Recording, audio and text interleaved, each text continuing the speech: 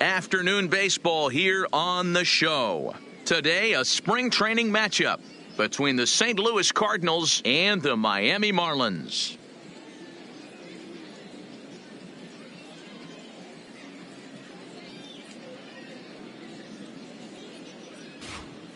Now a chance to look at the starting nine for the visiting St. Louis Cardinals. Dero, what's your take on this team today? Matty, this lineup's got to be willing to adjust. They cannot stay staunch and try and pull everything, or there will be a ton of ground ball and weak fly ball contact. They have to be willing to use line to line to get this done today.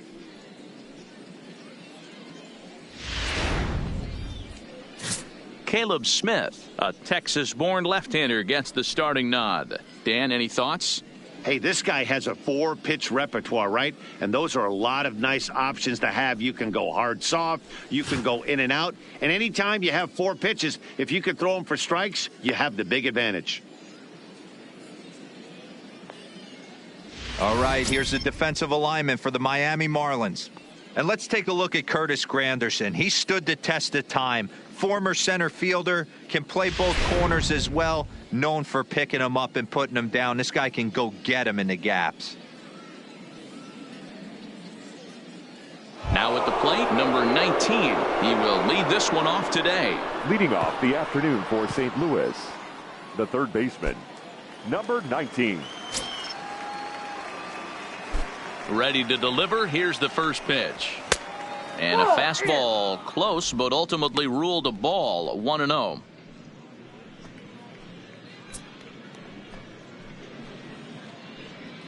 First pitch, 106. The 1-0. And now this misses as well, as he's behind the leadoff man this afternoon. 2-0 now. Well, you always get a sense of the umpire's strike zone, usually early on in a game, and that's normally a pretty good clue. Second pitch of the game, and it's already looking like a tight zone. The 2-0 on the way. Little tardy on that swing as it's well wide of first. Now the 2-1. Timing just to tick off there as this one's fouled off to the right. Here now the 2-2. And he fouls this one off.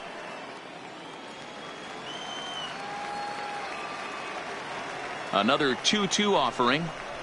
And a good pitch there as this is swung on and missed for the first out of the ball game. For me, check swings are right there next to bang plays at first as the most difficult calls for an ump to make. Taking a look at show motion, the batter doesn't appear to hold up enough, so I think the call was right. Here's the second baseman, Colton Wong, as he will look at a first pitch fastball for ball 1.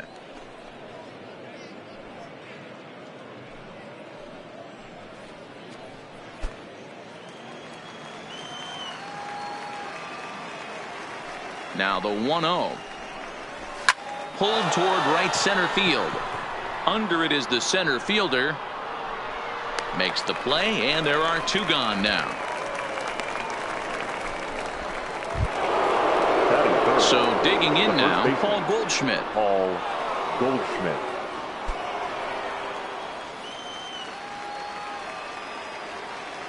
First pitch on its way. Now here's a slider that can't quite get back to the outside corner. It's ball 1. Time to check our umpires in this one. Behind the plate is Freddie Ferguson. You know, this is one of the guys behind the dish, Freddie Ferguson, Dan, that the rookies are going to have a tough time with. If you've played in the league for a little bit, you understand that he's got his own zone. You touched on it, D-Roy. I think he rewards the veteran players, not only pitchers, but position players. He makes the younger players, he makes them earn their keep. Outside, 3-0 now. I wouldn't be surprised if he had the green light here. Matter of fact, I know he's got the green light here. He's looking for something set or cut, and he's looking to do damage. And there's a strike as he'll try to work his way back. It's 3-1. Now that's a really curious pitch selection. 3-0 and turn to the slider. You have to wonder if maybe he's lost the feel for his fastball. And a full count to Paul Goldschmidt. 3 balls and 2 strikes. Bases are empty here with 2 men out. A bouncer to the left side. Throw in time, and the side is retired. Nothing doing here in the opening half inning. And now the Marlins will have a crack at things. No score. Time now for a glance at the Marlins lineup card in this one. What's going to be the key for him today, Mark? Matty, this is going to be a fun lineup for me to watch. I get fired up watching these guys because they all have a plan. It works for them. They follow the scouting reports. They grind it out in the video room. I'm interested to see what they've come up with. Jack Flaherty gets the start for St. Louis in this one. What do you have for us on him, Danny? Hey, it's hard to have all 4 of your pitches on, but I think if this guy can have 2 or 3 of his 4 pitches and have command of them, he's going to have a really good game. So here's how the Cardinals are positioned defensively. And I want to focus on first baseman Paul Goldschmidt. I'm going to steal a line from my partner here, Dan Plesac. Hashtag Goldschmidt happens. This former Gold Glover can play some serious defense as well as carry this offense. Coming to the plate now, number 47. He'll lead things off here in the bottom half of the first. For the Marlins, the right fielder, number 47. He's ready. Here's the first offering. And he gets ahead here with the fastball. Strike one.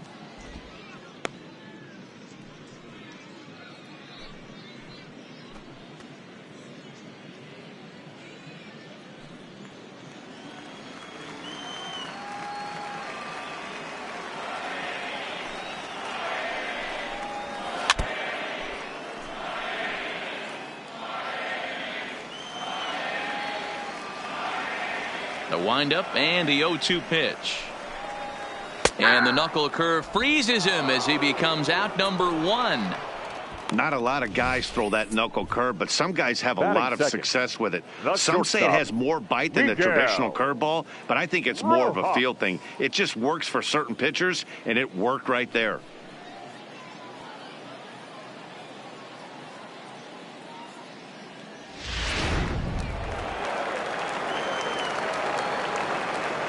Into the box now, Miguel Rojas. And he'll watch one miss up and away for a ball. 1-0. Lifetime against this particular arm. He's hitless in 3 at-bats.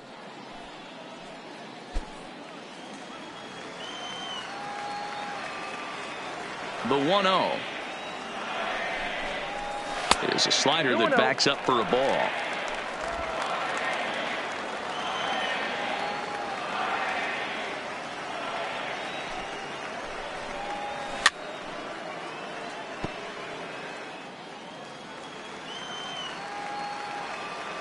The 2-1 home. And this pitch is hit foul off to the left and out of play, so the count goes to 2-2 now.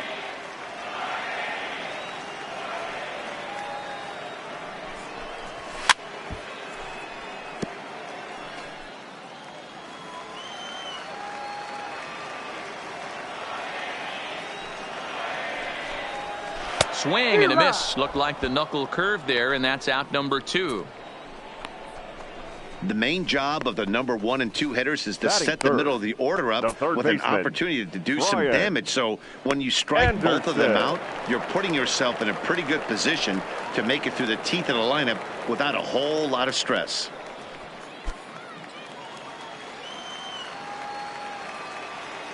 First delivery to him on the way. And they start him with one high and away for ball 1. You want to talk about setting a tone and getting your teammates relaxed?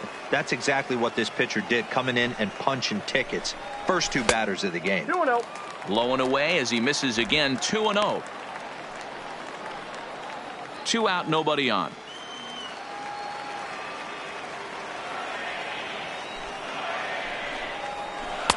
Knuckle curve and a beauty. 2-1 now.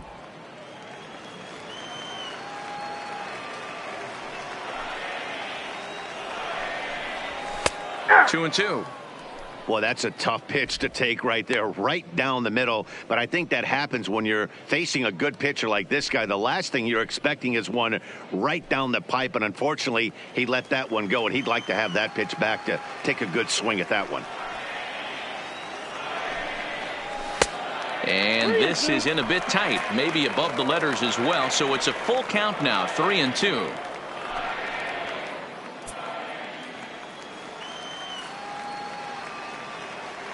Now the 3-2 pitch.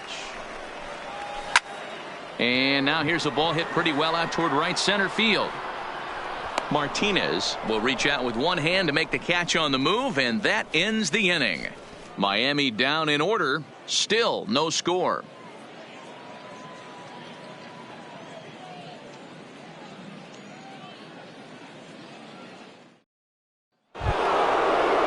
Here's Marcell Ozuna. He'll get us started in the top of the second. The left fielder, Marcell Ozuna.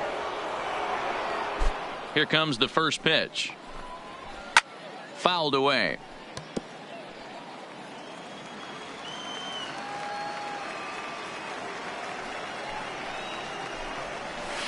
Well below the knees, laid off on the changeup there.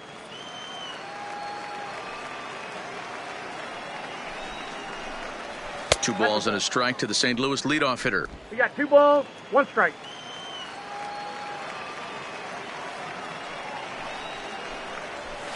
Line toward the alley in left center. Running hard, he's digging for second. And a high bounce will take it over the outfield wall, and he kicks off the inning with a ground rule double. Martinez. Hey, he started the offensive production with a bang right there. That's the first hit of the game, and it's a good one, driving that ball to and over the wall for a ground rule double, and he's basically able to stroll into second base. Into the box, Jose Martinez. 1-0 the count.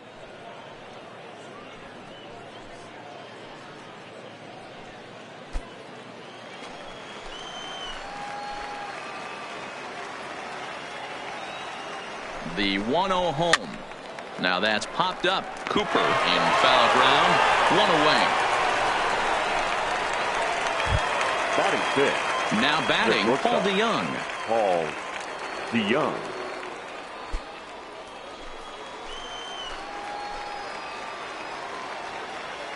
He's set. Here it comes. No balls and a strike to count.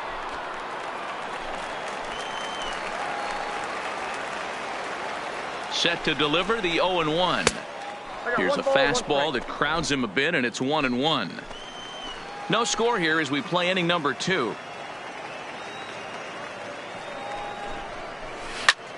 A line shot to third base. Throw to the bag, and the runner's back in time.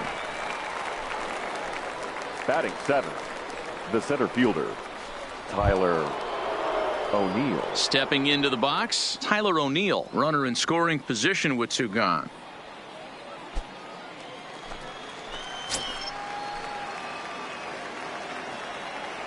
First pitch coming. Here it is.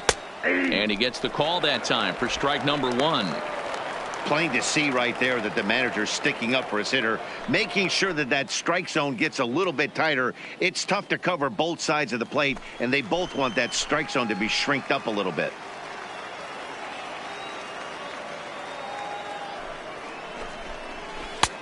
Swing and a miss, and he's in the hole. 0-2 now. In today's game, if you're not disciplined for striking out, why would you change your approach with 2 strikes right here? Expect this guy to try and drive the baseball right here. The 0-2. And he won't offer it that. Too high. 1-2. 0-2 pitch, not even close to the zone, and a fastball might be an indication that he's going to start using some of his secondary pitches. From the stretch, the 1-2. He got him. Lively fastball that time, and it puts an end to the inning. Cards leave 1. We'll go to the bottom of the second. No score.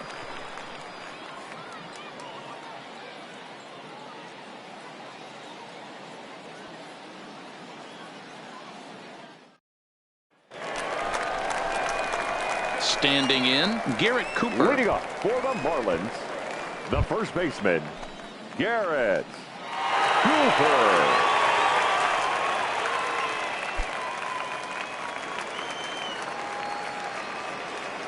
First pitch on its way. There's a fastball to start him off, but that misses for ball 1.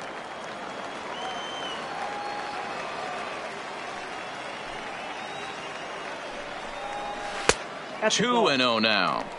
Well, 2-0 now, and this is where he makes his money. If he gets a pitch to hack at, you can bet he's not going to hold back. The 2-0 on the way. Finds the zone, strike one. Pretty good pitch to hit there that he let go. I know it's early and they're probably wanting to run his pitch count up, but he may not get another pitch like that to swing at the rest of the game. No dice on the knuckle curve that time. 3-1. Well, that sets up a big pitch right here, Matt, because you don't want to lose the leadoff guy in a scoreless game. It's tough to work around the leadoff walk. Hit on the ground out to short. DeYoung's got it. Throw just in time as they get him by an eyelash.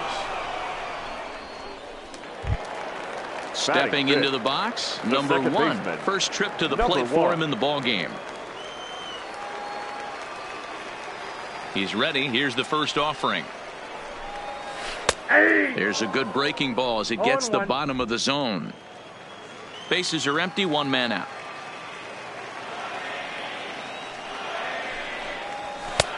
That's in there, and he's deep in the hole now, 0-2. Pretty unusual that you see a 5-0 hitter take 2 strikes in a row. Typically, those are some of the most aggressive batters in the lineup. That misses, 1-2.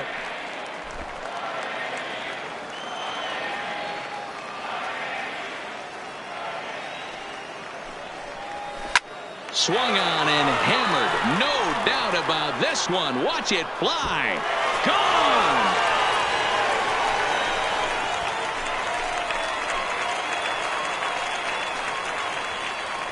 Solo shot to right center as the Marlins will take a 1-0 lead.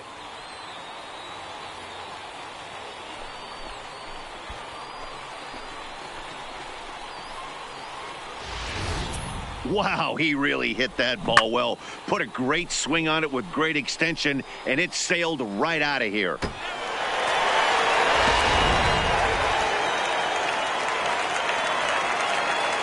Stepping in now, Jorge Alfaro. As the first pitch to him runs a bit inside for ball one.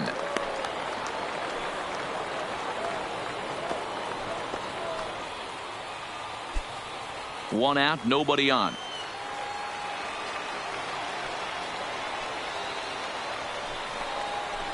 And he falls behind now, 2-0. Well, he's not proving that he can command his breaking ball in the zone right now. And until he does, there's no reason to bite on it. Now the 2-0. 2 balls and a strike now.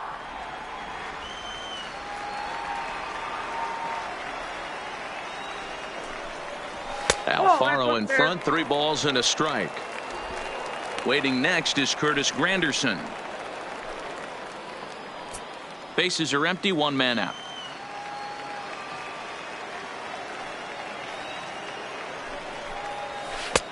Swung on and missed, 3-2. Full count, 3-2.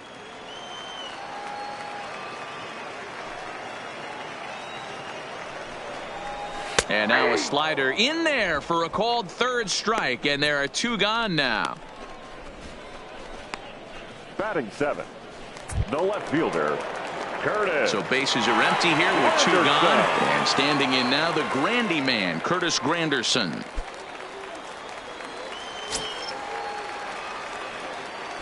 Infield in the overshift here. Now the pitch. Ball 1. And that misses for ball 1. Well, he punched out the last guy, but he didn't get any favors from the blue on the first pitch in this at-bat. Probably should be ahead of this hitter instead of behind. Now the 1-0 is taken, strike 1. Granderson, often referred to as the Grandy man. This is his 16th season at the major league level, and obviously that alone reflects the incredible career he's put together. That one finds the target on the outer half. It's 1-2. He might want that pitch back up and away. That's a pitch you can really drive if you have the right approach towards that opposite field gap. Ready to deliver the 1-2. Swung on and missed, and that's the final out of the inning. Marlins are on the board first thanks to the solo home run. We've played 2. It's now 1-0 Miami.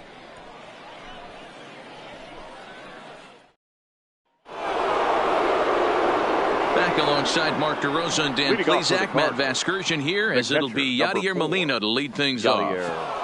Molina.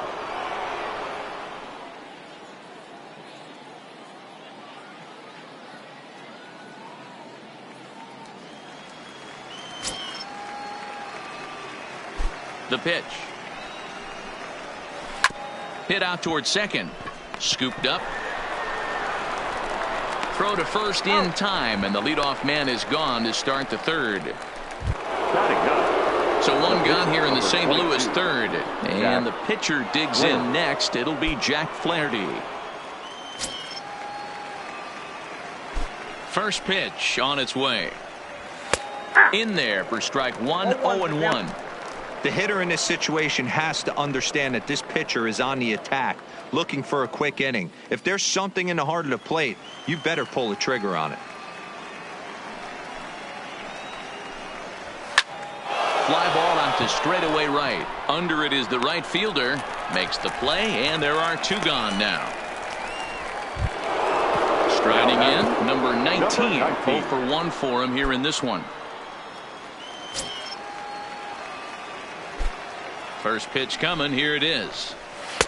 First pitch fastball in there for a called strike. Bases are empty here with 2 men out.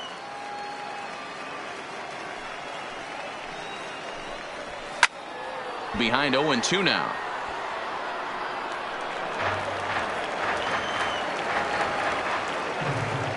Into the windup. Here comes the 0-2 pitch. And smart to lay off there as the fastball misses. It's 1-2 now. Inside and a hair low. It's 2 balls and 2 strikes. Don't be surprised if he gets another back foot slider right here. Don't think for a second, just because he took the first one, that this pitcher won't come back exactly the same way. Into the windup. Here comes the 2-2 pitch. Hit on the ground out to short. Rojas gloves it. Throw to first will get him easily, and the side is retired. Down in order go the Cardinals. They're on the short end of a 1-0 score.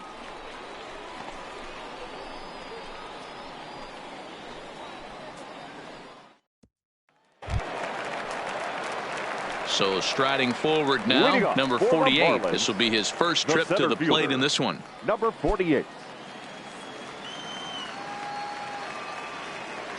Here's the first pitch to him.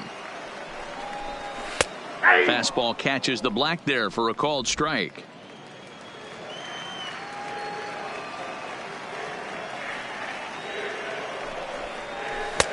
Lays off the slider, and it's 1-1.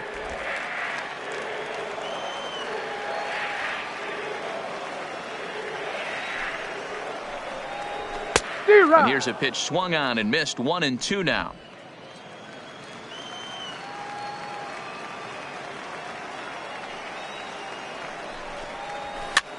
And this ball is popped up, drifting back behind the mound. And Goldschmidt able to put the squeeze on it here. 1 away. Next to hit will be the pitcher, Caleb Smith.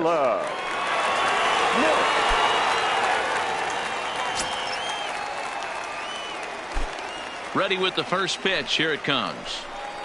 Grounder down the line at third, but a foul ball here. 0-1.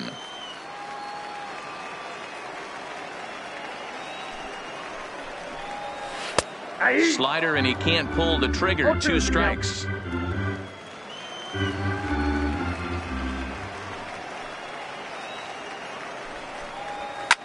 And this is pop foul, but perhaps playable behind first. But this will land untouched. The next 0-2 is swung on and missed. He got him. Classic slider, down and away for the strikeout there. Not a whole lot to say about that pitch that hasn't been said a million times already.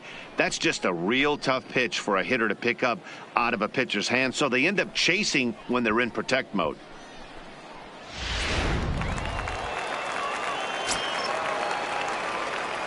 Standing in now, number 47. As he looks at a fastball that's in there for strike one. 0 for 1 here in the early going.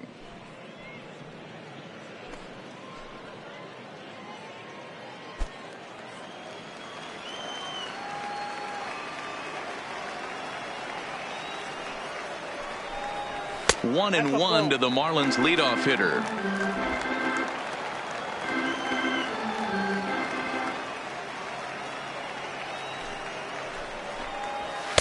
Hit the target, but this is low. 2-1.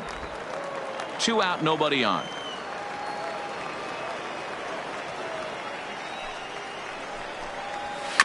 Here's a little chopper up the middle, played on the backhand. And the off-balance throw gets him as he takes away a hit, and the side is retired. 1, 2, 3 go the Marlins, but they're up 1-0.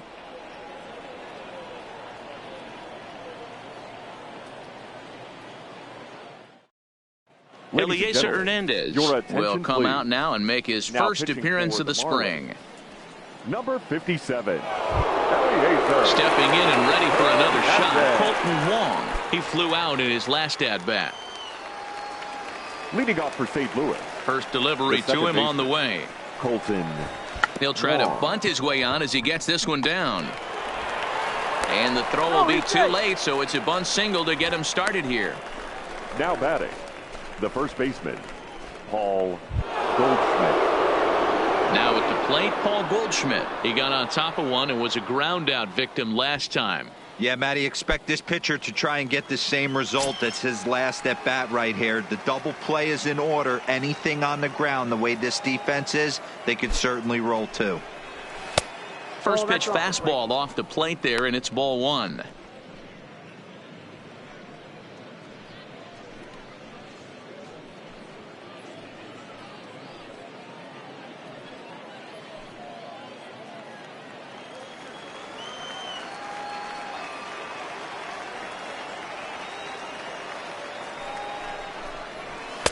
And this one's too far inside, ball two.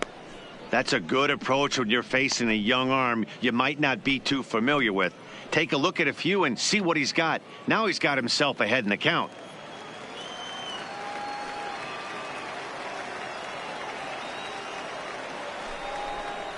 Down low, and the plot thickens here. 3-0. Wow, this is the kind of count you'd like to get your superstar hitters in, right? 3-0. You can bet he has the green light on this pitch.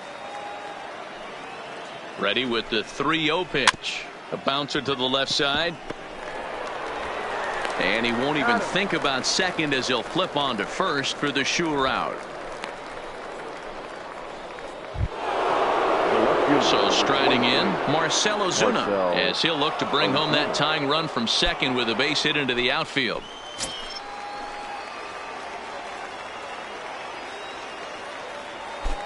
First offering on its way. And here's a slider that's nowhere close, and it's 1-0.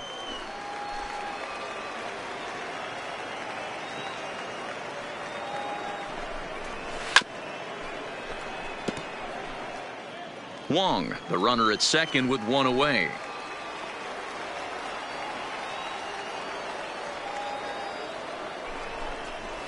Fastball taken, but that gets the zone for a strike.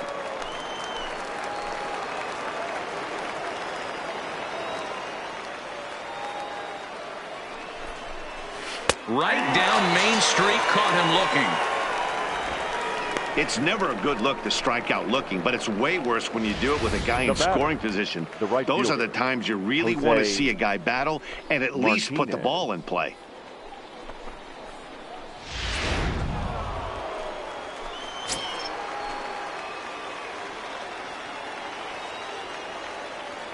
Into the box now, Jose Martinez. As he'll take a look at a pitch too low, it's ball one.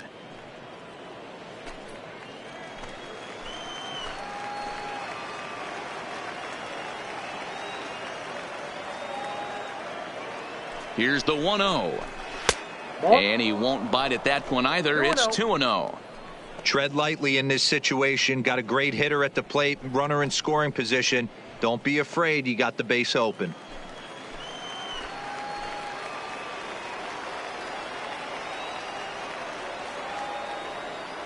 Ready with the 2-0.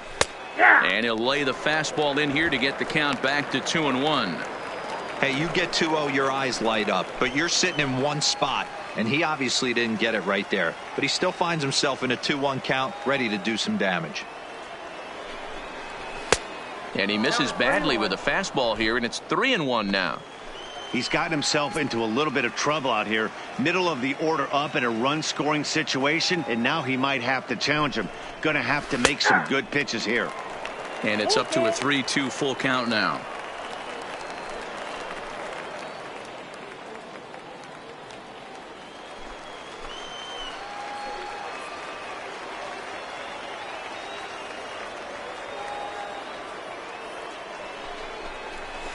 Line drive to left. And he'll get there in plenty of time to put this one away, and that ends the inning. One hit, one left. To the bottom of inning number 4 we go. It's the Marlins 1 and the Cardinals nothing.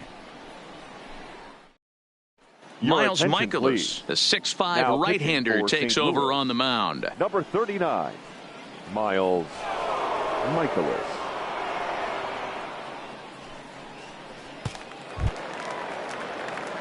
In now, Miguel Rojas. He'll lead things off here in this one-run contest. Miguel.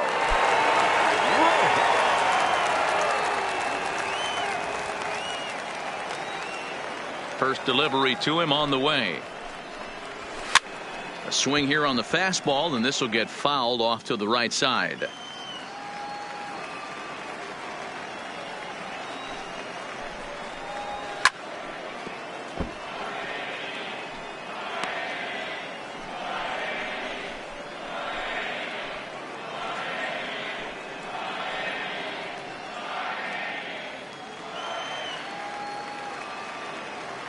Oh, and 2, here it comes. Hit high in the air down the right field line. Martinez over to his left. 1 out. Now batting, Stepping in, Brian Anderson. He's 0 for 1 thus far.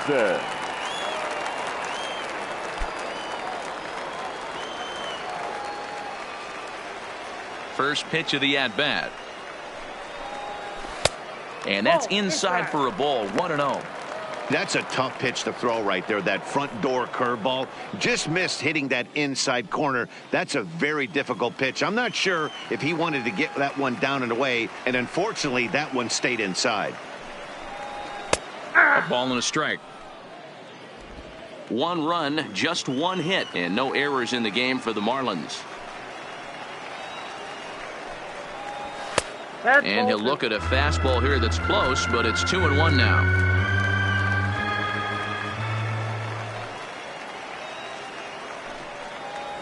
Here's a drive out toward left center field.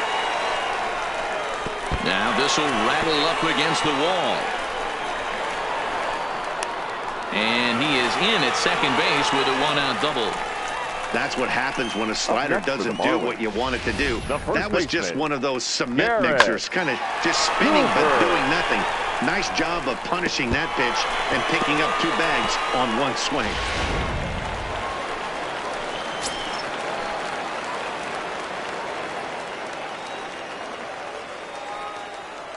And that'll bring in Garrett Cooper. And a swing from him yields a foul pop out of play to the right.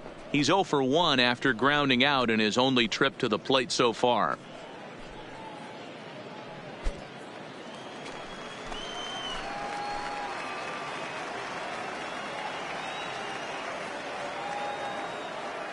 Ready with the 0-1. Fastball called for strike 2.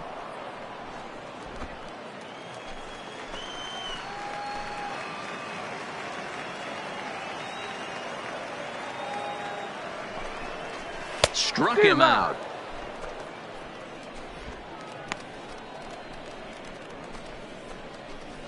Now batting. If you've got a good fastball going and they're not handling, keep throwing it. Right there, 3 fastballs in a row. He gone.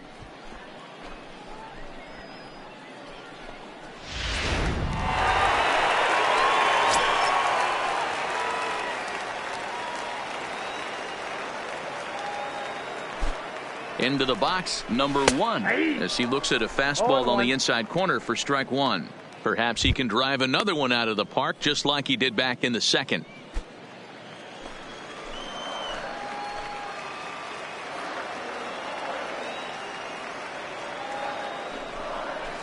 And a curveball taken for strike 2. That's back-to-back pitches taken for strikes. Puts himself in a bad spot. 0-2. Let's see if he can battle back in this AB.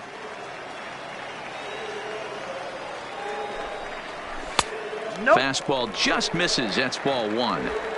Boy, it's hard to sit on an 0-2 fastball. I think that pitch just locked him up a bit. But lucky for him, it was just a little out of the zone. Swing, and he popped him up over in foul territory back behind third. Number 19 is there, and the side is retired. 1 left for Miami, but they hold a 1-0 lead.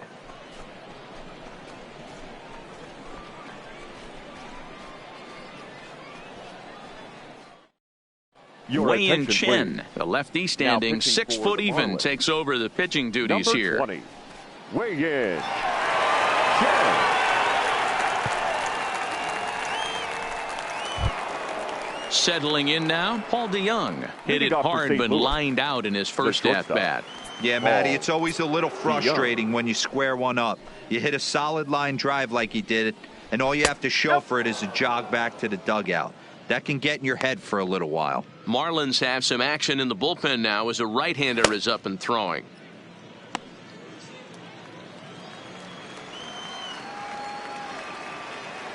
The windup and the 1-0 pitch. And he won't bite at that one either. It's 2-0. Chen, a native of Taiwan. He's in the midst of his 8th major league season.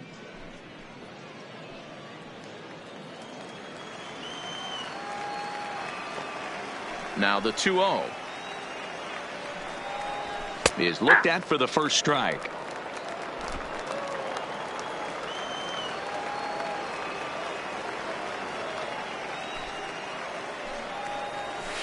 On the ground to third. Anderson is there. And the 5th inning will start with a ground out, 1 away.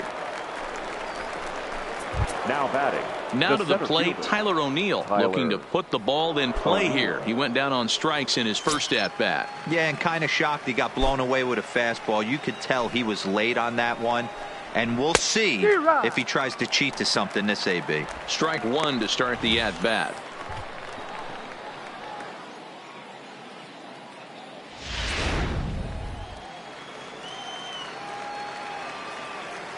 The 0-1 pitch. Line to the right side, but a foul ball.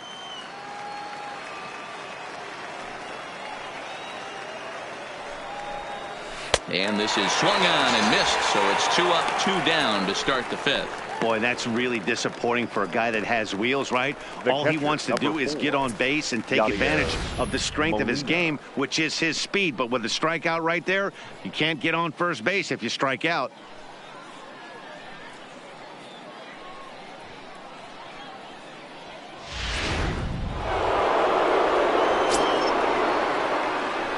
Here's the catcher, Yadier Molina, as he'll take a look at ball 1. He's 0 for 1 after grounding out in his only trip to the plate so far.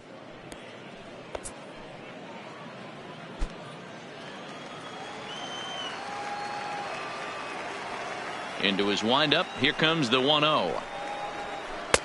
Here's a changeup that's right there, 1-1.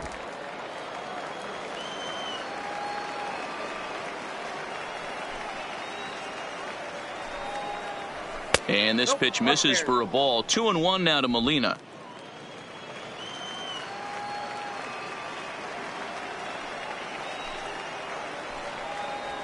And just never could commit to the swing there, but he went around, and it's even now at 2-2.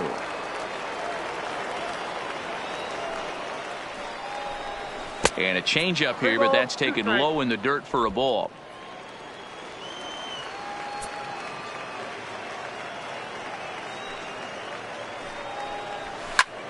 Takes this the other way to right, and that is in there for a 2-out base knock.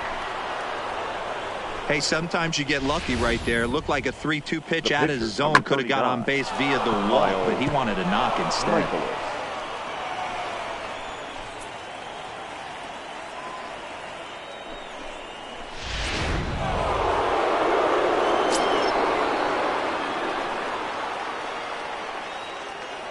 Stepping in now, Miles Michaelis, as he will take strike one on the fastball here. No balls and a strike.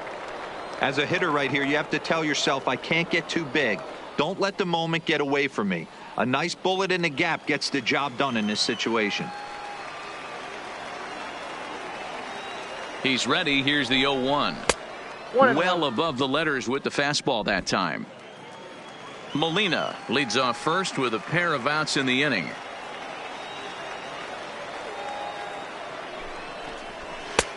Very high, 2-1. Well, these are just extra pitches that are just going to add to your pitch count. He's not trying to work around him, and no reason to, but sometimes you just lose the strike zone for no apparent reason. Grounded weakly down the line toward third.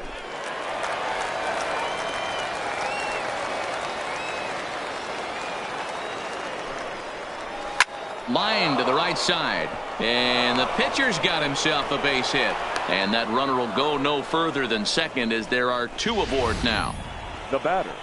Boy, Number Dewar, you're 19. talking about frustrating as a pitcher. You have the pitcher up with 2 outs, and he extends the inning there with a base hit. Yeah, it's funny. I've hit 8th in my career, and the grind was to try and get the pitcher up so you could waste that out and flip the lineup over. This guy took it into his own hands and did just that. By getting a knock, now we could have some issues here. 1 ball, no strikes, the count.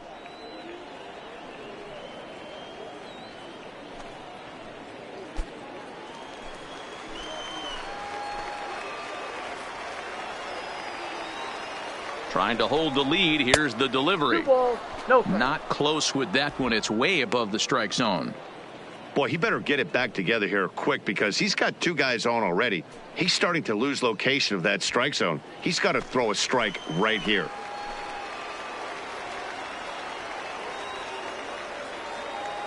The 2-0 pitch.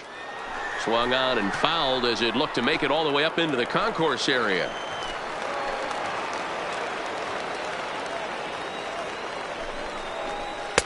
And that's upstairs, running the count to 3-1. 3-1 here. You have to make a good pitch on the mound. Grooving one here rarely works in your favor unless the hitter tries to do too much with it. And might have thought it was high, but it's a strike. 3-2 now.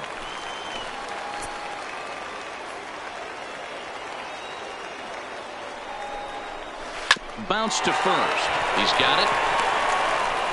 On to first, and the Redbird rally goes for naught as that ends the inning. Cards strand a couple. They trail this one 1-0.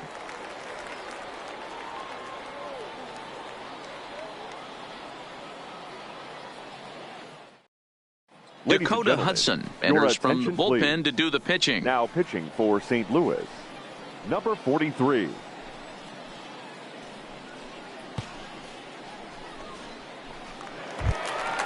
Now at the plate, Jorge Alfaro 0 for 1 after he took a look at strike 3 in his first plate appearance. Yeah, Matty, and hopefully he got it out of his system. Especially now, he's got to bear down. He gets to 2 strikes in this spot, has to put the ball in play. 0-1 the count.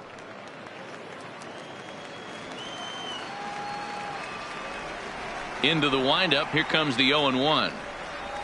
And he can't get out of the way of that one, so the leadoff man will be on to open the frame. Wow, I'm not sure if he was looking past this guy to the slugger coming up or just lost focus. But now the big bat steps to the plate with a great RBI opportunity.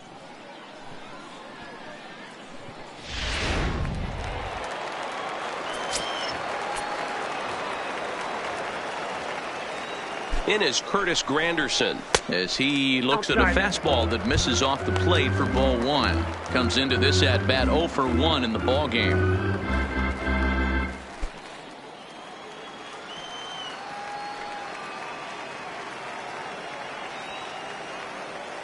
The 1-0 is taken for ball 2. And now the Cardinals get the bullpen working here. Both a lefty and a right-hander have stood up.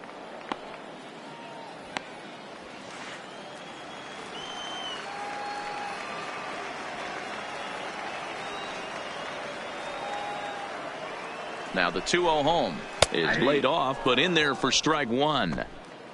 1 run, 2 hits, and no errors in the game for the Marlins.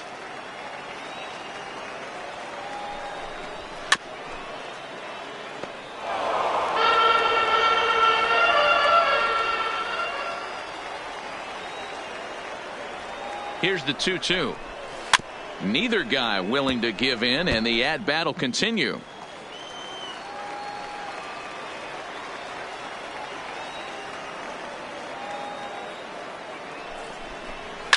And it's fouled away. Classic change of speeds right there. Threw the hitter's timing off. Got a late foul ball. Interested to see where he goes now. The 2-2 one more time. It is laid off, and the count runs full. This would be an absolute terrible start to the inning. After drilling the first guy, you can't allow the second guy to reach base via the walk.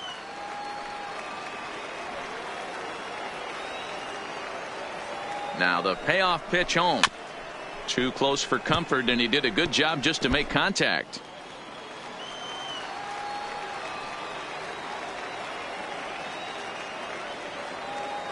He's set. Here's the 3-2. And look out. That's in very tight, and it's ball 4. The batter, number 48. Ready now, number 48. He popped out in his first trip. Yeah, I don't mind him trying to drive the ball in the air, but he can't collapse the backside, and that's exactly what he did in his last at bat. Look for him to stay a little taller and keep that upper half a little bit more over him. Fastball on the first pitch, and it's taken for strike one.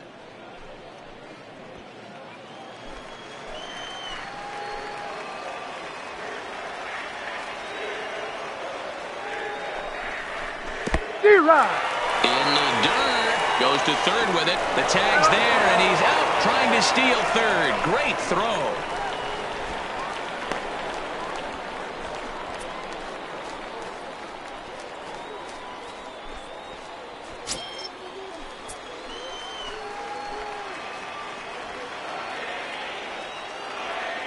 On its way, the 0-2 pitch. And he couldn't get him to chase the 0-2 fastball. It's 1-2.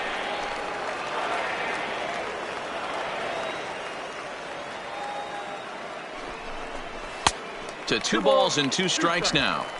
Hey, I don't mind those pitches down below the zone trying to go for the strikeout right there. But you find yourself in a 2-2 count right here. Interested to see what he goes to. Here now the 2-2 is swung on and missed. He got him. What I like about that strikeout, guys, is that he came back with a fastball on 2-2. He was heading to count 0-2 earlier, but instead of continuing to nibble a little bit, he decided to get aggressive again and to challenge with his hard stuff. Martin Prado will get the call here as he'll hit for the pitcher.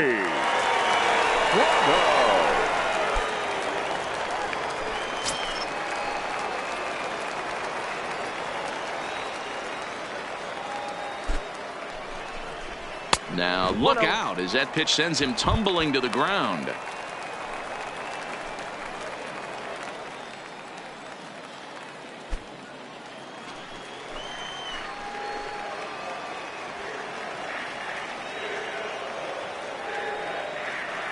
Looking to keep this a 1-run game. The pitch.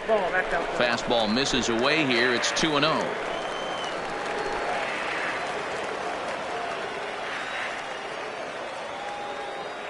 The set and the 2-0. Called a strike on the inside part of the plate. 2-1. Granderson at second with 2 down.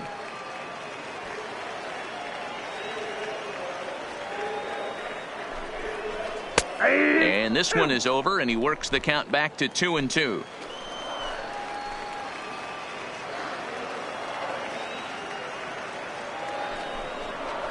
Swing and a little blooper to center. Coming in is O'Neill. Granderson rounds third and is digging for the plate. He comes across to score as it's now a 2-0 ball game. Boy, talking about picking your teammate up after that strikeout, D-Road. Big, and I mean big, 2-out RBI single. Yeah, way to come through for your team. When you take the donut off your bat right there, you're trying to pick up your teammate. He had the right game plan, didn't come outside it, stayed through the baseball, and was able to come through. In now, number 47. As the first pitch here is a bit high, it's ball 1. 0 for 2 for him to this point.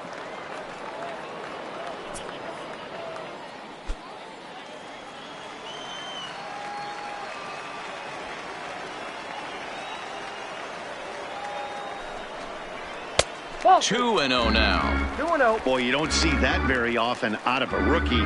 That's a 2-0 count, and both of those pitches were really close. This guy has a pretty good eye. Yeah. A strike, and it's 2-1. 2 out with the man at first.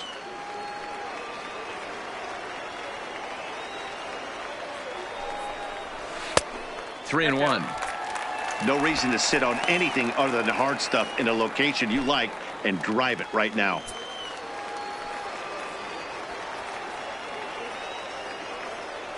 The 3-1. And a good at-bat that time as he lays off for ball 4. And as a result, that'll move a runner up into scoring position now with 2 away. Now right about now, the manager's questioning his decision to bring this guy in. If you can't trust a reliever to throw strikes, you can't trust him at all. We'll see if he comes to get him sooner than later. Ready for another shot now. Miguel Rojas. 0 for 2 from him so far in this one.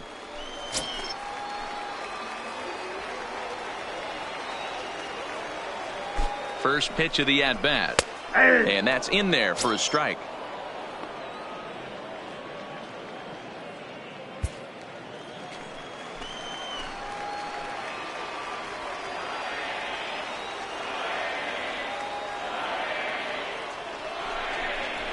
A swinging strike, and now it's 0-2.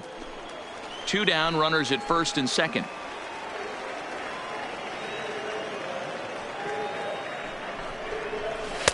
Tried to get him to go after one below the knees, but it's 1-2. I'll tell you, it's a helpless feeling for a manager or a pitching coach when your pitchers are having a really hard time throwing strikes. What are you supposed to do other than keep trying new guys until someone starts attacking the zone? The 1-2 pitch. Waved at and missed for the 3rd out. Not much of a chance at hitting that one, and the inning is over. Marlins forced to settle for 1. 5 innings complete. The Marlins lead this one 2-0.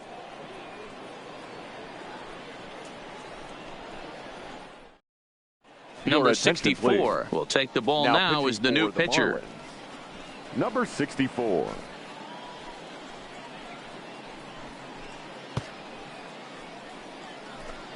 Here's Colton Wong now. And Dan, he and his fellow top of the order hitters haven't really offered much help for this lineup so far. No, your 1, 2, 3 guys are the ones you look to generate a lot of action, and they just haven't been up to the task so far in this one.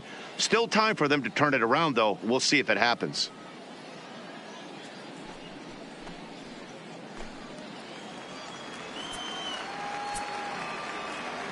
First pitch coming. Here it is.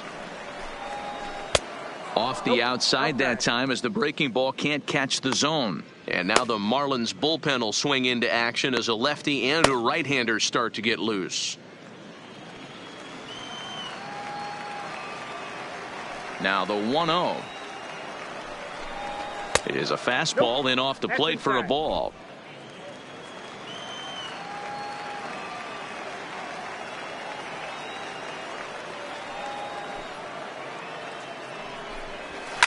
Line drive to center field.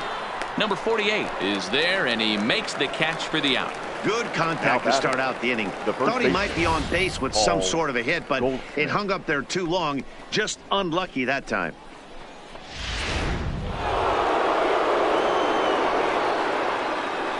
Here's Paul Goldschmidt now. As the first pitch to him is swung on and missed for strike 1. He's 0 for 2 in the ballgame so far.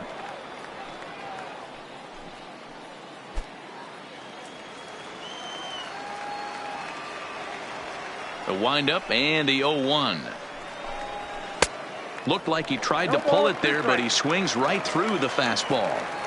Now on 0-2, I don't think we're going to see any more hittable fastballs. If we see one at all, it'll probably be extended out of the zone, or at least that'll be the intent.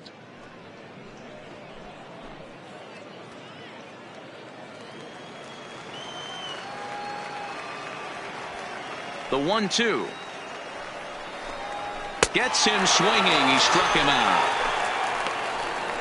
Man, I love watching a pitcher that just rears back and blows smoke by a guy at the letters. That's the ultimate challenge pitch. And for me personally, watching hitters swing and miss, man, that's a sight of beauty.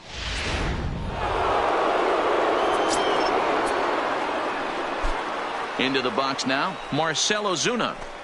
As the first pitch misses to him, it's ball one. A hit in 2 at-bats for him at this point in the ball game.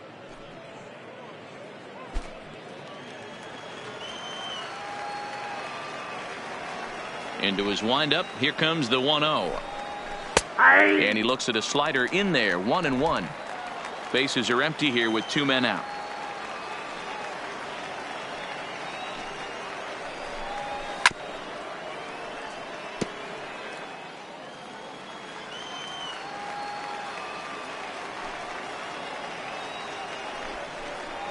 Two and 2 to Marcell Ozuna. 2-2 the count.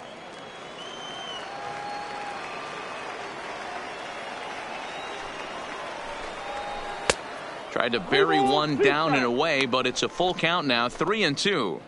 3-2 counts are usually a time to challenge the hitter, but I think he'll be careful here. Shoot for the corner, and if you miss and you walk him, so what? That's better than him putting one in the seats. And strike 3 called as he says, you got to be kidding me, with the side retired. 1-2-3 go the Cardinals. They're down 2-0. Number 61 takes the mound as he's been called upon to pitch. For St. Louis, number 61. Digging in and looking for more, Brian Anderson. 1 for 2 in the ball game thus far. Third baseman, Brian Anderson.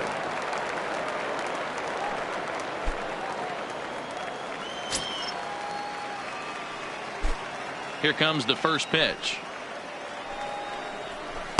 He'll start him here with a changeup, but it's taken for ball 1.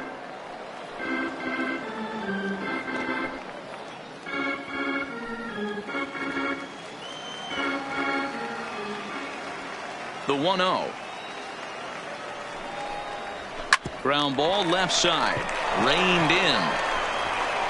Throw on to first, and one third baseman grounds out to the other, 1 away. So here's the cleanup hitter for Miami, Garrett Cooper. He struck out swinging in his last trip to the plate. Yeah, he's got to put that one behind him, especially with runners in scoring position. Those punch outs will stick with you a little longer. Lays off 1-0. Yeah, we see a lefty and a right-hander start to loosen up in the bullpen.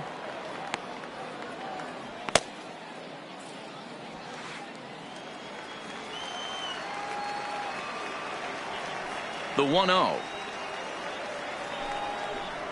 Is an off-speed pitch called for a strike.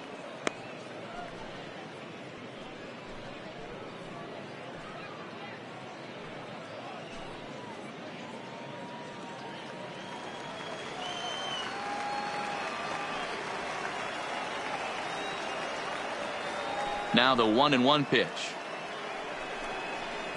Misses, ball 2.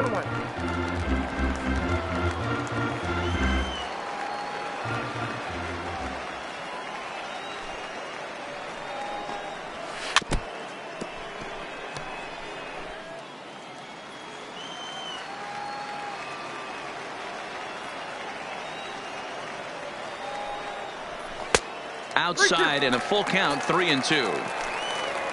Number 1 waits on deck.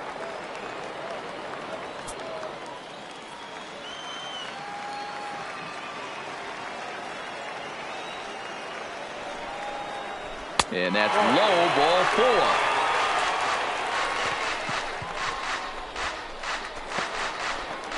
Now batting, number 1. At the plate, number 1. He comes in 1 for 2 with that home run he hit earlier.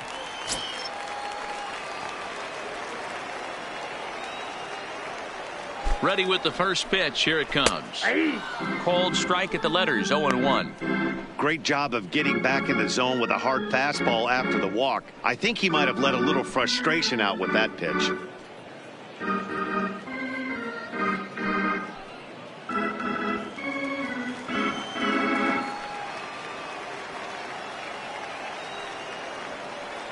The 0-1 pitch. Swing and a miss, and he's in trouble now. 0-2.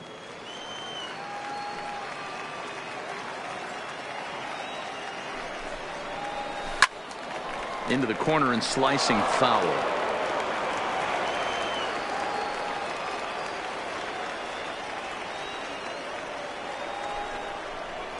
Now about a 58-foot breaking pitch that he wisely lays off here. Tried to get him to chase that 0-2 curveball there, but he wasn't biting. Very well could see it again here, though.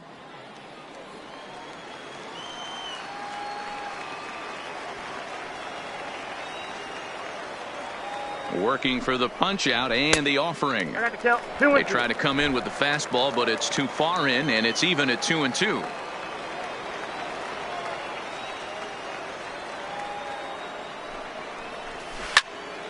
This pitch is popped up. Goldschmidt has a play, and that's the second out of the inning. That's exactly what they wanted out of that pitch up in the zone. They took him up the ladder, and he couldn't get up to it. So that was an easy pop-out. Well-executed pitch there.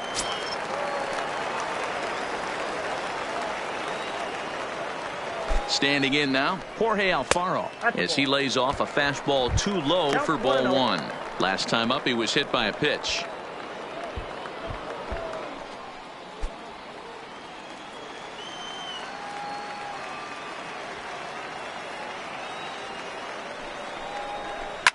Takes this the other way to right, and he dives to make a spectacular catch. What a play there to end the inning. Worth a second look here, as this is a beauty to end the inning. More spring training baseball from Florida following this.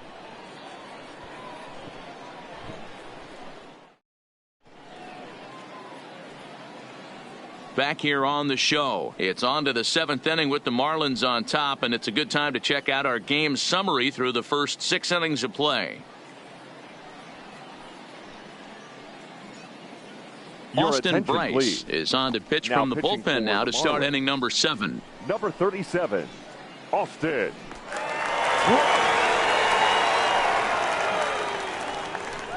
Jairo Munoz is up off the bench as he'll pinch hit here to start inning number 7. Munoz.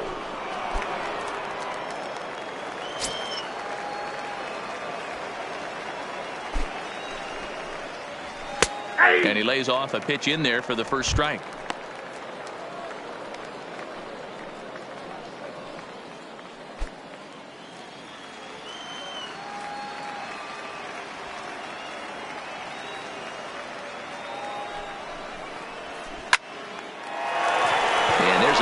Hit on the line.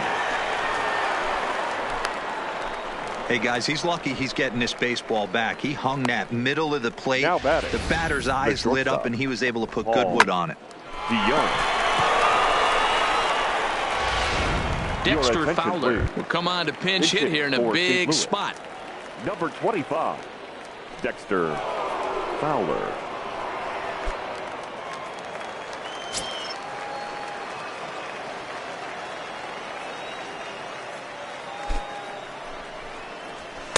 A ball and no strikes.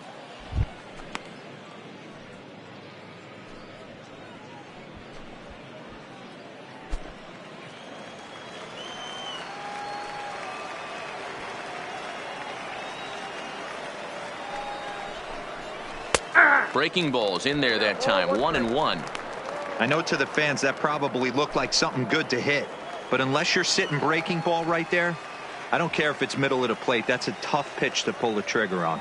He's set. Here comes the 1-1 in front of the changeup, and he can't keep it fair. 2 strikes on him now.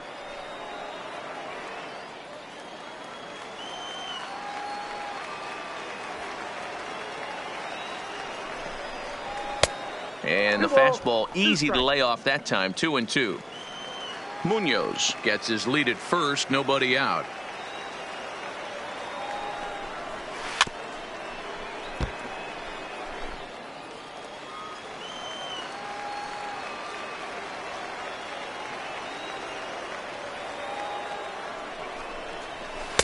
And that's low, so a good eye there as he works the count back full. Walks are never good, but they're especially bad news late in games like this. It seems like they always come back to bite you. Hit hard down the line, and he tries for the backhand reach at third, but he gets by the glove down the line. Boy, D-Row, when you're starting to swing it like this team is, doesn't matter. They bring in a new Now relief pitcher, right? And he fielder, gets greeted with back-to-back base hits. Yeah, O'Neal. exactly. That's what you want to do. In today's day and age of bullpen down your throat, you very rarely see back-to-back knocks when these guys are throwing smoke. That's one of the keys, too. When you come in facing guys out of the bullpen, they're being taught to throw strikes early, and they're taking advantage of it. He's throwing strikes, and they're jumping all over him.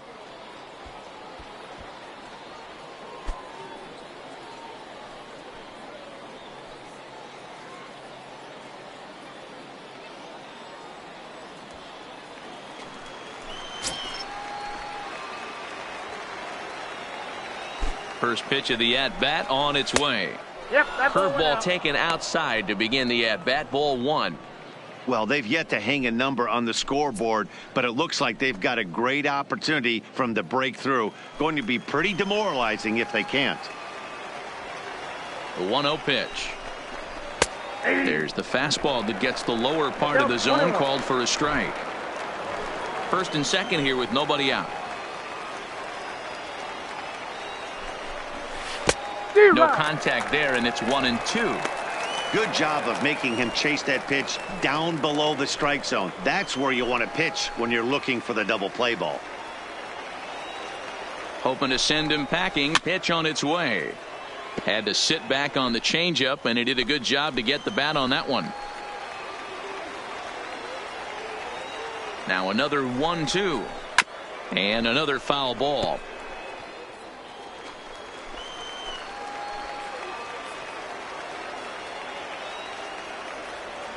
The 1-2 misses for the second ball. Yep.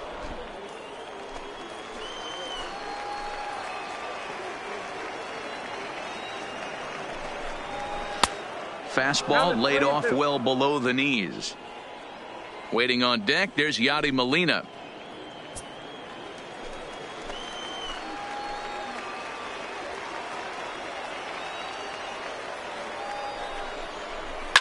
Swing, line drive. That's going to be trouble. And that two-run lead could be in real jeopardy. It's extra bases. And he's in safely to third as they also push across a score to make it a one-run game. So much of this game is situational hitting, guys. Nice job there. Yeah, you've got to find a way to pick your teammates up when you're given the chance. And he doesn't try to do too much right here. He just takes what's there. Safely on second, and his buddy is high-fiving teammates in the dugout. Into the box, Yadier Molina, as he'll take a look at a curveball that misses wide for ball 1. Well, you know, giving up 3 straight hits is bad enough, but now it looks like he's starting to nibble a little bit. It's hard not to when you're getting hit, but you don't want to put yourself at bad counts. The 1-0. Count now, a ball and a strike.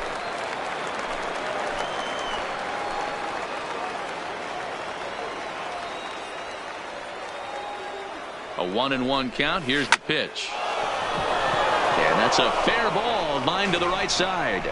And this will find the wall deep in the corner. And the run is in to score from second. It's a 3-2 ball game.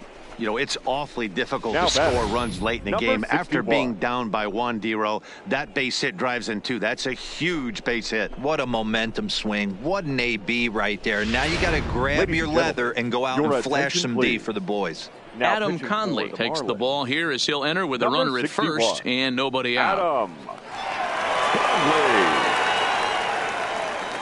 Number 68 will grab a bat and hit for the pitcher here.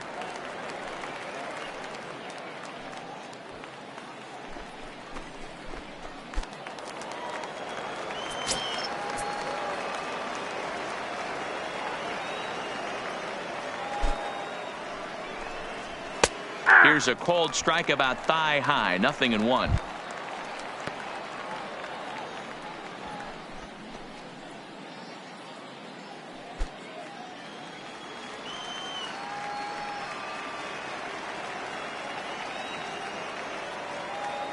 He's ready. Here's the 0-1. sent on the ground out to second. There's one. And that didn't work out too well as the pinch hitter comes on to bounce into a double play. The batter. Gotta love that Number out of your 19. reliever, right? The first batter he faces, he gets to roll over into a double play. Pulled the right string that time, Skip. Number attention, 66 will come on as a hitting for the pinch hitter. Cardinals.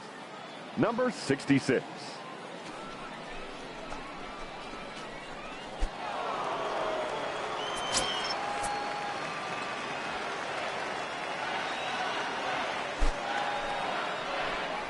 And this one's not close. It's in the dirt for ball one.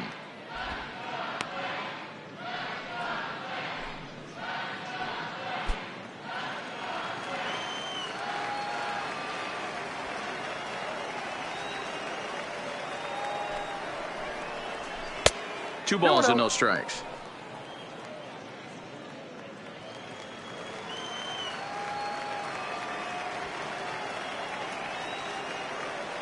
Two-0 count. The pitch pulled high in the air out to left field. Granderson is under it, and that ends the inning. So they pick up 3 runs on 4 hits, no errors, and no one left. We'll move on now to the bottom half of the 7th. Get up and stretch. It's the Cardinals 3 and the Marlins 2. Jairo Munoz will stick around as he'll take over in right field. Now playing right field. Number 34, Jairo. Andrew Miller gets the call from the pen to take over on the mound and start the home 7th. Number 21, Andrew Miller. Matt Carpenter will also 13, enter as he takes over at third base. Carpenter. Edmundo Sosa is Number also into the 63, game as he takes over at short. Sosa. Digging in, Curtis Granderson. Lifetime against Leading Andrew off Miller. for the He's just 1 for 6. The left fielder, Curtis Granderson.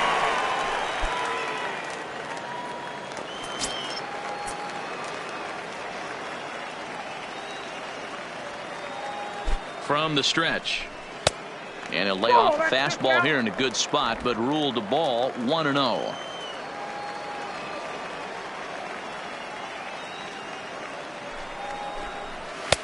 Lays off again, and it's 2-0. No strike. Well, this is the matchup they wanted, bringing in the reliever, but falling behind 2-0 doesn't exactly help the situation very much.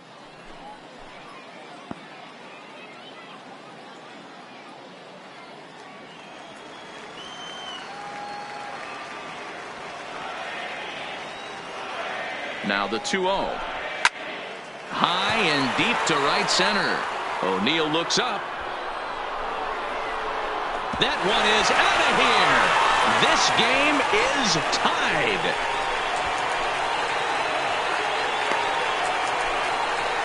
A solo home run for Curtis Granderson. And the Marlins have come back to tie things at 3.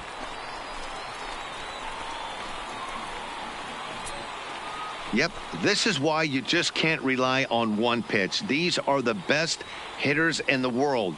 And when they know what's coming, they're going to jump all over it, just like he did there.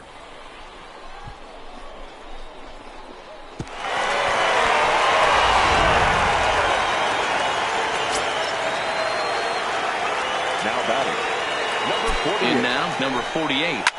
As he lines it hard to the right side, but out of play.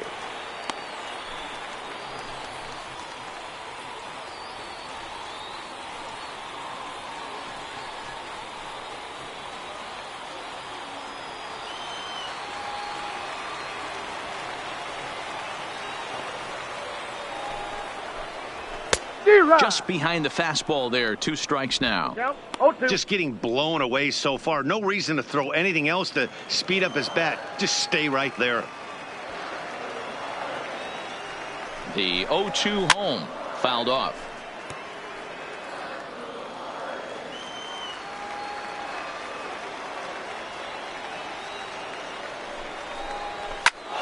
Just staying alive, putting together a really good at-bat here.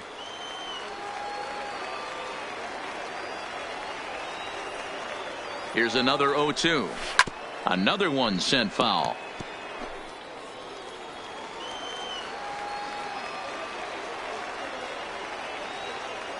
The 0-2 once more. Stays alive, still 0-2.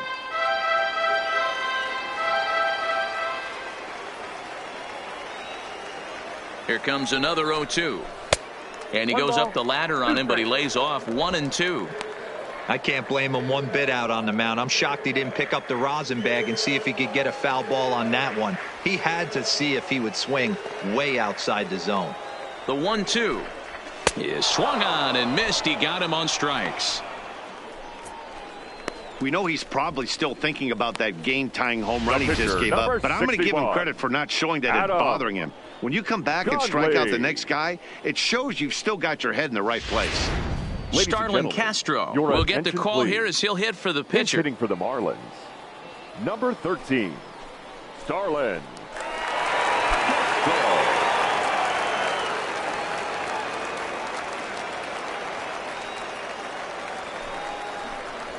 The first pitch is hit pretty well out to right. Munoz ranging back, still ranging back. Out of here into the visitors' bullpen. It's a solo home run off the bat of Starlin Castro as they take the lead 4-3.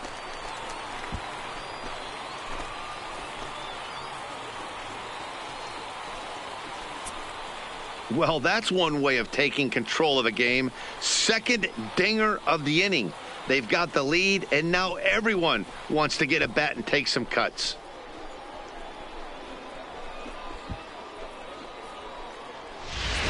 John Brebbia takes the call from the pen as he'll try to get the final 2 outs of this 7th frame. John Brebbia.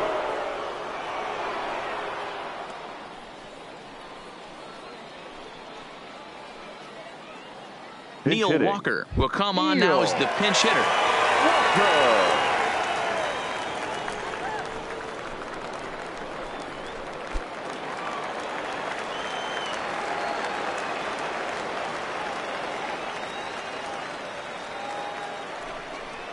And looks like he got the call there on the pitch inside. It's 0-1.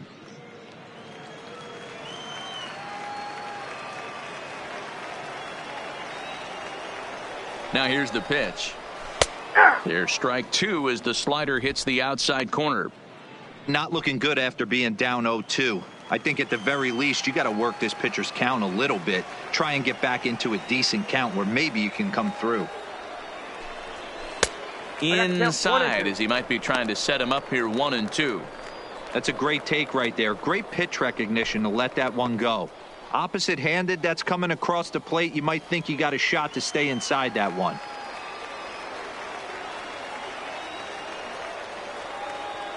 The 1-2. Good job going down and hanging with it that time.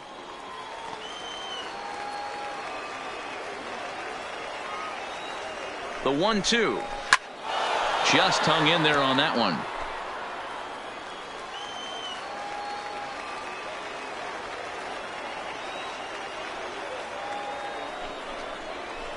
And now a soft liner to the left side, but foul.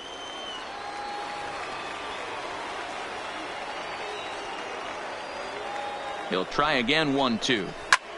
This is line to left. And he'll lay out to make a spectacular catch. Wow. Up next for the Marlins, the shortstop, Miguel Rojas.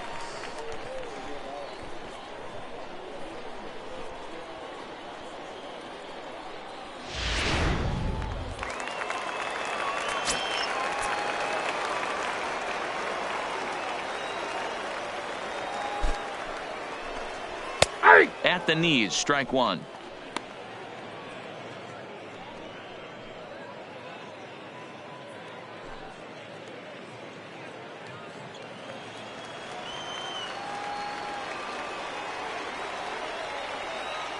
The 0-1 on its way.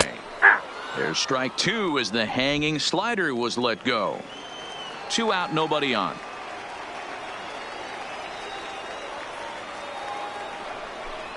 Got him swinging, and that will end the inning.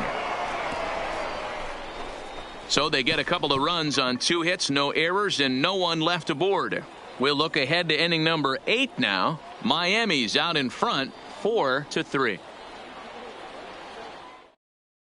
Neil Walker will stick around as he'll take over in right field. Now playing right field, number 18, Neil John Birdie will Walker. stay in the ball game as now a new at shortstop. Number 55, John Birdie. Ryan Stanek has been summoned from the bullpen as he'll do so to start the 8th. Right.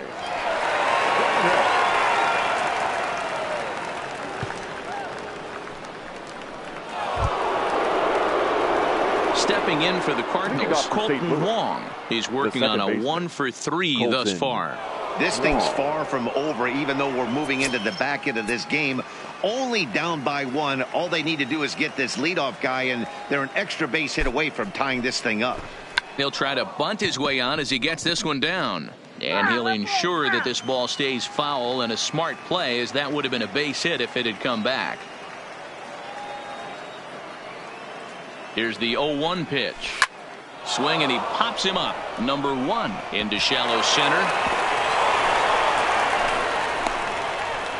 The leadoff hitter finds his way on base. Should be interesting to see Now the cat and mouse with the manager. Does he use the bunt right here? Do we put a little hit and run on? Do we go old school, new school, and just let him swing away? Should be interesting.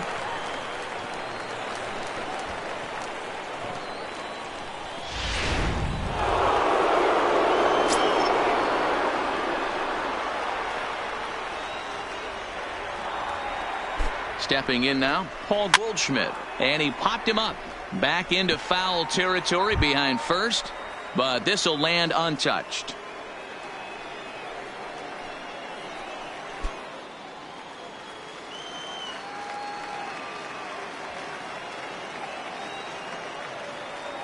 Here comes the 0-1. A high fastball is in there. No ball. The guy on the mound must have a different scouting report than we have right here. This looks like a beautiful situation for a double play right here, but he continues to pound up in the zone.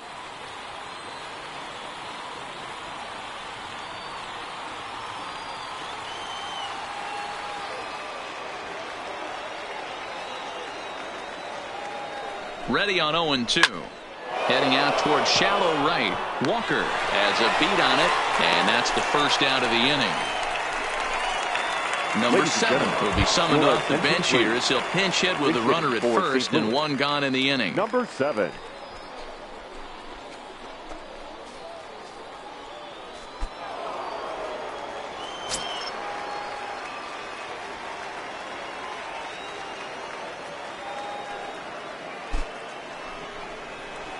Nope. Down and away, 1 ball and no strikes.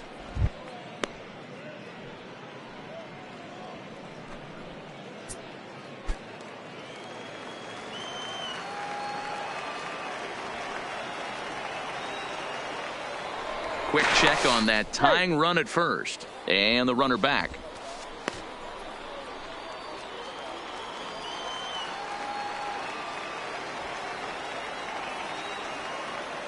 The 1-0 delivery. Ball 2 now. That's inside.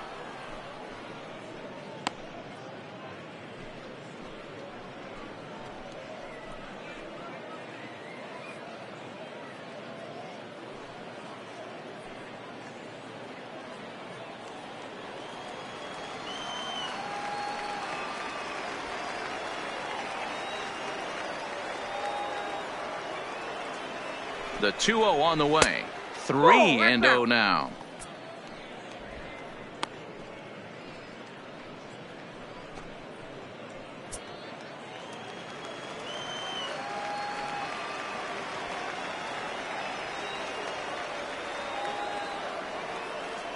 Here's the 3-0. And there's a strike as he'll try to work his way back. It's 3-1.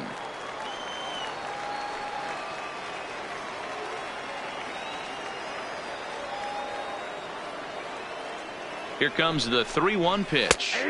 And there's a called strike at the knees as he was hoping for a base on balls there, but it's a full count now, 3-2.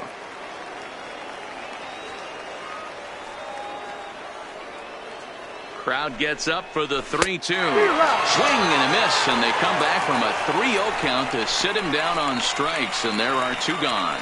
That's a big strike out there with the tying run over at first base. Now, with 2 outs, it becomes a lot more difficult to manufacture that guy home. Probably need a ball in the gap to give him a chance. Matt Wieters will look for some 2-out magic here as he'll pinch hit with 2 gone and a runner at first.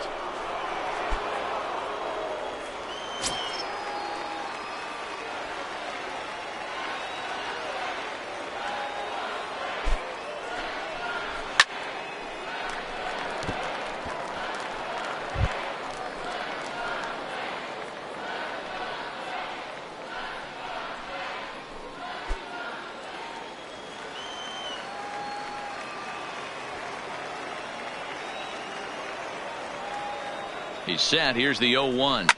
He pulls this one into right, and Walker will put this one away, and the inning is over. 1 left for the Cardinals. Still down a run. It's 4-3.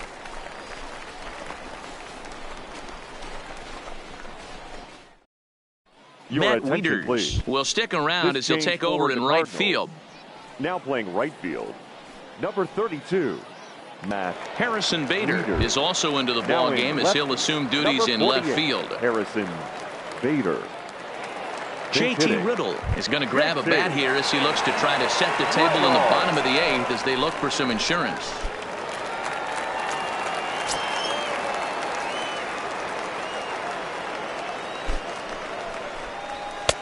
Now a fastball that couldn't quite find the zone. It's ball 1. With this one almost in the books, the story was clearly the long ball. What are your thoughts on this offense, fellas? Yeah, you ain't kidding, Matty.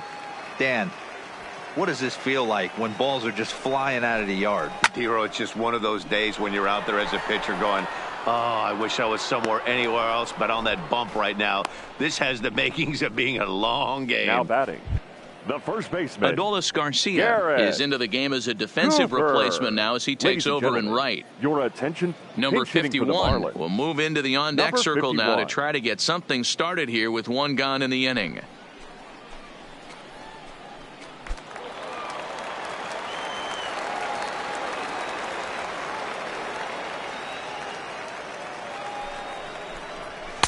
And he pours this one in at the letters. 0-1.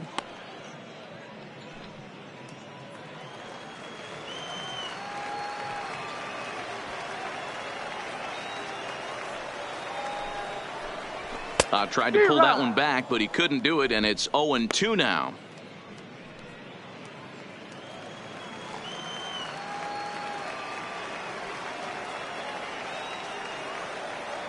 Now the pitch. Good waste pitch. 1-2. 4-3 our score here as we play the 8th.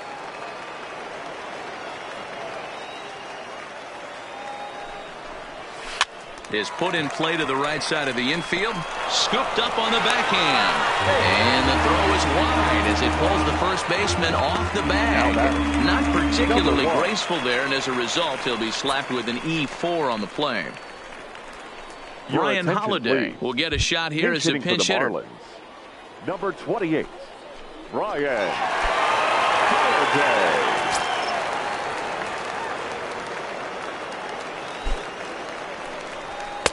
And that's in there for strike 1.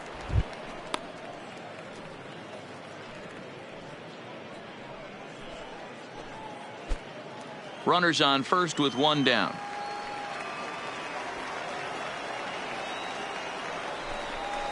And pretty nonchalant that time by Molina as that pitch gets away. And forget about the double play now as he'll move up to second here on the wild pitch. Well, the graphic here isn't going to properly show just how far that pitch was from the strike zone. That thing wasn't even close, and I think it made the decision to move up a base pretty easy to make.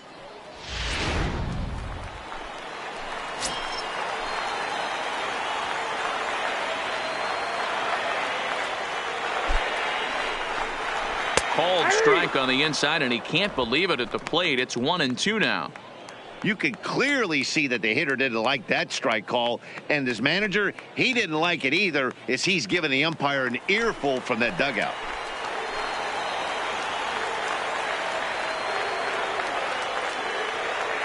The 1-2. And here's a ball hit in the air.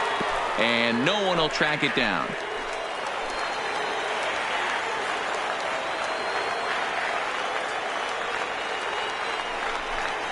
And a swing and a miss as they got him with the slider there. 2 away. Really good late bite on that slider right there. The best ones have that late action that just darts at the last minute. They're so tough to get the bat on, and when you've got that good slider going, it's a great strikeout pitch.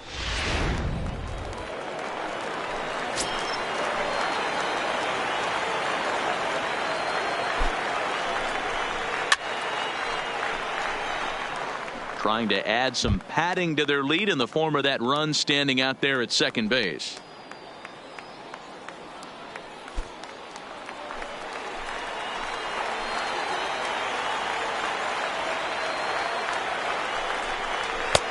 Swing and a miss. It's 0-2. 0-2.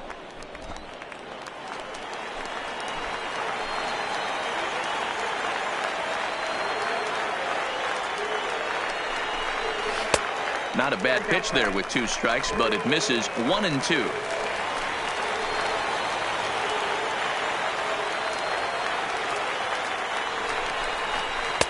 And a good take there. Close, but it's 2-2.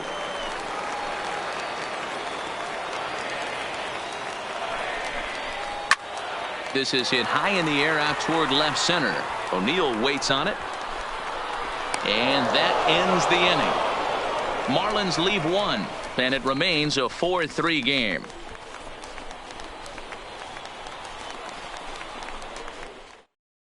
JT Riddle is going to go ahead and stay in the ball game and play third now. Now playing third base, number 10. Number 51 will stay in the ball game as he'll take over at first base. Number 51. Drew Steckenrider comes on from the pen, hoping to finish this one off here in the top of the ninth.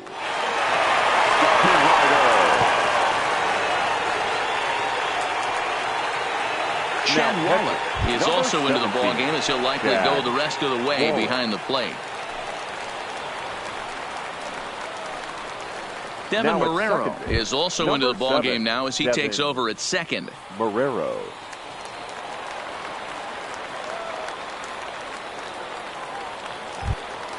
Digging in, Edmundo Sosa. He'll get to take his first cuts here.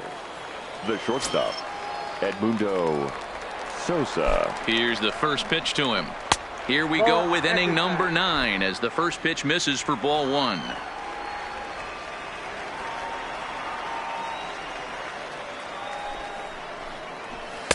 Just off the outside that time, laid off for a ball.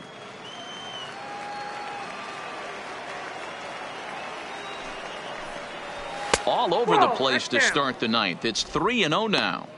Down by a run, your guy needs to get on any way he can. His mentality has to be to shrink this strike zone to like the size of a soup can. No reason to swing at a pitcher's pitch. 3 balls and a strike to the Cardinals shortstop.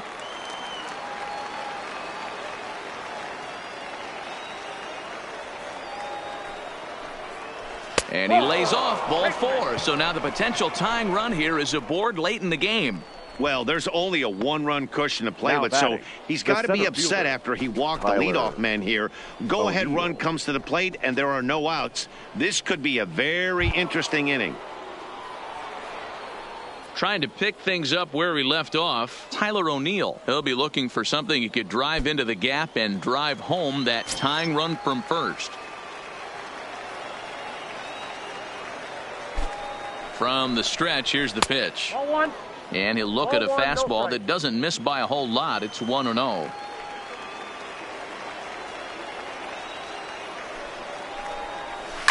Hit in the air down the right field line.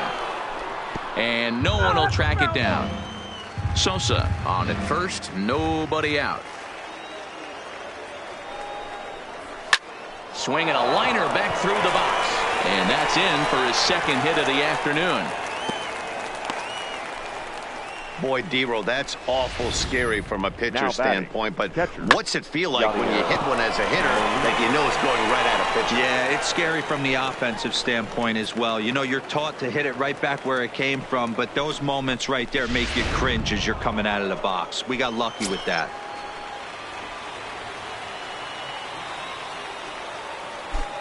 Standing in now, Yadier Molina, as he'll go after the first pitch and bounce it into foul territory. So far, 2 for 3 in this one.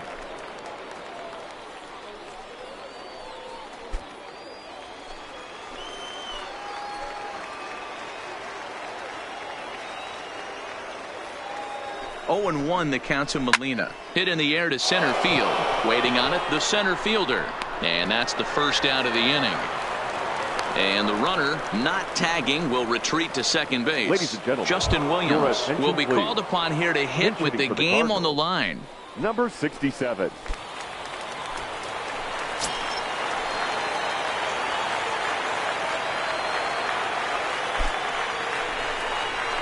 Fastball in there for a called strike. 0-1's the count.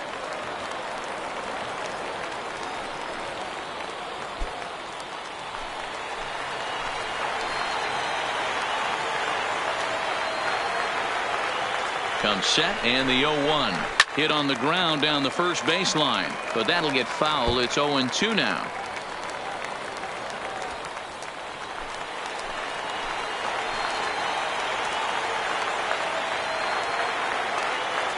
He's ready. Here's the 0-2 pitch. And here's a swing and a miss. And that, folks, is a big out number 2. One of the toughest pitches they hit, the straight changeup, right? El Cambio. Hadn't seen it in that entire at bat. And what happens? Gets the string pulled on him right there. Had no chance to put that ball in play. Here's Matt Carpenter as he swings and misses at a first pitch fastball. 0-1.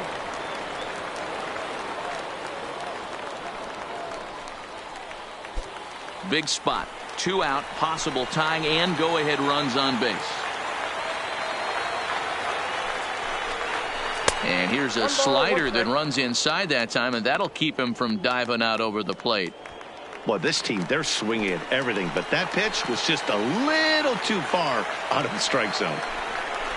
And this is swung on and missed. So with that, they find themselves down to their final strike here this afternoon.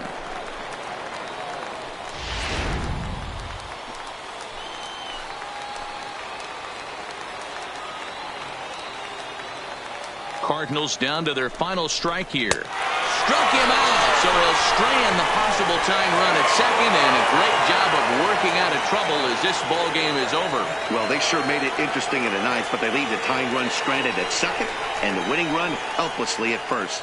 Could have gone either way, but we were treated to a great battle. A 1-run finish, 4-3, the final tally today. Miami jumped ahead in the 7th inning and never gave the lead back. Adam Conley pitches well enough to get the W. So that just about does it for Mark DeRosa, Dan Plesac, Heidi Watney, and our entire crew. I'm Matt Vasgersian. You've been watching MLB The Show. For more, make your way over to theshownation.com.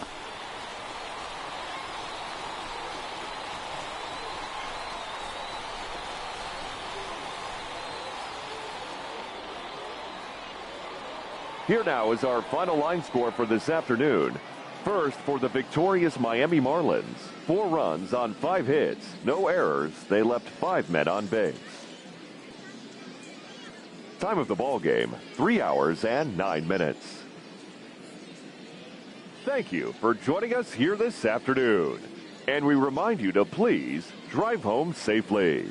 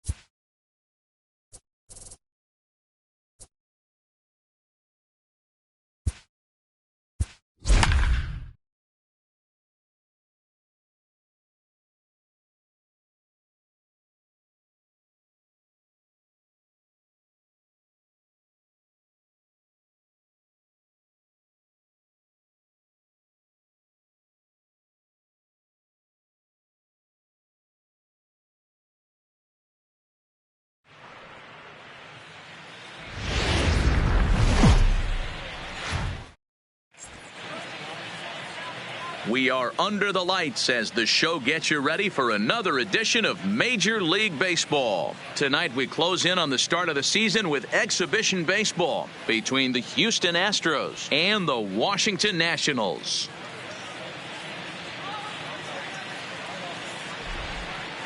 Now here's a look at the Astros starting lineup. Mark, what's your take on him against one of the best starters in the game? Well, Matty, this lineup's going to have to find a way to score early.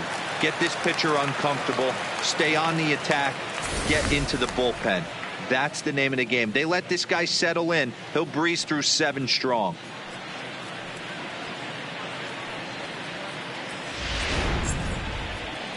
Max Scherzer is ready to go as he'll be on the mound for the Nationals. Dan Plesac, what's the word on him? Max Scherzer. Hello, Chief. It's Max, and it's not Agent 99. This is one of the best pitchers in the game of baseball. Upper to mid-90s fastball, powerhouse slider, and a great changeup. If he brings his A game, it's lights out for the opposing team. Time for a look at the curly W on D. And let's take a look at Trey Turner up the chute. This is a guy that when asked to go to center field not too long ago, looked like that was going to be the spot for him. Now he's asked to move to the middle infield, back to his position at North Carolina State, and he can pick and grin, and he has got some of the quickest feet in the game. Here's the second baseman, Jose Altuve, and we are set for baseball here this evening.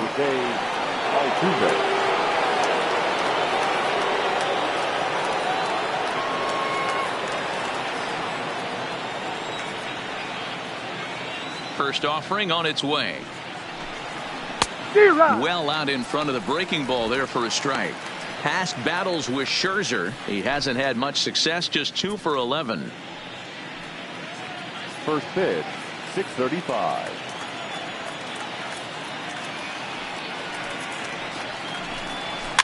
A little quick on that swing, and he finds himself behind 0-2. Scherzer playing here in his age 34 season. This is his 12th season in the big league, so he's put together a really nice career to this point. Yeah, Matty, you ain't kidding right there. 10 years, we refer to that in the biz as hitting full pension.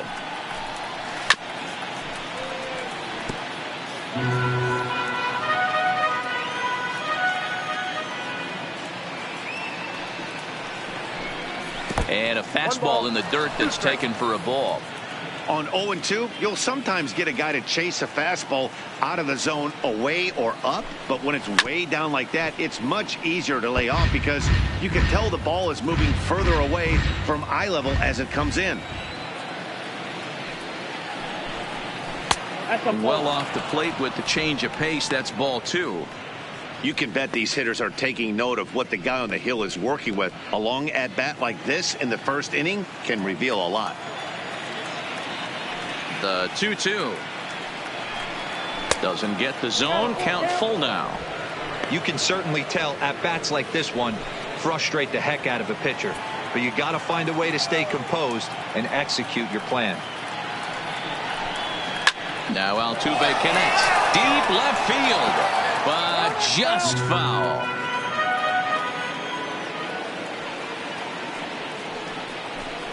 And he lays off ball 4. That's exactly what you want your leadoff man to do. Work the count and get on base. Well, the reason power hitters generally draw more walks than other guys is exactly what we saw right there.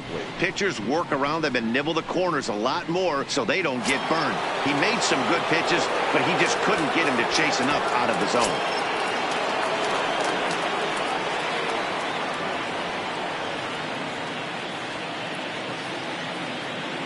First offering on its way. Outside target here, and he hits it for strike 1. And there are our umpires for this one. Working the plate is Dave Lawrence. Yeah, Dan, we got Dave Lawrence behind the dish tonight. One of the best in the game, I think. Consistent, well-respected, accurate strike zone. D-Bro, you hit it right there. He makes you bring the ball over the plate. Will give a little bit off the strike zone. I think the one thing that's important that he does, he has the same strike zone in the first inning. You'll see that same strike zone in the ninth. Now the 0-1. That's over, but low. It's a ball and a strike.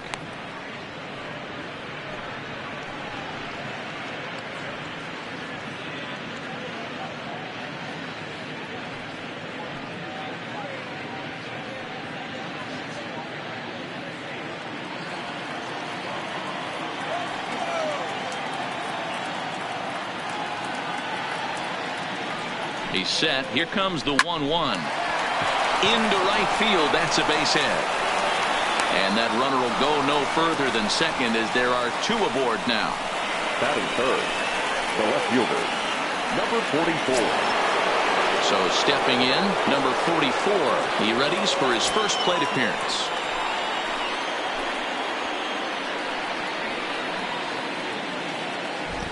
He's set and the pitch. Rising fastball, and it catches the zone for a strike.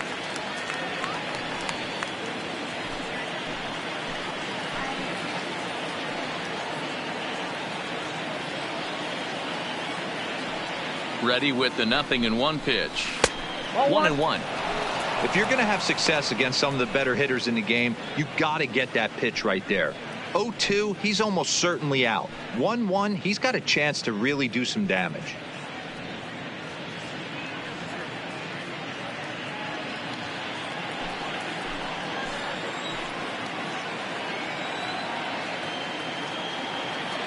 Now the 1-1 pitch. Misses for the second ball. Well, I know the last thing he wants to do is load the bases right here, so the pressure is on right now to get back in the strike zone.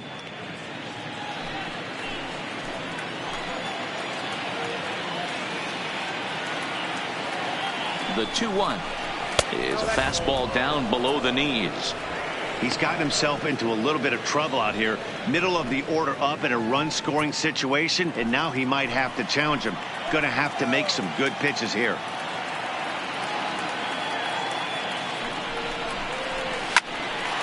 On a line to shortstop. Batting fourth, the center fielder, number 4, George. So runners at first and second here with 1 away, and former World Series MVP George Springer bats next.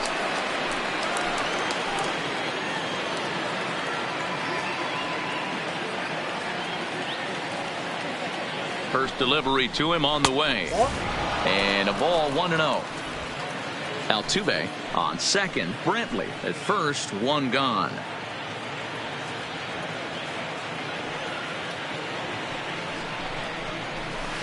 That's by him for strike 1. You know, on a cold night like this, I think you're going to see him continue to elevate pitches and let these guys just fly out to the warning track.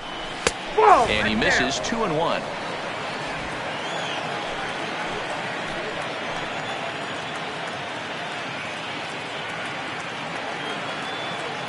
He's set and the 2-1 pitch.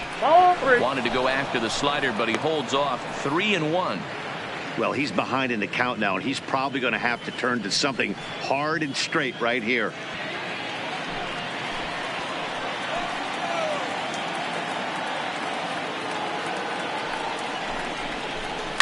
A swing and a shot hit down the corner, and it'll fade just at the end and winds up a long foul ball. 3-2 pitch is a swing and a miss. That's strike 3.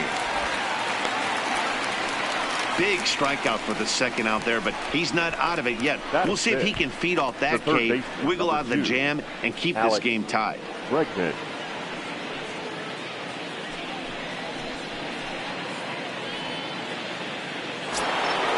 Next up for the Stros, Alex Bregman.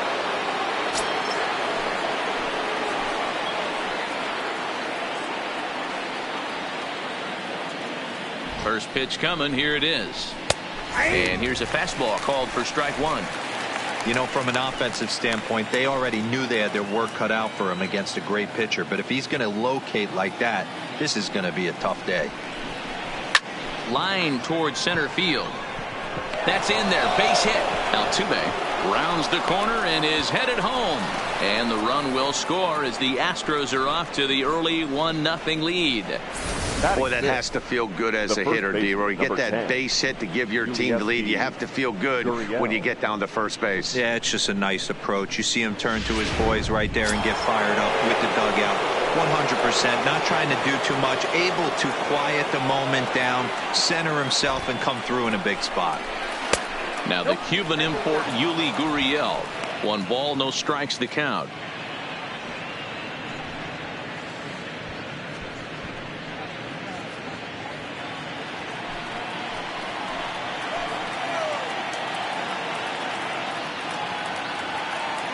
1-0. Here it is.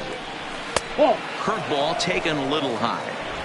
Got to find a way to execute either a good fastball down and away or flip something off speed for a strike.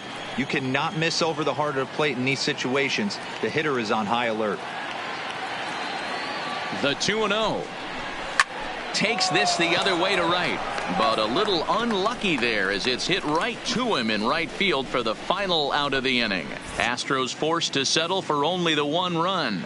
On now to the bottom of inning number 1. The Astros on top, 1-0.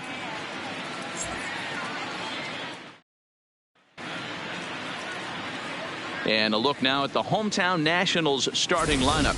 What's the key for a home victory tonight, D-Row? Yeah, Matty, a lot of professional at-bats up and down this lineup. I know they're behind right now, but it only takes one guy to set the tone and get the boys going. Justin Verlander, a Virginia-born right-hander, gets the ball to start this one. What's your take on him, Dan? Hey, we're taking a look at one of the top pitchers in the game. This guy has over 200 career victories, and he'd like to add another one to this list. This guy's been a really good pitcher for a long time, and right now he's showing no signs of slowing down. It'll be interesting to watch him work in this one here. Time for a look at the Stros on D. And let's take a look at Carlos Correa. I had an old friend say to me one time, this is what they look like. And this is exactly what it looks like. The ability to play gold glove defense and hit in the middle of the order. I smell a potential Hall of Fame career. Stepping up now, Trey Turner. He'll lead things off here in the bottom half Leading of the off first. for the Nationals, the shortstop, Trey Turner. Here comes the first pitch. And he gets ahead 0-1. 0-1.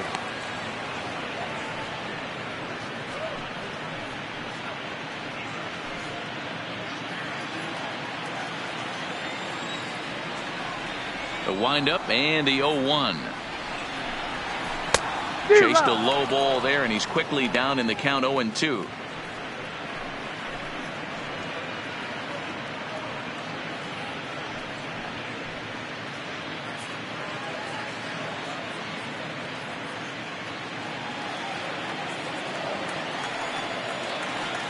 Here's Verlander now on 0-2. That fastball straightens him up a bit. 1-2 now.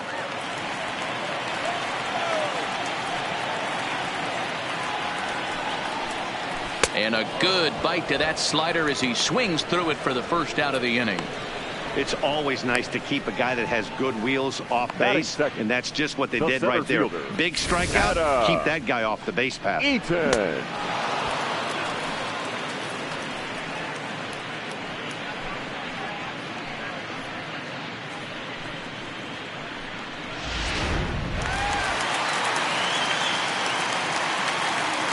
In now is Adam Eaton. As he will take a look at a fastball in there as that strike zone expands just a little. It's 0-1.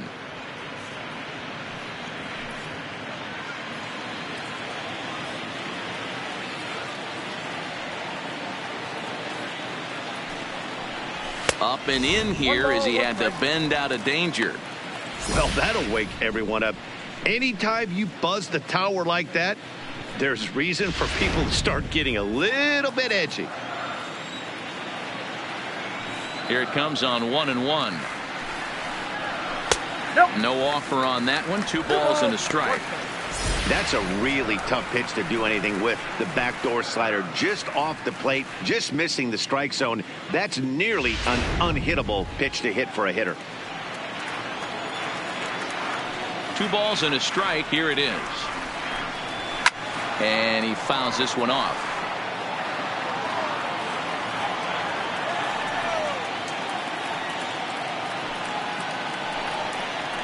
No offer on that one, and Verlander's run at full now, 3-2.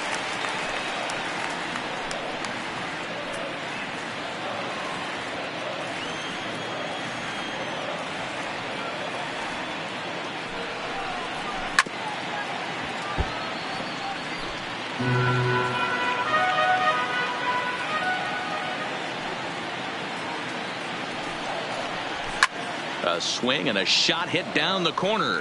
And that's going to wind up hooking just a bit foul. So a missed opportunity there.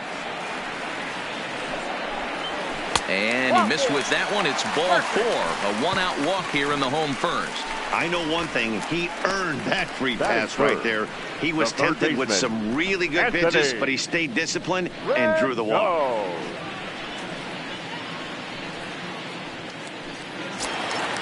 So one gone in the inning here with a runner at first. And the next hitter will be the right-handed bat of Anthony Rendon.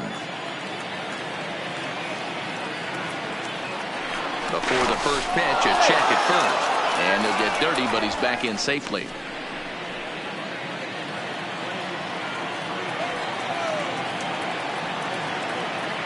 Ready to deliver. Here's the first pitch.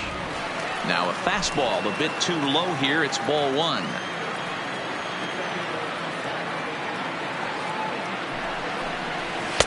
Fastball, and that thing got up there at 95 miles an hour. A ball and a strike. You know, if I'm the hitter right here, I'm like, okay, you want to come get some early in the count? I was about to wait you out, but now game on. Eaton leads off first with one away.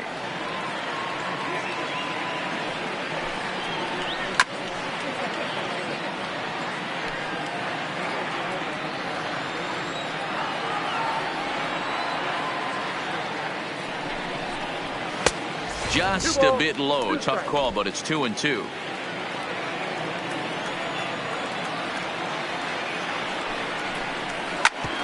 Back up the middle. And that's through for a hit. Long throw to third. Throw won't get him. There's a hard hit ground ball. Pitcher not able to get a blow on it. Hard single up the middle.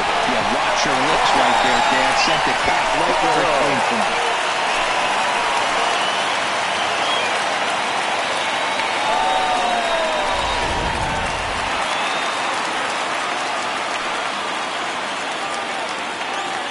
Juan Soto to the plate now as he takes a called strike at the knees. It's 0-1, and they're runners at the corners now.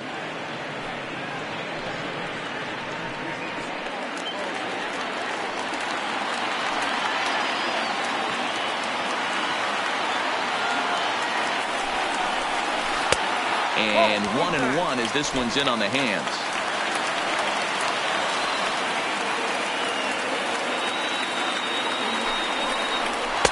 Down low, 2 balls and a strike. Runners are at the corners with 1 man out.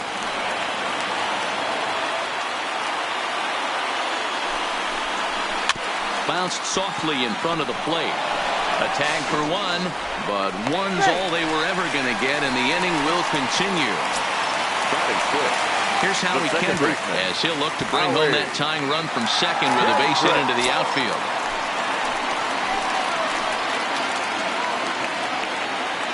First delivery to him on the way. And a fastball's in there for strike 1.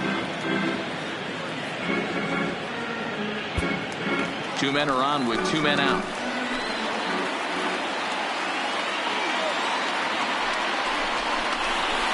Gets the fastball by him here, and he's in control. 0-2.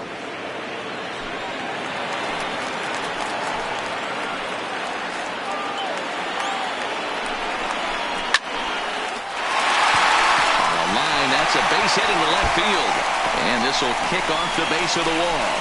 He pulls into third safely as a run comes across to score on the play, tying the ball game. Yeah, it's always nice to get a run right back after you've given one up to the guys in the other dugout. So he squares this thing up really well to drive in a run and ties us up at 1.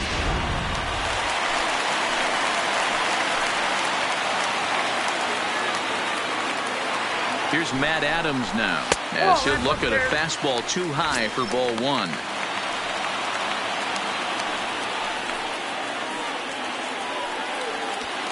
Runners at second and third with 2 gone.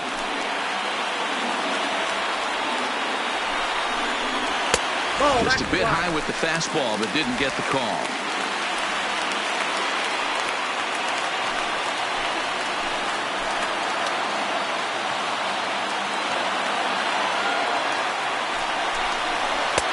Hold strike on the change. 2-1. Love the pitch call there. 2-0. You know the guy's geared up for a fastball, and you drop a changeup in the zone. That's going to be a tough pitch to handle.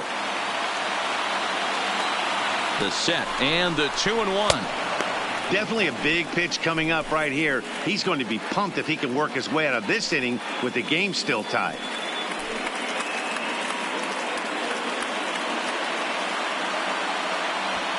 Second and third, 2 away.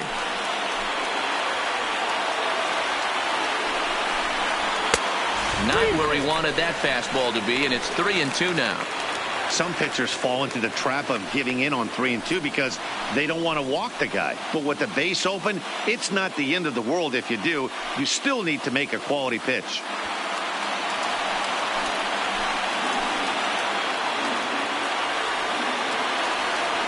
Payoff pitch on its way. Fouled away.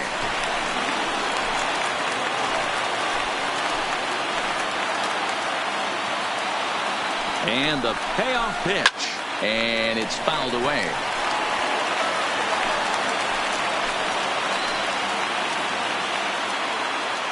Here's the payoff pitch. And he misses with it for ball 4. So the bases will be loaded now with 2 away. We knew coming into this game that this guy has a tendency to give up a lot of free passes. And history repeats itself as he's already given up 2 walks here. I'll tell you, effectively wild is a pretty tough thing to be. Striding in now for the Nats, Kurt Suzuki. His line against Justin Verlander. He's a .333 hitter. He's also driven in 5 runs. This is hit high in the air out toward left center. Springer on the run. And he makes the catch as just the 1 run comes across in the inning. 1 for the Nationals on the RBI double. Second inning coming up. All even at 1 apiece.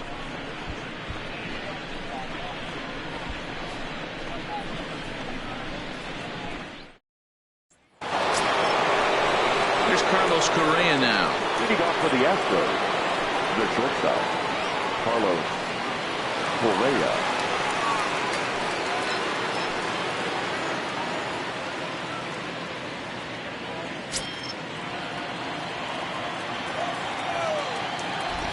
Here comes the first pitch. Fouled off.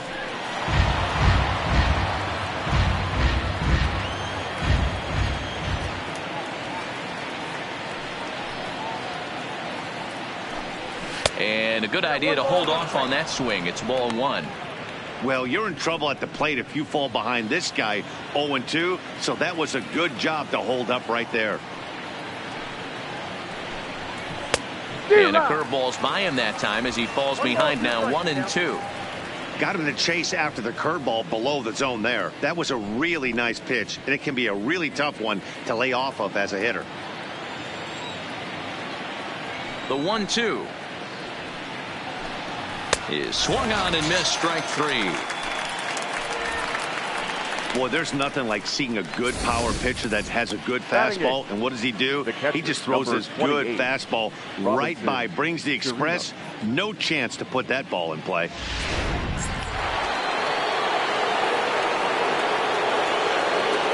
Into the box now, Robinson Chirinos. As he'll watch a slider that stays inside for ball 1.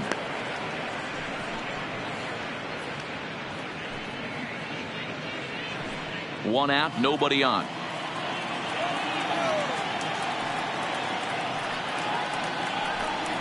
One and 1 to Chirinos.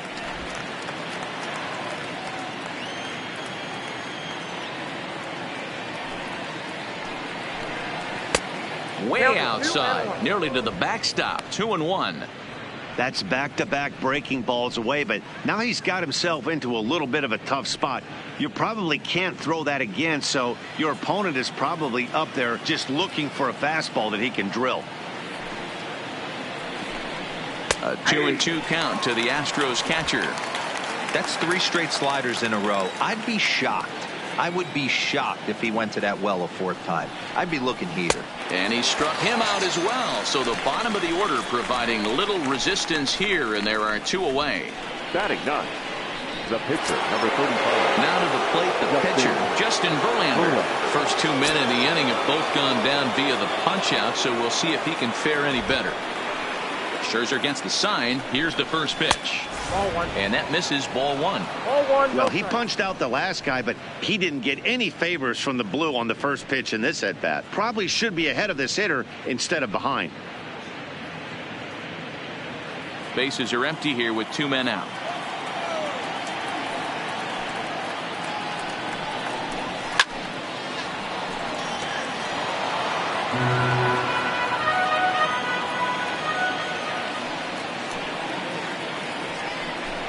A ball and 2 strikes to the Astros pitcher.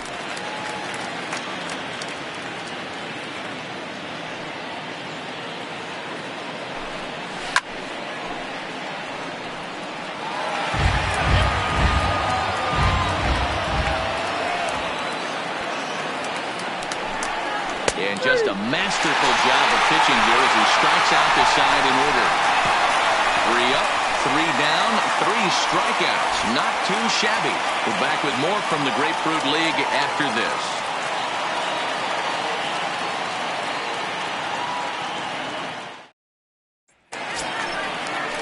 At the plate, Gerardo Parra. He's set to lead off the home half of the second. The right fielder, Gerardo Parra.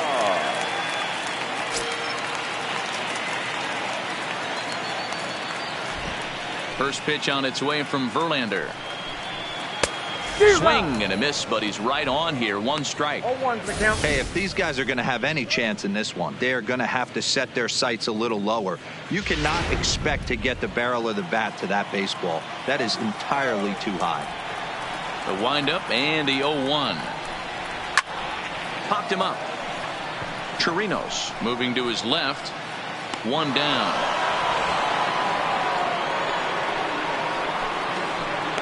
That's exactly what they wanted out of that pitch up in the zone. They took him up the ladder, and he couldn't get up to it. So that was an easy pop-out. Well-executed pitch there.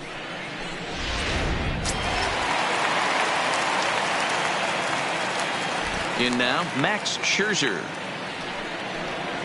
As he'll watch a slider that runs out of the strike zone away for ball 1.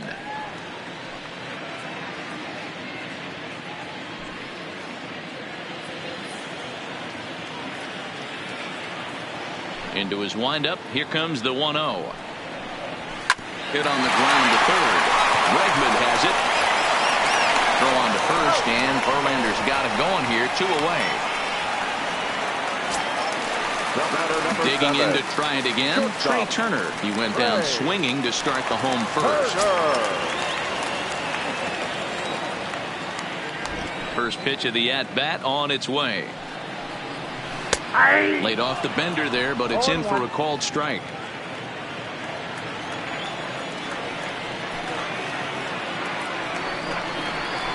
And he'll lay off here. It's a ball and a strike to the Washington shortstop. I know the umpire balled that one right there, but it was close enough. He's going to try and establish that pitch in. As an offensive player, you've got to build that rapport with the umpire. He can't give him anything off the inside half of the plate. 1-2 now. Trying to send him packing for the second time. And he fouls this one off.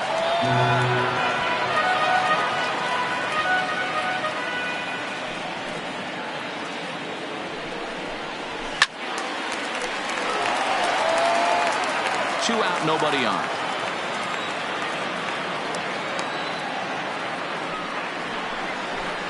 And the inning goes away in unceremonious fashion on a swing and a miss at a ball way outside the strike zone. 3 up, 3 down for Washington. We played 2 full innings and we are tied 1-1.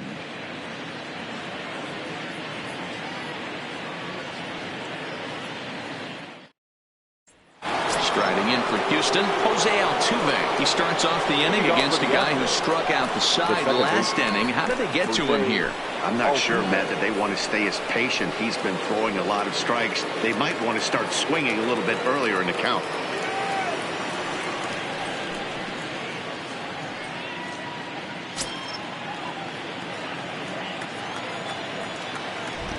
Now here's the pitch. Swung on and missed that time. It's 0-1.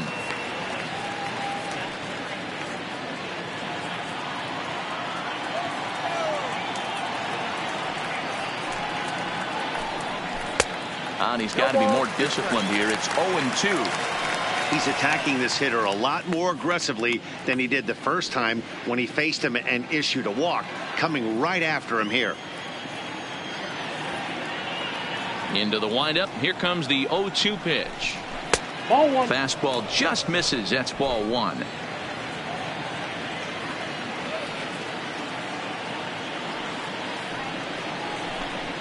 And this is swung on and missed. 5 quick strikeouts now, and that's your first out of the inning. Boy, he's really on a roll in the hill right now. As we roll through it again, remember, he struck out the side in the last inning, and now he picks up right where he left off by striking off the leadoff man here. Let's see if he can keep this going for a little bit. And a bit too high with that one. It's 1-0. Bases are empty, 1 man out.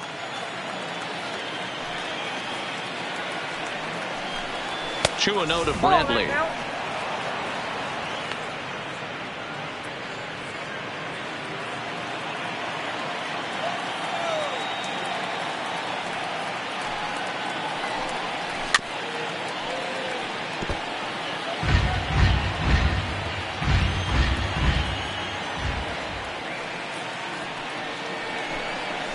Hard ground ball to third. Oh, and he can't pick it up cleanly. And he will recover in time to get it over to first. Nicely done there as they record the second out. Now at the plate, number 44. 0 for 1 here in the early going. Pitch on the way. Curveball fooled him there as he's way out in front. Obviously not where he wanted that curveball to end up, but I guess it fooled him enough to get the swing and miss. In front of the changeup, and he can't keep it fair. 2 strikes on him now. Bases are empty here with 2 men out. This is line to left. And that finds some outfield grass. It's a base hit. And the inning extended for George Springer to bat next. Dan, count goes out the window with this batter right here. It doesn't matter if it's 0-2, 2-0. He's locked. He has great bat-to-ball skills. There are some guys that just have a knack, D-Row, of being able to get the barrel to the ball, and this is one of those guys. Here's George Springer. He gets a shot to hit here in the inning following the 2-out single. Yeah, and that hit might not amount to much, but anytime you could extend an inning and give a guy with plenty of pop a chance to swing it, the outlook of an inning changes dramatically.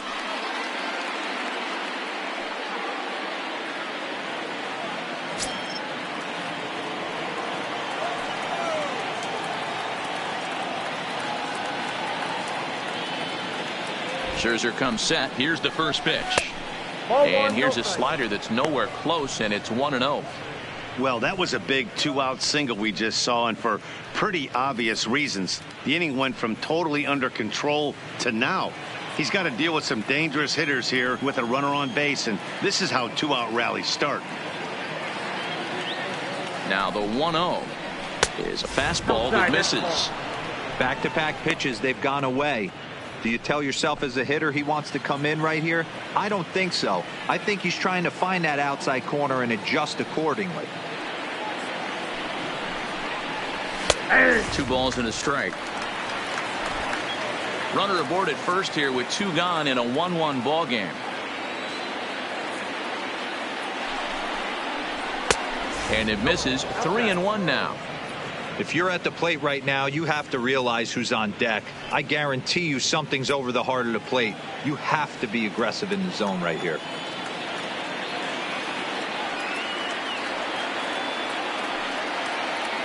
And the 3-1. Just got the corner that time with a fastball. Strike 2. All right, 3-2 count with 2 outs. The runner on first will be moving, so we'll see what happens. There are a lot of possible outcomes with this kind of play. The 3-2 pitch. And this misses for ball 4. The second walk he surrendered here in the first 3 innings. Oh, man, I think this walk is going to grind at him for a bit. He just missed, and now the inning continues with a man in scoring position. At the plate, Alex Bregman. He singled his last time up. Yeah, and they take another single right here. That third base coach is dying to wave his arms. I wouldn't be surprised if anything hit hard through the infield. He's going to wave them. Changes up on him, but that's in the dirt for a ball. We're only in the 3rd inning, and his pitch count is above 60. That's not being too efficient with your pitches.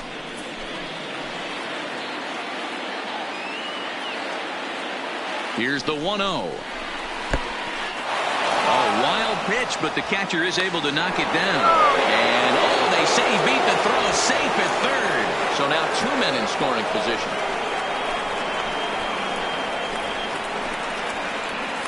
Runners at 2nd and 3rd with 2 gone.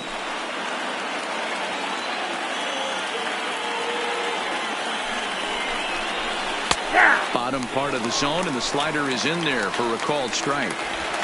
That's a nasty pitch right there. You got to tip your hat as the hitter. You get a nasty slider like that, there's nothing you can do. Actually, a quality take. Drilled right back up the middle. On to first, and the Astros can't cash in as that ends the inning. 2 left for the Astros. Home half of the 3rd coming up, tied at 1.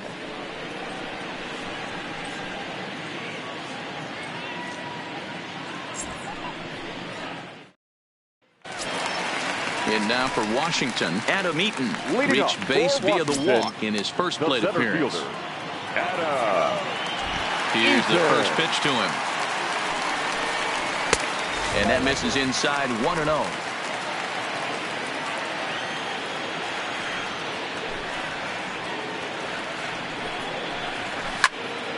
That one will get out of play, and the count evens up at 1-1. From the windup, the 1-1 pitch.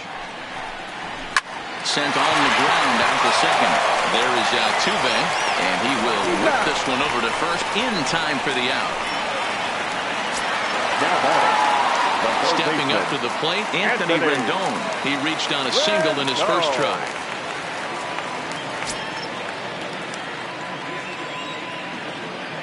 He's ready. Here's the first offering. Well above the letters with the fastball that time.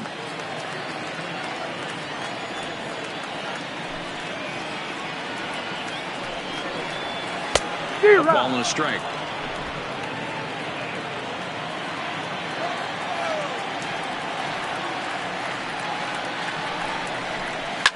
Hit in the air down the right field line. After it is Brantley, and no one will track it down.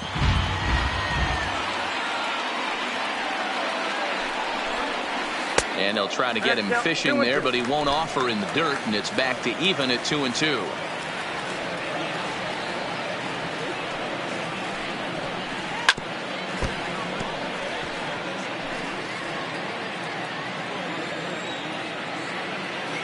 The 2-2. Oh, look out. Hot shot to 3rd, and there are 2 away. Now batting, left fielder, Juan. Digging in for a second at bat, Juan Soto. Reached by way of a fielder's choice his first time around. And now a pitch on the way. Didn't quite catch the zone there. Ball 1.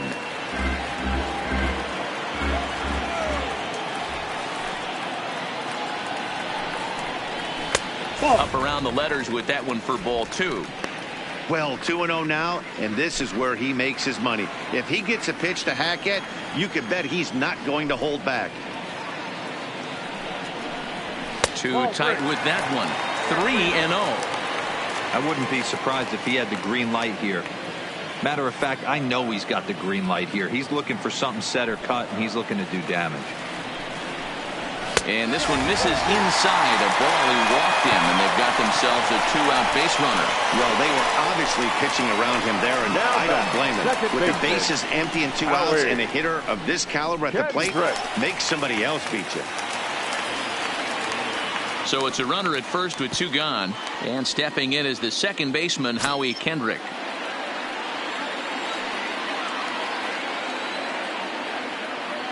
Kendrick waiting, now the pitch. Fouled away.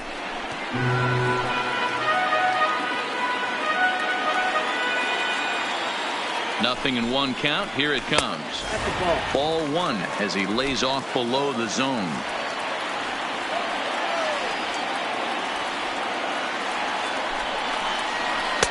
And this ball runs away for ball 2. 2-1. Seems to me like they're pitching him a little bit more cautiously after that double he had his first time up.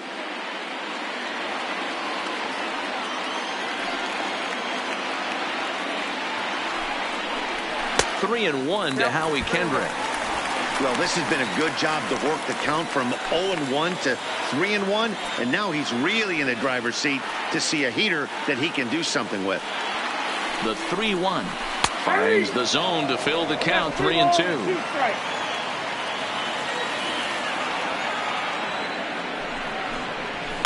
And it's fouled away.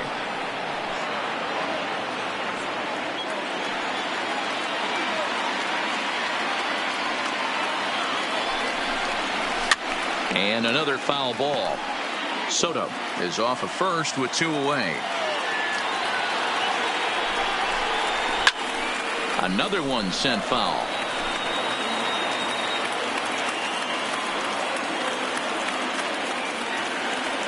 Payoff pitch one more time. High in the air out to center field.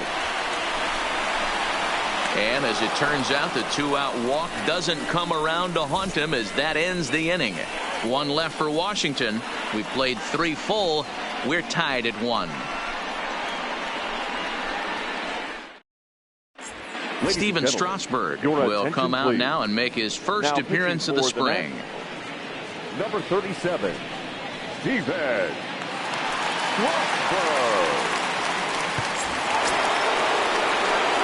Coming to the plate now, Yuli Gurriel. He'll start things out against Steven Strasburg as we get the inning underway. Gurriel.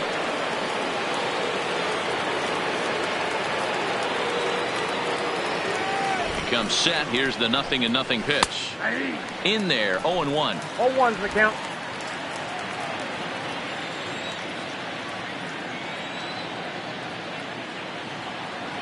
Here's the 0-1. Slapped hard the opposite way. And a base hit, so the leadoff man is aboard. Hey guys, that's a well-executed slider down and away right there. The batter just did an amazing job of staying inside the baseball and driving it the other way.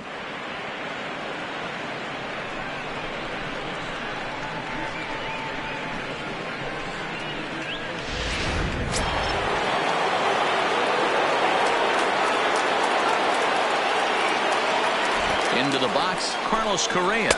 As the first pitch to him is in there for a called strike 1. He was a strikeout victim in his first try.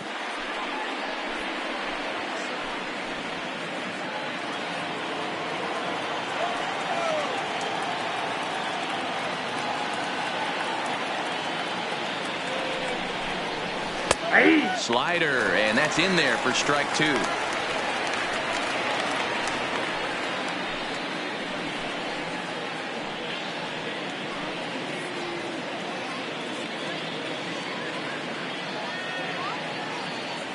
Leadoff man aboard here in a 1-1 ball game.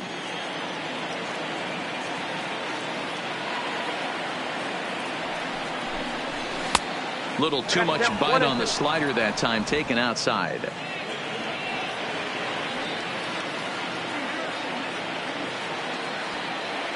The 1-2 is laid off for ball 2. He went with the off speed there once he got him to 0-2, but now that they both missed, I think we'll see more of a challenge pitch here. You don't have to give in, but you can't be too cute either.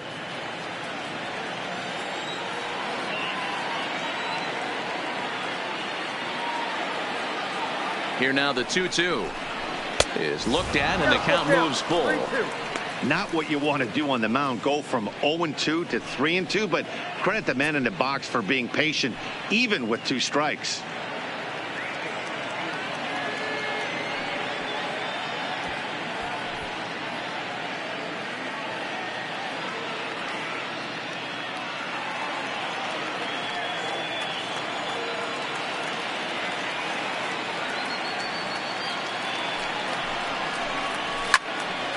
Too close for comfort, and he did a good job just to make contact.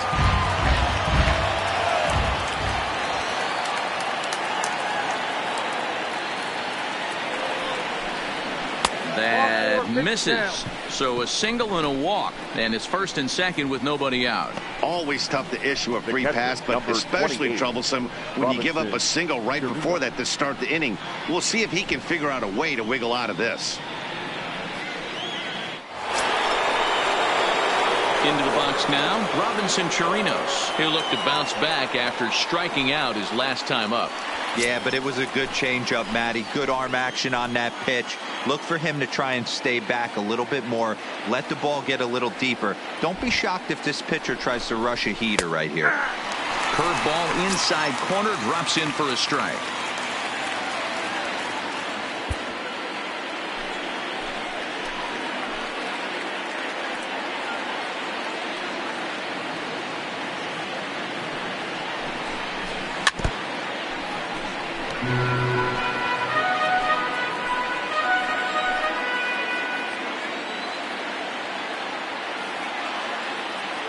Two-strike pitch from Strasburg. 1 ball. And a waste pitch there, 1-2.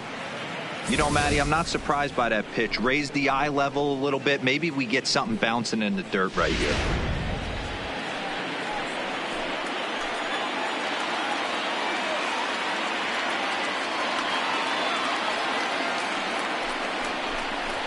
They really bunch him up on that one as he swings and misses for the first out. It's not that easy to make a good hitter look that bad, but that's what happens when you can bring that fastball and ride it in on the inner half of the plate right there. You can get some pretty ugly swings.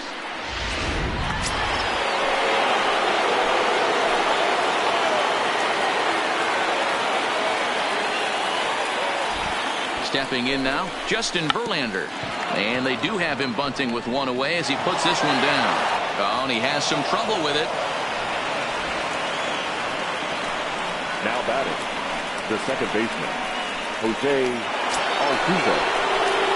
Bases are loaded here with one away. And striding in, the speedy second baseman, Jose Altuve.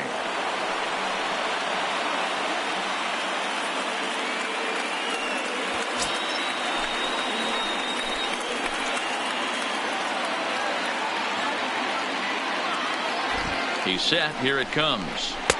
And a first pitch slider is right there for strike one.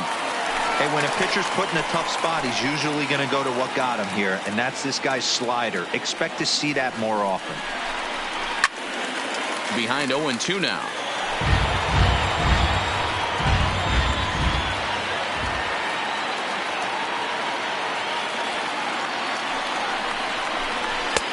And there's a fastball well off the plate inside.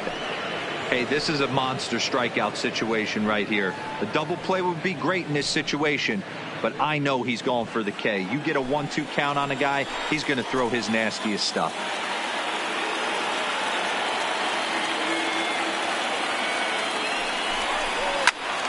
Turned on that one and crushed it. Just pulled it a little foul.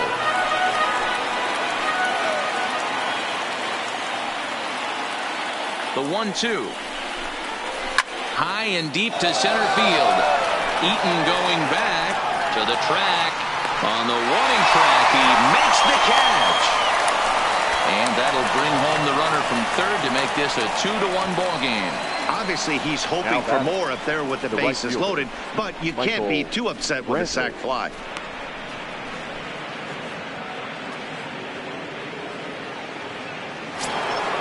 Ready once again, Michael Brantley. He's working on a 1-for-2 game so far.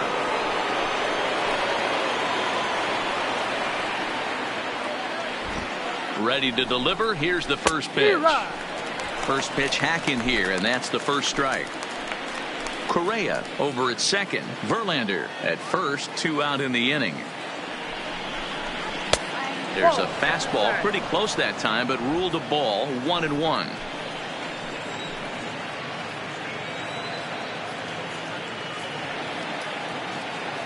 Ready with the 1-1.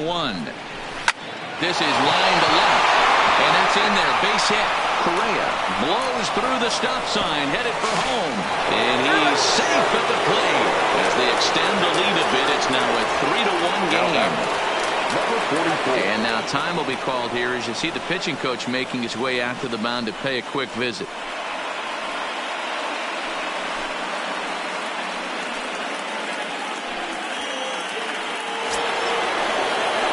Digging in once again, number 44, and we'll see what he can do here. 2 on, 2 away, 2 home so far this inning.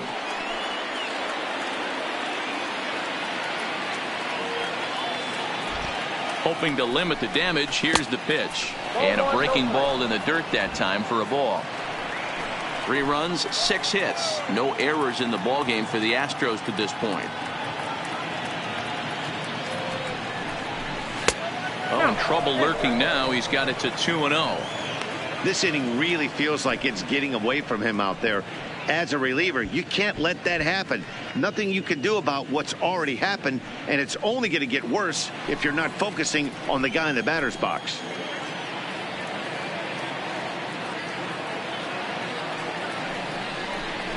Outside, 3-0 now.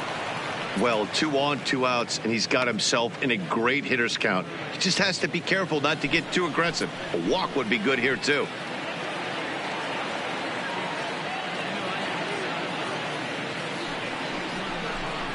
Three balls and a strike to Houston's left fielder.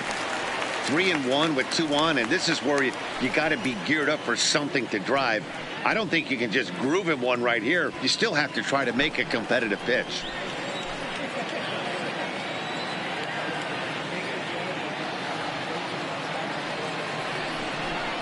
And that pitch misses for ball 4. So some intrigue now as the bases are loaded here with 2 away.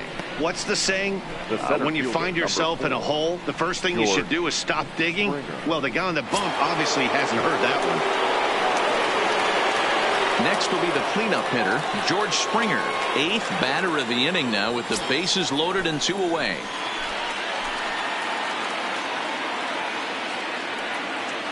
Strasburg comes set. First pitch on the way. Ball 1.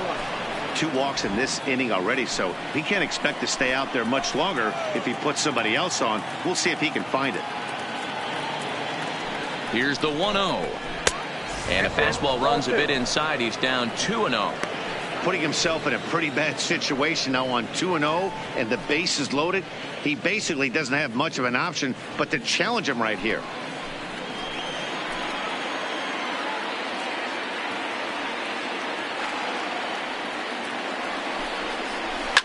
Heading out towards shallow right. Moves over. He makes the play, and that'll end the inning. So they do strike for 2, but it could have been much worse as they strand the bases loaded. On now to the bottom half of inning number 4. It's the Astros 3 and the Nats 1. Garrett Cole, the 6'4" right-hander, comes in out of the bullpen to do the pitching. 45. Garrett Cole.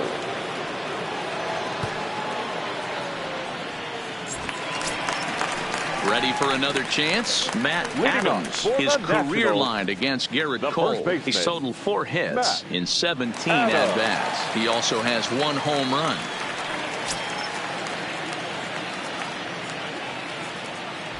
Infield shifted well to the right. Here's the first pitch. And this is taken outside for ball 1.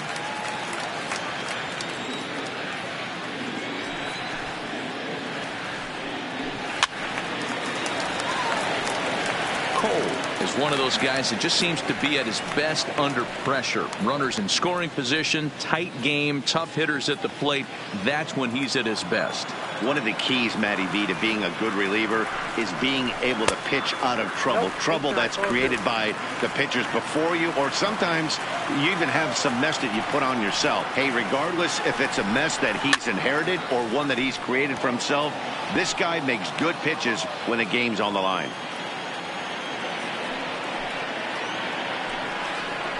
Swing and a miss on the fastball, and that's the first out. That swing tells me he was really trying to get a pitch out front and rip it down the line, but that wasn't a great pitch to do it on. It's really not the best 2-strike approach either.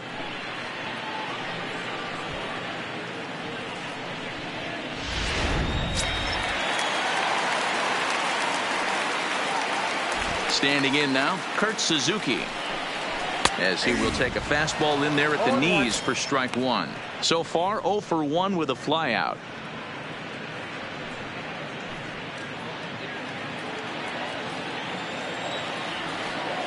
One strike now from Cole. That misses wide. 1 ball and 1 strike.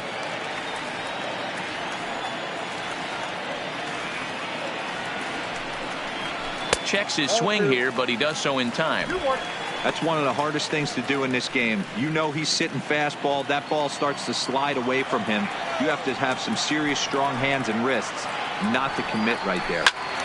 Into the corner and slicing foul. 1 out, nobody on.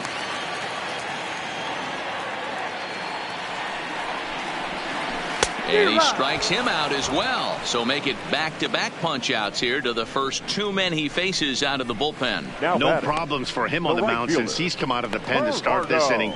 That's back-to-back Ks, and he's making it look pretty easy. This has the makings of a good outing so far. So 2 are gone now in the Nationals' 4th, and that'll bring up a multiple Gold Glover, the left-handed hitting Gerardo Parra. And this one's nowhere close as that bounces to the plate for ball 1.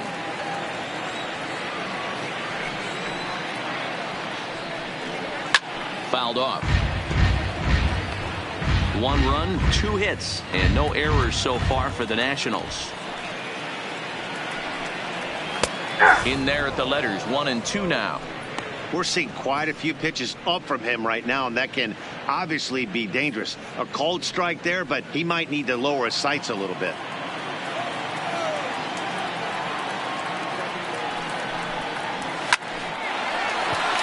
Liner in there for a base hit.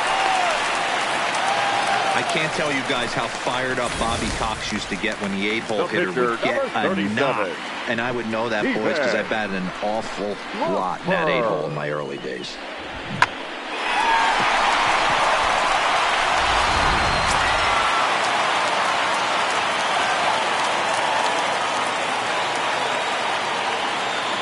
Into the box now, Steven Strasburg, as he'll take strike 1 on the inside corner.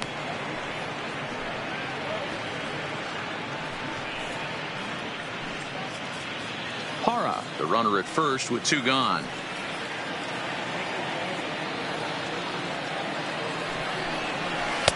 Good knuckle curve, and he's got him behind 0-2.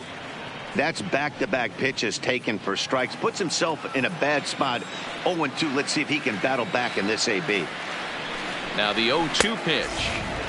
And certainly no offer at that one. It's 1-2.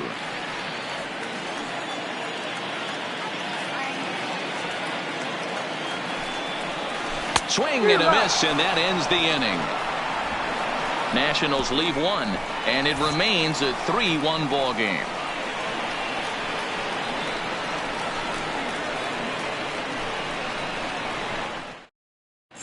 Joe Ross is on, and he'll take over on the mound in relief. Number 41, Joe Ross. So coming to the plate, Alex Bregman. He got on top of one and was a ground out victim last time. Alex First delivery to him on the way. Breaking ball called just a bit low.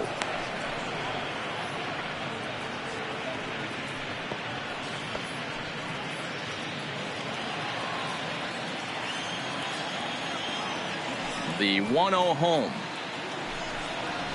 That ball's headed for the gap in left center. He's got a base hit, possibly more. And this will get all the way to the wall now. Off the bat, it was pretty clear right away that that hit was going to get him at least 2 bases. Yeah, Matt. Some people like to crow about homers and powering drives, but you have to like hits like this. A no-doubt double the second it left his bat. Like you said, the only question was whether the outfielders were going to be able to keep him at second, which they did. In now, Yuli Gurriel, as he'll look at a breaking ball that misses for ball 1. He's 1 for 2 in this one.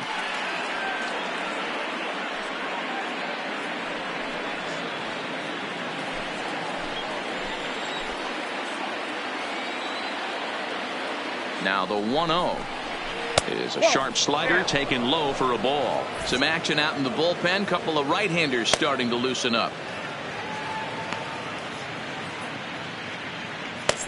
3-1 our score as we play inning number 5.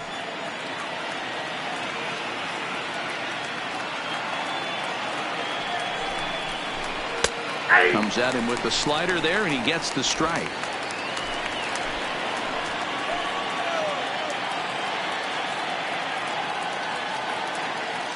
Now the 2-1 is taken below the zone for a ball.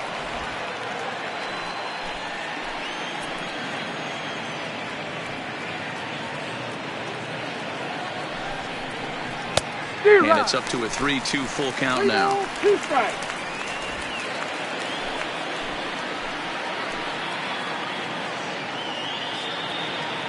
Three-two pitch. Holds off on the slider, and that's a good idea as it's ball 4. Well, that was a slider in a 3-2 count, and it just didn't tempt him enough to get a good swing. A good job of pitch recognition and knowing the strike zone to draw the free pass there. Striding in once again, Carlos Correa.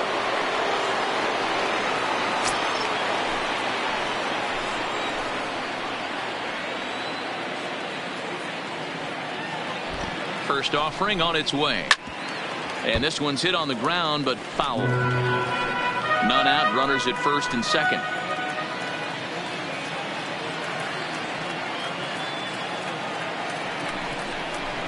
A swinging strike, and now it's 0-2. 0-2.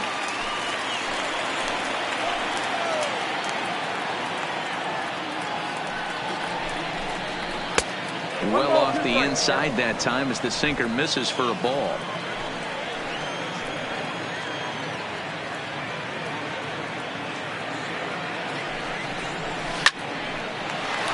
Base hit, line drive into the corner. Tack on another here as the runner scores from second, and it's a 4-1 game. Now batting, catcher, Robinson Chirinos. Into the box, Robinson Chirinos.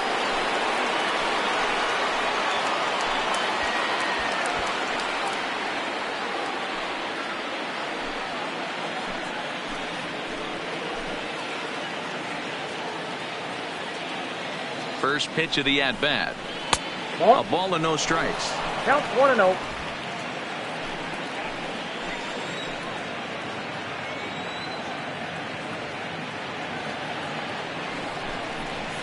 And 2-0 now as this misses below the knees. We've seen him go down on strikes more than once in this game, so this has been a better approach by him at this at-bat. Much more patient, and he's gotten himself into a good hitter's count.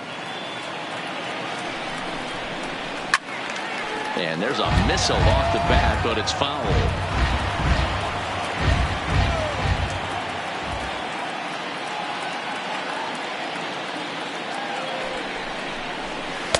And he can't catch the corner here, so he's behind 3-1.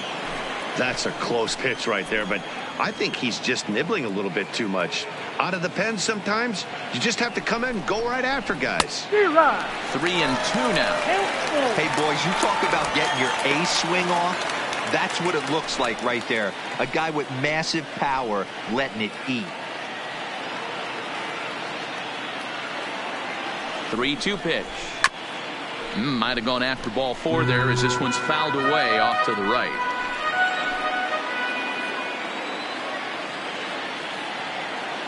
The next 3-2. Weak grounder back to the mound. To second for 1. Return throw is in time. And what do you know? They do get the double play. Oh, that double play gave him a really good chance to minimize the damage here. One run has come across, but now he just has to work to strand that runner at third. Would be pretty huge if he can do that. So here now's the pitcher, Garrett Cole. First at-bat of the game for him here in the 5th as he was a late entrant into this one. From the stretch. Skied in the air to straightaway left. And he'll get there in plenty of time to put this one away, and that ends the inning. Astros plate 1 on a couple of hits. Last half of the 5th coming up. It's the Astros 4 and the Nats 1.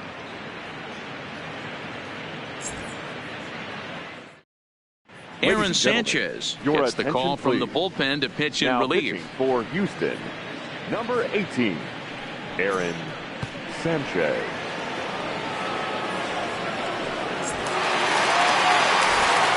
Matt Vasgersian back with Mark DeRosa and Dan Plesac, and starting out the inning, the exciting speedster Trey Turner.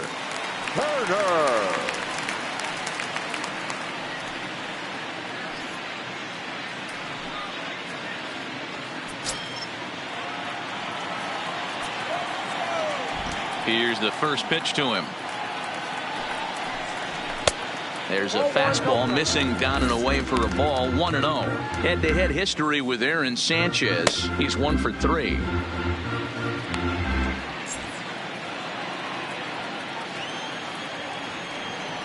The 1-0 is looked at for the first strike.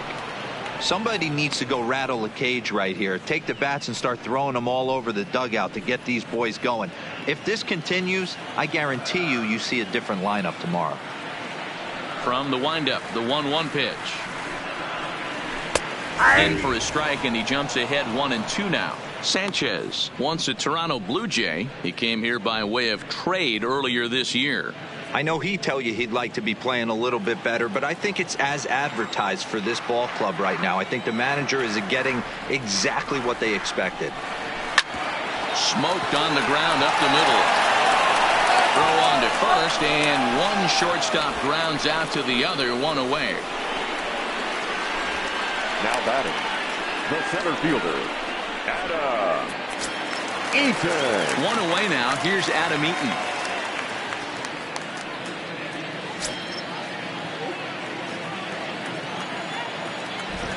Ready to deliver. Here's the first pitch. Just off the outside that time. Laid off for a ball.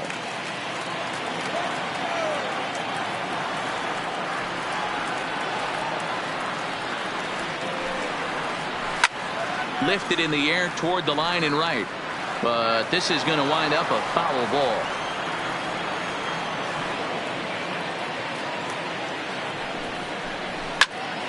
A little behind on that swing, and now he'll try to shorten up maybe and protect the plate.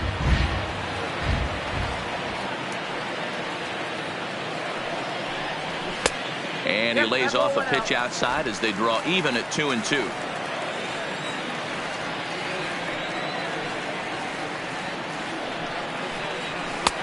Not where he wanted that fastball to be, and it's 3-2 now.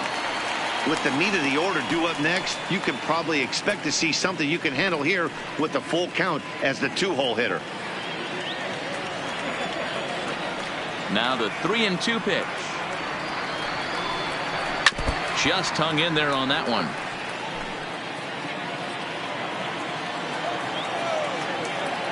The payoff pitch one more time. Oh, and he lets him off the hook there, as this isn't even close for ball 4. He's going to be pretty upset with himself about that 3-2 pitch. All you want to do in that count is make a competitive pitch, but that one wasn't even sniffing the zone, and he let him get away. In now is Anthony Rendon. Hit the ball pretty well in his last at-bat, but it resulted in a line out. Yeah, he hit it hard. That's all you can ask. You can't control the results sometimes, Matty. Just unlucky with the placement. Runner back safely.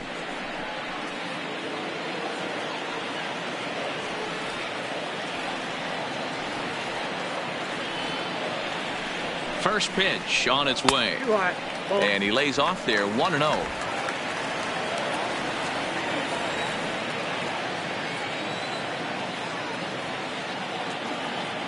The 1-0 is a fastball taken high for a ball. Now this is the kind of count this guy feeds on at the plate. You can bet he's geared to hit the fastball right here. The 2-0 on the way. Now a swing and a ground ball. Eaton, base runner at first with 1 out.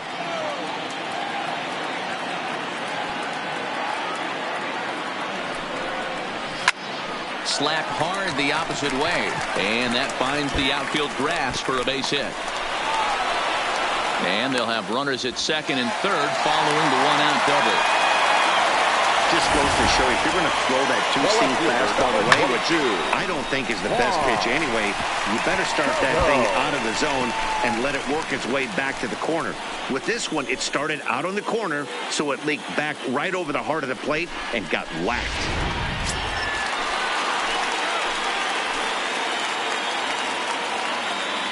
Stepping in now, Juan Soto.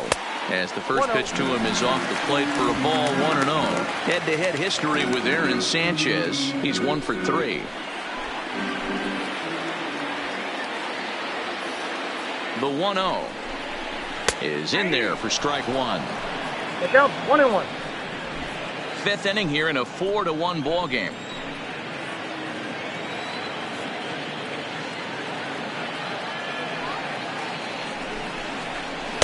Down low, 2 balls and a strike.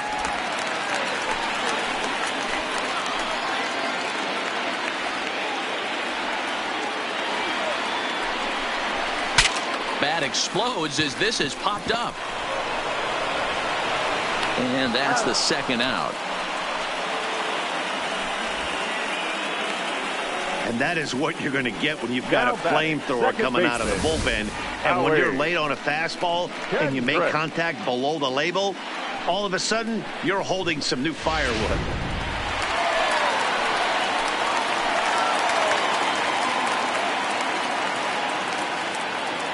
Into the box, Howie Kendrick, as he will look at a first pitch fastball for ball 1.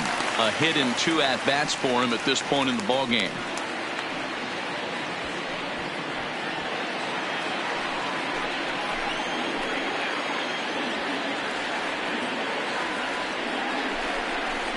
That's 2-0 now. 2-0. Second and third, 2 away.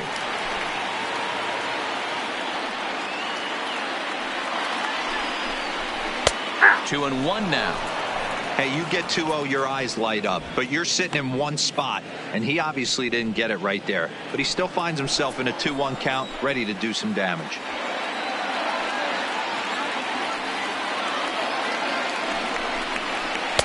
And it's 2 balls and 2 strikes now. That's a really nice thing about pitching with the base open. You can work out of the strike zone a little bit more and try to get a guy to chase your pitch just like that one.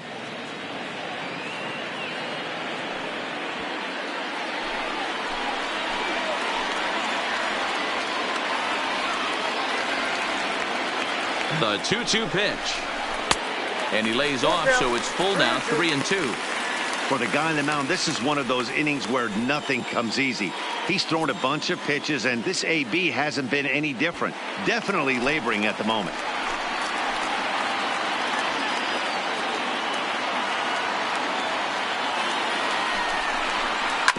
Good battle. Count remains full.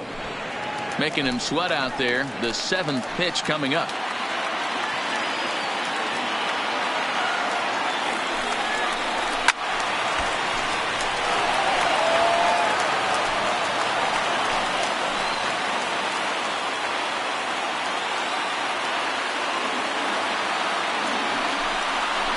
On the 8th pitch of the at-bat is the one that finally does it as he wears him down and the inning is over. Nats leave a pair. They trail it 4-1. Austin Voss takes over to start the 6th inning on the mound. Number 50, Austin. So the batting order turns over now and set to go Jose Altuve. It was an RBI sac fly for him last time through. First pitch on its way. And they start him out away with a called strike. You know, you look at this hitter, he doesn't care about being down 0-1. He doesn't care about having 2 strikes with him. He's got the utmost confidence in his ability to work back into the count and get him something over the heart of the plate. The windup and the 0-1. Line toward the gap in left center. But this will be pulled in out there in left center. Well hit, but a rough out number 1. Well, he hit that ball pretty well, but the only problem was that he pulled off it just a bit. The location was a little on the outer half, so he would have hit it even better if he would have stayed through the middle of the field with it.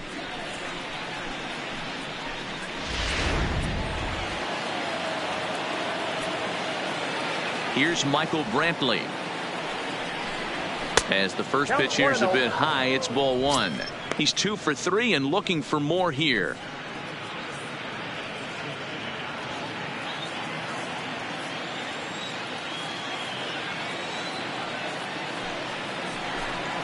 Look out, 2-0 now.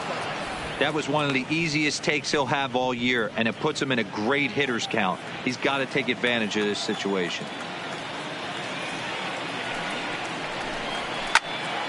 Swung on but fouled off to the left.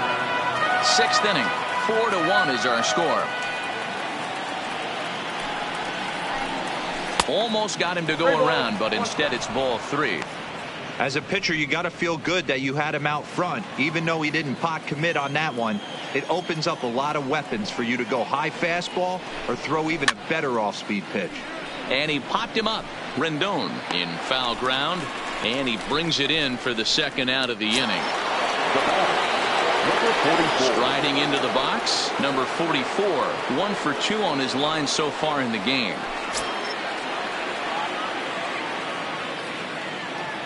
Ready with the first pitch. Here it comes.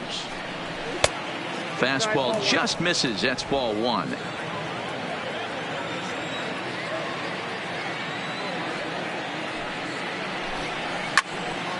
That evens it up, 1-1. 2 out, nobody on.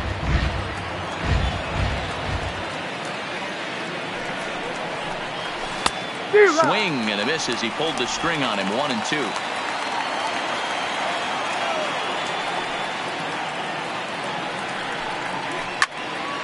Still a ball and 2 strikes.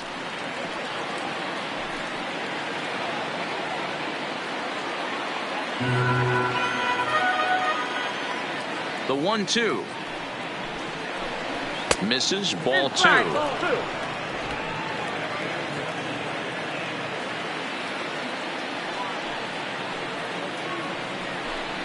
Frozen for strike 3, and that retires the side. 1-2-3 go the Astros as they hold on to a 4-1 lead.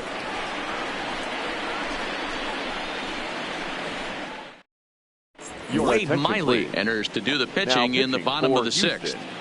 Number 20, Wade Miley.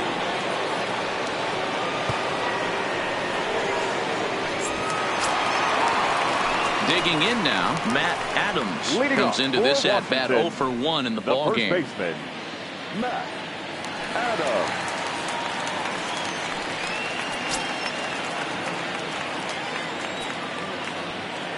Ready to deliver. Here's the first pitch. In there, and it's 0-1.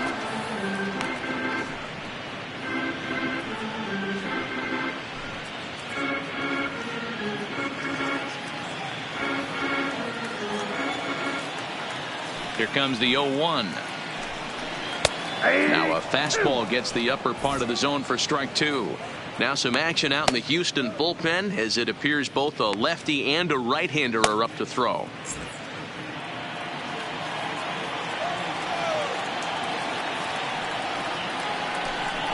And a changeup swung on and missed for the first out. The catcher, number 28, Kurt. Now in the box, Kurt Suzuki. Head-to-head history with Wade Miley. He's gone 2 for 6.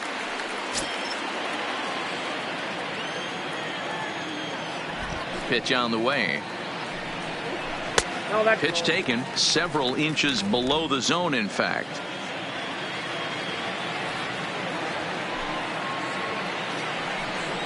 A ball and a strike to count to Suzuki.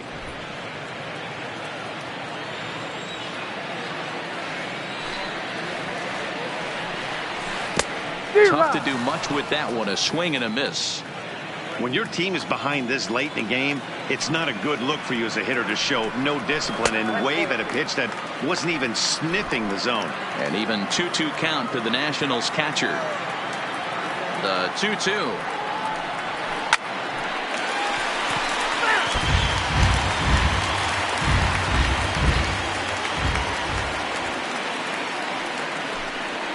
And he strikes him out as well. So make it back-to-back punch-outs here to the first 2 men he faces out of the bullpen.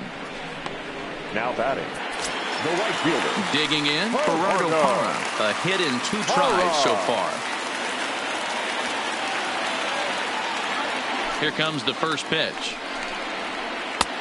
Not close with the off-speed pitch taken for a ball.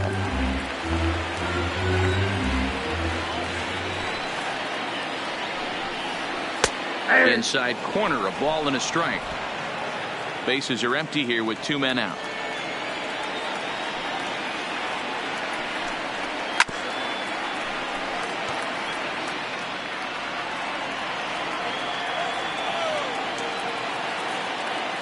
The 1-2.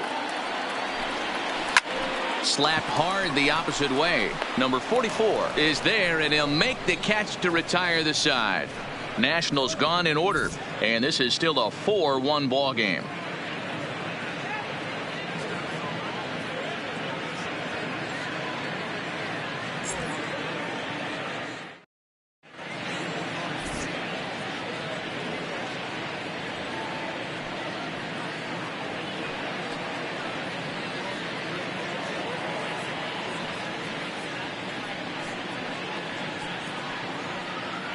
Now the skipper's on his way out toward the home plate area, and I believe that means we're going to have a double switch here.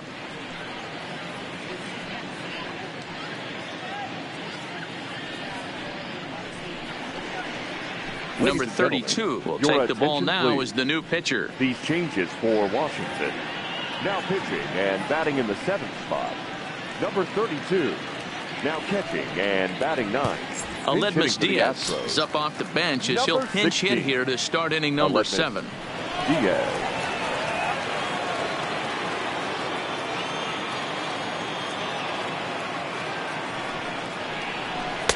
They set the target in, and this finds the inside corner for strike 1.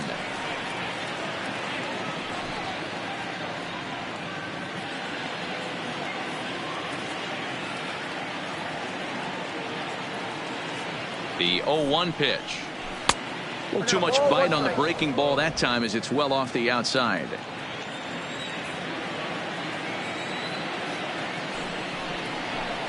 Fastball called strike. 1-2.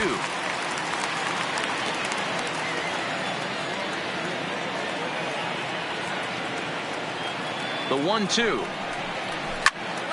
Popped him up. Adams is there. He's got it 1 away.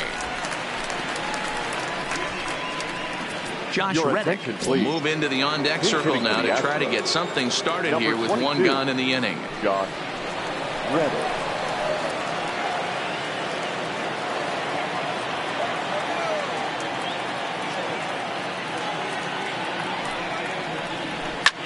Now a ball lined to the left side, but this is a foul ball.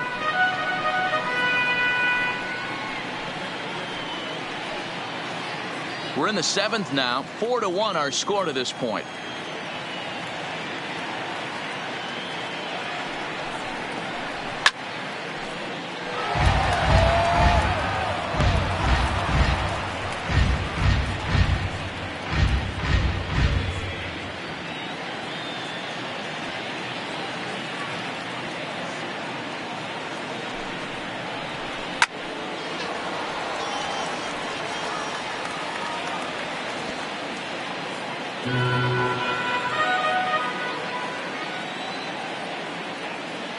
The next 0-2. And there's a line drive base hit to left field.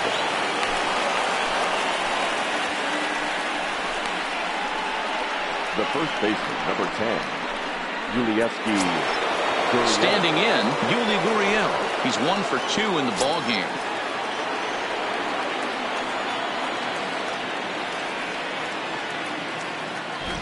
First offering on its way. 1-0. And some action out in that Washington bullpen now as we see both a left-hander and a right-hander throwing.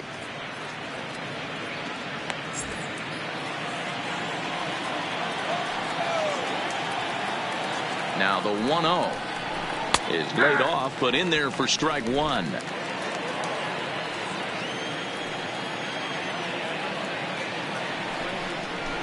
Well, they'll run this one in on him, and he can't connect, so he finds himself down 1-2 now. Oh, wow, that's what they call a jam sandwich. Wow, not much you can do with that pitch that's in tight. The 1-2 gets him swinging. He struck him out. I think he had his mind made up. He was swinging the bat and trying to protect before the ball even left the pitcher's hand. That pitch wasn't even close. He would have needed a flagpole to hit that one.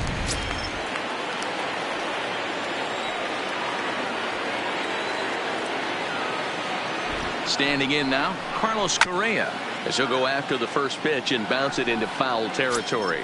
A hit in 2 tries for him so far.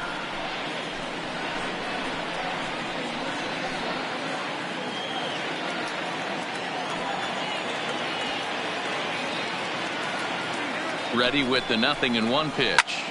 Lined hard toward right center. That gets down, and he's got himself a base hit. And that runner will go no further than second as there are 2 aboard now. Just an unbelievable piece of hitting right there. Staying on the inner half of that baseball right there. Staying to it and through it. Not coming around it and able to drive it the other way for a base hit. In now, Robinson Chirinos. He offers at it and sends a bouncer out to short. On to first, and the Astros can't cash in as that ends the inning. 2 left for the Astros, but they lead it 4-1.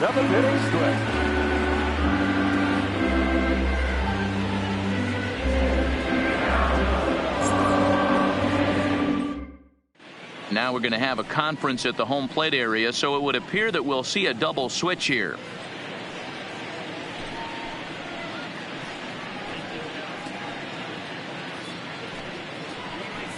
Number 61 takes the mound as he's been called upon to pitch. Now pitching and batting in the 8th spot, number 61. Now catching and batting 9, number 12, Martin Maldonado. Now at third base, number 9. Jake Marisnick is into the ball game now as he assumes duties in center field. Stepping in, Spencer Keyboom. He's newly entered into the ball game, so this will be his first trip to the plate here in inning number 7. Keyboom. Here's the first pitch to him. Just able to get a piece of that for strike 1.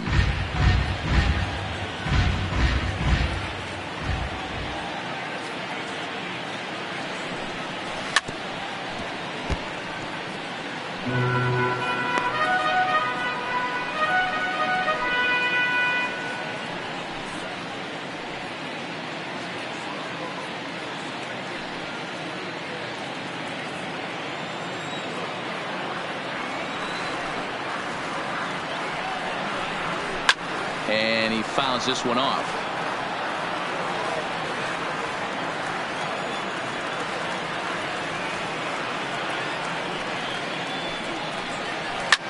Towards second. And that's the first out. Wilmer Defoe will come on as a pinch hitter. Who's hitting for the Nationals? Number 1, Wilmer Defoe.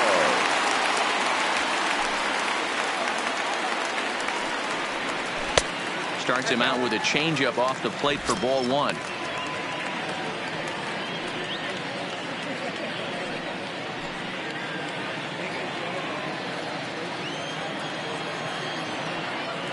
Now the 1-0. Lifted in the air to center field. Marisnick is under it. He hauls it in without any trouble, and there are 2 away. As Dribble Cabrera will get the call to pinch hit here, as we'll see what he can do with 2 out and the base is empty. Dribble Cabrera.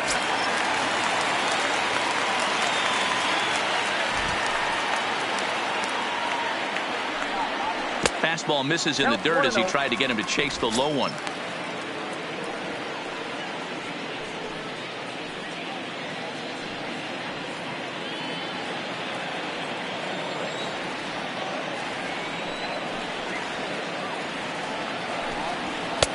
Looked like the fastball got away from him there. It's ball 2. I'm seeing him just a little too amped up out there right now. That's common with hard throwers like him. Running a blazing fastball up there is great, but if you can't harness it, what good does it do you?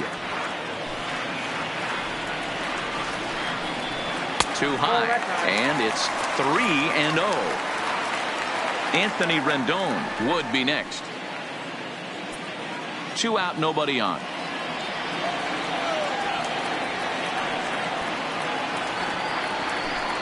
And he lays off ball 4, so he comes right off the bench and works the walk. Usually easier said than done.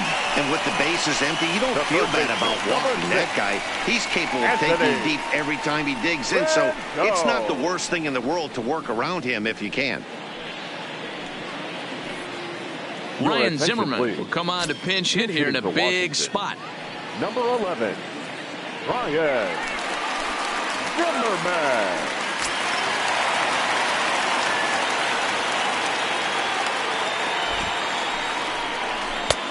Well above the letters with the fastball that time.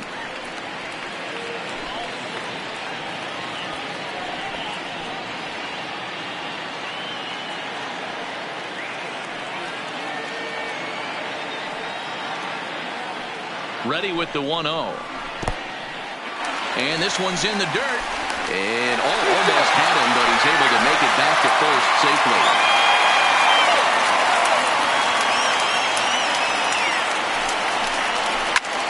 Swing and a high drive to right center field. Marisnick going back, and he makes a nice catch on the track as that ends the inning. One more look at the final out. A teeth rattler if ever there was one. More spring training baseball from Florida following this.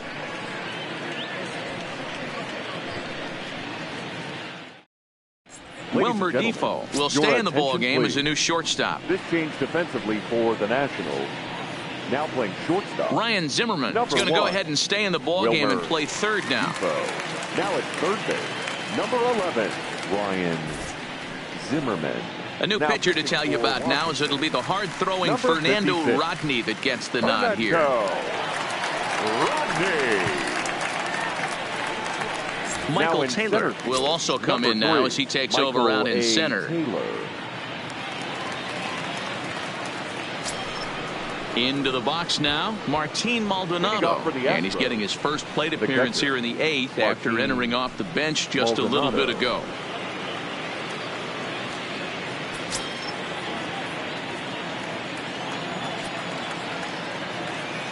Here's the first pitch to him. And he takes ball 1. Action now in the Washington bullpen as a right-hander begins to get loose.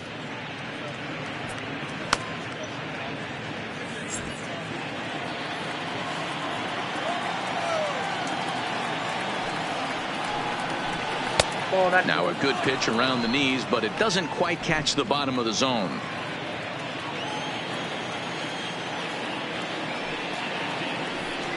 Down low, and the plot thickens here. 3-0.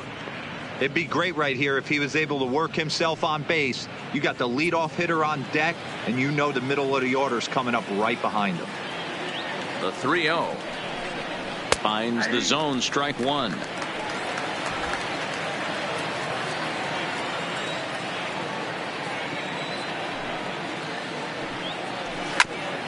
Here's Zimmerman, scooped up. Throw on to first in time, so the leadoff man is set down to open up inning number 8. Kyle Tucker will come on now as the pinch hitter for the Astros. Number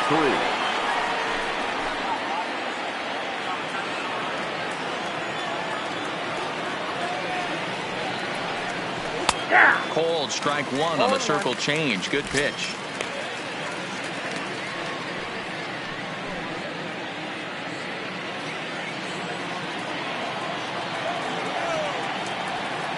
Into the windup. Here comes the 0-1. I had him reaching at thin air that time, and he's very quickly down 0-2.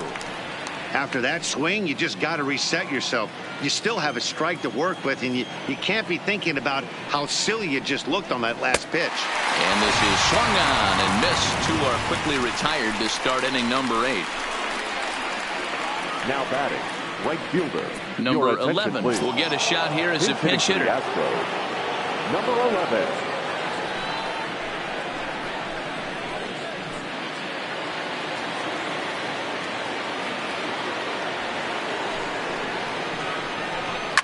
Hit toward the right side.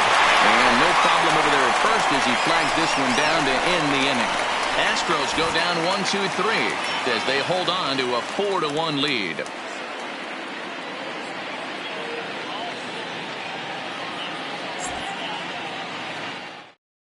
Number 11 will stick around as he'll take over in right field. This change for the Astros. Now playing right field. Number 11. Roberto Osuna is on to pitch out of the bullpen in the bottom half of the 8th. Roberto Osuna.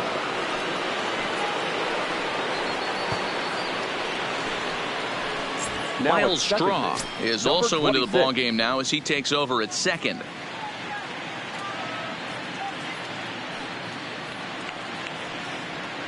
Victor Robles will try and get his club back into it here as he'll pinch hit to lead off the home half of the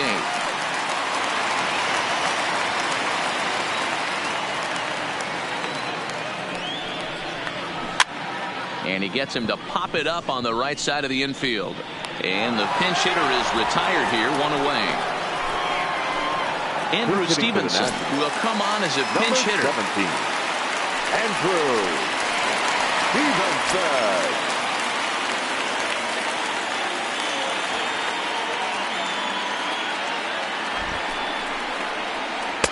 He'll start him here with a changeup, but it's taken for ball 1. Hey, let's not sugarcoat this. This is a huge half inning right here. They have to find a way to score a few runs. They do not want to face the closer needing 3 runs in the 9th. That means game over. 2-0 now. 8th inning, 4-1 is our score.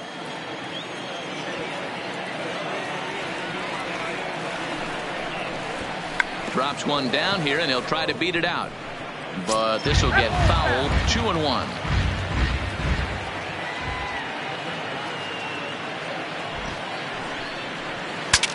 Bat explodes as this has popped up. And he'll find a way to dodge the shrapnel out there to make the play for out number 2. Your attention, please. Brian Dozier will come on now as the pinch hitter. Number 9, Brian Dozier.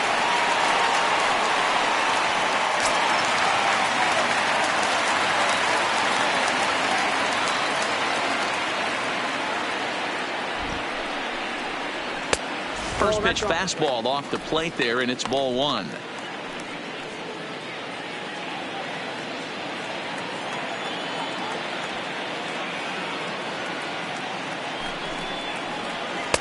And he misses again. 2-0.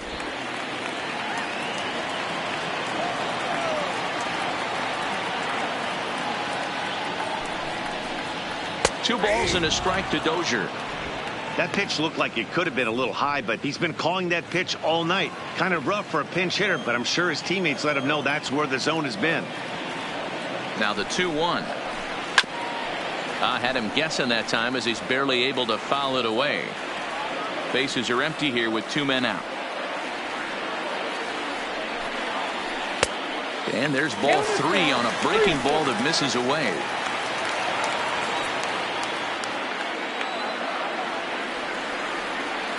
Now the payoff pitch home. Fouled away.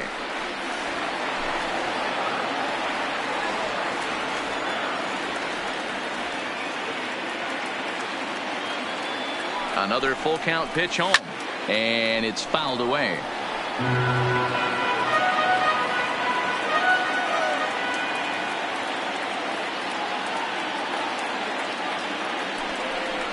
Waved at and missed for the 3rd out. Not much of a chance at hitting that one, and the inning is over. 3 up, 3 down for Washington. They trail it 4-1.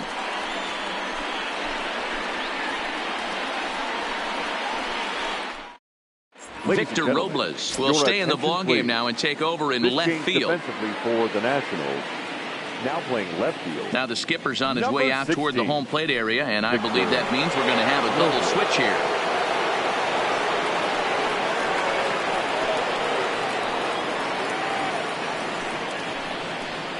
Hunter Strickland enters from the pen to start the 9th inning as he'll try to keep the score right where it is heading to the bottom of the 9th. Now at first base, number 10, Yan Gomes. Now at the plate, number 44. He got called out on strikes his last time through.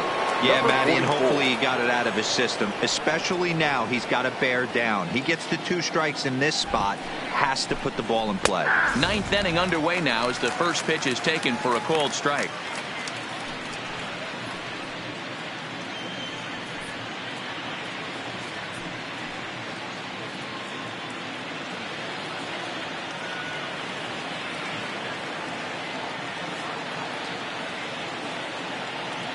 Oh, 1 count. Here's the pitch. Nope. And that misses 1-1. In today's game, everybody's trying to work off the mound north-south, trying to elevate that heater. He wanted that pitch right there, but I can tell you as an offensive player, I'd rather give you 6 inches off east-west than to have you call that high fastball.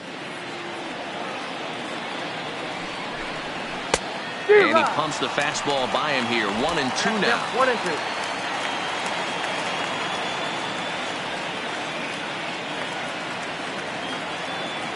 The 1-2 is a swing and a miss. That's strike 3. Good job of making him chase a pitch for the strikeout there. Yeah, Matt, that's the advantage of getting ahead in the count. You can really force hitters to expand their zone and protect. And when they're in that mode, getting them to go after a pitch they can't do much with becomes a lot easier.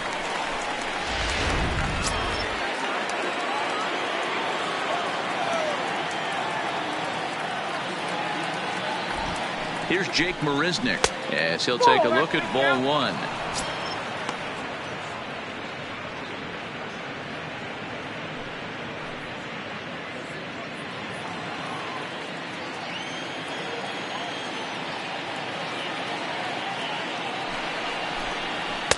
And he comes back with one in there for a high strike.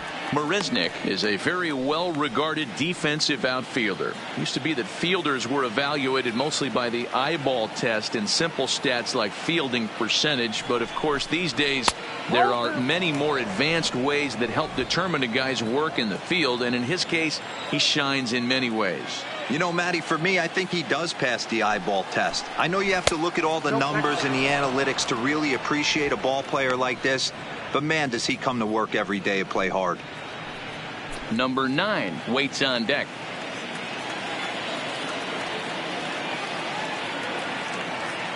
The 3-1 pitch. High in the air down the right field line. Parra on the move, and he makes the catch in the corner. Coming to the plate now, number 9, and he's ready to take his first cuts.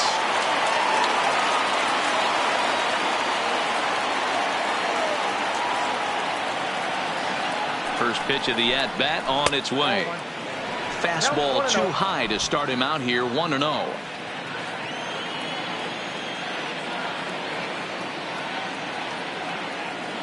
The 1-0 delivery. And he misses low with it. 2-0. 2 balls, no strikes. 2 out, nobody on.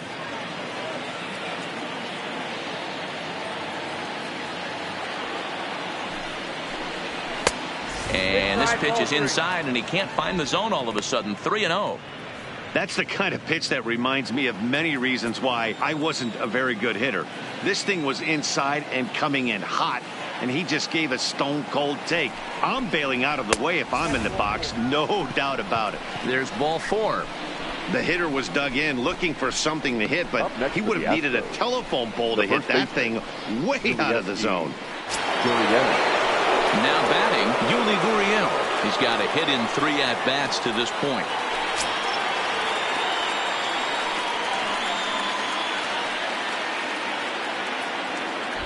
Throw over to first, and the runner back safely.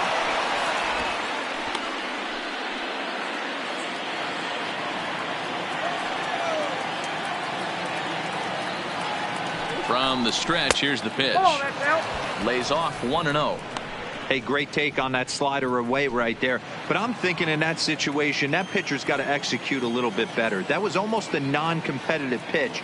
Being outside, you could almost have let that one go right out of his hand. A ball and a strike to count to the Astros first baseman. Now a move over to first, and he'll dive back in safely.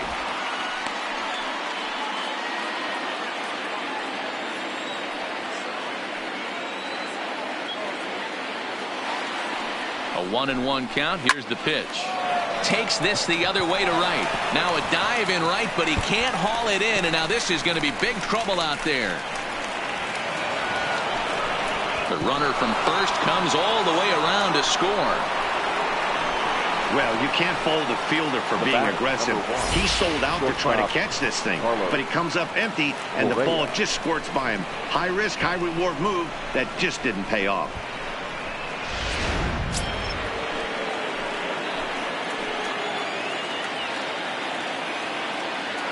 Into the box now, Carlos Correa, as he'll lay off a slider too low, ball 1. So far, 2 for 3 in this one.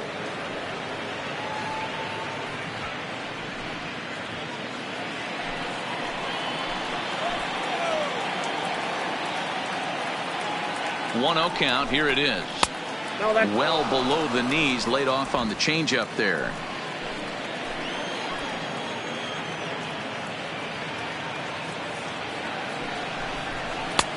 Lays off, and it's 3-0. There's absolutely no need to challenge him in this situation right here. Do yourself a favor, be smart, nibble a little bit, maybe use his aggressiveness against himself.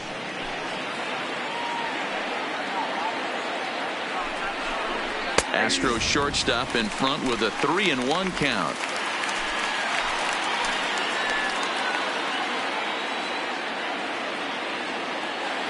Here's the 3-1. Now fastball swung on and missed, and it's full 3-2. He's going to need to shorten up and get that foot down a little bit earlier if he hopes to be catching up to that fastball.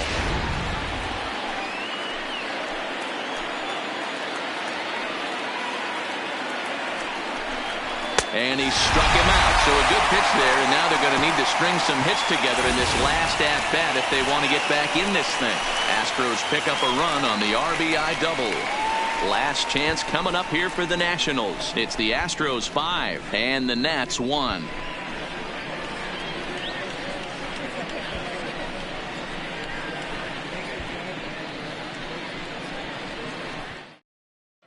Now we're going to have a conference at the home plate area, so it would appear that we'll see a double switch here.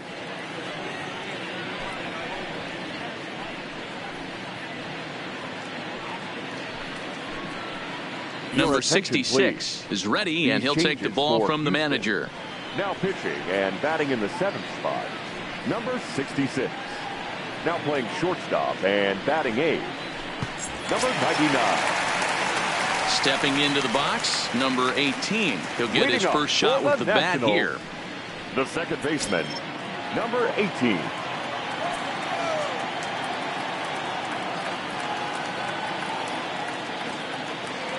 Ready to deliver. Here's the first pitch. First pitch fastball in there for a called strike. Not a bad idea right there. Make this guy work and see if he can throw the ball over the plate. Throws the first pitch for a strike. They need to get some runners on base, and not a bad plan. Unfortunately, the pitcher came in with a strike on the first pitch. Takes a pitch high and away for ball 1. Now the Astros have somebody up in the bullpen as a right-hander has started to warm up out there.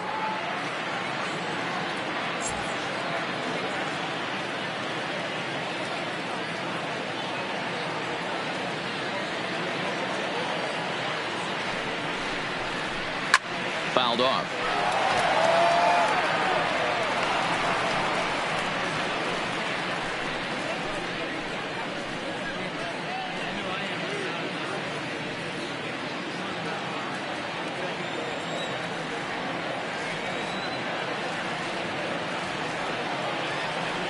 Here's the 1-2. Grounder hit hard down the first baseline. A dive, and he can't hang on. And he'll get in there safely. Hey, that's a heck of an approach right there. Leadoff single in the late innings. Team's down a little bit. Let's see if this ends up being a huge turning point in this one.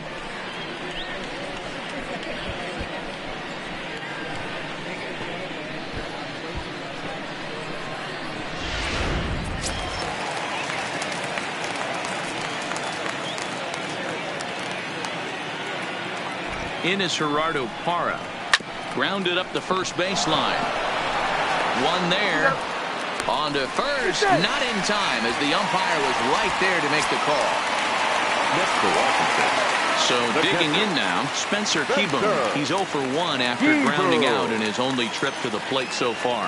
Yeah, Matty, expect this pitcher to try and get the same result. That's his last at bat right here. The double play is in order. Anything on the ground, the way this defense is, they could certainly roll too. No balls and a strike to count.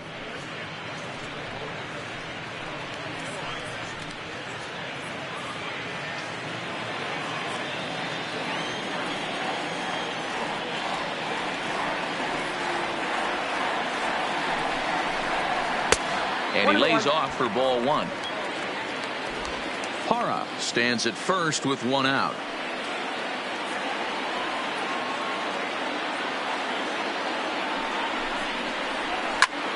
Swinging a soft liner, but this is hauled in by the second baseman. Number 73 will look for some two-out magic here as he'll pinch hit with 2 gone and a runner at first.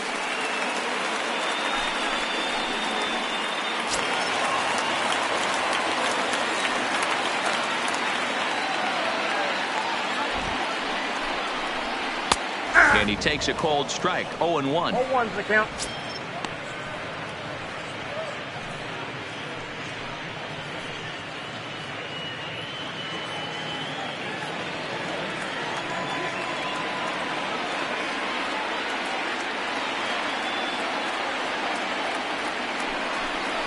And this will be a called strike 2. And trouble now as they're down to their final strike tonight.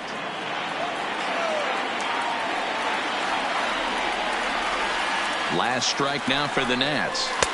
And he looks at a ball 1-2. Decided to go with a fastball there on 0-2, but what he's trying to do with that pitch is to expand the strike zone.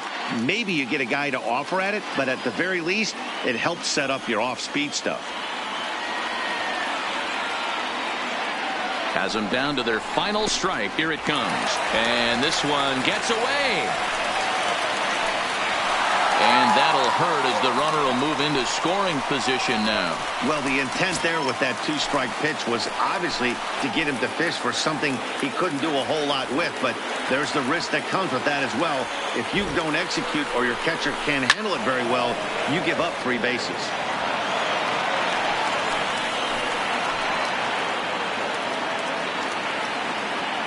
Here's another 2-2. And he takes ball 3, so it's a full count now.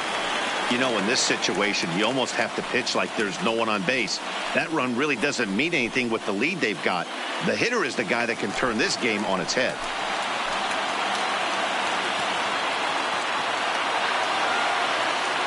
The 3-2 pitch. Liner towards second. And he'll put this one away. And with that, the ball game is over. Anytime you can win a game, let alone on the road, you have to feel really good about yourself. It's not easy going into that other team's ballpark and coming out with a win, but they did just that. Tonight's game comes to an end. 5-1 the final score. The Houston Astros took the lead in the 4th and held on until the end. Justin Verlander gets the W on the mound. So that's a wrap here tonight. For Mark DeRosa, Dan Plesac, and Heidi Watney, this is Matt Vasgersian. You've been watching MLB The Show. For more, find us on Twitter at MLB The Show.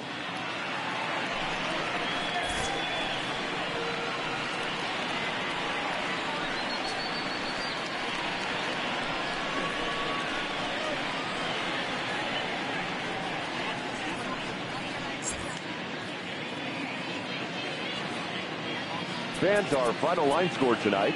First for the victorious Astros, 5 runs on 11 hits. No errors. They left 11 men on base.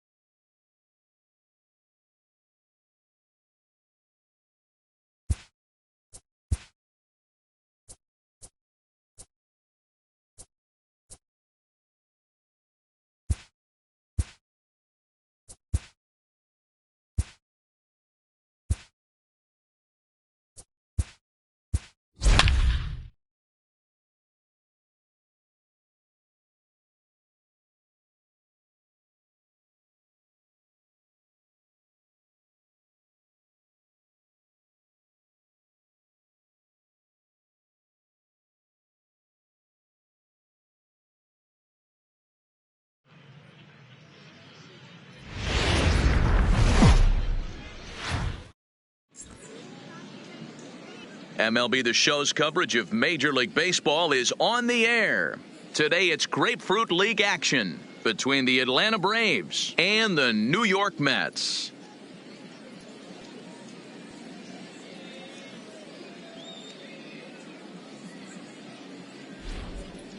And now here's the starting nine for the visiting Atlanta Braves. Mark, what's your take on him against one of the best starters in the game?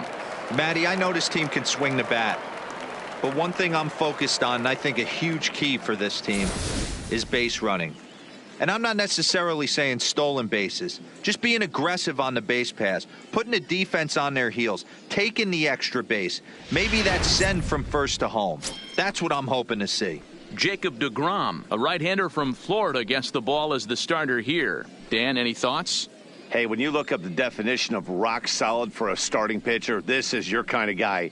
Career ERA under 3, just knows how to get it done, controls the running game, limits the amount of damage, and more importantly, he knows how to win, and that's why it's going to be fun to watch him work in this one here today. Okay, here's how the Mets are lining up defensively. And let's focus on Wilson Ramos. He's an absolute brick wall behind the plate, and if you miss middle over the heart of the plate, he could turn it around with a 3-run bomb. Now at the plate, Ender Inciarte. And we are ready for some daytime baseball. Leading off the afternoon for Atlanta, the center fielder, Ender Inciarte. First offering on its way. Ball that and time. That's high for a ball, 1-0.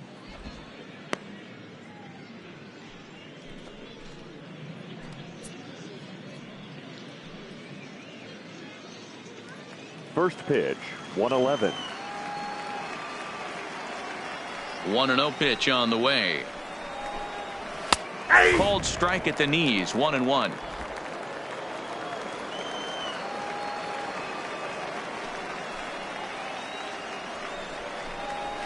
Fastball taken, but that gets the zone for a strike.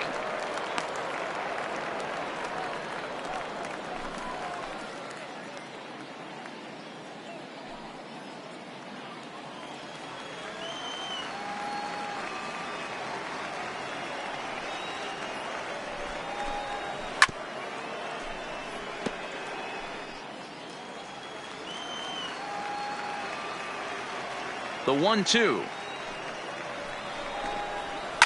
Swing and a line drive. Foul. The 1-2 is looked at for ball number 2. Boy, not what you want coming out of the gate as a pitcher, right? You don't want to have to show all of your pitches this early on in the game, but that's a quality at bat. And what does it make you do as a pitcher? You have to use a lot of your pitches, and the more pitches a hitter sees, the better chance they have to make good contact. Now he goes the other way, and he got a lot of it high and deep to left center field, but that'll hit off the wall in left center. And he'll pull into second here with nobody out. Well, looks like they were determined to be aggressive early, and it almost results in a home run in the first at-bat of the game, but he'll settle for a double and hope the number 2 man can pick him up.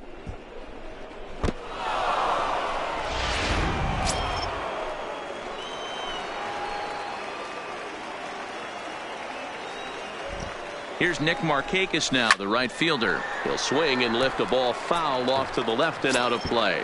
Great chance to drive in a run here in the early going.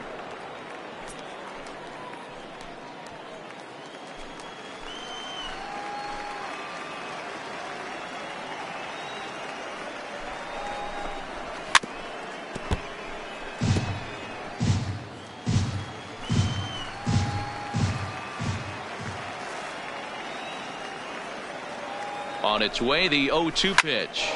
Line toward the alley in left center. And that's going to get down out there. And they'll put the brakes on at third. Runners at the corners with nobody out. Hey, not a great start for the pitcher right here. Started off with a double, now add in a single, and one of your middle-of-the-order bats is coming to the dish. Man, I don't think this was the start he was imagining warming up in the bullpen.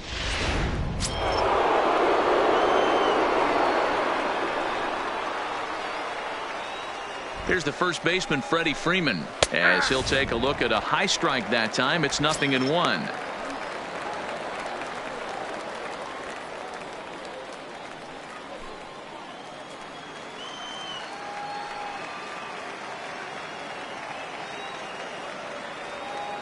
Comes set with the 0-1. Late on that one as it's fouled off to the left side.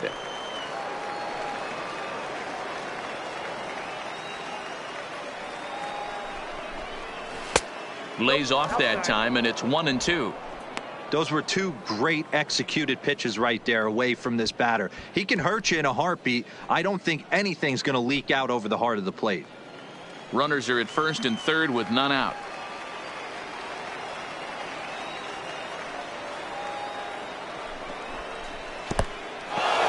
In the dirt and blocked behind the plate. And he will make it back to third safely, as he didn't have much of a chance at advancing that time.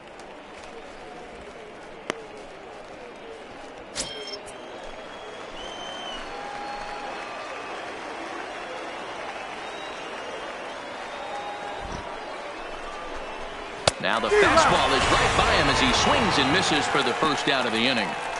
Got him with a good high fastball there. Danny, we see a lot of that pitch in strikeout situations these days. What makes it so effective? I think, Matt, what makes it such a tough pitch is you're changing eye levels. That fastball up looks so enticing to hit that you see that ball as a hitter, you think you can drive it, but it's really hard to get on top of that good high hard fastball. And here's Ronald Acuna Jr. now. We'll see if he can deliver here. Runners still at second and third with one away now.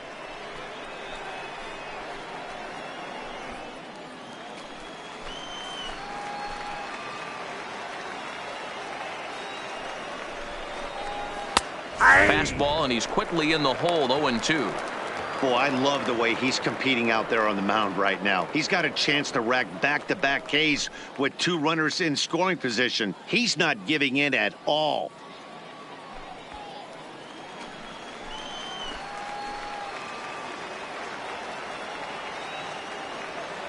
From the belt, kicks and deals. Ball one. Inside and high with that one. 1 ball, 2 strikes.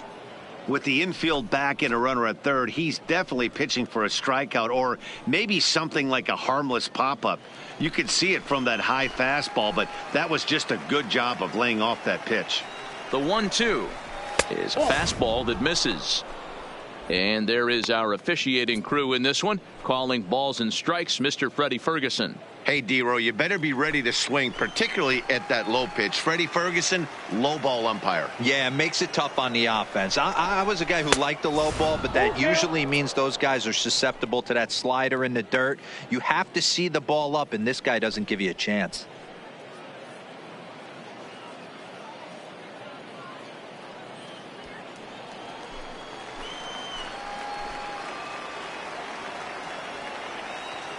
And the payoff pitch. Hit hard up the middle. And that's through into center field. Base hit. Markakis is on his way home. Safe at the plate, as it's now a 2-0 ball game. Hey, one of the things you want to do, D-Row, is strike early, and they've done just that with a big hit driving in two. Yeah, Dan, great to grab an early lead right there, especially when you could throw up a crooked number for your pitcher. The next to bat for Atlanta, Josh Donaldson. First shot for him here with a runner at first now and one away.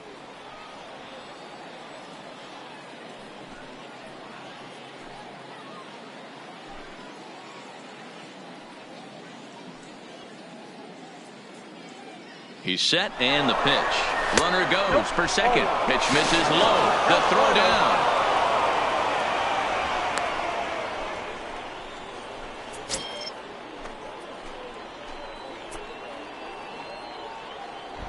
Pickoff move to second, and the runner will get back standing.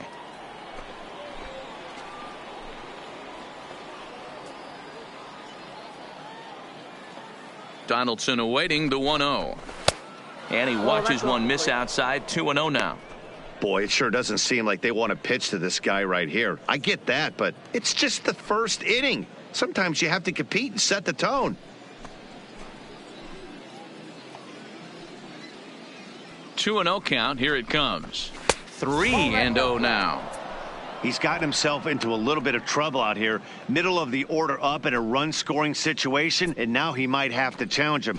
Going to have to make some good pitches here.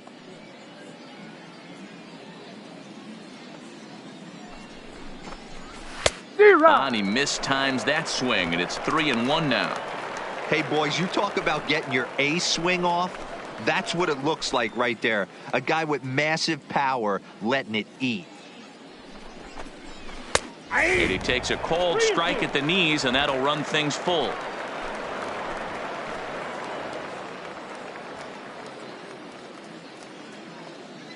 Three-two pitch is a wave and a miss. He struck him out.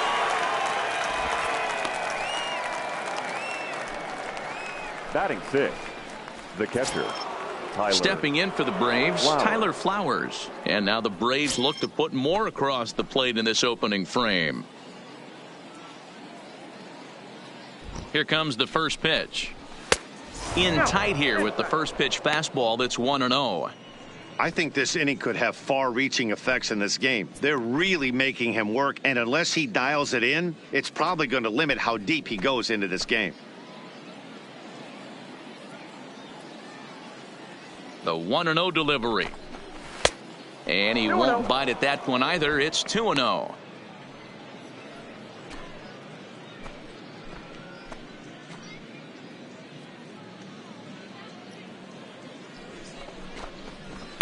Below the zone, a swing and a miss. You know, I think this is a big situation in this game. They've got to lead by a couple of runs, but they don't want to look back on this inning when this one's over and think that they left some runs out there on the base path. Scoring more here would be huge. Oh, and a half swing there on a pitch out of the zone. Indeed, it's strike two.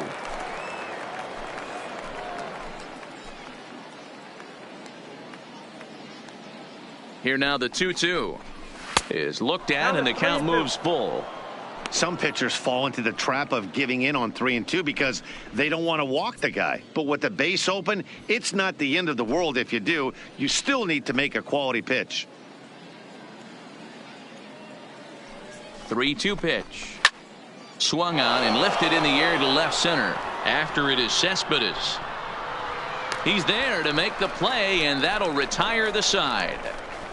So it's 2 runs on 3 hits, no errors, and a runner left on. We'll move on to the bottom half of inning number 1. Atlanta leads it 2-0.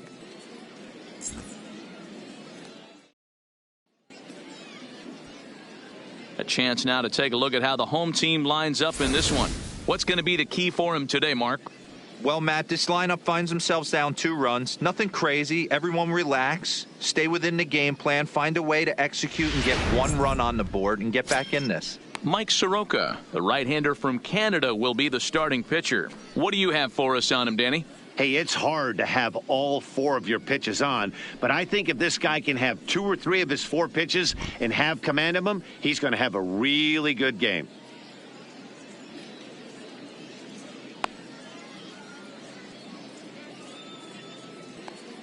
All right, the Atlanta Braves attack you on defense this way.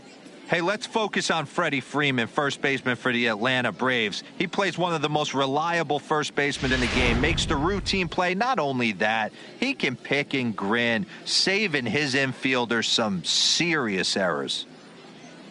J.D. Davis, the next at bat. He'll lead things off here in the bottom half of the first. The third baseman, J.D. Ready to deliver. Here's the first pitch. Hard on the ground toward short. Oh, and he can't come up with it. And the recovery is too late as he's able to beat the throw to first. Well, as we take another look at it, you can see that this thing kind of handcuffed him and he couldn't make the play. Comes off the heel of the glove, and the leadoff man is aboard.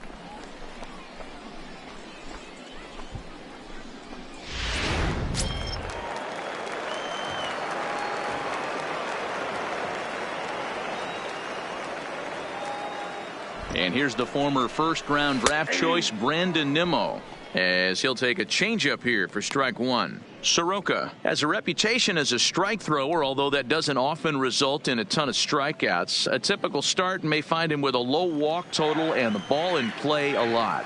Matty, he's what they call today one of those pitch-to-contact kind of guys. He has good stuff, not great stuff. He relies a lot on his defense, and one of the keys, he's not afraid to throw the ball in the strike zone. With that said, he needs some defense behind him because he's not going to get a whole lot of swings and misses. Fastball swung on and missed for the first out. You hear that phrase, climb the ladder all the time, and that's pretty much what he did right there. When you change the hitter's eye level with each pitch in that at-bat, it becomes very hard for him to adjust and put the bat on the ball. He made that strikeout look real easy.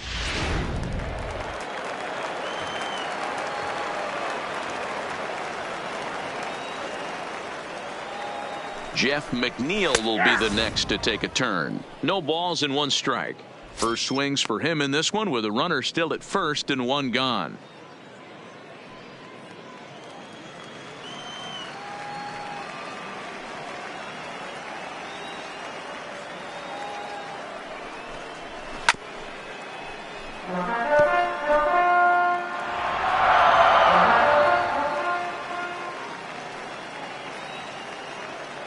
Working for the punch out and the offering. Inside. That fastball straightens him up a bit. 1-2 now.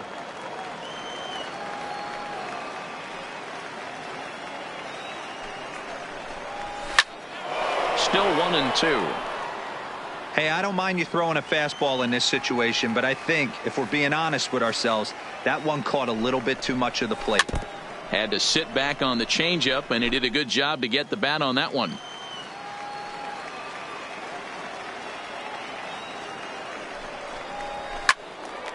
Count still at 1-2.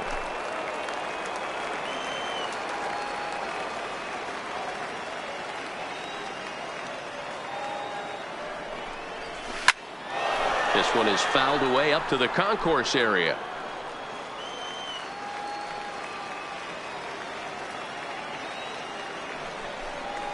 And he could only battle for so long as he's finally set down here after an 8-pitch at-bat. One thing to know is not all strikeouts are created equal. Right there, he goes down on strikes, but he really made that guy on the mound work for it. And when you're doing that in the first inning, it can have an effect on how deep he's going to be able to go into this start. There's a big difference between that and going down on 3 or 4 pitches.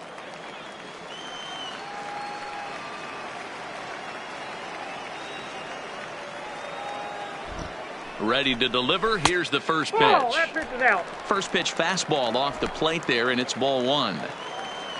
Davis leads off first with a pair of outs in the inning. Lays off a fastball that doesn't miss by much, and it's 2-0. Boy, you don't see that very often out of a rookie. That's a 2-0 count, and both of those pitches were really close. This guy has a pretty good eye. Over the outside half, and it's 2-1. That's an impressive pitch right there. If you're willing to throw a changeup on 2-0, that tells me that's a pitch you feel really confident with.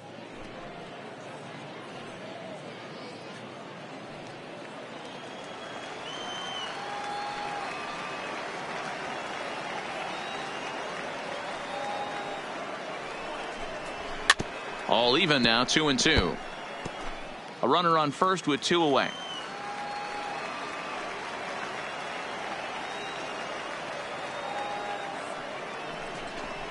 And he'll try to hold up in time, but to no avail as he went around, and the inning is over.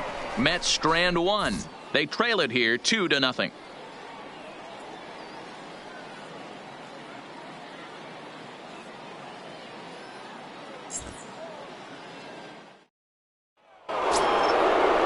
And that'll bring in the former top prospect Ozzie Albies. In previous duels with DeGrom, he's got 3 base hits in 20 at-bats. He's also gone down on strikes 5 times. Left side, but well foul.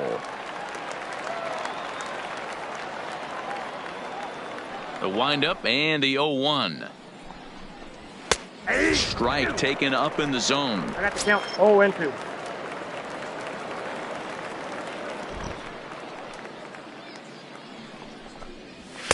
In under the hands with a fastball, it's 1-2. That's the kind of pitch that reminds me of many reasons why I wasn't a very good hitter. This thing was inside and coming in hot, and he just gave a stone-cold take. I'm bailing out of the way if I'm in the box, no doubt about it. 2 balls and 2 strikes now.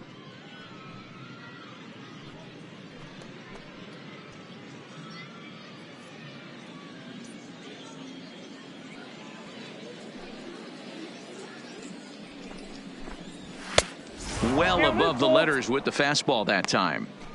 From 0-2 to 3-2, what a great at-bat to start this inning off. Hey, this could be a productive inning.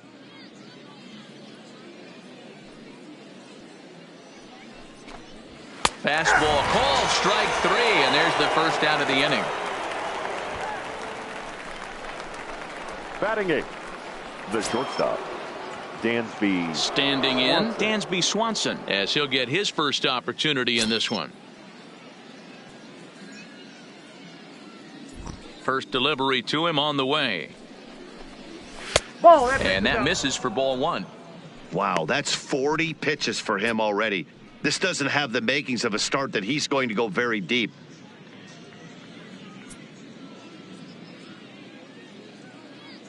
The 1-0.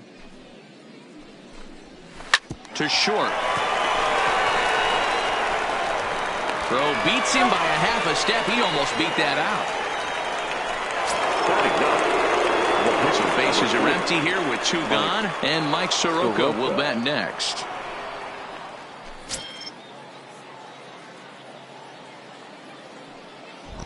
First pitch of the at-bat. And he'll hold off on the slider here to start the at-bat. It's ball 1.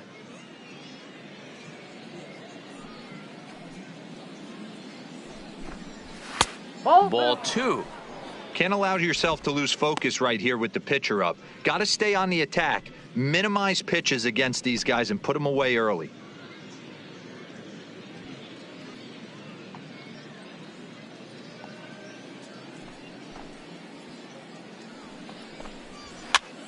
Popped up. Alonso has a play, and the inning is over. So they go quietly here in this half inning. We'll go to the bottom half of inning number 2. It's the Braves 2 and the Mets nothing.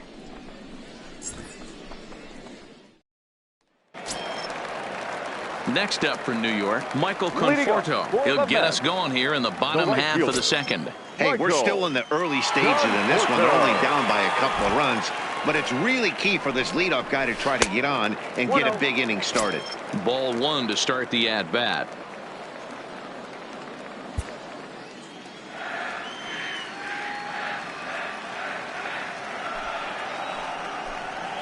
Hit sharply but foul down the right side. Conforto, a 6'1" left-handed hitter, but throws right-handed. He was a first-round pick during the 2014 draft.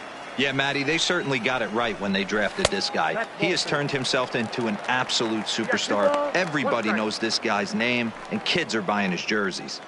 Well, it's 2-1 now, and we haven't seen a fastball from him in this at-bat yet. As a hitter, you've probably got to sit on that right now. The 2-1. Doesn't hit the target. It's ball 3. Waiting his turn on deck, Yoenis Cespedes.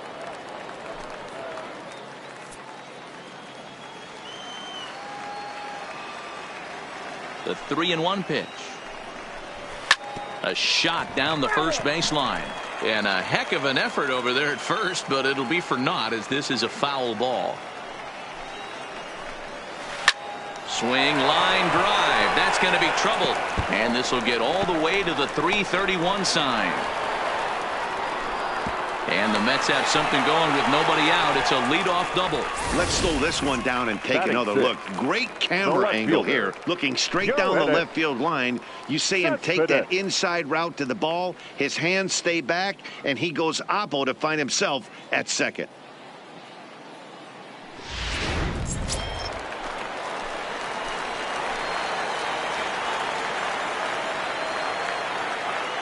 Here's the left fielder, Yoenis Cespedes, as he will take strike 1 on the fastball here. No balls and a strike.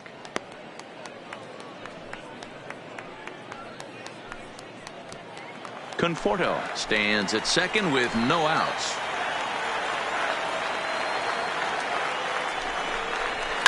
And he fouls this one off.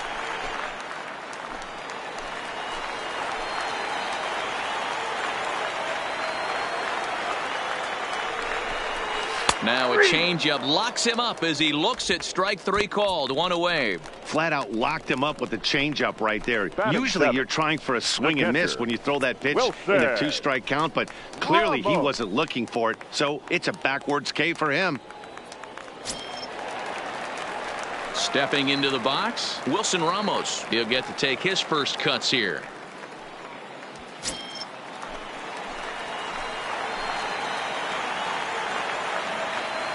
First offering on its way. Is in time as he gets the tag down, and he's out trying to take third. And the pitch. That misses 2-0.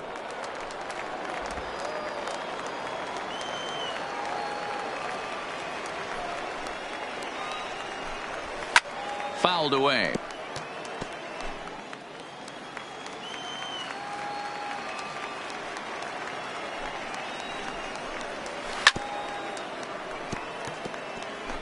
Bases are empty here with 2 men out.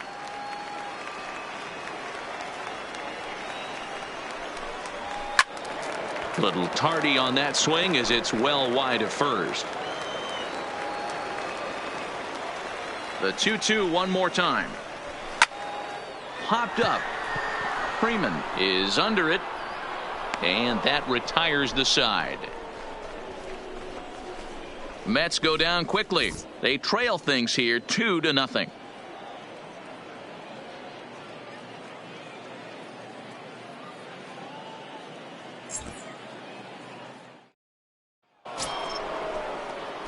Striding in, Ender Inciarte. He'll try to follow up the double in his last at-bat with another big hit right here. Well, he got a good pitch to hit last time up. Looked for it up in the zone and didn't miss it. Those are the pitches you only get. Maybe once an AB, maybe once a game, maybe once a week. So he certainly capitalized on it last time. Advantage count 2-0 to the Braves center fielder. Seems to me like they're pitching him a little bit more cautiously after that double he had his first time up.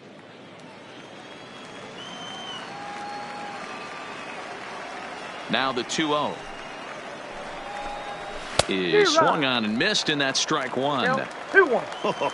That changeup came in at 89 miles an hour. You know a guy throws hard when his off speed is in the high 80s. 3-1 to him now.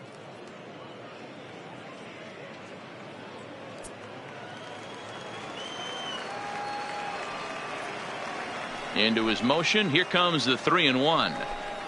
And he lays off there, ball 4. So the leadoff man is on here to begin inning number 3. Now batting, right fielder, Nick Markakis. So striding forward now, Nick Markakis. He singled his last time up.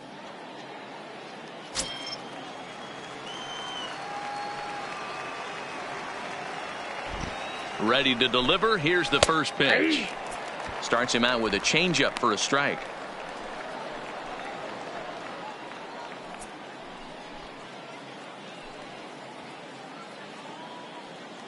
A runner at first with no outs here.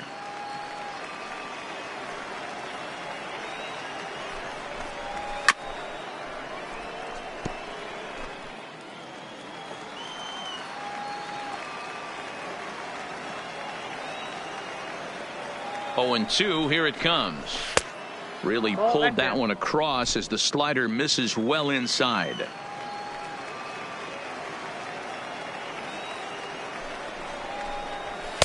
That misses, and we're even at 2-2. Here's a look over to first, and he'll dive back in.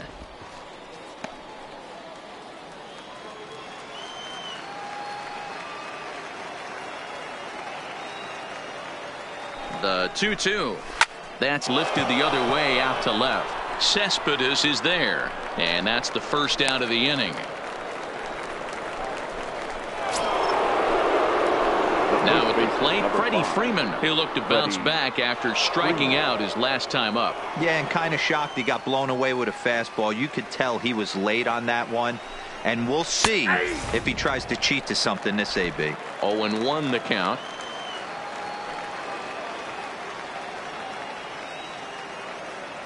Oh, and 1 count, and the pitch. And he misses with it. 1-1. Runner at first here, 1 man out.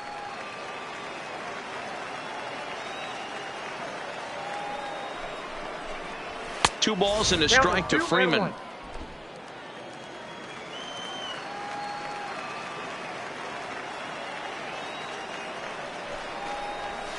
A little too tall that time. 3-1 now. Well, this has been a good job to work the count from 0-1 to 3-1, and now he's really in the driver's seat to see a heater that he can do something with. And he misses with that one for ball 4. So that'll put runners on first and second now with 1 away.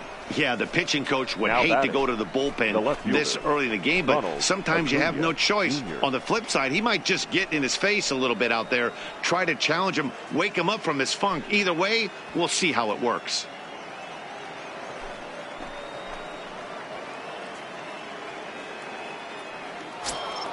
Two on here with 1 man out, and that'll bring up the always dangerous Ronald Acuna Jr.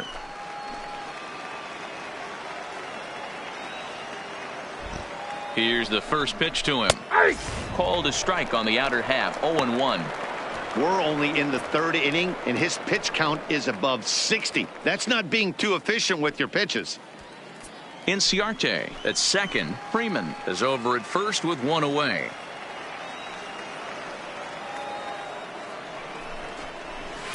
Now he extends nicely, and this ball driven to right field and deep.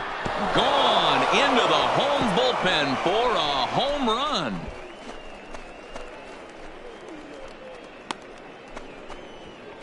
So it's a 3-run shot to straightaway right field, and the Braves have now opened up a 5-0 lead.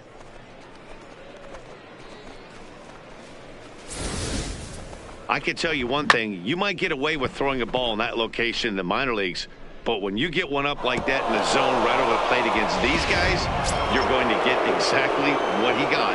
A really bad result. Here's the third baseman, Josh Donaldson. As the first pitch misses to him, it's ball 1. 0 for 1 for him here in this one.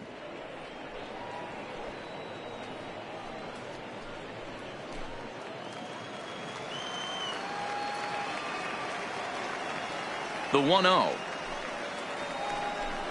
is low and outside for a ball. Remember, he was a strikeout victim last time up, but this at-bat seems to be a totally different direction. He's showing good patience now, and he's got a real good count at 2-0.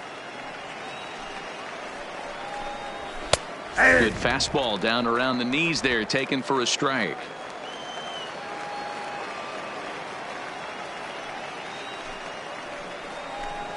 Now a check swing, but he does manage to hold up in time. Ball 3. 3 runs already home here. And he drops a change in on him there, and that'll run it full 3-2.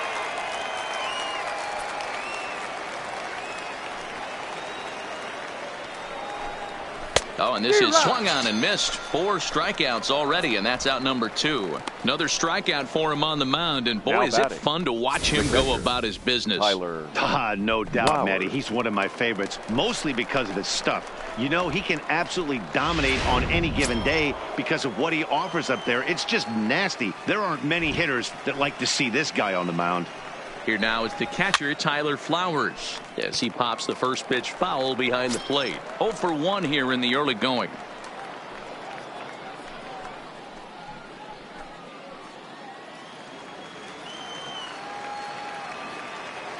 The windup and the 0-1.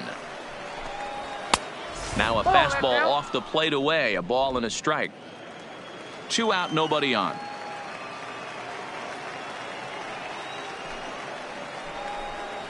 And he couldn't pull that one back as he clearly broke the plane to the plate, and that'll be ruled a strike.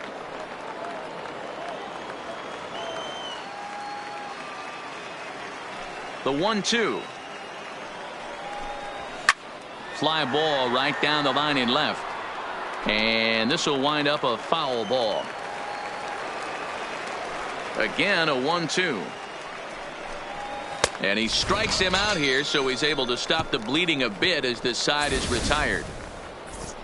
But the Braves do pick up 3 on the strength of this 3-run home run. Bottom of the 3rd coming up. It's the Braves 5 and the Mets nothing. Next for the Mets, Jed Lowry. He'll get us going in the home half of inning number 3. Lots of baseball left in this one as we're still early on. But you don't want to fall too far behind. They're already down by a bundle. And one of the things you want your leadoff guy to get on and set the table for the big boys to start driving in some runs. And a ball 1-0. Lowry is certainly a versatile middle infielder playing shortstop today despite being a second baseman naturally. Yeah, Matty, this guy has been dubbed a second baseman, but I'll tell you what, everybody on this diamond either pitched or played shortstop in Little League. I guarantee you through the ranks he has touched shortstop multiple times, and this will not be too much for him to handle. Here's a breaking ball, but it doesn't quite find the strike zone.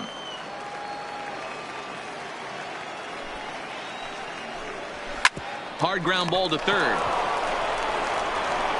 Throw on to first in time, 1 away. Batting ninth. Next to hit will be the pitcher, Jacob deGrom.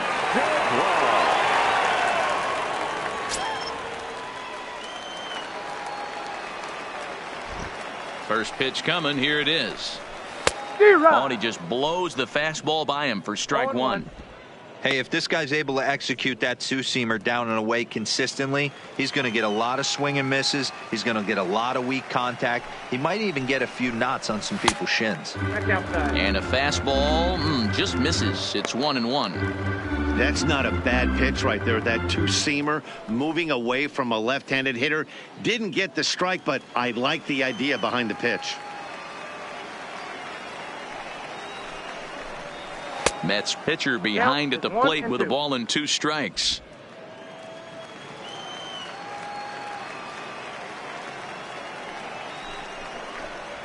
Oh, and you can tell he wanted to hold off, but he swings through the inside pitch anyway, and he becomes out number 2. Just tied him up with that last pitch. Pretty evident by the swing. Sometimes guys get in that protect mode so much that they're swinging at everything that they see, and they end up offering it pitches that they can't possibly do anything with.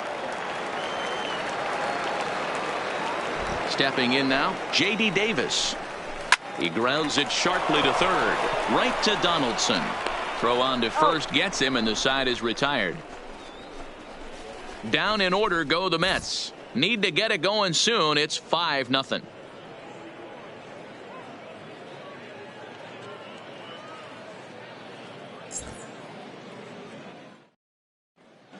Noah Syndergaard will come out now and make his first appearance of the spring. The New York Mets, number 34, Noah Syndergaard. Stepping in and ready for another shot, Ozzie Albies. Career numbers versus Syndergaard. He's just 2 for 9. He's taken him deep once. First pitch coming. Here it is. And this one's not close. It's in the dirt for ball 1. Albies just rakes left-handed pitching. There's no real way to dispute that. However, he's not nearly as proficient when facing pitching from the right side. Syndergaard playing here in his age 26 season. He's a 5-year vet at the major league level.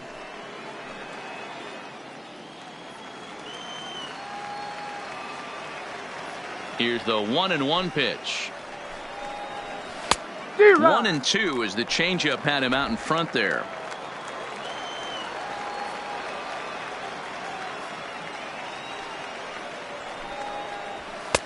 To 2 balls and 2 strikes now.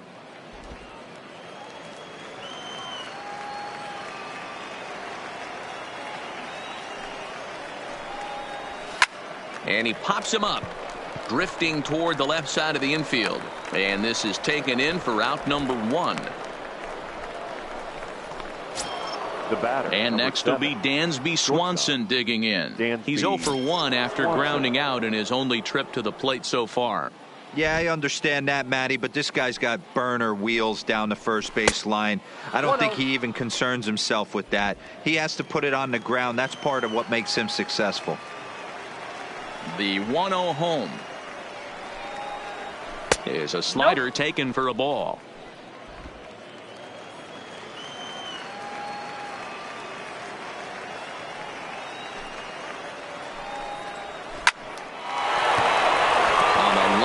gets a base hit. Dan, how hard is it to massage your way through such a deep lineup? I mean, even the 8, 9 hole hitters are solid big league players. You know, Mark, these days you're not seeing a lot of defensive specialists in the infield or outfield. If you're in that starting lineup these days, there's a pretty good job you can swing the bat.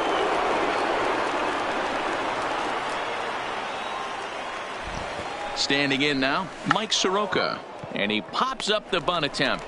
Alonso is there, and he'll bring this one in. Here's Ender Inciarte. Career numbers versus Syndergaard. He's 4 for 14.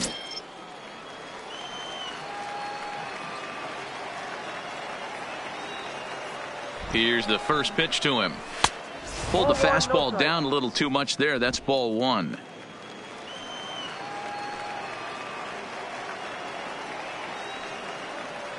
The 1-0 is offered at and missed for the first strike. He's going to need to shorten up and get that foot down a little bit earlier if he hopes to be catching up to that fastball.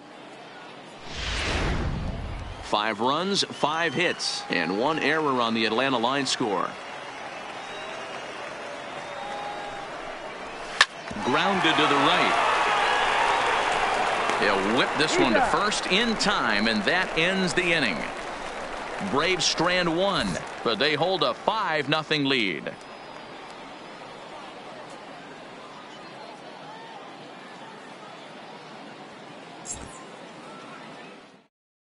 Max Fried, the 6'4" southpaw, comes in out of the bullpen to do the pitching. Number 54, Max Fried.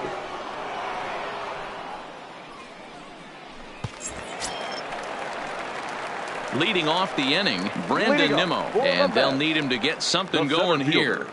Brandon Nimmo. Ready to deliver. Here's the first pitch. A fastball off the plate away. It's ball 1.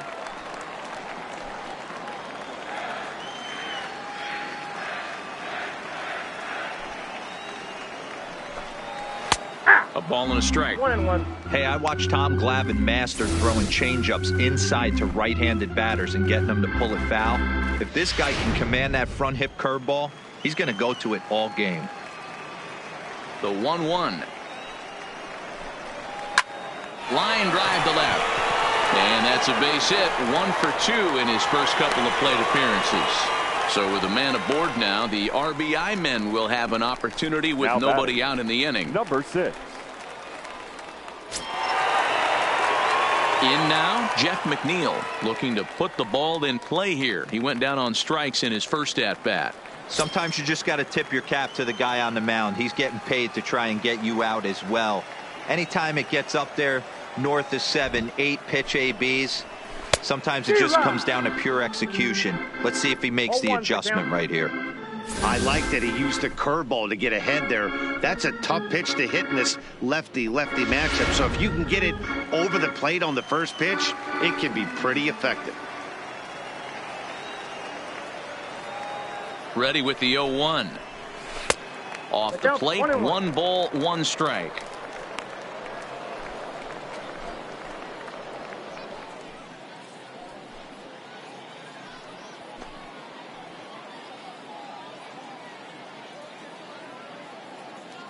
No runs, 2 hits, and no errors on the Mets line score so far.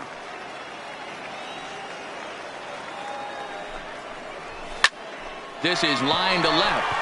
That gets down. He's got himself a base hit. And they've really got something going here. Runners at second and third to start the inning.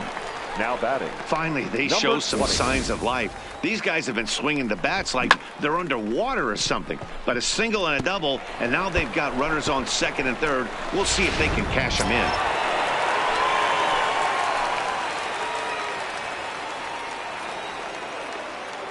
Up next will be the power bat of Peter Alonso. As the first pitch to him runs a bit inside for ball 1. Well, they've yet to hang a number on the scoreboard, but it looks like they've got a great opportunity from the breakthrough. Going to be pretty demoralizing if they can't.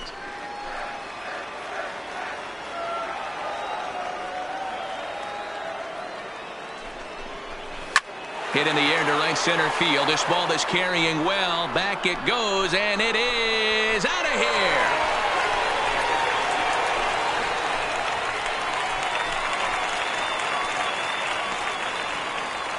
So a 3-run shot to right center field, and it's a 5-3 game now.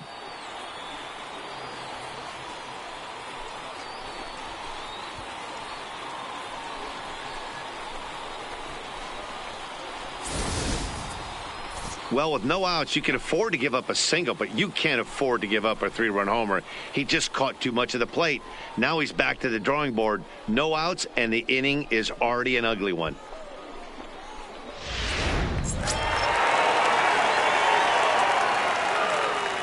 Into the box, Michael Conforto.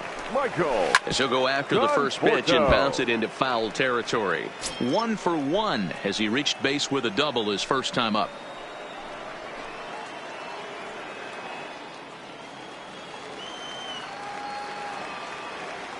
Here's the pitch. Another one fouled off, and he's quickly behind 0-2.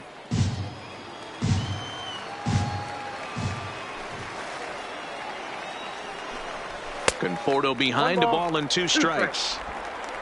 Bases are empty here, nobody out.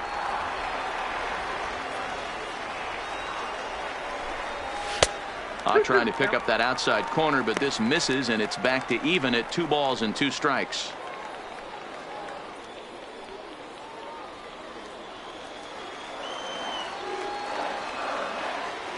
Into the windup. Here comes the 2-2 pitch.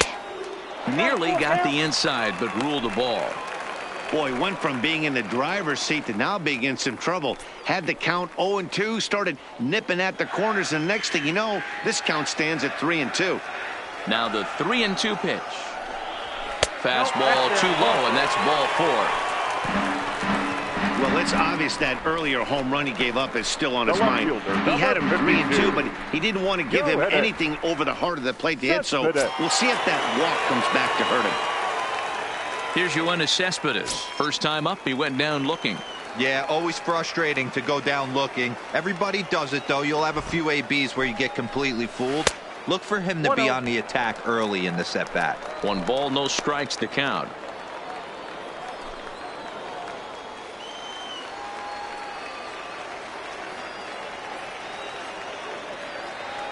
One 1-0 pitch on the way. 2-0. Boy, if you're going to throw a pitch like that to this guy, you have to make sure it's up above the zone like that. He can't do a whole lot with that, but if it were a little lower, he can and will make you pay big time.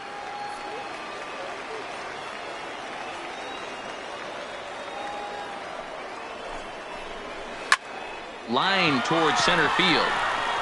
Inciarte is right there, 1 down. The catcher, number 40, Wilson Ramos. So a runner at first with 1 out now. And next is the catcher, Wilson Ramos.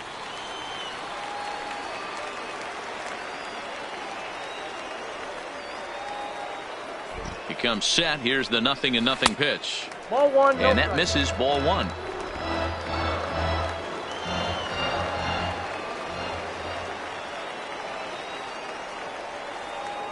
The 1-0 is taken for ball 2. Ramos playing here in his age 31 season. This is his 10th season at the major league level, so almost a decade, which is quite an accomplishment. Now the 2-0 is taken, strike 1. He's been getting lit up all game, and there's a common denominator. He keeps missing right down the middle of the plate. Case in point with that last one. Conforto, a runner at first with 1 gone in the inning.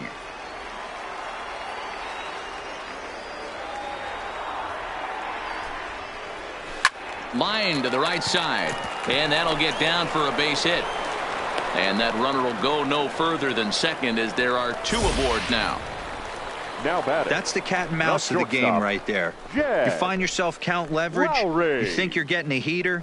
He throws an off-speed pitch and you're still able to execute. That fires me up right there. Here's Jed Lowry now. He He's got a chance to add on to what's already been a big inning for them. Yeah, 2 on here and 3 on the board already. They've absolutely come out and forced the issue of this inning. Matt, a hit here could really fire up that dugout.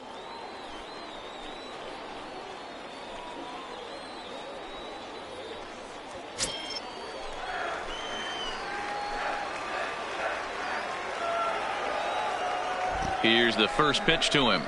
Pulled high in the air out to left field. Acuña's there for it. 2 gone.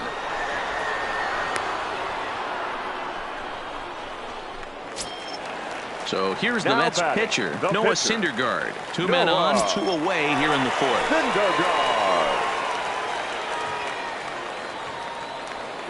He's set. Here it comes. A fastball here as he'll take a look at ball 1. 1-0.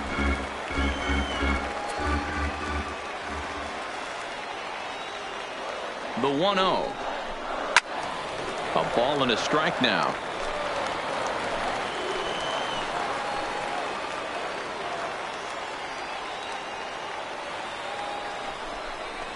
Breaking pitch, and this bounces in front of the catcher.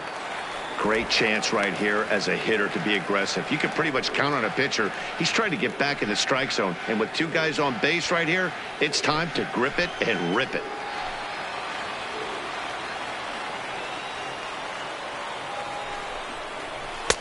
Over at the knees, and that's the 2nd strike.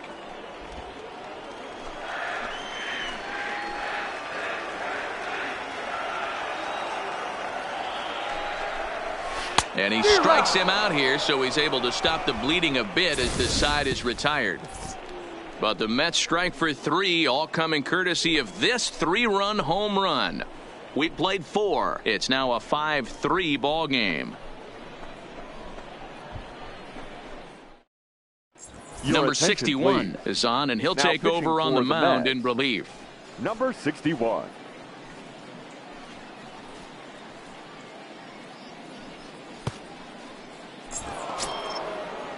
Stepping in, Nick Markakis, 1 for 2 in the ball game thus far. Nick Markakis. First offering on its way. A ball and no strikes. And it looks now like a right-hander's begun to get loose in the Mets bullpen.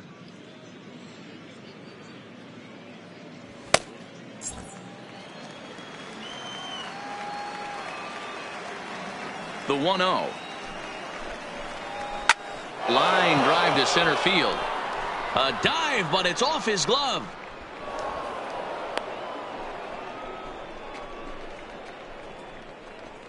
The first baseman, number 5, Freddie Freeman. Settling in now, Freddie Freeman.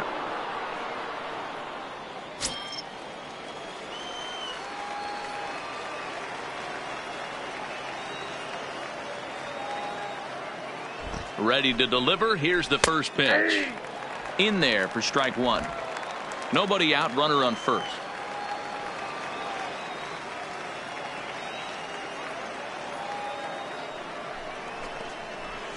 A ball and a strike now to the Braves first baseman.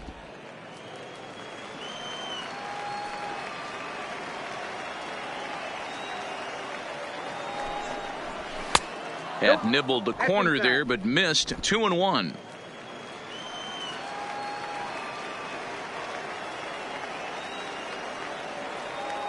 Set to deliver on 2-1. Hard hit ball to second. And a good effort on the dive that time, but this will get by him for a base hit. And that runner will go no further than second as there are 2 aboard now. Left fielder. You know, as a former infielder, Danny, they always say you can't be in 2 places at once, but you got to be a little frustrated right here that ball found the hole. Yeah, that's a tough thing. You make a quality pitch and the guy shoots one through the right side, normally a vacated spot right there. 9 out of 10 times somebody's there to make that play. Unfortunately not, and now we've got a couple of guys on. In now, Ronald Acuña, as he'll go after the first pitch to him and comes up empty. It's strike 1. 2 hits in 2 trips for him thus far.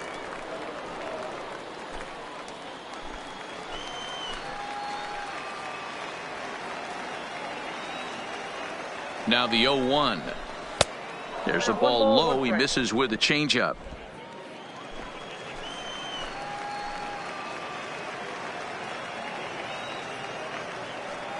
The 1-1 home. Hit hard on the ground towards second. Clips it behind his back. On to first to complete the double play. Well, there's the pitcher's best friend right there. The inning was off to a rough start, right? But nothing changes that like a good old 2-ball. We'll see if they can strand the runner at third now.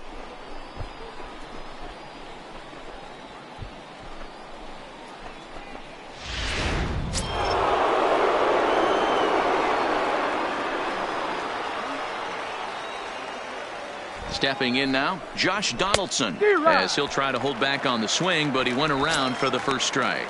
No hits to this point.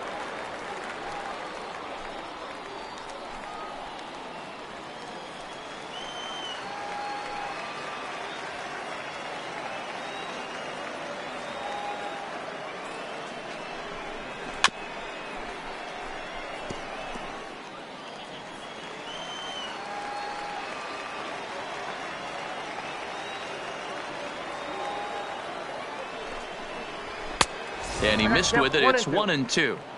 Looked like he just tried to do too much with that fastball right there. He overthrew it a little bit. That's pretty much the case when you airmail a fastball like that. Got him. And that's the third time we've written a K next to his name in this one. One left for Atlanta as they hang on to their 5-3 lead.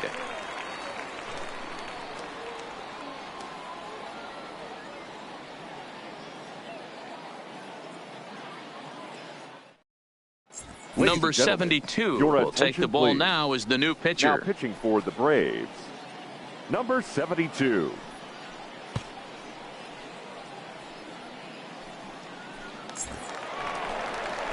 Leading off the inning, J.D. Davis, as they'll look to get something going here and even this game up. Things not looking very good so far in this one, but we're still in the middle innings. They're down by a couple of runs, and this would be the right place and the right time to get something going. The last thing they want to do is to try to come from behind and win this one in the 8th or 9th inning.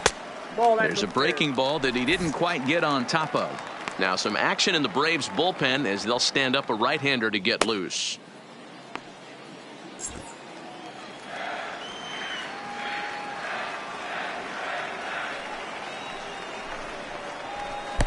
And he falls behind now, 2-0.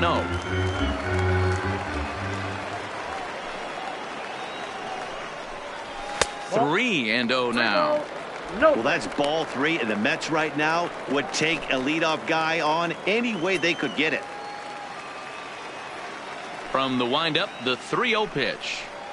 And that misses ball 4 now. It's a leadoff walk to get the home half of the 5th underway. Well, he's a youngster. You can see he's a little nervous out there. Some people call it butterflies, but to him it probably feels like pterodactyls are flying around in his gut. Going to be interesting to see if he can settle down here. So striding in, Brandon Nimmo, 1 for 2 on his line so far in the game.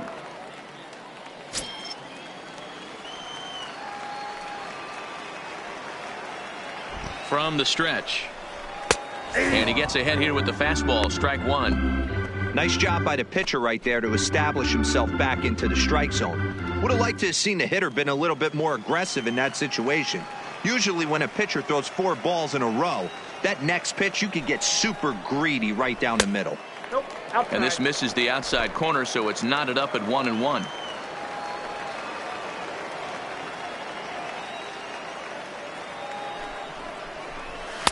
Looked like he was on that one, but it's 1-2. Now it's 1-2.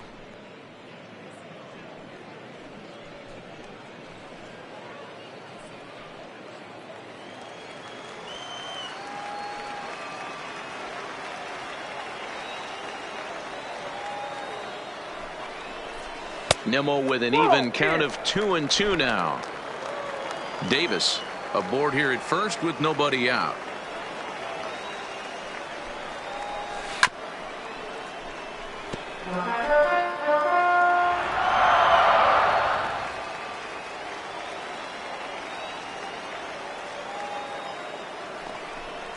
A fastball swung on and missed, and for the second time today he's gone on strikes. That was some nice execution on that Now pitch. batting. Spotted it nicely Number 6. down around the bottom of the zone. And when you do that, especially with 2 strikes, not a lot of guys are going to hurt you. You're going to get a lot of ground balls and swings and misses down there. Into the box now, Jeff McNeil, as he will look at a first pitch fastball for ball 1. He's 1 for 2 in this one.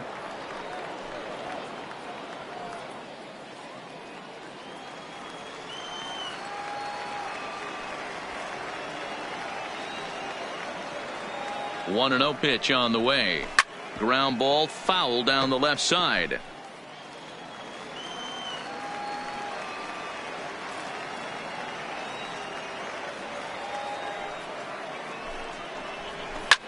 A swing and a shot hit down the corner. Definitely had the distance, but it winds up a foul ball. You can tell his eyes lit up at the plate right there. He was not able to control his emotions, stay up the middle, and keep that one fair. And that gets down, and we'll see if that's extra bases. And they'll have runners at second and third following the 1-out double.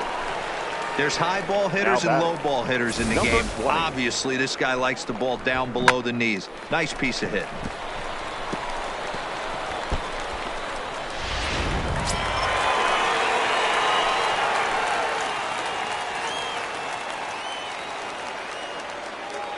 Into the box, Peter Alonso.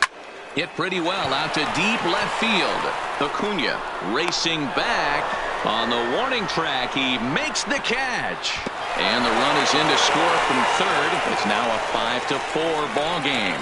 Well, this ends up being a sac fly, but you've got to love the effort out there. Sacrificed his body to make that catch, and I'll tell you, that didn't feel good. Probably saved extra bases by making that play. Standing in now, Michael Conforto, as he'll take a look at an off-speed pitch here that misses for ball 1. Runner in scoring position with 2 gone.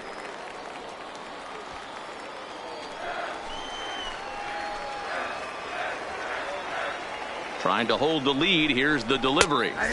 And he fires in a strike this time to make it 1 ball and 1 strike.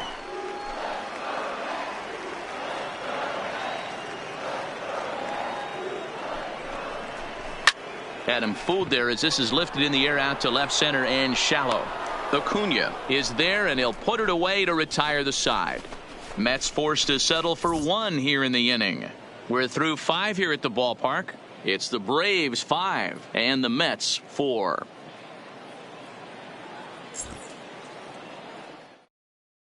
Corey Oswalt takes over to start the 6th inning on the mound.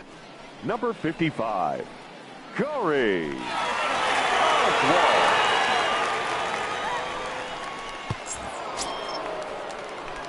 Now to the plate, Tyler Leading off for Flowers. Atlanta, the catcher, Tyler Flowers.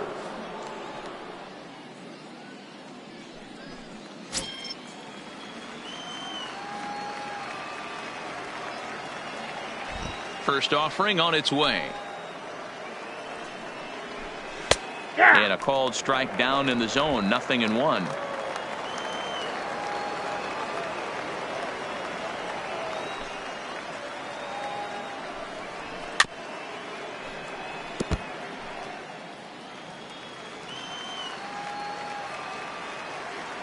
Into the windup. Here comes the 0-2 pitch. And now a pitch hit sharply on the ground. But this will be a foul ball, and it's still 0-2.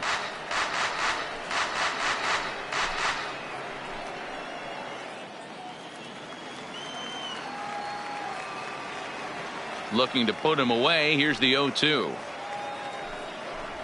Ball. Fastball well 1 ball, 2 outside. strikes, the count.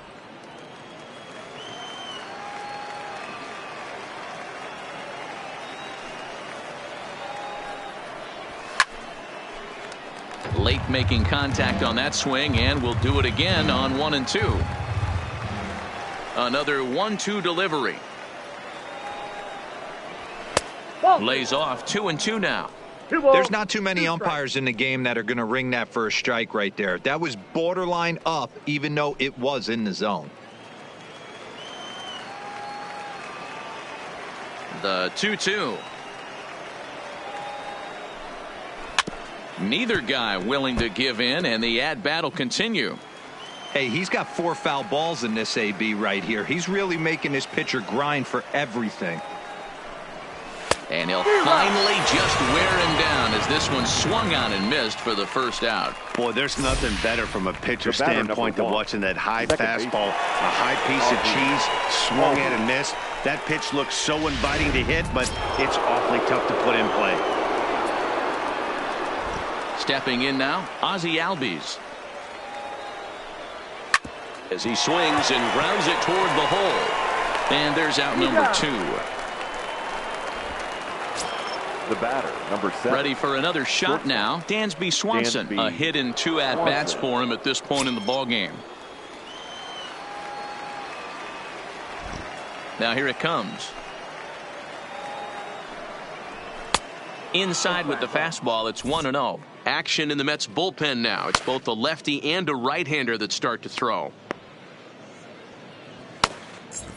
Bases are empty here with 2 men out.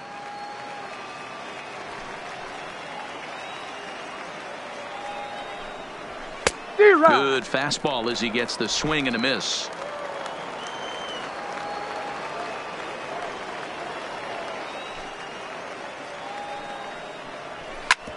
Back up the middle. And the off-balance throw is right there for the 3rd out. And a high degree of difficulty on that one as the side is retired.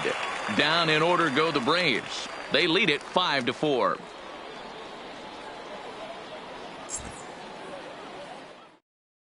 Chucky Toussaint enters to do the pitching in the bottom of the 6th. Number 62.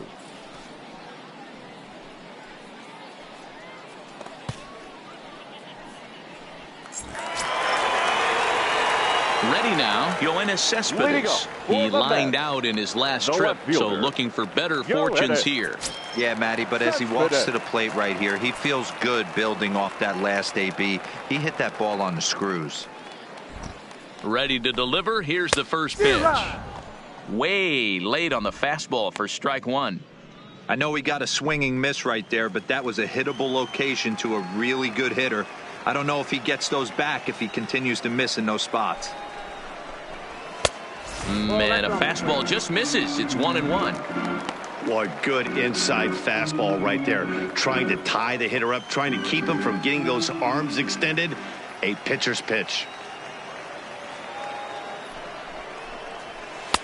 Changeup just off the black, and it's 2-1. And so now the Braves will get both a left-hander and a right-hander up and throwing in the bullpen.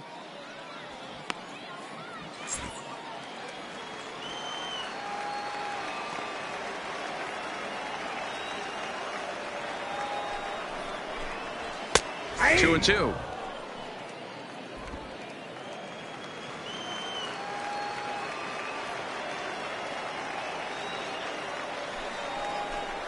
Swing and a miss as he ran the fastball right by him for the first out. Well, you gotta love a live young arm. He's got an electric fastball, and if he can learn to harness that and work in his solid secondary stuff, he's going to have a really nice career on the mound. Not everyone is gifted with a fastball like that.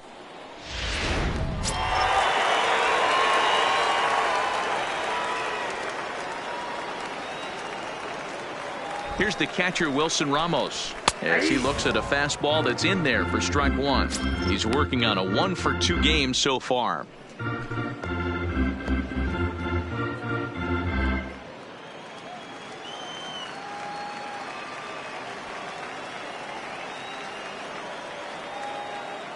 He's set. Here's the 0-1. And this catches the zone as well. It's 0-2 now.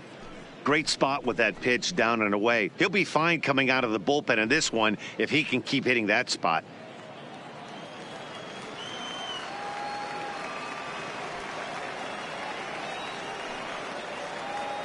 Here it comes, 0-2. And they'll try and tempt him with one in the dirt, but he'll hold back here. It's 1-2. Tried to get him to chase that 0-2 curveball there, but he wasn't biting. Very well could see it again here, though.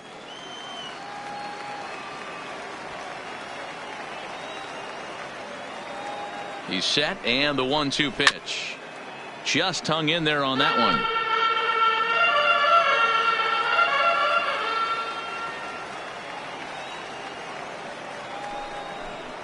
And they'll try to get him fishing there, but he won't offer in the dirt, and it's back to even at 2-2. And this will miss down low in the dirt, so he's worked it full now at 3-2. Jed Lowry waits on deck.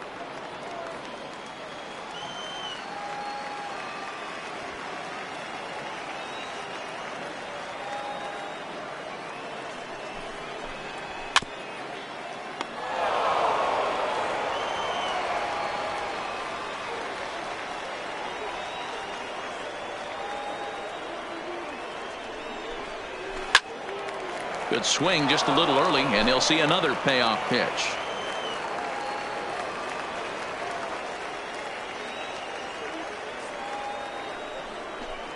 Seared down the first baseline, but this will get foul, so they'll do it again. 3-2.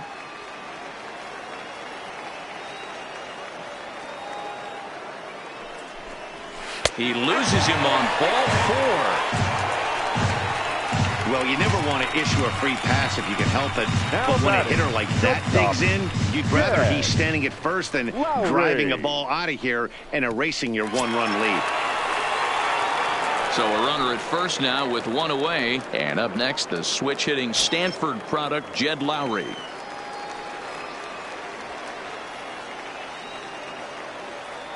First pitch coming. Here it is. This is pulled into right. Markakis is there to put it away, and the runner will be forced to retreat back to first. The pitcher, number 55. Robinson Cano will grab a bat and hit for the pitcher here. Pinch hitting for the Mets. Number 24. Robinson Cano.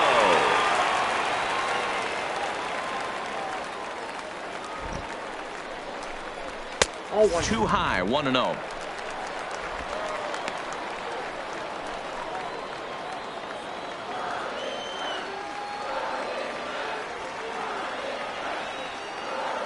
The 1-0 delivery. Heading out towards shallow right. Markakis coasts under it. And the inning is over. Mets leave one. And the deficit holds at 5-4.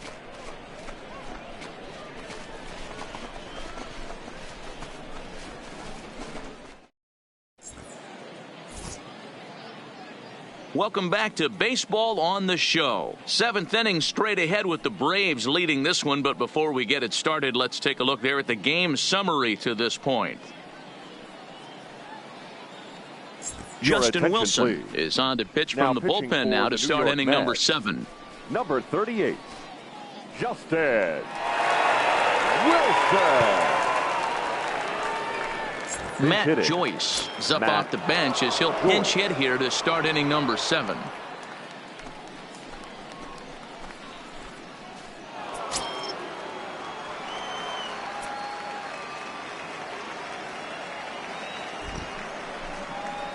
And the 34-year-old veteran looks at a called strike. It's 0-1.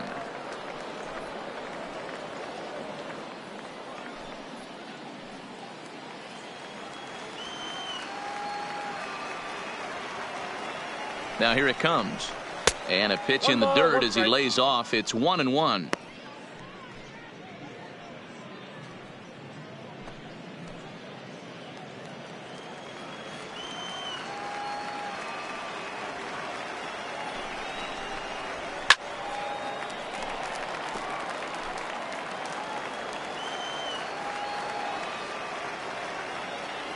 The 1-2 is taken high above the zone.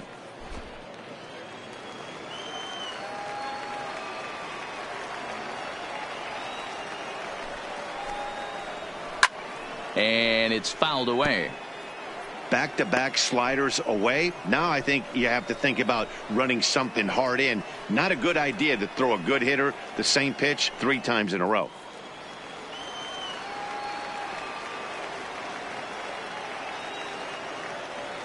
Now another 2-2. Full count now. 3-2.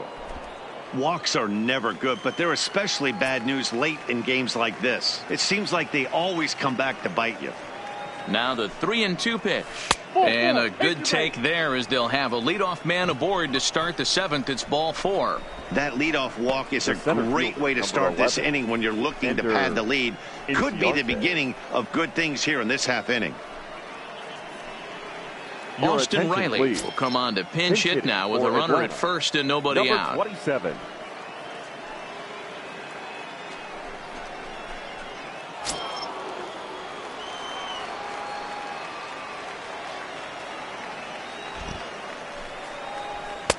Right there for strike 1.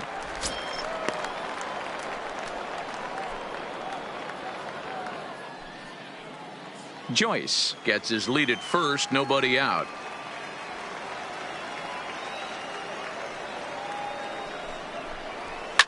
Lifted in the air to right field. Conforto will settle under it to make the play for the first out as the runner will have to head back to first. Francisco Cervelli will be summoned off the bench here as he'll pinch hit with a runner at first and one gone in the inning. Francisco Cervelli.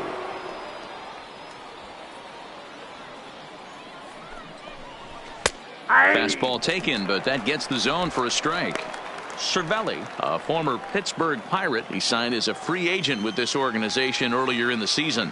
Yeah, I know he expected to get a longer-term deal, but these are the facts right now. He is on a one-year deal, and he is going to have to produce if he is going to get that multi-year he's been looking for come off-season.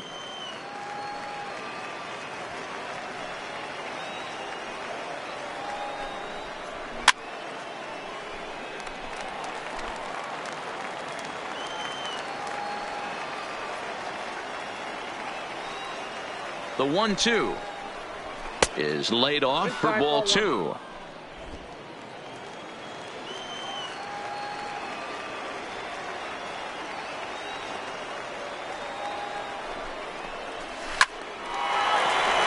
a line, that's a base hit. Oh, and he misses it. And he'll move up to third now. Runners at the corners here with one away. Hey, guys, that was a nice job by the batter right there. He was able to get his front foot down early, recognize the backdoor slider, stay inside it, and drive it the other way.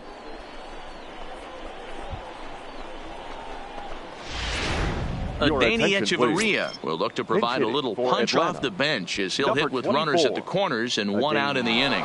Echeverria.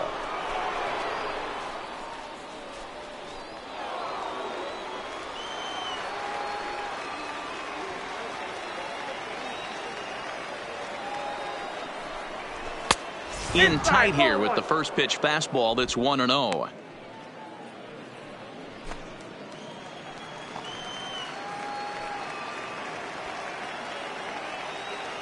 Here it comes, 1-0. Swing and a fly ball, but shallow. And that's not going to do it.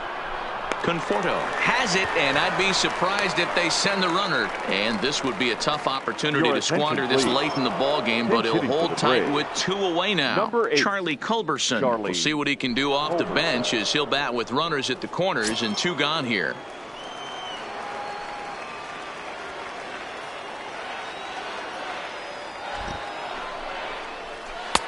In there at the knees, strike one. 2 outs and 2 runners aboard here in the 7th inning.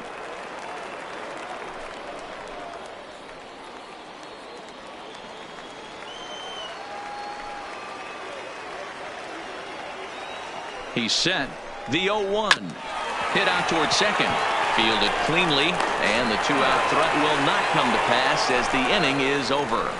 2 left for Atlanta. They hold on to a 5-4 lead.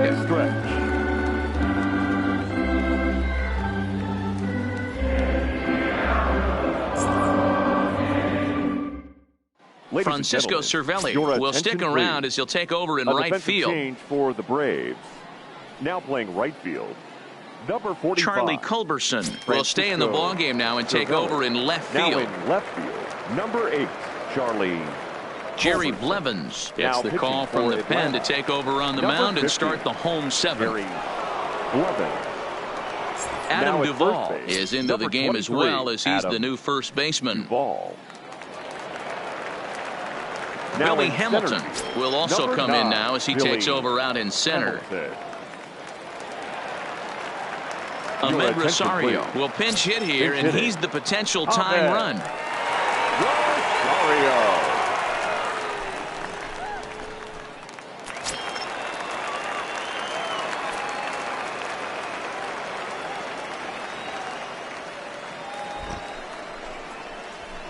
A high fastball is in there.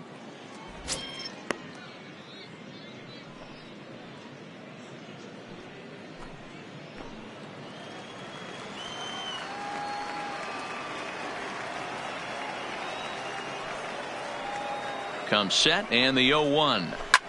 Rips this one to first. And this is going to find some real estate out there as he comes through off the bench with extra bases. And the Mets have something going with nobody out. It's a leadoff double. The center fielder, number 9. Rafael Brandon Ortega is into the ball game now as he'll take over out in Your left attention, field. Please. A defensive change for the Braves. Number Pinch hitting for the 19 Mets. will come on to pinch Number hit here in a 19. big spot.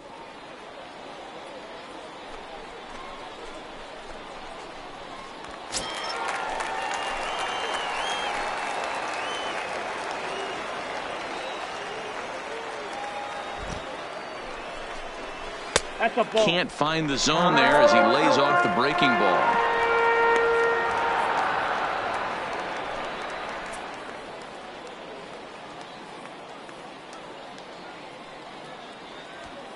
Rosario leads off second with nobody out.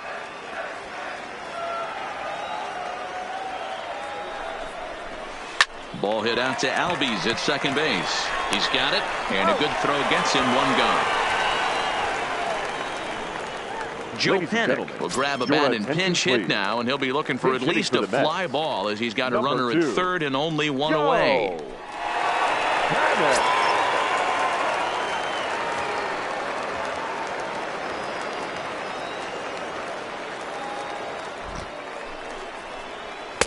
And he lays off there 1-0.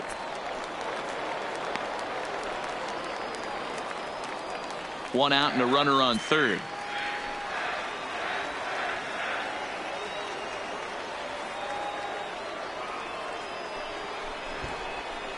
And the bunt attempt misses that time for strike one. 1-1.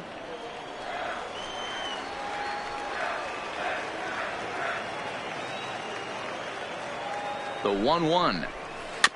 And he just gets a piece there as this is chopped foul.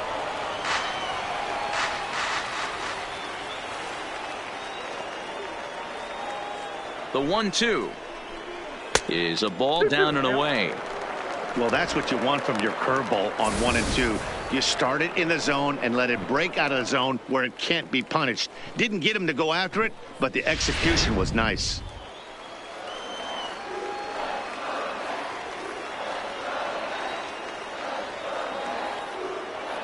The 2-2. A bouncer to the left side. The tag gets one, but he'll put this in his pocket and be content with just the one out. Your Rajay attention, please. Davis will look for some Pinch hitting for the two-out Mets. magic here as he'll Number pinch hit with 18. two gone and a runner at first. Davis.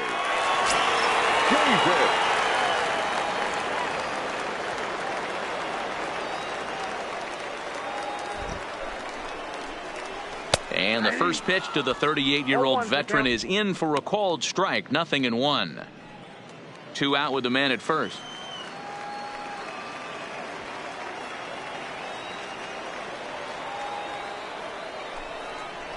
And boy, big problems here to start this at bat. It's 0-2 now. Hey, that's a really good pitch right there, and that's one of those off-balance swings. As a pitcher, you want to look in and say, howdy, if you're waving at me. A real ugly swing, and it gives you a lot of confidence. And we'll have to leave it there as this is strike three, and that will retire the side. Mets strand one. Still down a run. It's 5-4.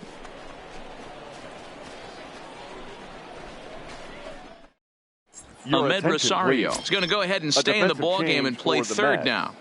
Now playing third base. Number 1. Number 19 will stay in the ball game as he takes over in now center. In center field. Number 19. Joe now at Panic second will base. stay in the ball Number game now 2. as he comes on Joe to play second here. Panic.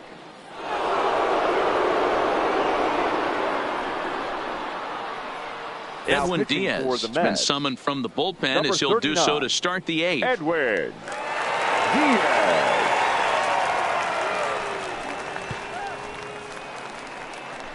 Now Todd at first Frazier base, is into number the game as 21, well, as he's the Todd new first baseman. Frazier.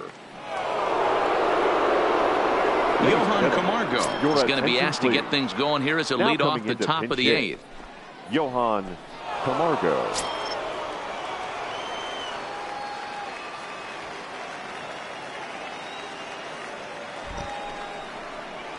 On to the 8th here as a slider is taken to begin the at-bat. It's ball 1.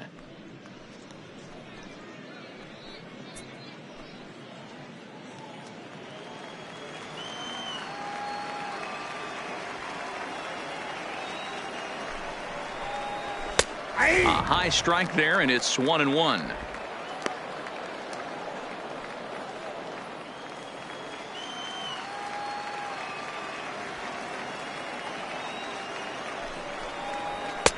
No offer on that one. 2 balls and a strike.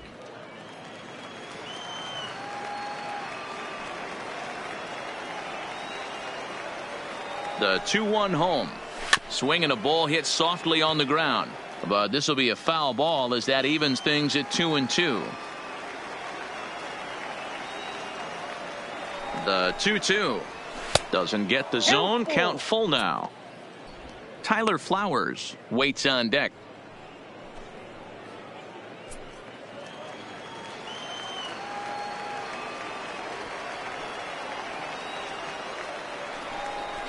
Hit down the line at first, but this will get foul, so they'll do it again. 3-2. The next 3-2. That's lifted the other way out to left. Cespedes is there. 1 out.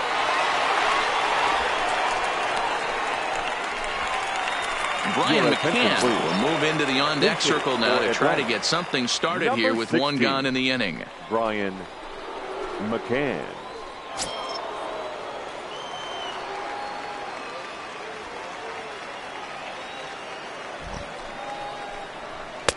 Didn't quite catch the zone there. Ball 1.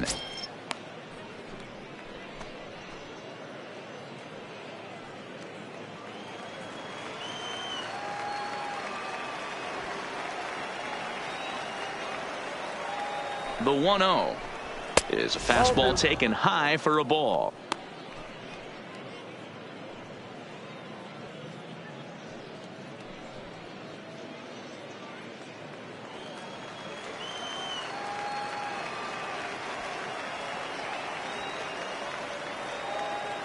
The 2-0. Too high. And it's 3-0. Right-hander starts to loosen out in the bullpen now.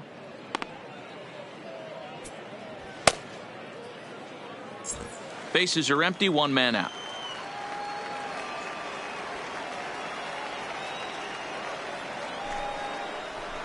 And they'll just make him throw one over here. 3-1.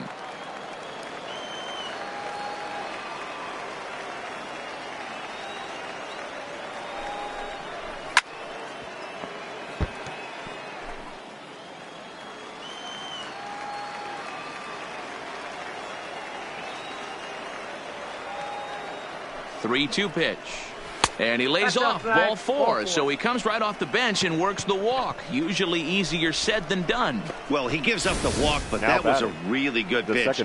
Might have been just out of the zone, but not by much. A lot of guys would have gone fishing for that pitch. So sometimes the hitter just outlasts you.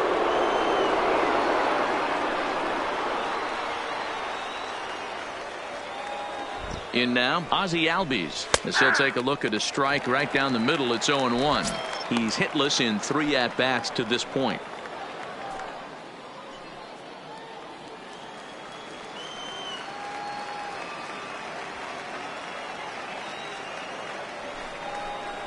And I believe they'll say he broke the plane, as yes he did. It's ruled a strike.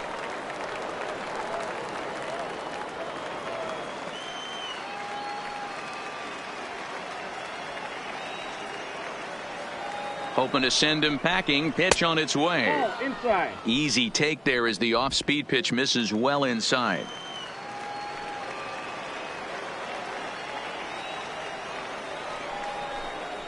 Swing and a miss on the changeup, and there are 2 gone.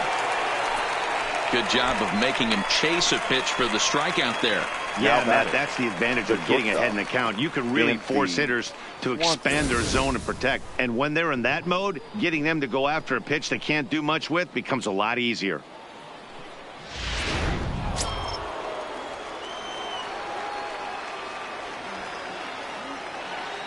Into the box, Dansby Swanson, as the changeup to him drops in there for the first strike.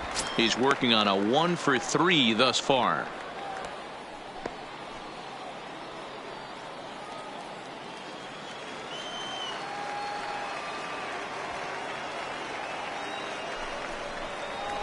Big swing and a miss at the fastball, and he's behind in the count 0-2. You go down 0-2 to a guy with this type of arsenal, man, you got to step out of the box, clear your head, and just fight.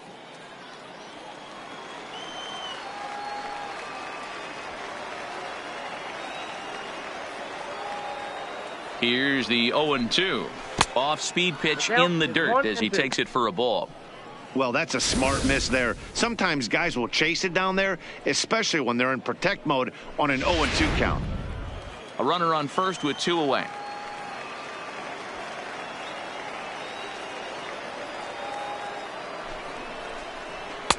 To 2 balls and 2 strikes now. Hey, great job right there. Anytime you're down 0-2, I think it's a successful at bat if you can work it back to an even count and at least give yourself a chance. The 2-2. Hit hard on the ground towards second. Panic is there. Throw in time, and the side is retired. Braves strand 1. They lead it 5-4.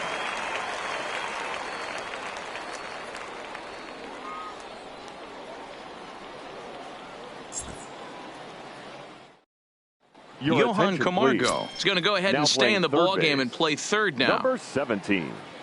Johan Camargo. Brian McCann will stay in the ball game as he'll likely do the catching from here out. McCann. Now pitching for Atlanta. So the call's gone out for the right-hander Mark Melancon as he'll take over on the mound.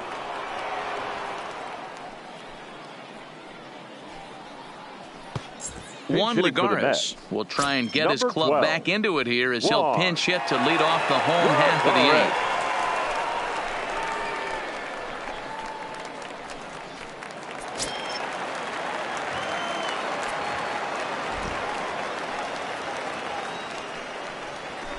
Nope, Ball 1. Ball 1, no strike.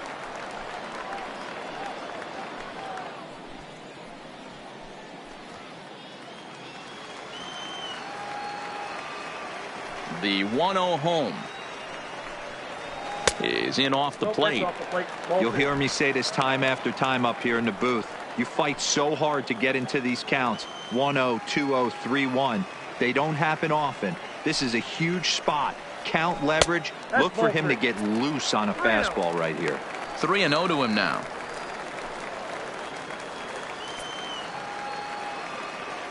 The 3-0. And he lays off ball 4. So now the potential tying run here is aboard late in the game. Man, that's a tough one to swallow. You're hanging on to a slim lead, and the last thing you want to do is give up a leadoff walk. Seems like those are the ones that always come back to haunt you. So we'll see if that's the case here. Please. Dominic Smith will get a shot here as a pinch hitter. Number 22, Dominic.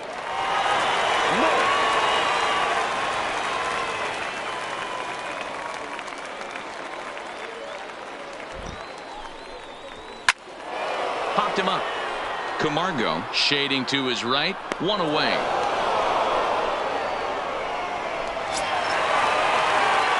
At the plate, Wilson Ramos. A hit in 2 official trips to the plate to this point in the ballgame.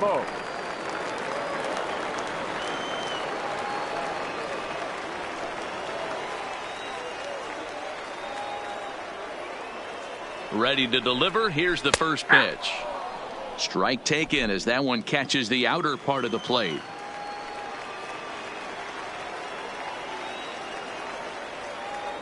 Quick check on that tying run at first, and he's back standing.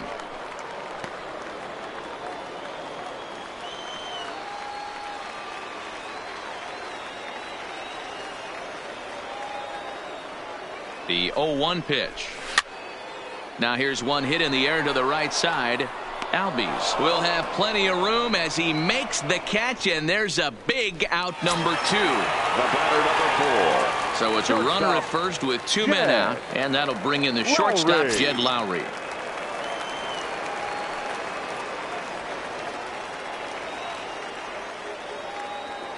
First pitch coming. Here it is. And he runs it in on him and gets him to swing through it for strike 1. Clearly trying to control the running game with the slide step here. Yeah, that's a good way of trying to control the running game, Matt. The problem with it, though, it has a tendency to throw your command off because you're worrying about that runner on base.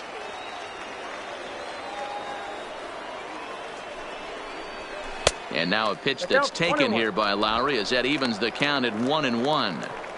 I think if he executes that pitch on the corner instead of off of it, he probably gets some pretty weak contact, if anything. He jammed him pretty hard on the previous pitch, so my bet was he was going to try to cheat on the inside part, thinking it might be coming again. Bullet back up the middle. And here's a dive by the center fielder, but it's off his glove.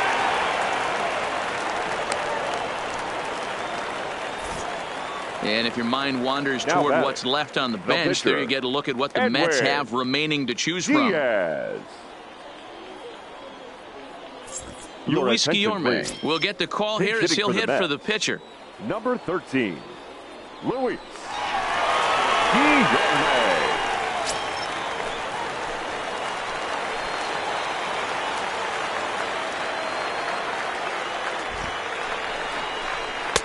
And he misses inside with that one. Ball 1. And a big at-bat in this one. 2 on, 2 away here in the 8th.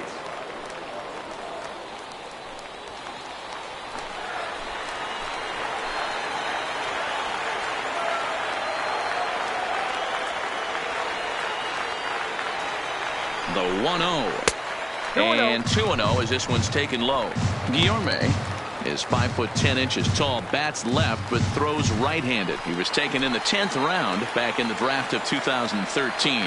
Hey, this guy's got a chance to be an absolute steal. Being drafted where he was, there are definite signs that he has a chance to make an impact at the big league level. Couple of righties starting to loosen now in the bullpen.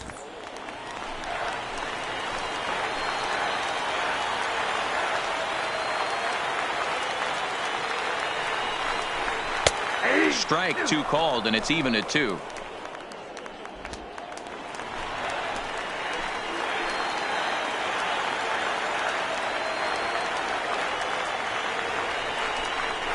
Now a fastball as he has to lean out of the way there. Most good pitchers know that they have to work inside and sometimes even come off the plate to keep hitters from getting comfortable up there. I think that was part of the intent with that last pitch.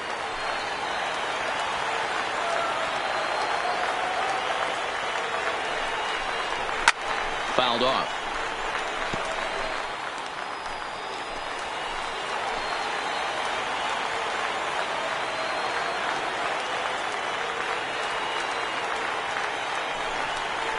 And he misses ball 4. So now that potential tying run scoots up 90 feet to third base. Man, that's just painful for a pitcher right there. A 3-2 offering that was right on the corner, but he couldn't get him to chase, and he doesn't get the call. Can't beat yourself up about that one too much.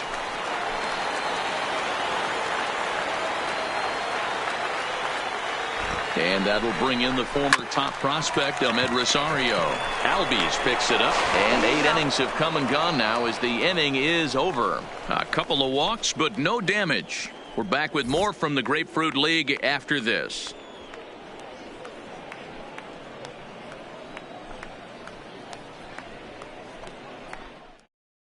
Juan Lagares will stick around as he'll take over in right field.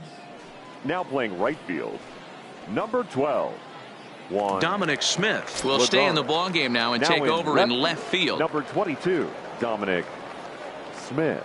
Now Brad Brock enters from the pen to start the 9th inning as he'll try to keep the score right where it is heading to the bottom of the 9th. John Ryan Murphy will try to get his club a little 9th inning insurance as he'll grab a bat to pinch hit, leading things off here.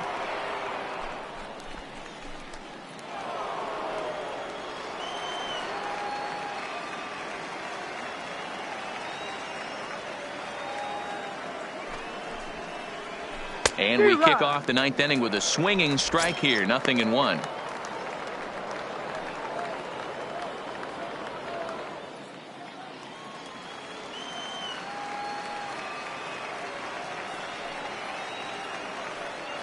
The 0-1 delivery. It's taken. Now it's 0-2.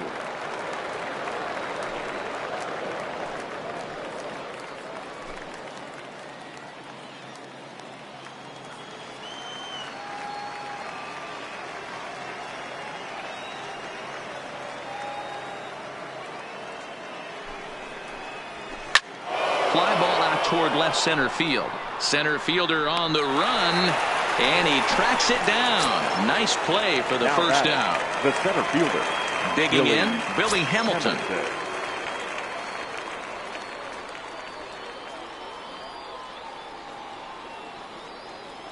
Ready with the first pitch. Here it comes. And that swung on and missed for strike one. One-run game here in the top of the ninth.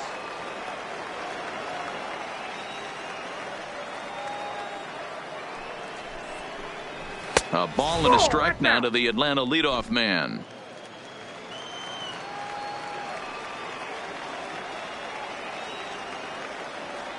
He's set. Here comes the 1-1.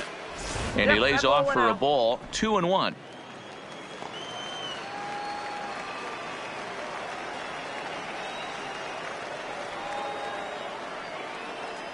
And the pitch on 2-1. Hit back up the middle. Lowry on the move. He has it in time to first, and there are two away. The batter.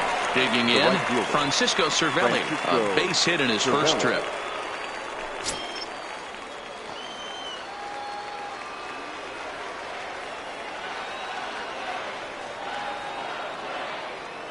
First pitch on its way. Off the plate and away there. 1 ball, no strikes.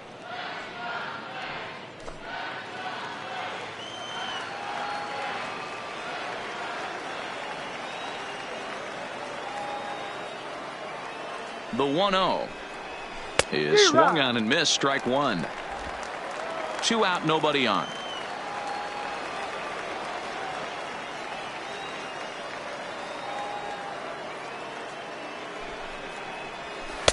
And a slider misses here. 2 balls and a strike. I'm pretty surprised by the location on those last 3 pitches. The book on him is that he hits the away pitch pretty well, and he just saw 3 in a row out there.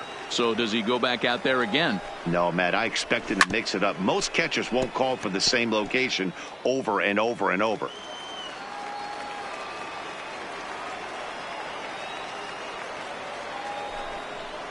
Strike came out, so it remains a 1-run lead as they head in for their final set of swing.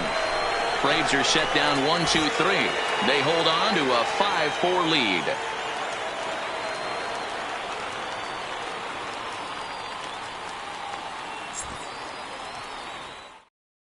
Darren O'Day is the man called on to close this one and earn a save in the ninth.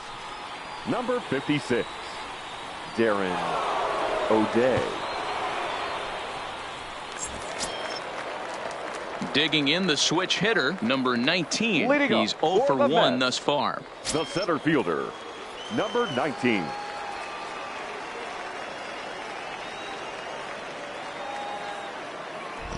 The pitch. Pulled toward right center field. Hamilton on the move. He's there and records the first out. Here's Joe Panik, reached by way of a fielder's choice his first time around. Go! Panik.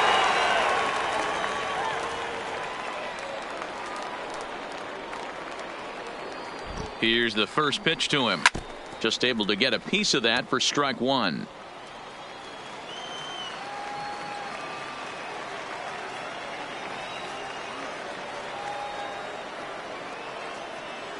The 0-1 pitch. And he gets a piece of this one to foul it toward the backstop.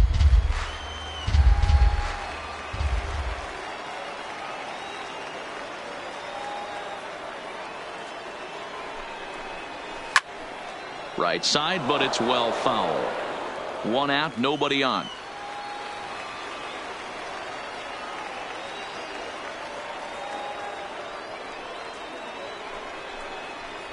Panic behind a ball and 2 strikes.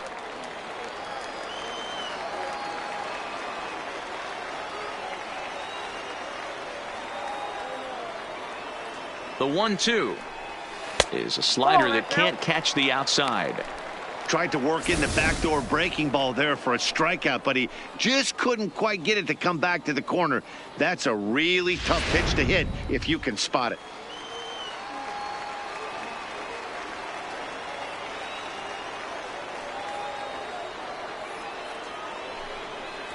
And that is swung on and missed, and things are starting to look bleak here for the home 9. There are 2 away now. What I like about that strikeout, guys, is that he came back with a fastball on 2-2. He was heading to count 0-2 earlier, but instead of continuing to nibble a little bit, he decided to get aggressive again and to challenge with his hard stuff.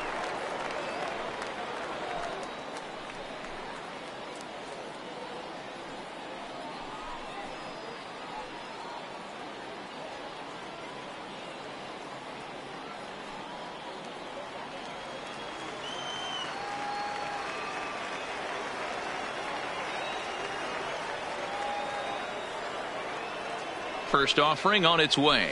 Nope. A fastball here as he'll take a look at ball 1-0.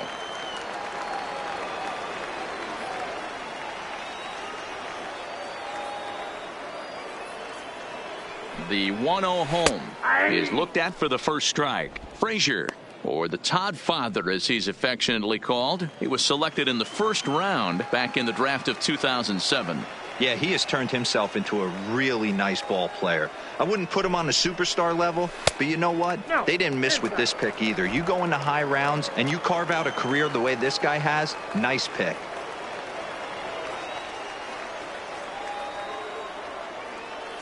Set to deliver on 2-1. And that's taken for strike 2 as now they're down to their final strike here this afternoon.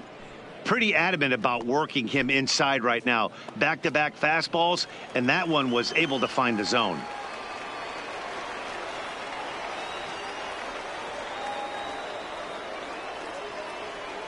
Has them down to their final strike. Here it comes. Belted high and deep into right center. Cervelli looks up, and as Mets fans have heard before, that ball's out of here.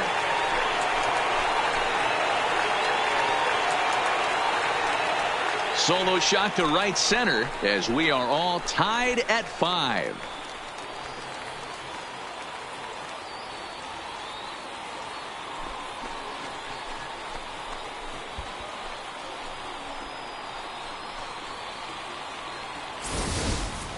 You know, as a pitcher, there's nothing worse than getting taken deep, but it's something every pitcher has to deal with. Even the best pitchers give up home runs. You just have to refocus and go after the next hitter. The right fielder, number 12, Here's Juan Lagares. As he'll take a look at a slider here that finds the zone for strike 1. He drew a base on balls his first time up.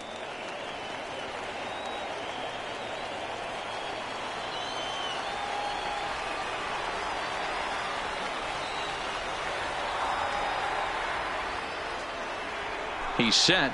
The 0-1. Slider, and he can't pull the trigger. 2 strikes. So back-to-back sliders for strikes. Does he come back with yet another? Normally not a good pitching plan to throw the same hitter the same pitch 3 times in a row. But both of those sliders back-to-back were so good, I might just go ahead and try to throw another one.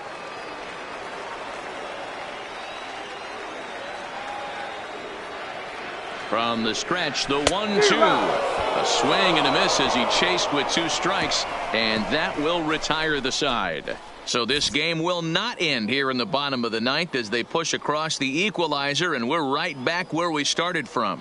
9 can't decide a winner. We'll move ahead to the 10th, and we are all tied 5-5. Your attention, Paul please. Sewald takes the Now mound as he'll be pitching the for the first Mets. man to pitch here in extra number innings. 51, Paul Sewald.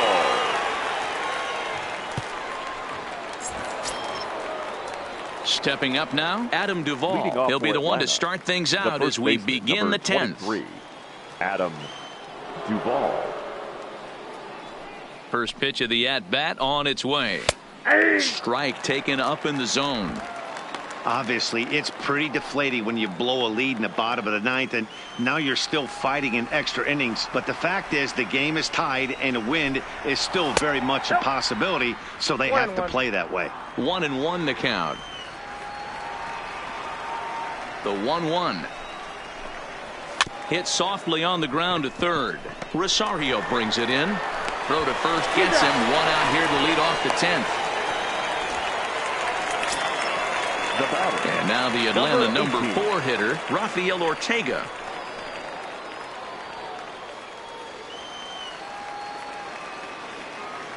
He's ready. Here's the first offering. There's a breaking ball, but it's laid off and doesn't find the zone. Action in the bullpen now as a right-hander begins to throw out there.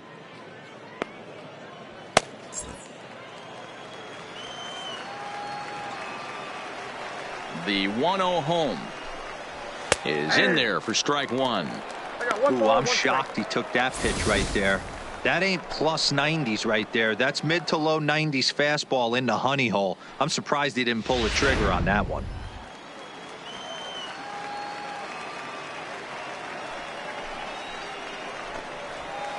That fastball's too much for him there. 1-2. It's amazing. I tell so many fans, you get in a box one time, the one pitch you're going to swing at more than any other is that elevated fastball. Your eyes light up as an offensive player, and you just cannot get to it. And there are 2 away now. And the next in is Johan Camargo. Comes into this at-bat 0 for 1 in the ballgame.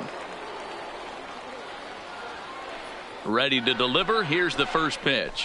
Swinging a ball hit on the ground. This gets foul. It's 0-1.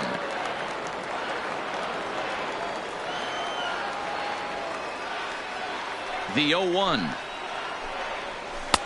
The 0-1 is a fastball low, and that evens the count at 1-1.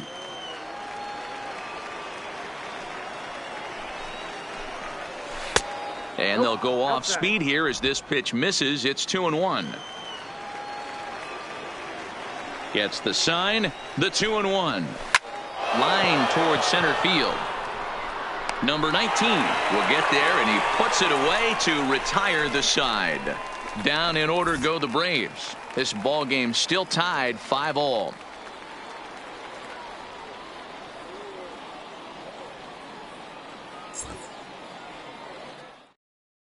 Shane Green comes on to start the home 10th, and he's just hoping to get this one into the 11th inning. Shane Green.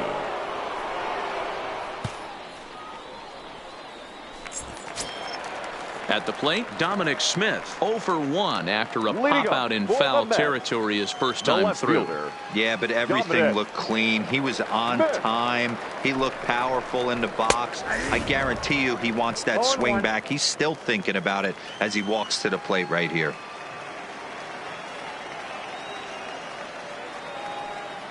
Comes set with the 0-1. Gets the fastball by him here, and he's in control. 0-2.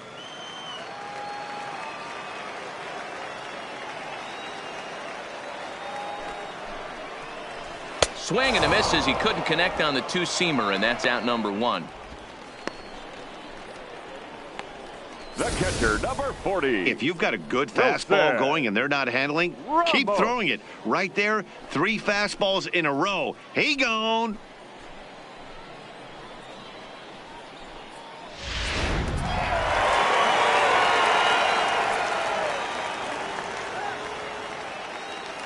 Standing in now, Wilson Ramos, as he'll look at a fastball in there on the outer half. It's 0-1. He's got a hit in 3 at-bats to this point.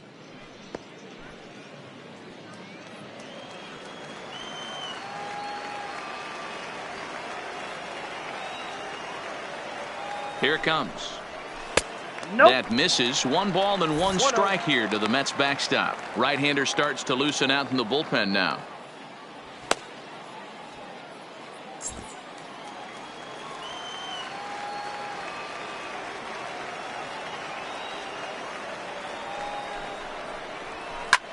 Lofted in the air out toward right center. Cervelli is there, and he has it for the out.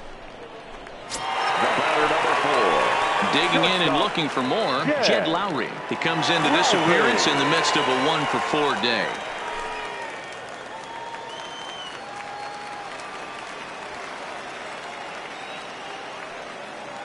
First pitch on its way. There's a fastball missing down and away for a ball. 1-0.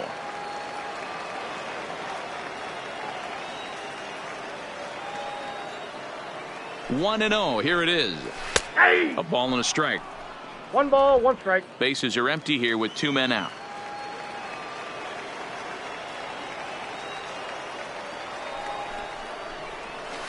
Zero. 1-1 pitch is a slider that's cut on and missed for strike 2.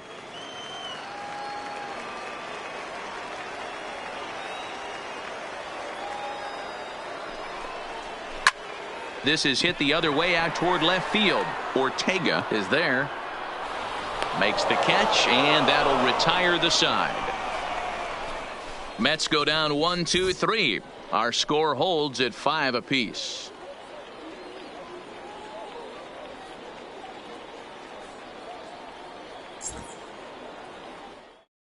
Now the skipper's on his way out toward the home plate area, and I believe that means we're going to have a double switch here.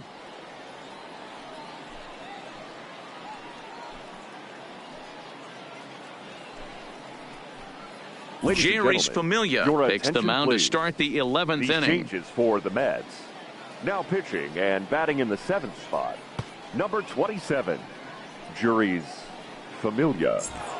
Now catching and batting. Here's the catcher, Brian Number McCann. 3, Lifetime against Familia. He's a perfect 2 for 2.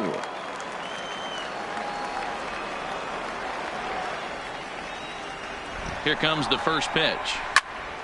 Strike 1 to start the at-bat.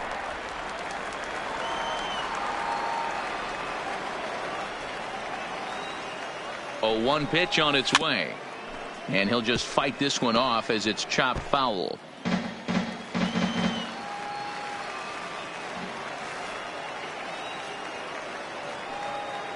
Here comes the 0-2 pitch. I got the count. Tried to work it back to that low inside corner, but it misses. 1-2.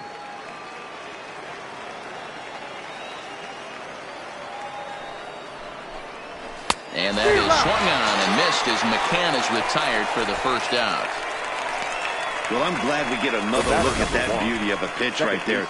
You can't spot a sinker in a better location because even if you do get the bat on the ball, there's not a whole lot you can do with that. Textbook sinker. Stepping in now, Ozzie Albies, as the sinker to him finds the zone for strike 1. Struggling so far in this one and looking to erase his 0 for 4 ball game right here.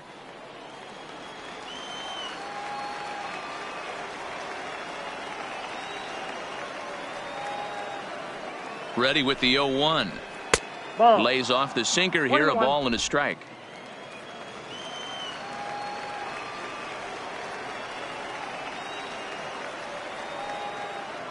Now the 1-1 pitch. Misses off the plate.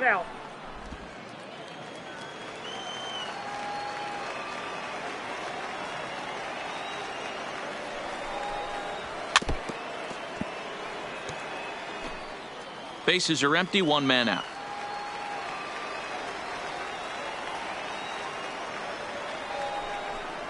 Got him swinging in the dirt. Up with it, Nido. And he makes the throw to first. Albies is retired. 2 down now. 7, shortstop. So stepping in, Dansby Swanson. He got on top of one and was a ground out victim last time. First offering on its way. First pitch is a splitter for a called strike.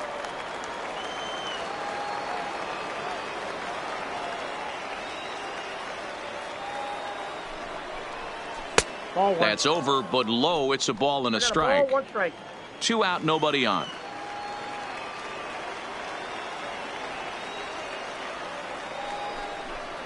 And a sinker dips too low there. Into the dirt, in fact. That's where he wants that sinker to end up, but that was a nice job of laying off. 3 balls and a strike to the Atlanta shortstop.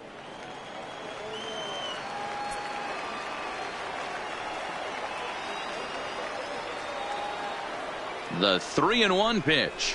And he lays off ball 4. Now the potential go-ahead run is on base here. Man, you hate to give up a 2-out walk to anybody, but especially 19, to a speed demon like him. Good chance he's running here, and good luck trying to stop him. Now to the plate, the pitcher, Shane Green.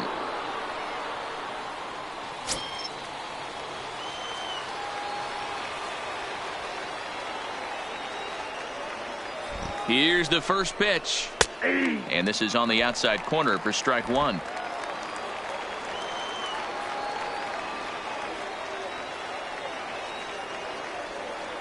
Ready with the 0-1. Waved at and missed, and he's behind 0-2.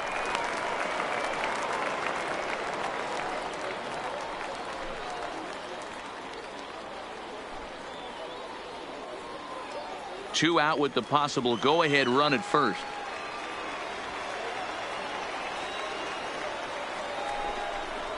One and two now to the Braves pitcher. 1 ball, 2 strikes to count.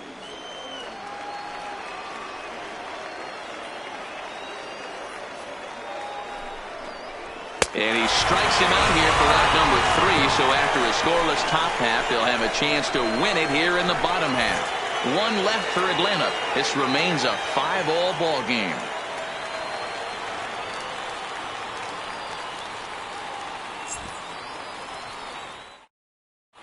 Luke Jackson takes over now to start the home 11th, and he's looking to get this one to the visiting 12th. Luke Jackson.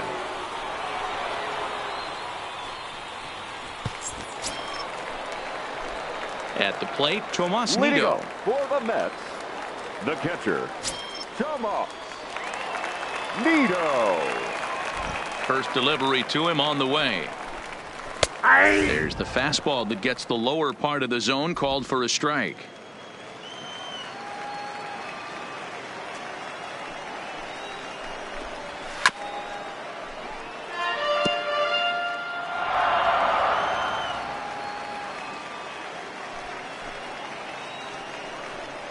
Now the fastball is right by him as he swings and misses for the first out of the inning.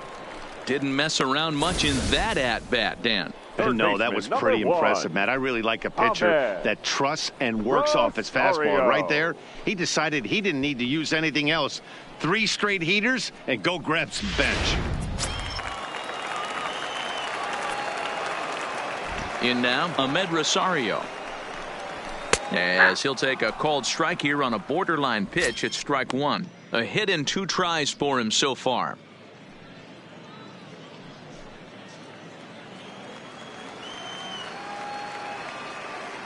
0-1. Here's the pitch. And a pitch in the dirt as he lays off. It's 1-1.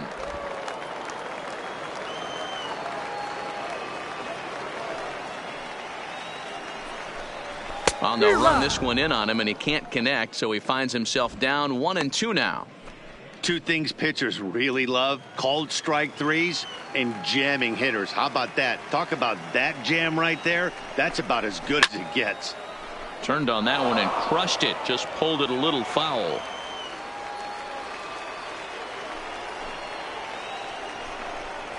And he strikes him out as well. So make it back-to-back punch-outs here to the first 2 men he faces out of the bullpen.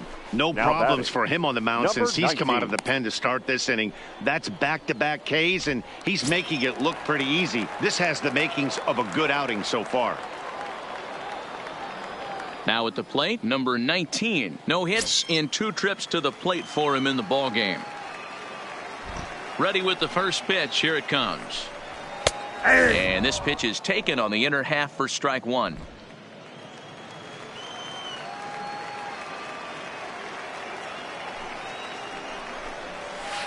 And that changeup makes him jump. A swing and a miss.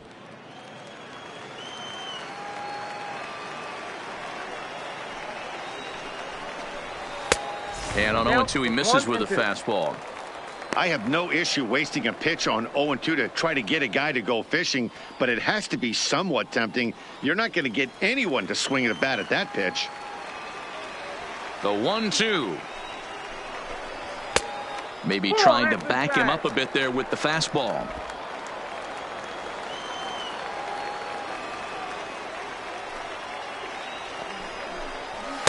Strikes him out to retire the side, so we'll play at least one more. 3 up, 3 down, 3 strikeouts. Not too shabby. 11 innings, can't decide it. On to the 12th. Still tied. Luis Avilan gets the ball now as he'll take over to start this 12th inning. Number 43, Luis.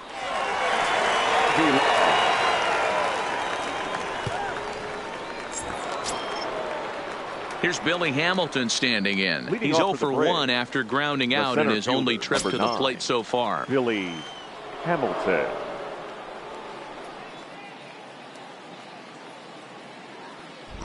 From the stretch, here's the pitch. Drops one down here, and he'll try to beat it out. Rosario takes it in. And the off-balance throw gets him. Nice play for the out. Well, he was planning that before he even got in the box. And he got it down, but it wasn't quite good enough to put him on board.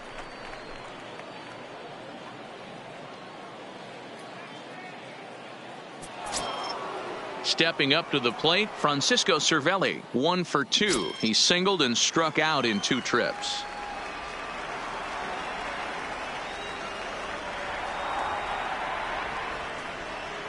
First pitch of the at-bat. First pitch fastball in there for a called strike. And now action in the bullpen as their closer starts to get loose out there.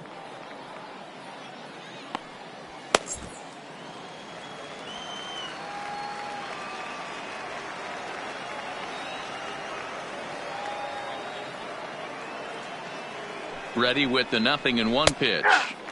Fastball called for strike 2. 1 out, nobody on.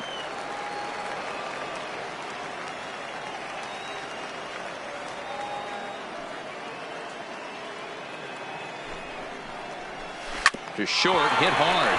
Gloved by Lowry.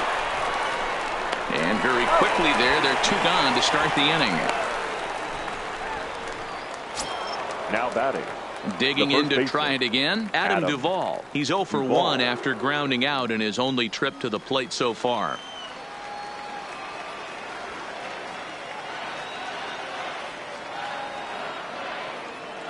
He's set and the pitch. Not even close on that swing. No balls and a strike.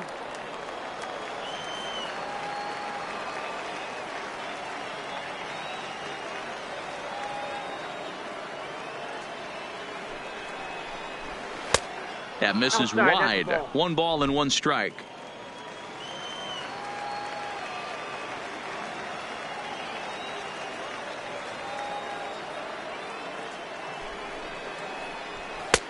No offer on that one. 2 balls and a strike.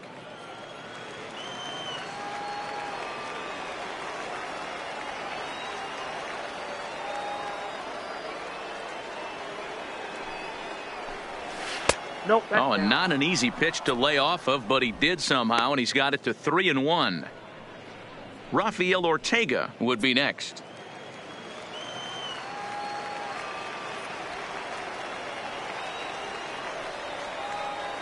The 3-1 pitch. Oh, and look at this. High in the air and deep. And when this ball comes down, they'll have taken the lead. Home run.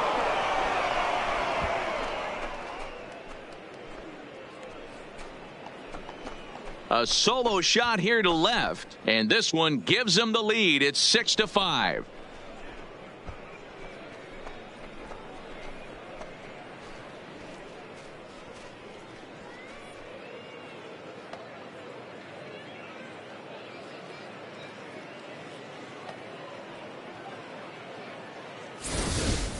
Ball's jumping in this one. That's the 4th to leave the yard so far. Yeah, Matt, you know what, D-Roll, we got up this morning for this day game here. We were expecting a high-scoring game, but, boy, we haven't been disappointed. Yeah, you take the temperature of a lot of guys in the league. They definitely will tell you they see the ball better in the daytime than they do at night. Case in point today, ball was jumping off the bats of both lineups. 1-0 the count.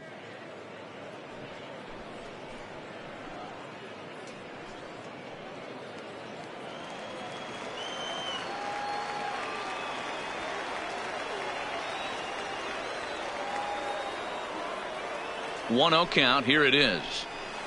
And 2-0 now as this misses below the knees. As we near the end of this one, it's clear the long ball has played a big role in today's outcome. Dan, D-Row, what are your final thoughts on what we've seen? Yeah, just non-competitive pitches in some big situations, Dan, and the offense took full advantage of it. You know, D-Row, one of the things about pitching is you want to have location, and it was obvious in this one today that the pitchers weren't on point, and what happens when that happens? And we'll have to leave it there as the play is made here to end the inning. So only one hit in the inning on the solo shot, but it's enough to push him out in front. And now we'll see if what's left of this crowd can rally their troops. Bottom of the 12th inning coming up. The Braves on top, 6-5. Chris Martin is on now, hoping to finally wrap things up in the bottom of the 12th. Atlanta, number 51, Chris Martin. Into the box now, Joe Panik. He was sat down on strikes in his last at-bat. Leading up for the Mets, the second baseman, Joe Panik. First pitch coming. Here it is. In there. No balls and a strike.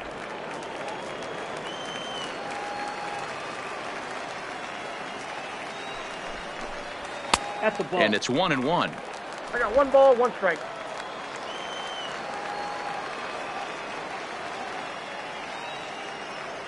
The 1-1. This is pulled into right. And I believe your tying run's going to be in scoring position right away as this is down for extra bases. And he is into second base with a leadoff double. That's the perfect answer after you've given up the lead in the previous inning. Put the tying run on second and get the momentum going back in your favor. Now we'll see if they can cash in.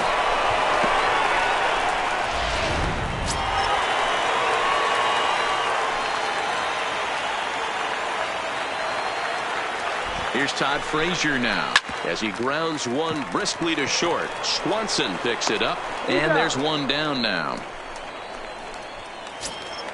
Ready once again, Juan Lagares. They'll go to work on getting that tying run home from second.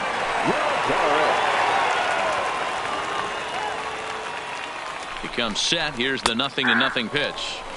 Watches a fastball right there for strike one.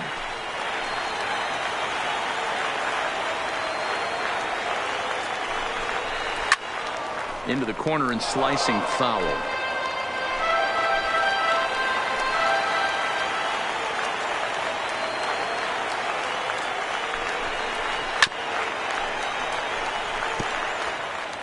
Panik leads off second with one gone in the inning.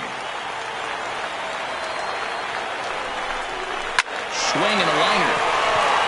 And that gets down as he can't get there in time. And he'll make it to third safely, so your tying run is 90 feet away with only one gone. Now batting. Definitely tried to elevate the heater right there with 2 strikes, but caught way too much of the plate. Nice execution by the hitter.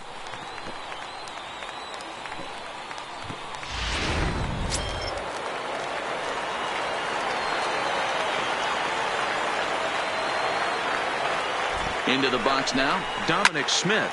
And he fouls this one off. And we'll see what he can do with the tying run at second, a potential winning run at first with one away.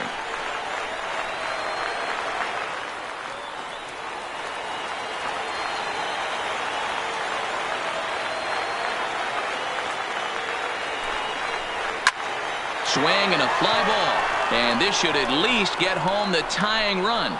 The catch is made. Here comes the tying run from third. He's in there at the plate. And we are once again tied in extra innings. That was a really good at-bat right there. You're trying to tie this thing up any way that you can. He hits the sac fly to the outfield, and the tying run comes in to score. Rene Rivera will be called upon here to hit with the game on the line. Rene Rivera.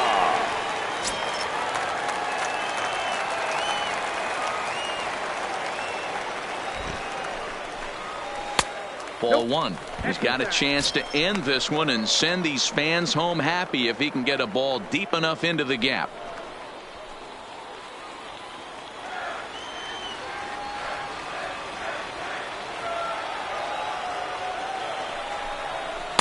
A ball and a strike. Rivera, a native of Puerto Rico. He's an 11-year vet at the major league level, so he certainly put together a nice career in professional baseball. The 1-1 pitch. Lays off the slider that time. 2-1. Possible winning run stands at first with 2 out here.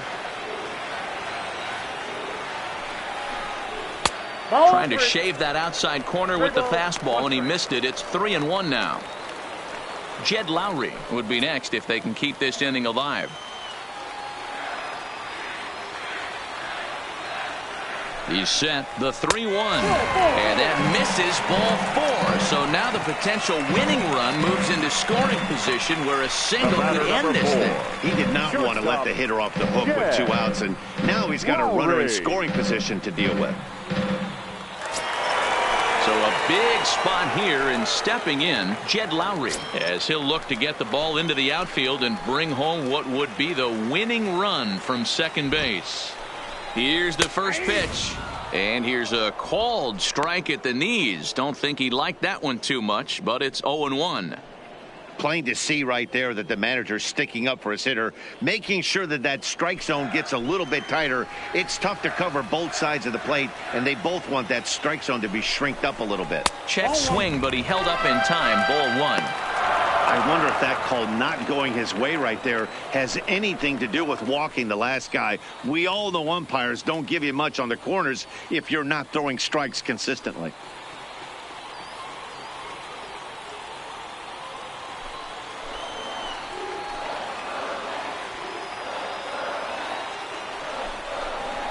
Oh, and this is lined into center field. It's down for a base hit. Lagares is digging for home, and they're going to walk off as winners here in 12 innings. Well, the way things unfolded, you kind of had a sense that this thing was going to end in dramatic fashion, and that's exactly what happened. A walk-off for the win? Wow.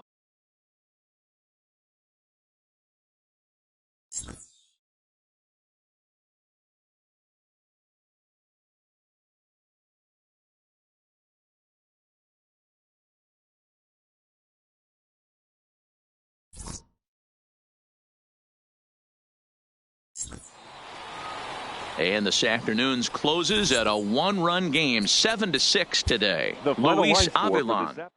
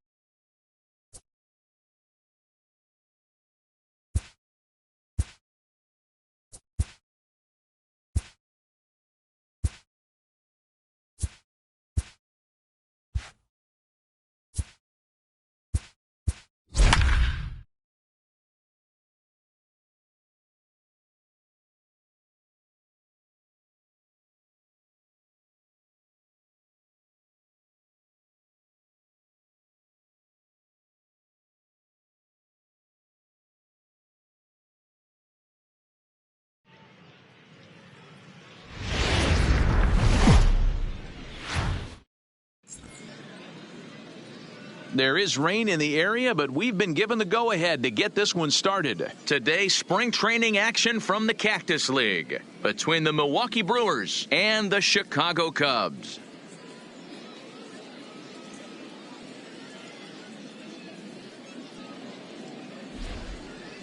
With that, And here's a look at the Brewers starting lineup. Mark DeRosa, what's your take on them this afternoon on the road? Yeah, you take a look at this lineup they're running out today, and they got their work cut out for them with the sinker baller on the mound on the opposition side. They're going to have to see the ball up. They're going to have to work the home plate umpire. Can't be given 4 to 6 inches off the inside half, or he's going to have a field day pounding that sinker in there. Should be interesting to see right out of the chute if he's got the good one or not. Kyle Hendricks gets the starting nod for the Cubs in this one. What do you have for us on him, Danny? Hey, Kyle Hendricks is not one of these overpowering guys. He reminds me of Greg Maddux. He's 88 to 91 with really good sink, great straight changeup, and has the slurve. Not a true curveball, not a true slider. The key to Kyle Hendricks, inducing early contact. The more pitches that hitters see, the better chance they have to hit on him. If Kyle Hendricks is on, you'll know early he'll be getting a lot of quick outs.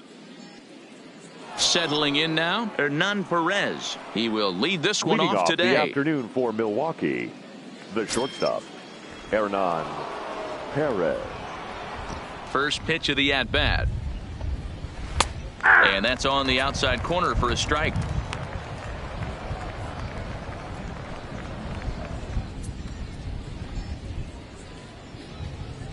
First pitch, 106.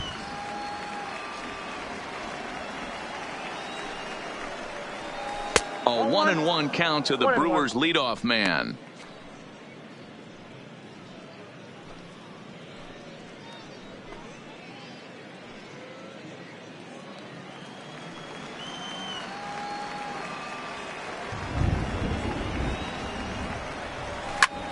Swinging a blooper to the right side. Therefore, it is Hayward now, one away. Digging in now for the Brewers, number 18. He'll take his first hacks here. First offering on its way. And he takes ball one.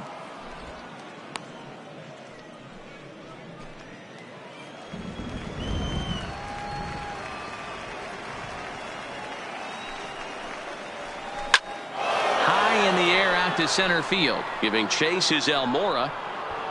He gets there and makes the play for the second out of the inning.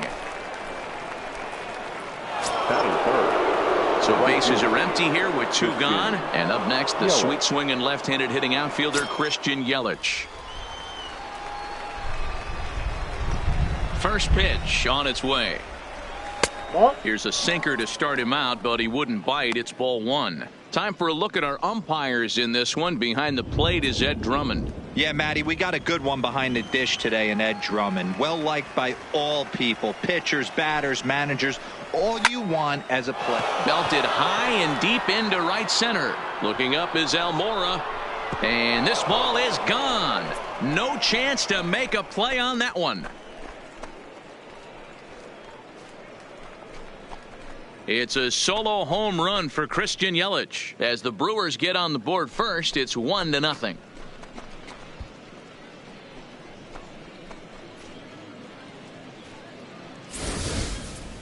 Well, it's not too surprising to see him go bridge here. 2 outs, bases empty. That's when you see a guy change their approach, and they just swing for the fences, trying to make the inning after all, and that's exactly what he did right here.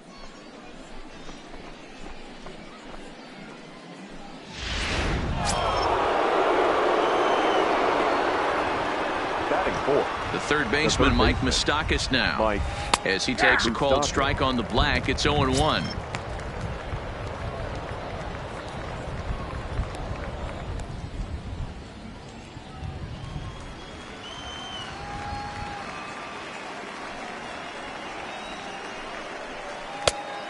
Chased out of the zone there, and he's down 2 strikes. That is such a tough pitch to lay off right there, but you have to find a way. There's nothing you're going to do with a swing and a miss. That retires the side, and that will do it. But the Brewers are on the board first thanks to this solo home run. On to the bottom of the first, and Milwaukee's off to an early 1-0 lead.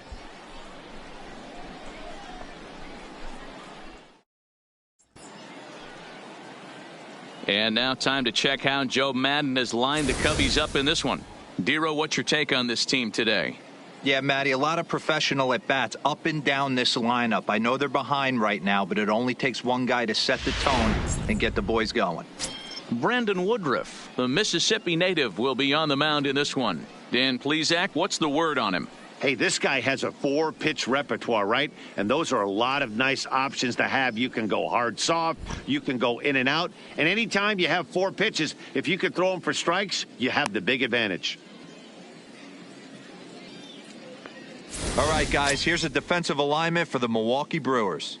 And, guys, what I want you to focus on today is this is one of the new age teams in the game that really rely on statistics and the numbers. And the numbers tell them that they're a better team defensively, moving guys around and shifting as much as they can. Here's Javier Baez. He'll lead things off here in the bottom half of the first. Not shortstop, Javier. Here comes the first pitch. And he starts him out with a strike on the outer half.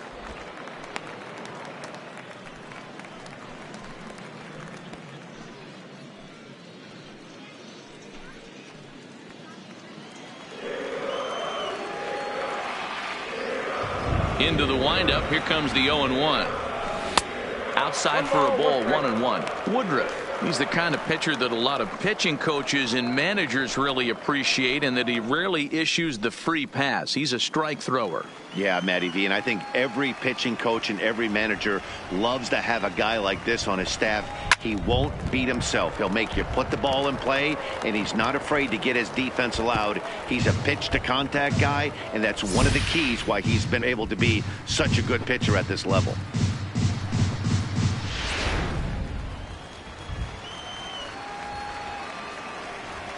The 1-2.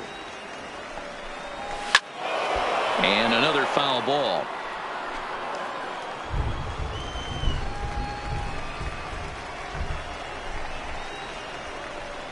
And here's a slider. Strike 3 called, and that'll be the first out of the inning. Batting second, the second baseman. The next Cub up, Ben Zobrist. Zobrist. Ready with the first pitch. Here it comes.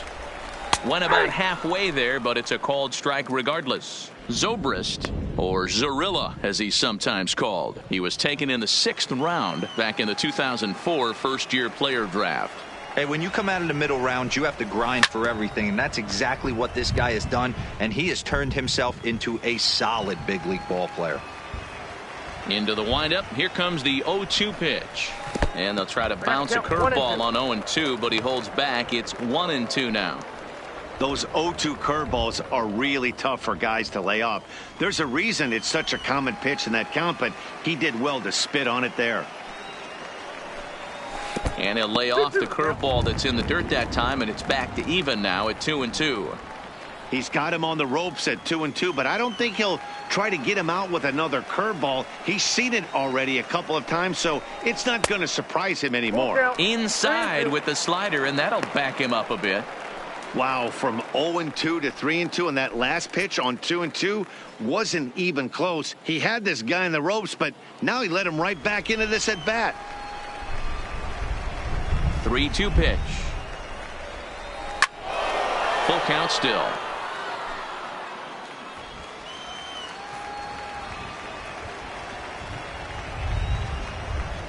And he missed with that one. It's ball 4. A 1-out walk here in the home first. Batting third, the third baseman, Chris. Here's Chris Bryant now.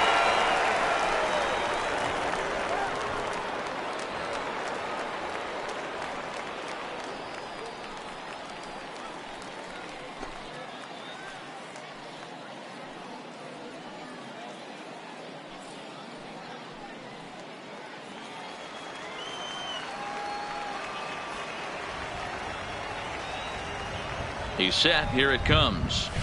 First pitch is a slider called for a strike. Oh, that's for sure going to be a pitch he wants back. You're not going to get many balls right in the wheelhouse from a top-level arm like this. Zobrist leads off first with one away.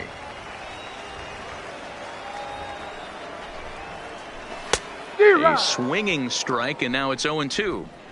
You know, that can really be an effective pitch to a guy that has a lot of pop. They're up there looking for a fastball up in the zone, so if you can place it a little above it, they have a hard time getting the barrel up there. Got him swinging. Chased it well out of the zone, and there are 2 gone. It's so hard to hit when you're behind the count 0-2, right? You have to protect for the fastball. You have to look for the soft stuff down and away. You're really at a disadvantage when you fall behind 0-2.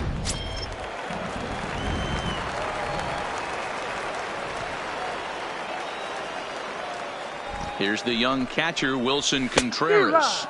As with 2 away, he'll swing and miss at the first pitch. It's 0-1. He takes his first cuts in this one with a man at first and 2 away.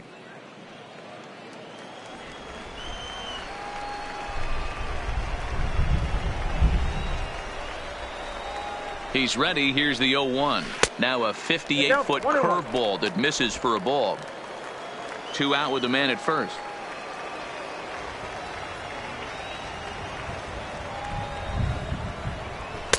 Just off the outside that time, laid off for a ball.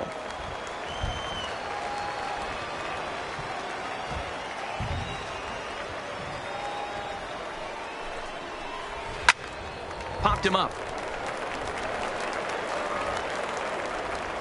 Austin will put this one away, and the side is retired. 1 left for the Cubs. They're down 1-0.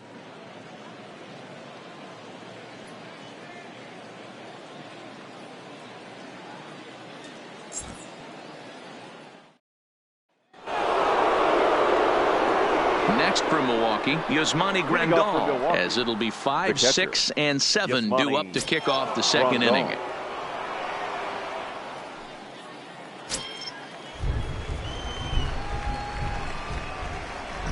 Pitch on the way. Now a ball lined to the left side, but this will be a foul ball. 0-1 count. Here it comes. Ball 1.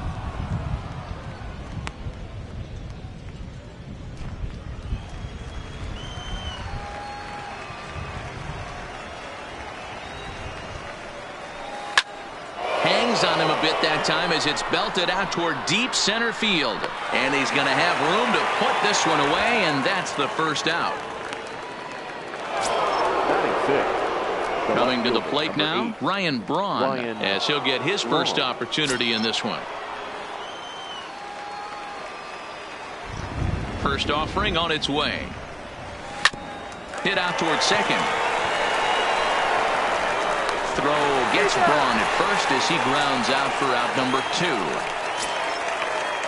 So coming to the plate, number 2. He stands in for the first time in this one.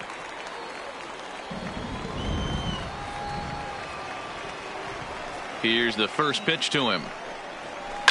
Skied in the air to straightaway left.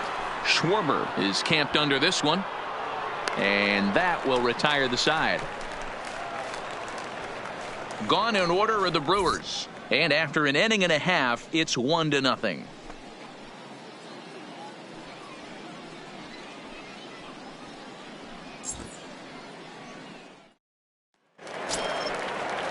Into the box, Anthony Rizzo, as they'll have 5, 6, and 7 here to start the home half of the second. Anthony Rizzo.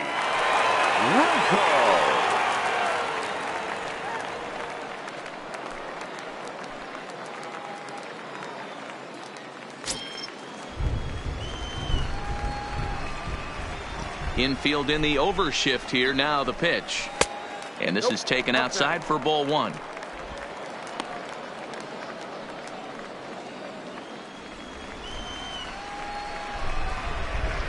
Into his windup. Here comes the 1-0. Here's a swing and a miss. 1-1. If you're going to catch up to a high fastball like that, it's all about getting that front foot down in enough time to allow your hands to start moving forward. He was way too late there. The 1-1. In front of the changeup, and he can't keep it fair. 2 strikes on him now. The 1-2. Misses. Ball 2.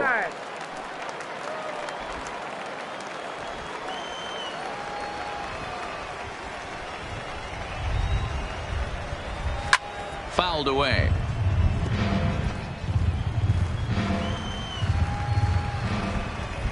The 2-2 one more time. This is hit high in the air out toward left center. Braun has a read on it, and that's the first out of the inning. Batting 6. Striding into the box, right Jason Hayward. Jason Hayward.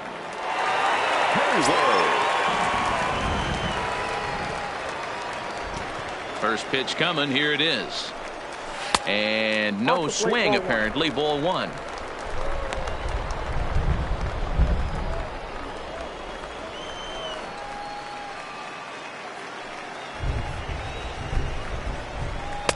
Now it's 2-0.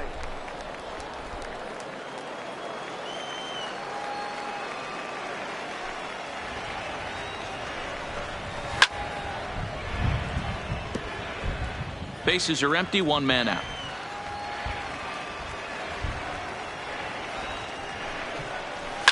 Hit on the ground down the first baseline, but this will wind up a foul ball. 2-2. He's ready with the 2-2 pitch. Ball three. 3-2 now. Kyle Schwarber is on deck.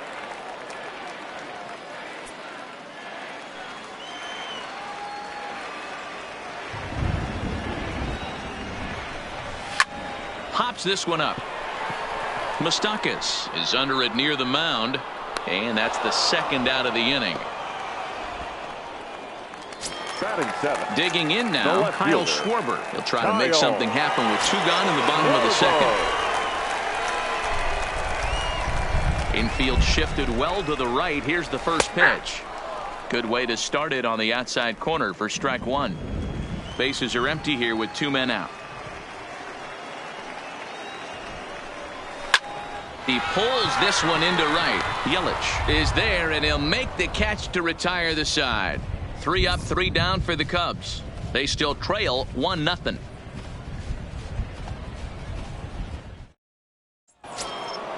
Now in the box, Tyler Austin. He'll get to take his first cuts here. The first baseman, Tyler Austin. Ready to deliver. Here's the first pitch. In there at the knees as he offers a strike to the leadoff man. 0-1.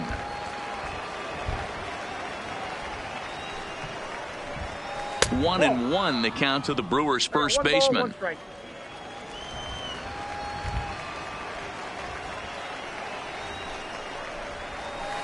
Down low, 2 balls and a strike. 2-1 the count. That's where he wants that sinker to end up, but that was a nice job of laying off. Sinker, and that's ruled strike 2.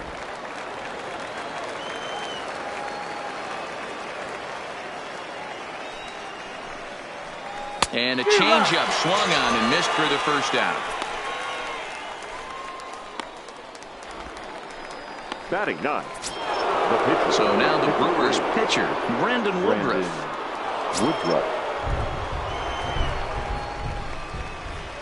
Ready with the first pitch. Here it comes.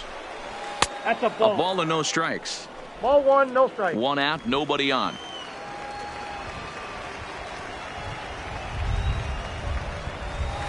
And he looks at a curveball that falls in. 1-1. And then that's a pretty good example of why he's such a great pitcher. Yeah, stuff. Stuff is obviously the important key to being dominant on the mound, but it doesn't mean a whole lot if you don't have outstanding control to go along with it. But he does, and he really spotted that pitch. Swing and a little blooper to center. Coming in is Almora, and it drops down in front of him, a base hit. So the lineup card turns over with 1 away following the base hit out of the pitcher's spot. Now batting, the shortstop, Hernan Perez. Ready for another chance? Hernan Perez, 0 for 1 here in the early going.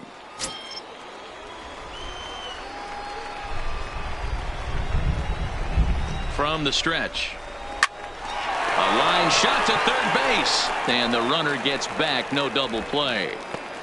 Now batting, digging in for his second at bat, number 18. 0 for 1 for him here in this one.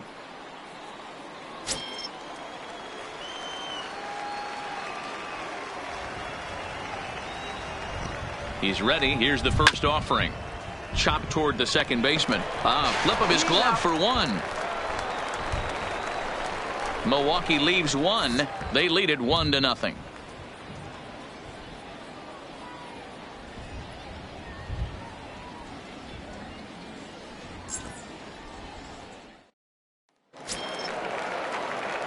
Leading off the inning, Kyle Hendricks. And they'll need him to get something going here. The pitcher, Kyle Hendricks. Here's the first pitch to him. Maybe trying to back him up a bit there with the fastball.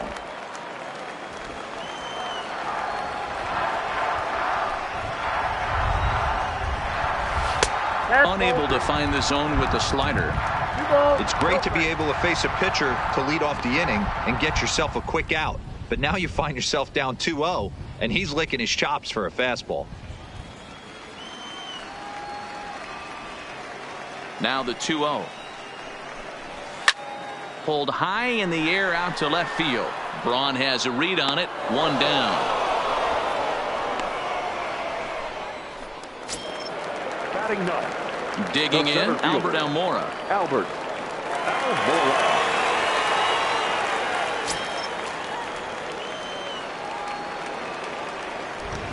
Ready to deliver. Here's the first pitch. Fastball just misses. That's ball one.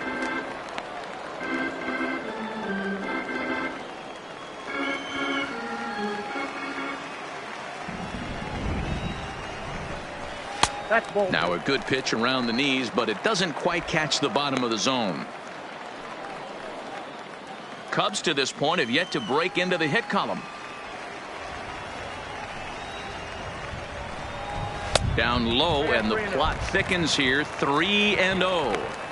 It'd be great right here if he was able to work himself on base. You got the leadoff hitter on deck, and you know the middle of the order's coming up right behind him. 3-0 pitch. And he takes ball four. So a good job out of the 9-hole in getting on base as we go back to the top of the order. They haven't been able to register a hit against this guy, but at least they have a base runner here. We'll see if that leads to something. So in now for Chicago, Javier Baez.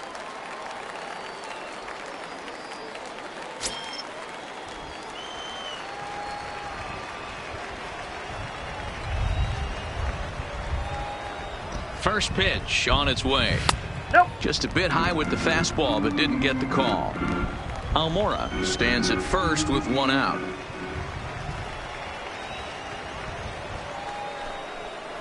One ball and one strike to the Cubs leadoff batter.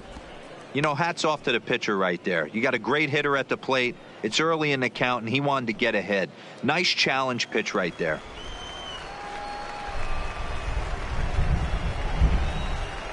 He's set. Here comes the 1-1. Swing and a ball hit softly on the ground.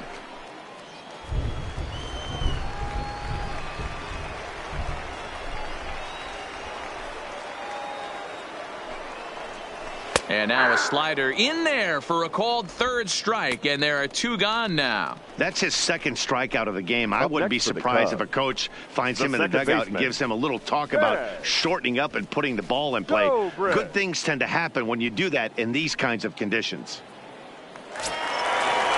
Here's Ben Zobrist now.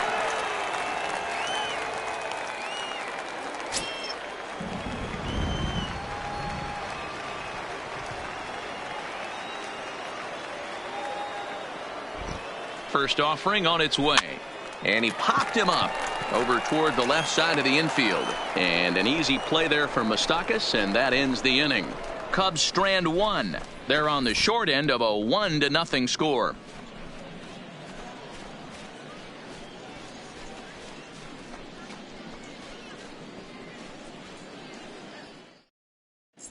Yu Darvish will come out now and make his first appearance of the spring.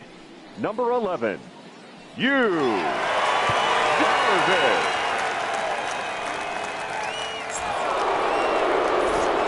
With Mark DeRosa and Dan Plesac, Matt Vasgersian with you as the left-handed hitting Christian Yelich settles in to start out the inning.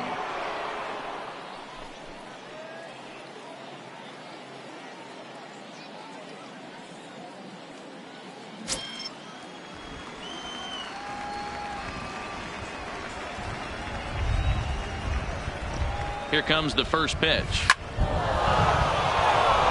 Line drive. That's a base hit into the right center field gap. This will kick up against the wall now.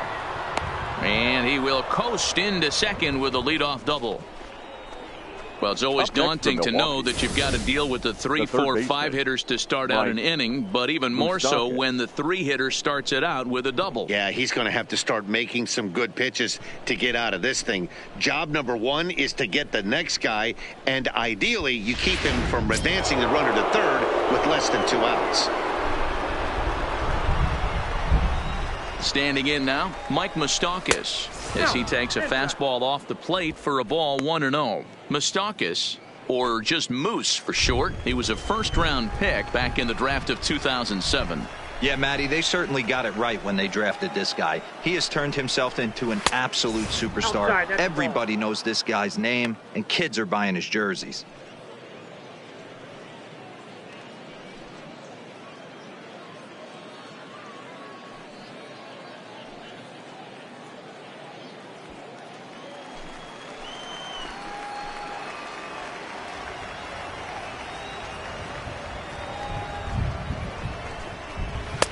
In there, 2-1.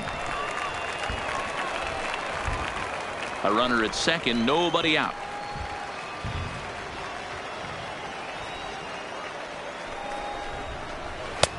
Good breaking ball there, laid off for the second strike.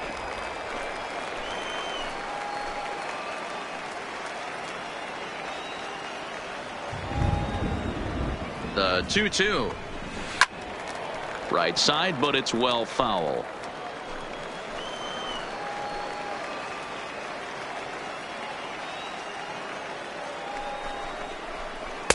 And the slider misses here, so he runs the count full, 3-2.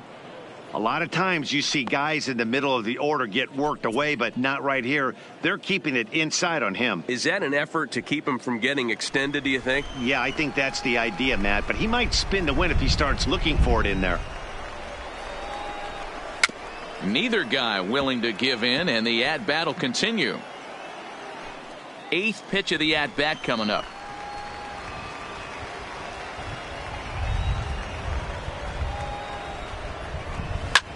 And it's fouled away.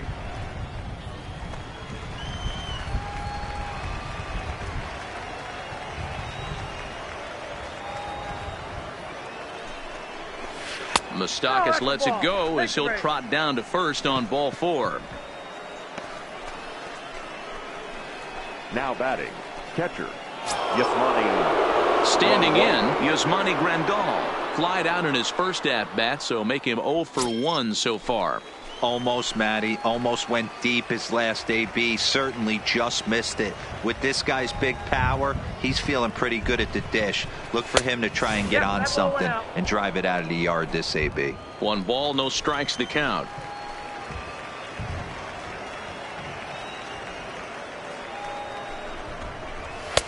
Two balls and no strikes. Boy, he better get it back together here quick because he's got 2 guys on already. He's starting to lose location of that strike zone. He's got to throw a strike right here.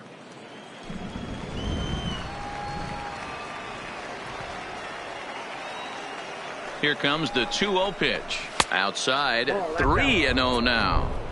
He's gotten himself into a little bit of trouble out here. Middle of the order up in a run-scoring situation, and now he might have to challenge him. Going to have to make some good pitches here. Fouled off.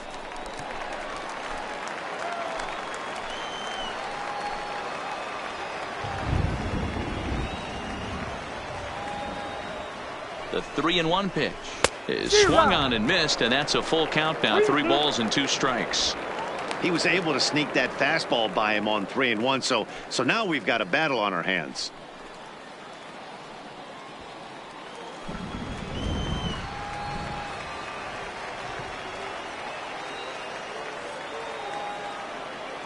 Hoping to send him packing. Pitch on its way, and he fouls this one off.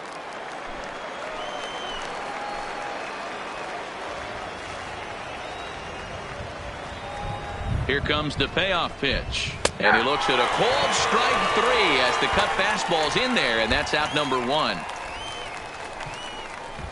The left fielder, number 8, Ryan. So 2 men are on with 1 man out, and that'll bring in the left fielder, Ryan Braun.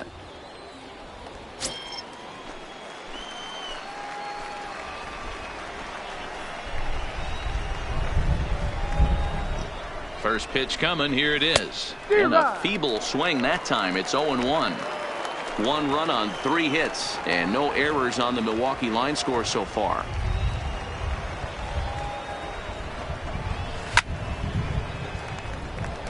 Braun, a veteran at 35 years of age. He's a veteran of 13 years at the major league level, which really points to the consistency he's shown since he first broke in.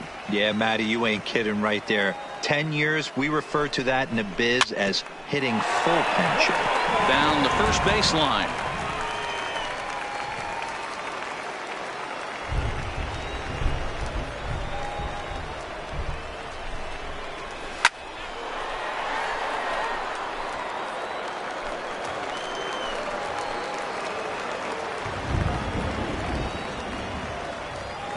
The next 0-2. Still hanging with him. Another good swing to keep it going. Hey, I'm biased to the hitter right now. Keep frustrating that pitcher. Foul 12 of these things off. He's going to miss over the heart of the plate at some point. Yanked the slider across that time. Laid off for a ball. Well, I think that pitch is the result of a lot of foul balls. He might have tried to do a little bit too much with it, trying to get him to swing through it, but it just ended up taking off on him.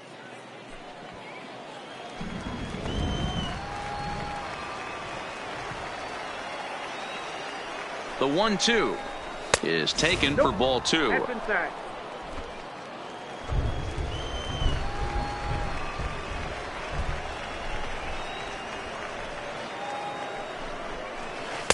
And they're working the outer half here, but that one's wide for ball 3. For the guy on the mound, this is one of those innings where nothing comes easy. He's thrown a bunch of pitches, and this AB hasn't been any different. Definitely laboring at the moment.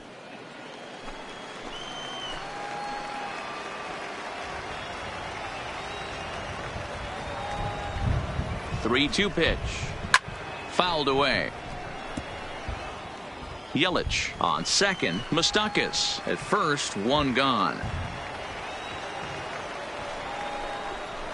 And he misses with that one. Ball 4, and that's going to load the bases now with still only one away. I think he was trying to be a little too fine there, and a walk is the result. Well, the good news is he has a force at every base. The bad news, a single probably drives in a couple of runs. Striding in once again, number 2 comes into this at bat 0 for 1 in the ball game. First delivery to him on the way. Strike taken. Good bender on the outside there. Now, I'm sure these infielders know it, but this hitter can burn down the baseline. So if he puts a ground ball in play, the defense is going to have to make a perfect turn to turn 2. He's set. Here's the 0-1. And it's fouled away.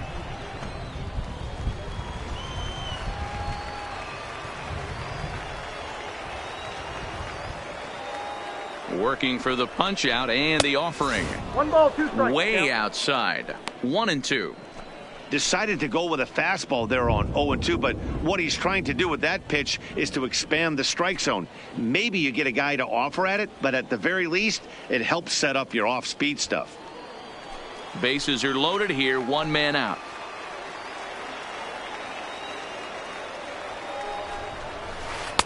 And he lays off a pitch outside as they draw even at 2-2. Tried to work in the backdoor breaking ball there for a strikeout, but he just couldn't quite get it to come back to the corner. That's a really tough pitch to hit if you can spot it.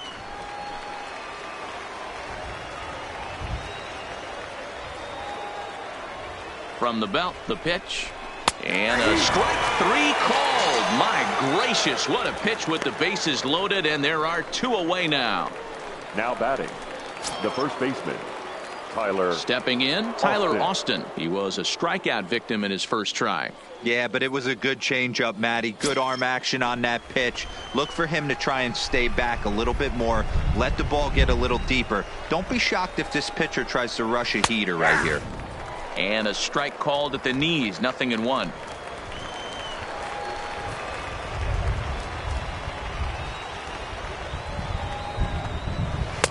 And there's ball 1.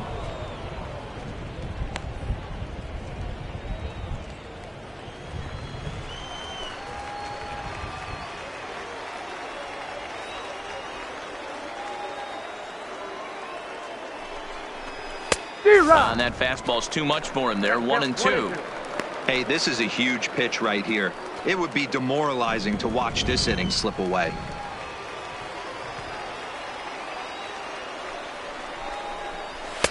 To 2 balls and 2 strikes now.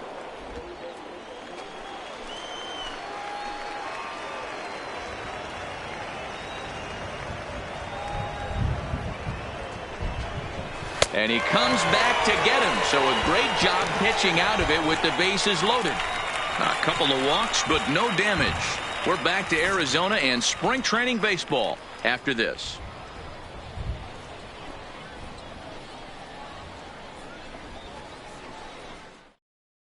Gio Gonzalez, the lefty standing 6 foot even, now takes over the pitching Milwaukee, duties here. Number 47, Gio Gonzalez.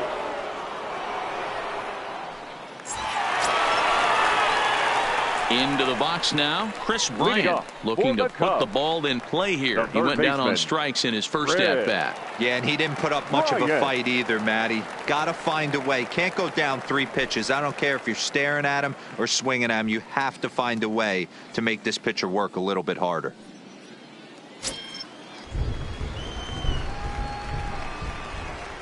Ready with the first pitch. Here it comes. No balls and 1 strike. Gonzalez steps into his windup. 0-1 pitch on its way. This one's outside, quite a bit off the plate that time.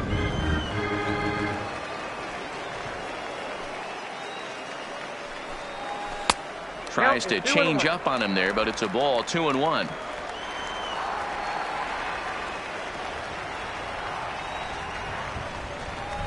Ripped down the first base line, and that's through for a hit. The throw into second, and he's able to hustle his way up to second as he'll reach here with a 2-base hit. Now batting. As we look again at that double here, you can see that he was thinking too right out of the box. Smashed it down the line, and that was some great hustle to beat the throw to second to earn himself a double.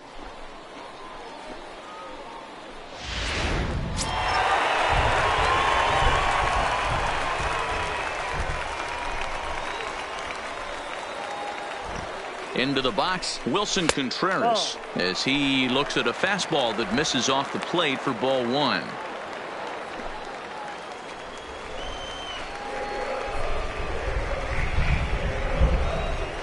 The 1-0 delivery. Swinging a ball hit on the ground, but a foul ball. 1-1.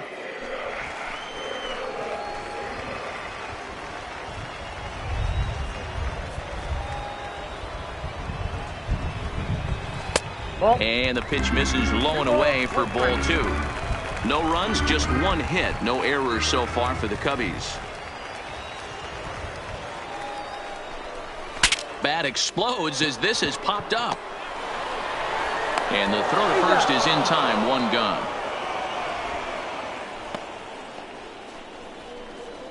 Oh, that'll make you smile as a pitcher. You make a good pitch, you blow the guy's bat up, and then you make the play yourself. In your head, you're thinking, nice swing, meat.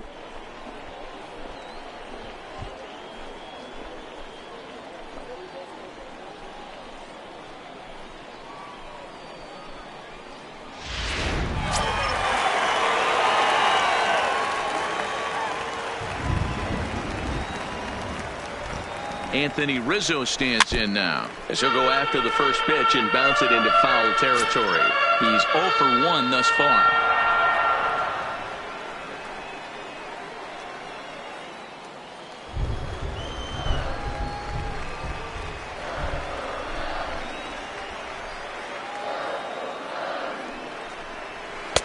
And that's in there as well. 0-2 now. This is where, as a batter, you got to find a way to put something in the outfield. Get something elevated. I know you got to battle with 2 strikes and protect, but if anything is belt or above, you got to swing.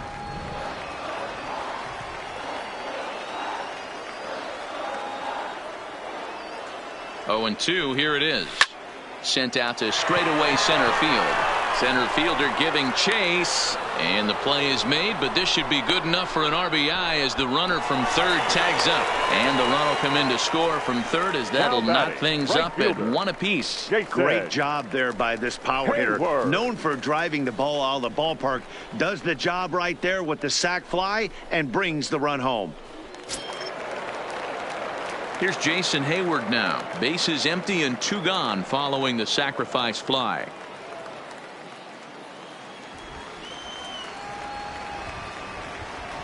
He's ready. Here's the first offering.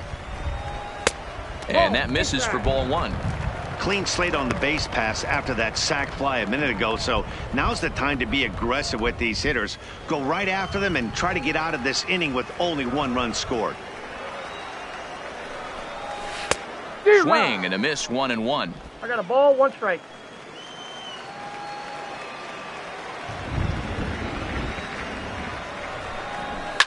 Well hit to right. And that is off the wall, but in foul territory. Foul ball. The 1-2. Hit down the line at first, but this is a foul ball as the count holds steady at 1-2.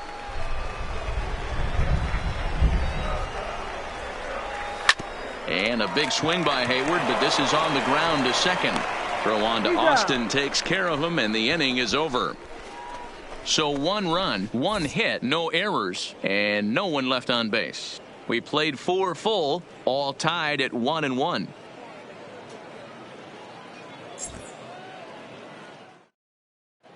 Kendall Graveman, a 6'2" right-hander, jogs in to take over on the mound. Number 59, Kendall Graveman.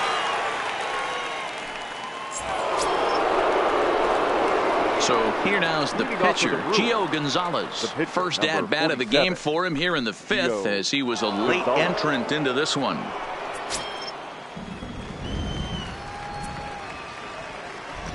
First pitch of the at-bat. First pitch hack in here, and that's the first strike. And it looks like the Cubs will get a left-hander up and working out of the bullpen.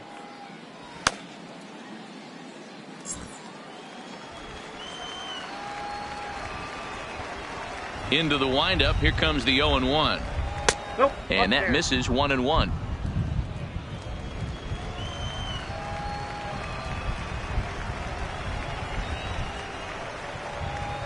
Cutter misses, and it's 3-1. Check that, 2-1.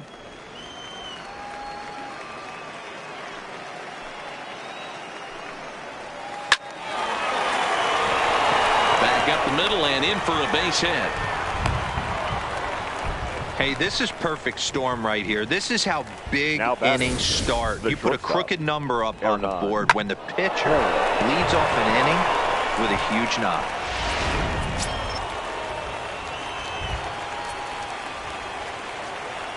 Stepping in now, Hernan Perez.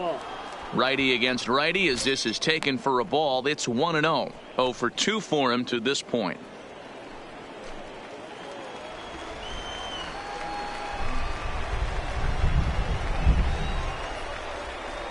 The 1-0. Here's a swing and a ground ball, but a foul ball, 1-1. The 1-1.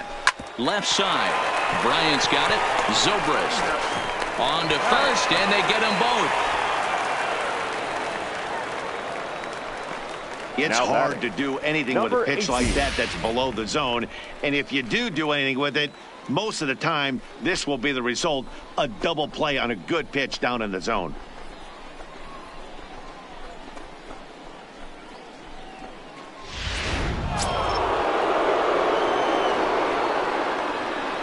In now, number 18. As the first pitch to him is taken low and away for ball 1. 0 for 2 from him so far in this one.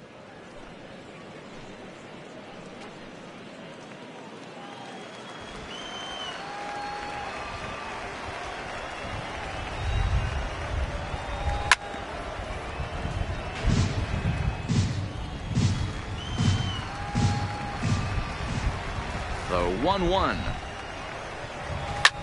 Well hit to right, but a foul ball. 2 out, nobody on. The slider freezes him at the plate. A called third strike, and the inning comes to a close. None left for Milwaukee. Halfway home, all even at 1 apiece.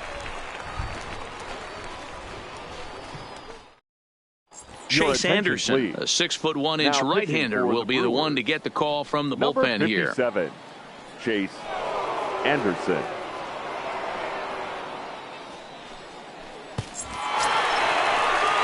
Now at the plate, Kyle Schwarber. Hit it hard, but lined out in his first at-bat. Yeah, Matty, it's always a little frustrating when you square one up. You hit a solid line drive like he did, and all you have to show for it is a jog back to the dugout. That can get in your head for a little while. He's ready. Here's the first offering. Tried to check it, and it's 0-1. All ones the count.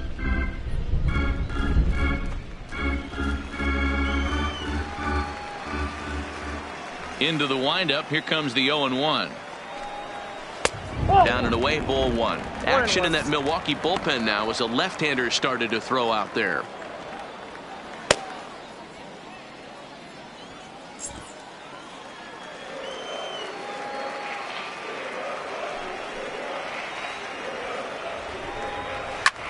Line hard to the left side, but this will be a foul ball.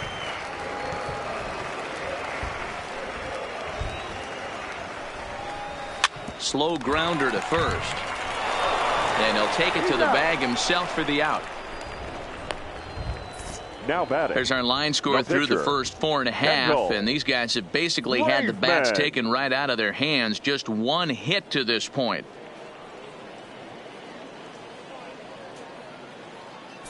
Nicholas Castellanos will grab a bat and hit for the pitcher here. For the Cubs, number 6, Nick Castellanos.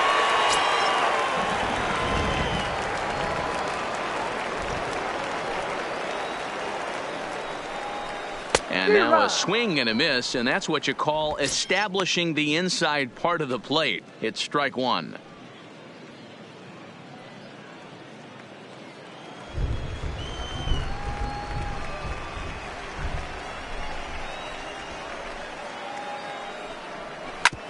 Hit hard to third, fielded by Moustakas. Throw gets him, 2 down. There's our line score through the first 4.5, and these guys have basically had the bats taken right out of their hands. Just one hit to this point. Almora.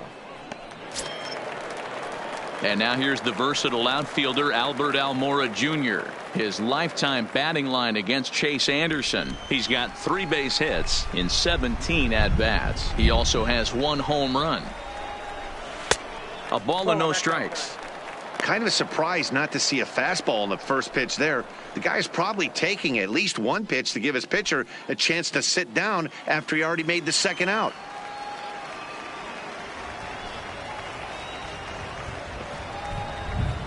Drilled to the right side. And a backhanded reach at first, but he can't flag it down. The pitcher got the result he was looking for. Change up down in the zone, gets him to hit it on the ground, but obviously the result wasn't what he wanted. Baez. Now back to the top of the lineup. Stepping in, Javier Baez. He gets a shot to hit here in the inning following the 2-out single. Yeah, and that hit might not amount to much, but anytime you can extend an inning and give a guy with plenty of pop a chance to swing it, the outlook of an inning changes dramatically.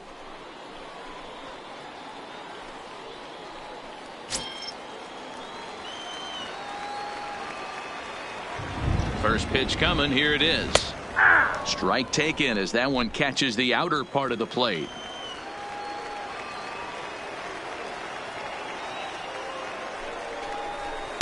And this misses the outside corner, so it's knotted up at 1-1.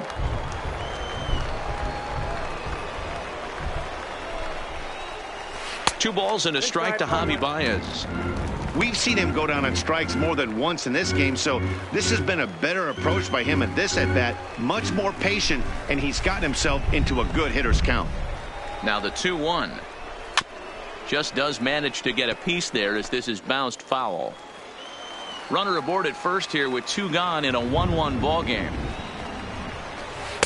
And that's low, so a good eye there as he works the count back full. All right, 3-2 count with 2 outs. The runner on first will be moving, so we'll see what happens. There are a lot of possible outcomes with this kind of play. 3-2 pitch. And that misses, ball 4. So it's first and second now with 2 out. Oh, man, I think this walk is going to grind at him for a bit. He just missed, and now the inning continues with the man in scoring position.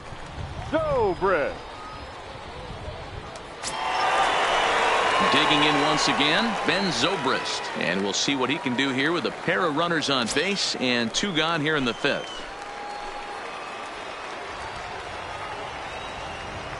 Ready to deliver. Here's the first pitch. A bouncer up the middle. Backhanded. And a glove flip for 1. Both teams battling the elements thus far, but we've got a tight game through 5. More Cactus League action coming your way after this.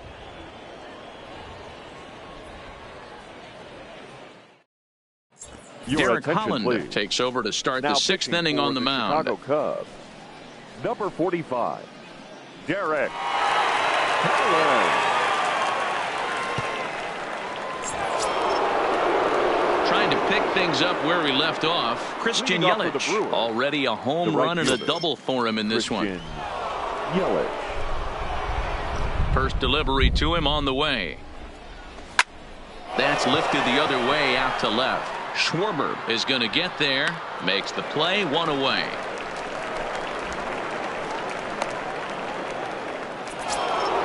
Striding forward now, the Brewers cleanup hitter, Mike Moustakas. It was a walk in his last trip. The pitch. Lays off 1-0.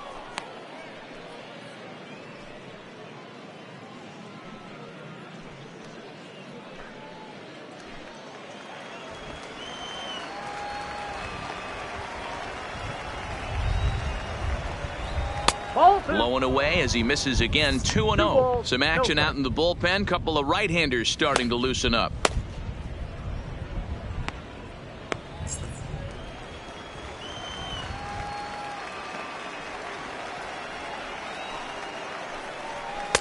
Take sign must have been on there because that's right down the middle. Strike 1.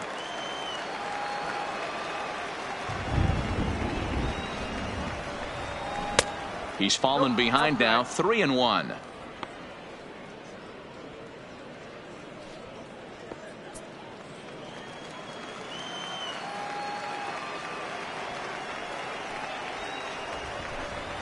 And that misses for ball 4.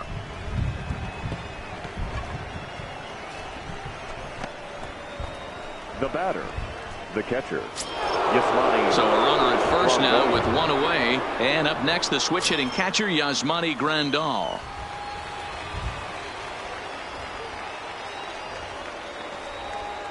From the stretch, here's the pitch. And that's taken for strike 1.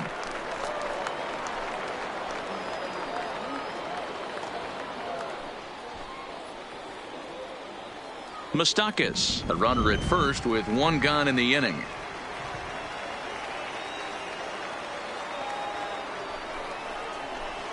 A swinging strike, and now it's 0-2.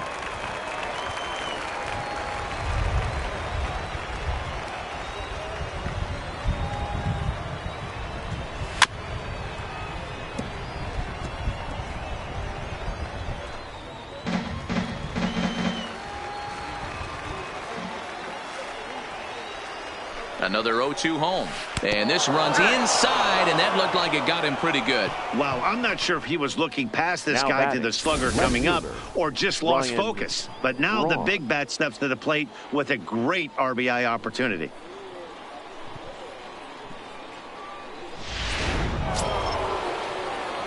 Here's Ryan Braun now. Previously against Derek Holland. He's gone 3 for 4. He's taken him deep once.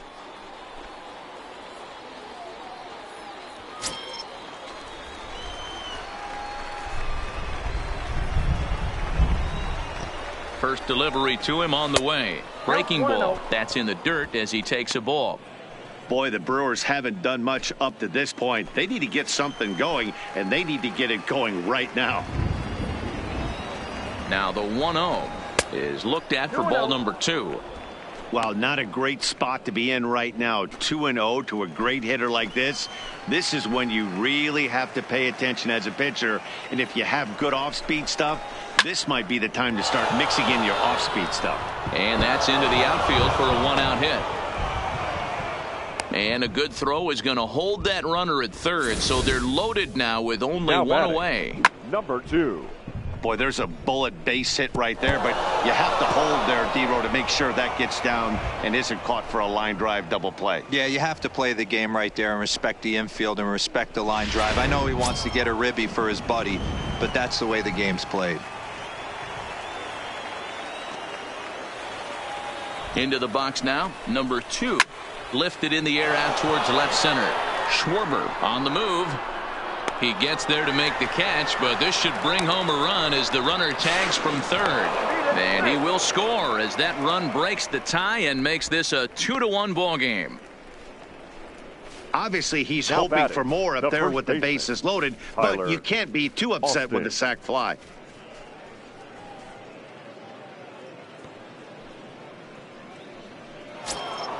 Here's Tyler Austin now. He's 0 for 2 in the ball game so far.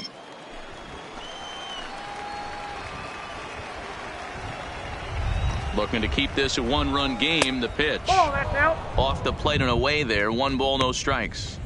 This is the guy they're going to have to be careful with. He could put 3 runs on the board in a hurry, so expect them to try to get him to chase something out of the zone if they can.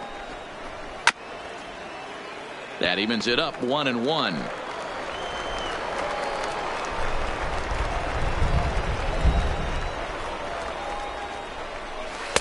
Outside 2-1. His pitch count is getting up there in the inning now. He needs to get this frame over with sooner than later, so forcing contact and getting the defense involved is probably the best thing he can do.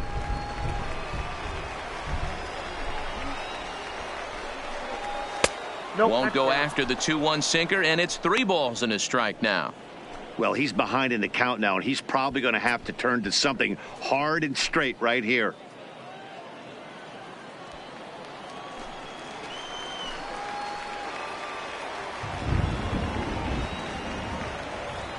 He's set. The 3-1. And he drops a change in on him there, and that'll run it full 3-2. 2 down, runners at first and second.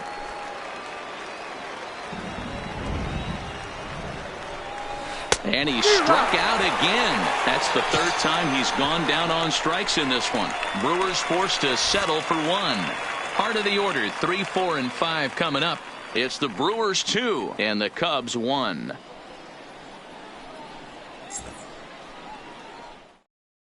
Brent Suter please. enters to do the pitching Now in the pitching bottom for of the Milwaukee, 6th. Number 35, Brent Suter.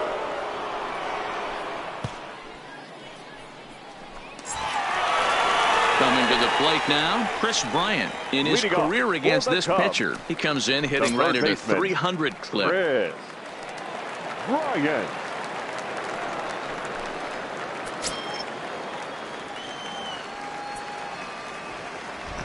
First pitch of the at-bat on its way. Starts him out with a fastball too low for ball 1. Now some movement out in the Milwaukee bullpen. Both a lefty and a right-hander have begun to stretch it out.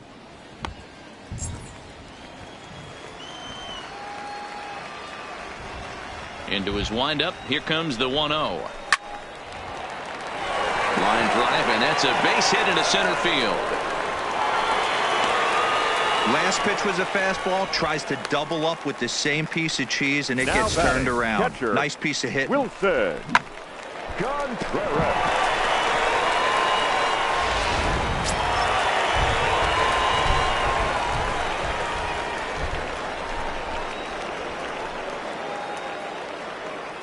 Into the box, Wilson Contreras, as he'll take a breaking ball too low, and it's 1-0. No hits to this point.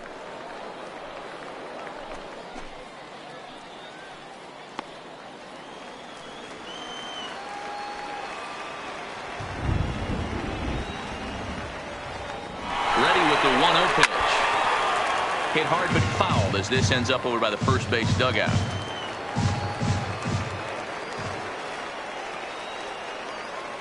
One and one, here it comes. Drilled to first. That's through, and he's got his first base hit. He's 1 for 3. And that runner will go no further than second as there are 2 aboard now. Boy, D-Row, when you're starting to swing it like this team is, doesn't matter. They bring in a new relief pitcher, right? And he gets greeted with back-to-back base hits. Yeah, exactly. That's what you want to do. In today's day and age of bullpen down your throat, You very rarely see back-to-back knocks when these guys are throwing smoke. That's one of the keys, too. When you come in facing guys out of the bullpen, they're being taught to throw strikes early, and they're taking advantage of it. He's throwing strikes, and they're jumping all over him. 0 for 1 with a run batted in thus far.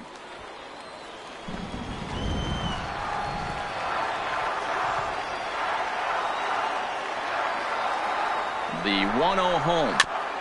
That's to the left and foul. 1 ball, 1 strike.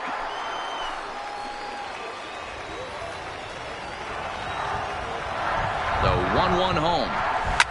He pulls this one into right. Yelich is there, and he makes the catch for the out.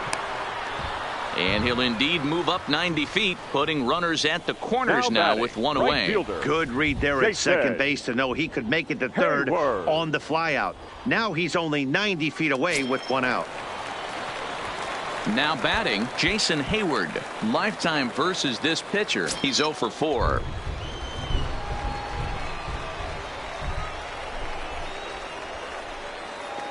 Here comes the first pitch. No balls and a strike to count. Low scoring game thus far. 2-1 here in the 6th.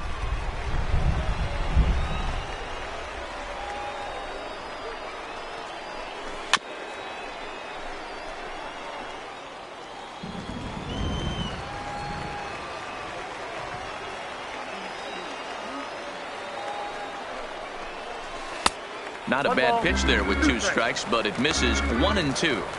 Big spot right here. That's a great pitch to try and see if you could get him to fish outside the zone.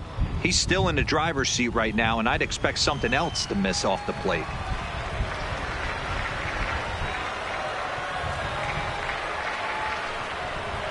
Counts even to Hayward. 2 balls and 2 strikes.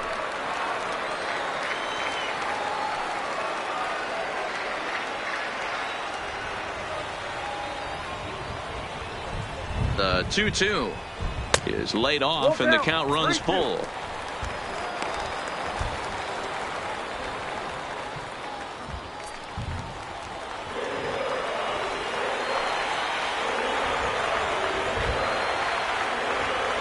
Now the 3-2 pitch. Swing, and he pops him up. Moustakas into shallow left, and this is going to wind up as extra bases, as that'll play 1 for sure and maybe a second.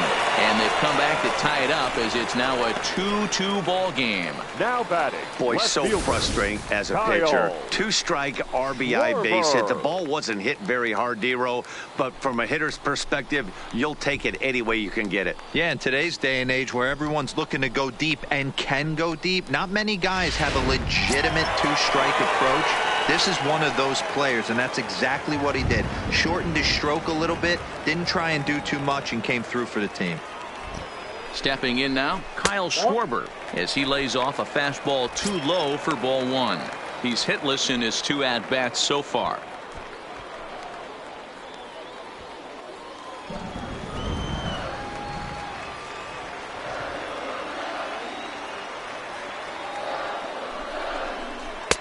And maybe a little frustrated on the mound here as the fastball misses for ball 2 now. This inning really feels like it's getting away from him out there. As a reliever, you can't let that happen. Nothing you can do about what's already happened, and it's only going to get worse if you're not focusing on the guy in the batter's box. 3-0 now.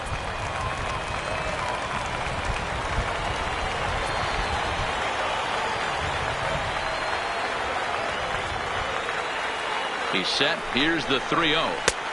3-1. 3-1 with 2 on, and this is where you got to be geared up for something to drive. I don't think you can just groove him one right here. You still have to try to make a competitive pitch.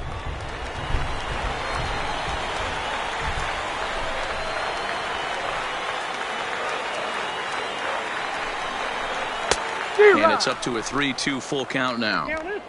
Hey, there was great arm action on that 3-1 changeup right here. He's got this guy thinking. That's the beauty right now. We go to a full count. Do you sit changeup or do you stay with the heater? A full count now to Kyle Schwarber. Fastball too high. Ball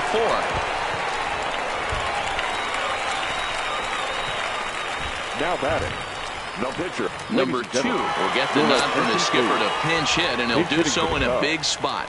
Bases loaded, only one away.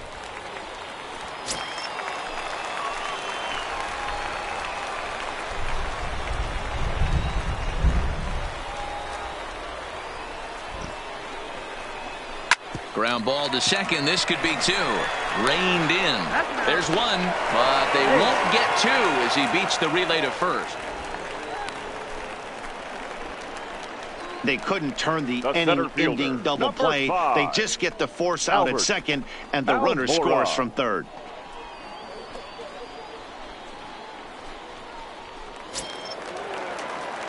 So digging in now, Albert Almora. His career numbers against this pitcher, it's been pretty good. 5 for 12.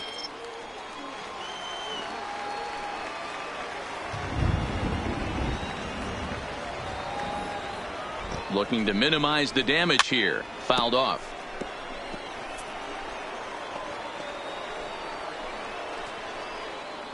Hits are even right now at 5 aside.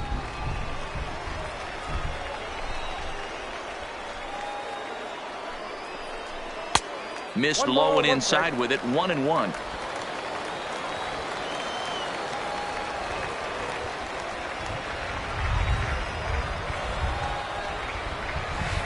And this is low, ball 2. 2-1. A lot of times you see guys get too aggressive and try to do too much at the plate with guys on, but right here he's doing a great job of waiting on the right pitch. Got himself ahead in the count now. There's a breaking ball that couldn't quite catch the inside. It's clear he just hasn't been able to find any rhythm out there. Pretty much unable to hit any of his spots, and now he's at 3-1, and he's put him into another great hitting count. Runners at the corners, 2 men out.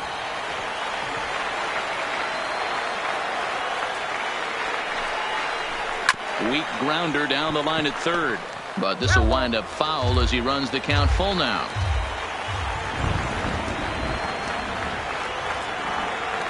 He's set. The 3-2. Line toward right center. And he will run this one down as he pulls it in around the letters, and the inning is over. So 2 runs on 3 hits, no errors, and a couple of men left. 7th inning coming up. The Cubs are on top, 3-2.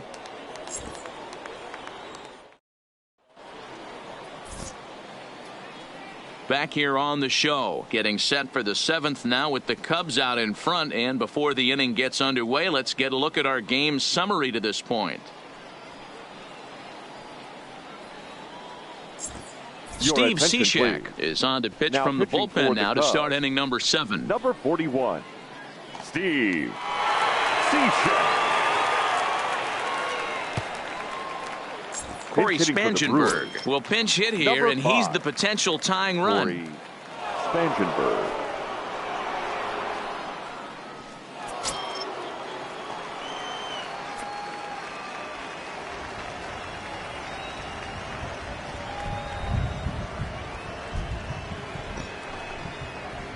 And he'll start the inning with a pitch that misses off the plate. It's ball 1.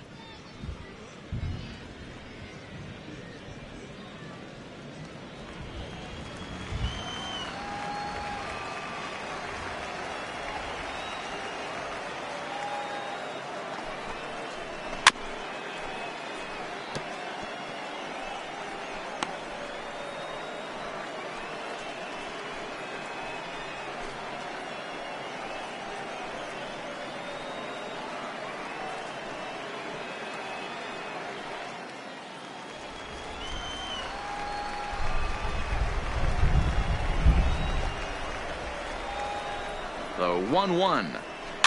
This one's down to third. Bryant is up with it, and the throw to first is in time, so the leadoff man is gone here to start inning number 7. Manny Pena will move into the on-deck circle now to try to get something started here with 1 gone in the inning. Manny Pena.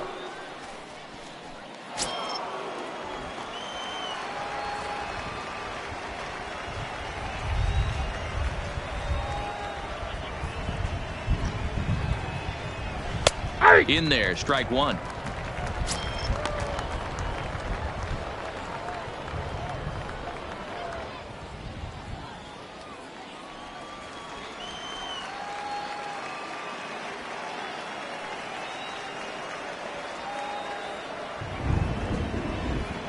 On its way, the 0-1 pitch.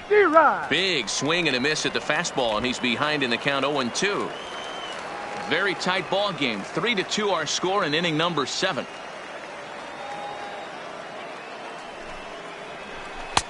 Tries the slider to ring him up, but he lays off 1-2. I like that they went away with that pitch right there. They really tried to tie him up on that previous pitch, so he was probably what we call inside conscious. He didn't get a strike there, but I'm guessing he was looking for another ball in.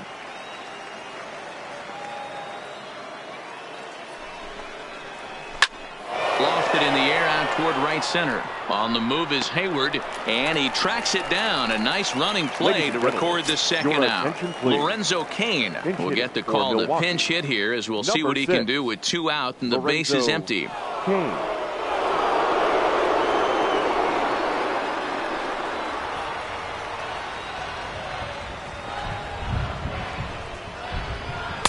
And that misses, ball 1. The numbers head-to-head with Steve Cishek. He's 1 for 5.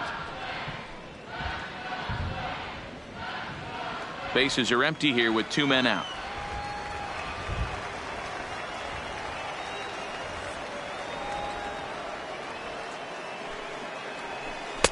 Runs outside, so it goes to 2-0 now. After 2 breaking pitches, there's a pretty good chance right now you're probably going to get something right in the middle of the strike zone to swing at. So if you're looking for it, go ahead and turn that baby loose. Now the 2-0. Hit in the air down the right field line. Hayward on the run. Around first, he's digging for second. And now this will get over the wall down the line out there for a ground rule double. The right fielder. Just a great approach at the plate right there. Takes that pitch on the outer half and goes with it. He clearly hit it well because it bounced right over the wall for a ground rule double. Now pitching for the Chicago Cubs. So with a left-handed hitter waiting, they'll go to their own left-hander out of the bullpen.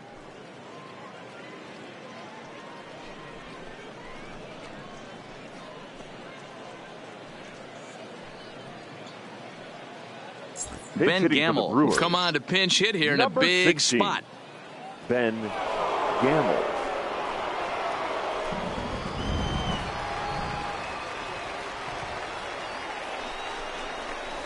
And that's in there for a strike.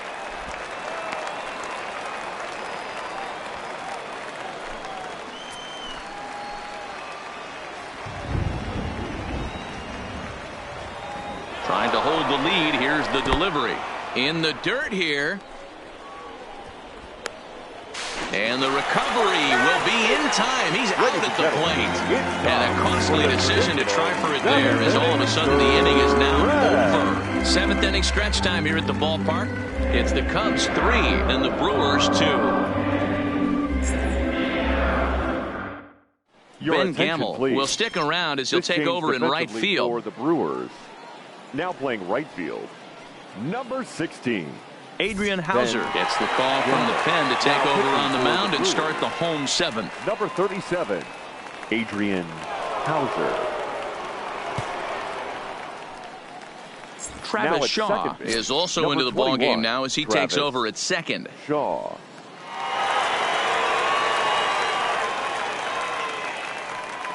Tyler Saladino is also into the game as he takes over at short. Saladino. David Bodie is up off the bench as he'll be asked to get something started in the home half of the 7th. David Bodie.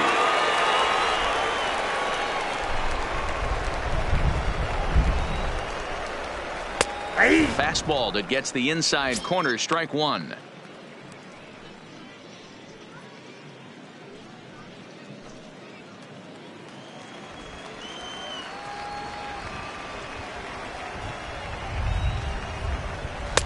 And he lays off for ball 1.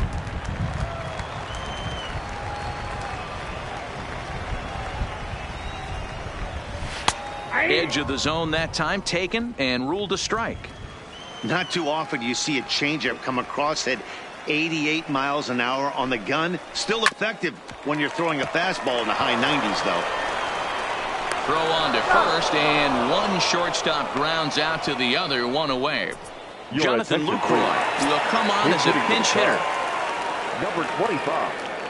Jonathan Lucroy.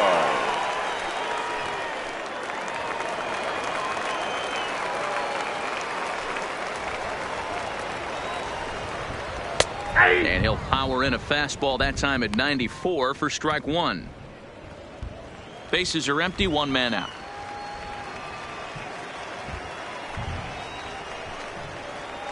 Late decision to swing that time, and as a result, it's 0-2. Two mid-90s fastballs right there that he doesn't seem to think he can catch up to. I wouldn't be shocked if he came right at him again with another good one. Swing and a miss on the changeup, and there are two gone. Well, there's the great equalizer, the changeup, El Now Cambio. batting, Listen, third baseman, if you can keep that pitch in your back pocket and pull it out when you need it, like he did right there, usually hitters, they don't stand a chance. Victor Caratini will come on now as the pinch hitter. Number 7, Victor Caratini.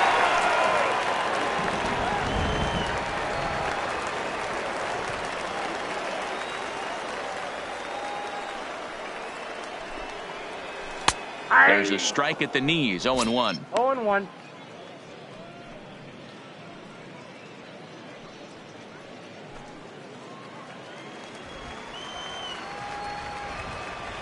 The windup and the 0-1. And now a curveball that bounces up to the plate. It's 1-1. 2 out, nobody on.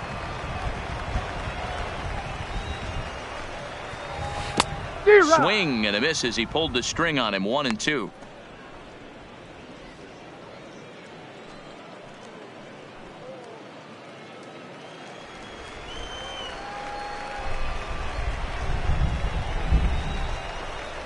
Ball. Off the plate that time and a little high. It's even at 2-2.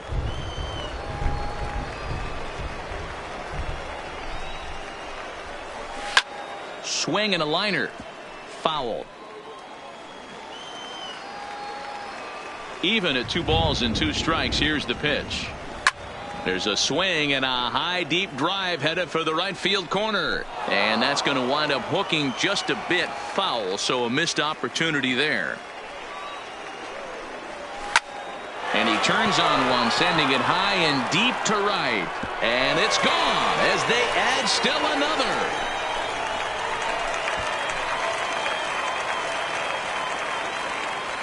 A solo shot here to straightaway right field, and it gives the Cubs a 4-2 lead.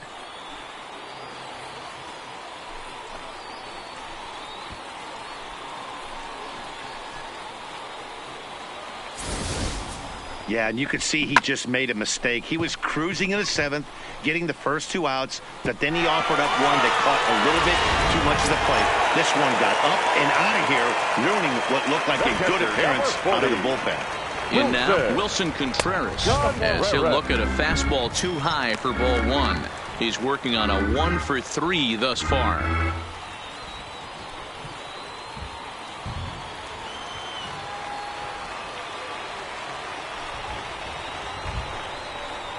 Contreras in front, 2 balls and no strikes. Well, I kind of wonder if he's not being as aggressive as he was before that home run. Hey, this is a guy that can burn you again, so I don't really blame him. In the dirt, it's 3-0 now. Bases are empty here with 2 men out.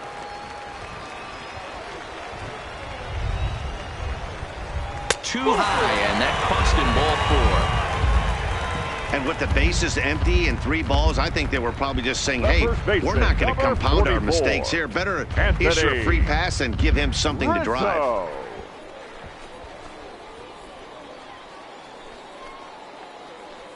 Daniel Descalzo will look for some 2-out magic here as he'll pinch hit with 2 gone and a runner at first. Daniel Descalzo.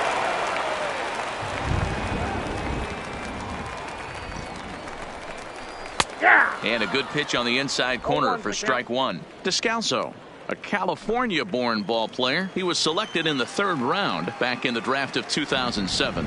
Yeah, he has turned himself into a really nice ball player. I wouldn't put him on the superstar level, but you know what? They didn't miss with this pick either. You go into high rounds and you carve out a career the way this guy has, nice pick.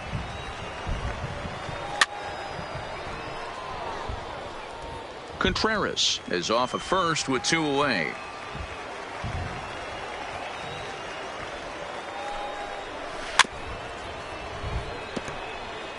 When you have 2 strikes on you, as a hitter, if you get something that you can handle, you have to find a way to do some damage with it. That was a missed opportunity. On to second for the force out, and the side is retired. Cubs get a run here thanks to this solo home run. We'll march on to the 8th. It's now 4-2 Chicago. David Bodie will stay in the ball game as a new shortstop for the Cubs.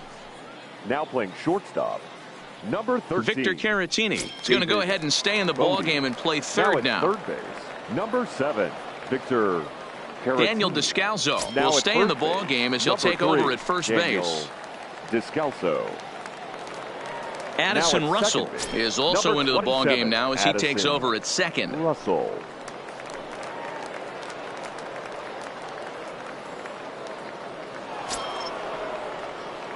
And that'll bring up Ben Gamble. And he's getting his first plate appearance here in the 8th after entering off the bench just a little bit ago. Even though we're moving into the back end of this game, they're only down by a couple of runs. You know that old slogan, a bloop and a blast. They could certainly use that right now. 1 ball, no strikes the count.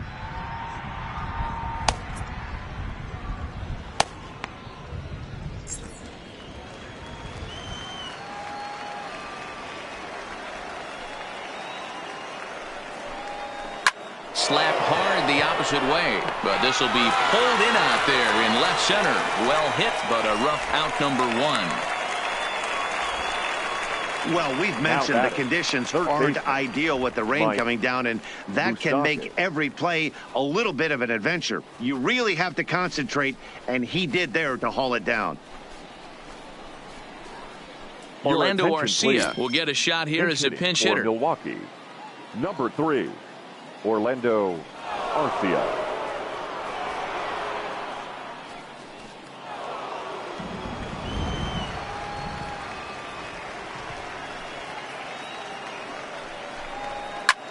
Hit the other way out toward right field. Hayward has a read on it. 2 gone.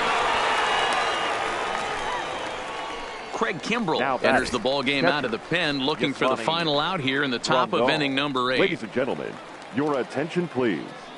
Now pitching for the Chicago Cubs, number 24, Craig Kimbrell. Number 12 will come on as a pinch hitter.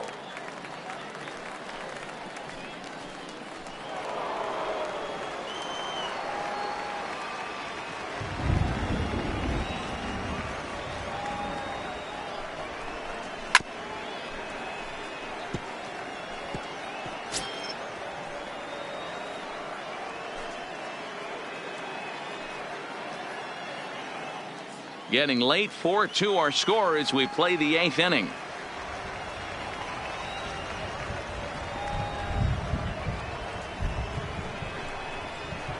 And here's a swing and a miss as he falls behind 0-2. Well, I think his eyes lit up when he saw that pitch coming up at his eye level. Oh, you think? If you've got a good fastball like he does, that location can be really effective. It looks so tempting to the hitter, but making contact on that pitch can be very tough. A little bit off the outside. It's 1-2. Kimbrell, a former Red Sox, he became a member of this team after signing as a free agent earlier this season. Yeah, he didn't have an opportunity to really get acclimated to this ball club. Showing up during the season is not always easy, opening the doors to a big league clubhouse and trying to get to know your teammates. The best way to get to know them is to go out and produce. To 2 balls and 2 strikes now.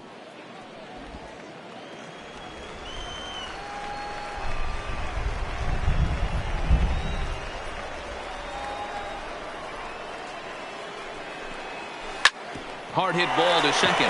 Russell's got it. Throw to first will get him easily, and the side is retired. 3 up, 3 down for Milwaukee. Still down by a count of 4-2.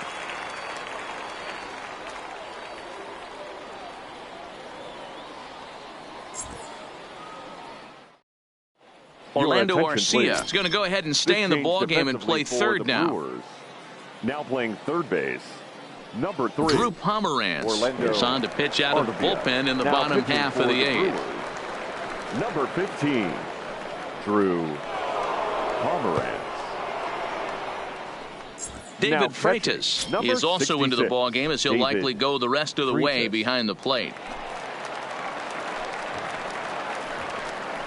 Tony Kemp is going to grab a bat here as he looks to try to set the table in the bottom of the 8th as they look for some insurance.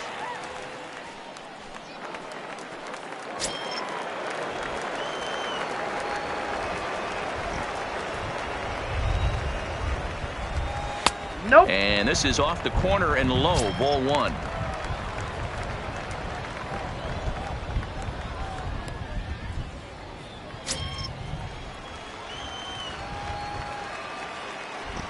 Into his windup. Here comes the 1-0.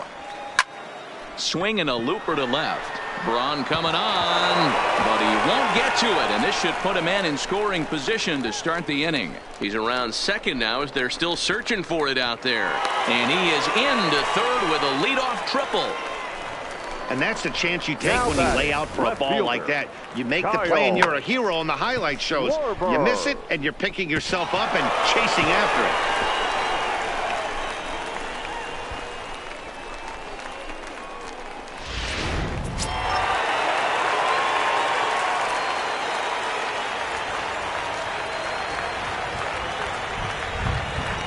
Standing in now, Kyle Schwarber. As the first pitch here's a bit high, it's ball 1.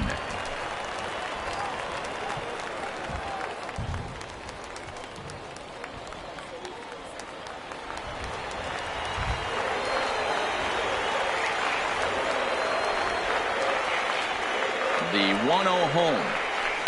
And he fouls this one off.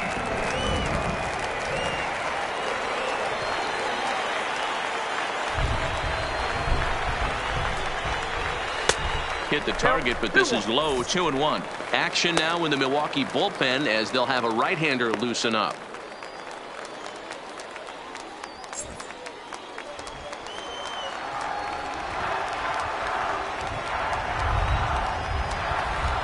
The 2-1 home. Doesn't hit the target. It's ball 3.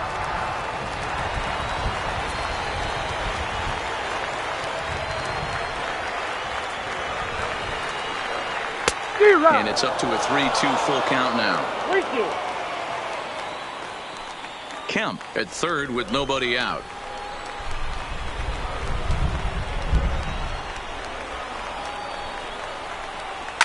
Fouled away.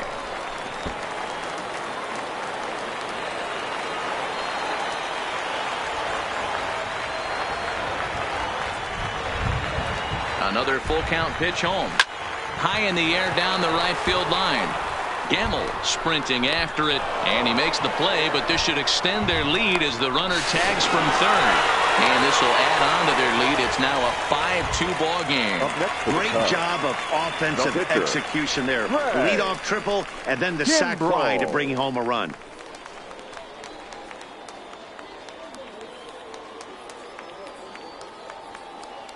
Ian Happ will get the call here as he'll hit for the pitcher. Number 8, Ian.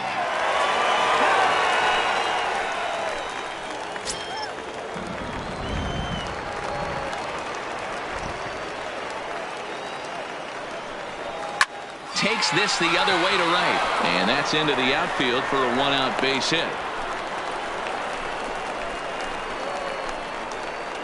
Now batting, center fielder, Albert Almora. Stepping into the box, Albert Almora hit the ball pretty well in his last at-bat, but it resulted in a line out.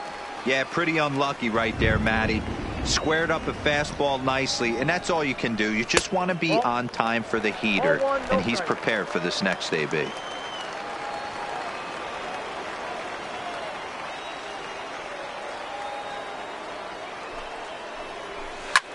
Hit in the air toward the gap in right center.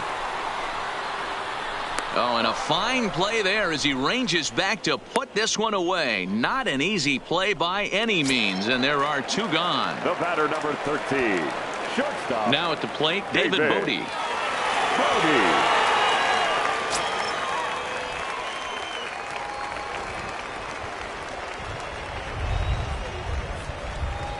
Here comes the first pitch. And it's fouled away.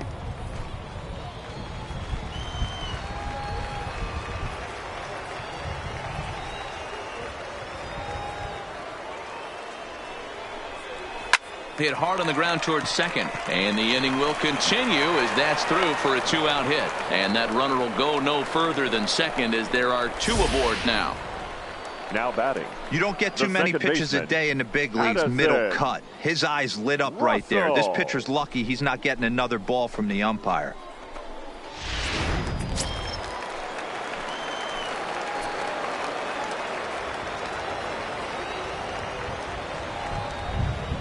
Here's Addison Russell as he'll take a look at ball 1. In prior matchups against Drew Pomerantz, he's 2 for 3.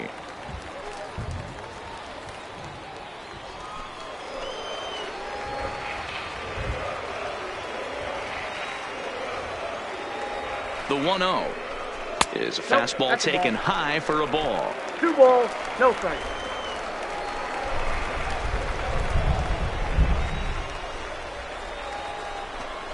Outside, 3-0 now.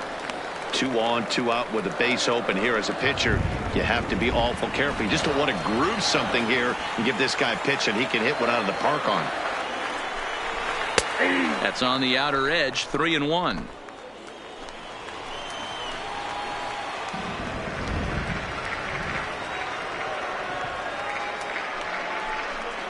And he misses with it for ball 4. So the bases will be loaded now with 2 away. These guys on defense are still within striking distance.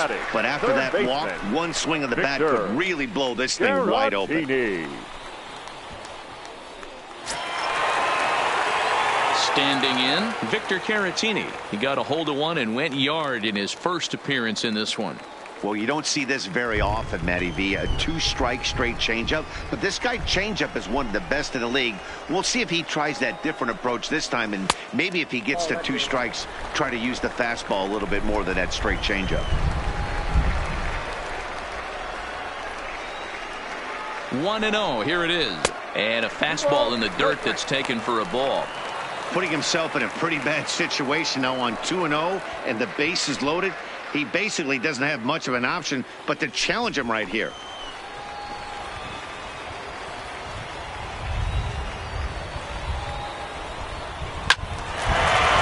That'll get the middle and in for a base hit. And not in time as the run scores. And not in time as he just crosses the plate in time. And you know, this run might be the one that seals this thing for good. A 3-run deficit is tough enough to overcome, but a 5-run deficit feels like it might just be a little bit too much. They don't have many outs left to work with. Ladies and gentlemen, Jordan Lyles trots in from the bullpen here as he inherits a tough spot with 2 on and 2 away. Number 23, Jordan Lyles.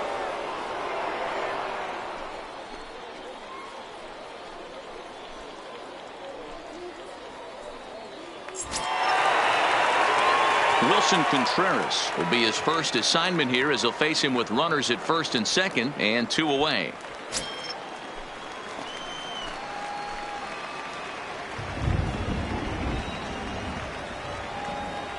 Here's the first pitch to him. In the dirt, throw to third, and they say he beat the throw safe at third. So now 2 men in scoring position. Well, you live by the sword, you die by it too. He went with an off-speed pitch down in the zone, and that's the risk you take there. The catcher can't come up with it, and 2 runners advance. Now they're both into scoring position. 3 runs already home here.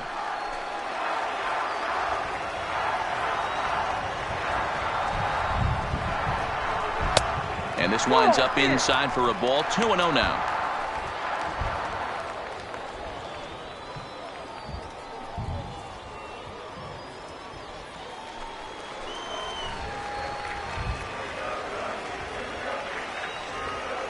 Hitters count. Here's the 2-0 pitch.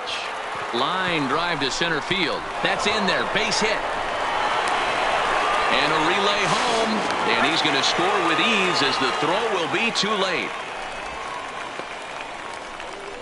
Yeah, Matt, hard to stay focused on the game when the score is this far out of hand, especially when you're on the losing side of it.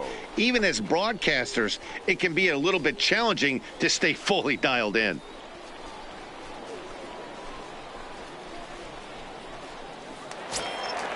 Striding in, Daniel Descalzo. Lifetime versus Jordan Lyles. He's only 2 for 10. He also has 1 home run. He's ready. Here's the first offering. In there at the letters 0-1. Contreras, the runner at first with 2 gone.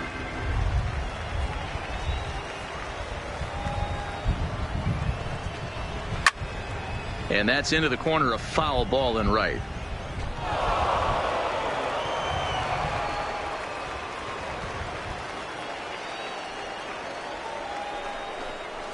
He pops him up toward the left side of the infield. Arcia is there to put it away and finally put an end to the inning. 9 men come to the plate, however, 5 of them score. 9th inning coming up. It's the Cubs 9 and the Brewers 2.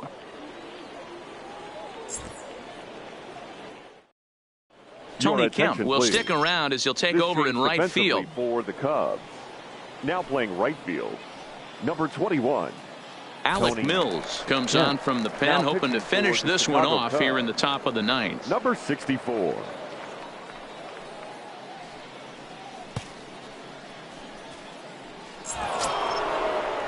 Stepping into the box, Ryan Braun. He singled his last time up. Fielder, Ryan Braun. First pitch of the at-bat on its way. 9th inning begins as the first pitch is taken for ball 1. Cubs have someone working in their bullpen now as a right-hander's begun to get loose.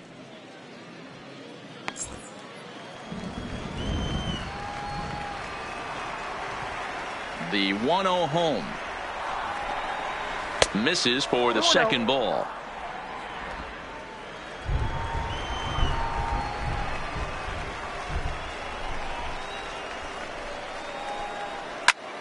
Into the corner and slicing foul.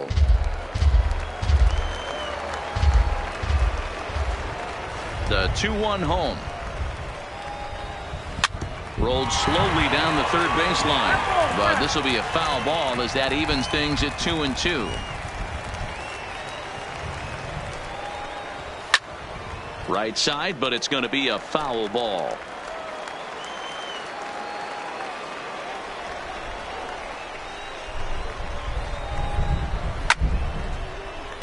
Still 2-2.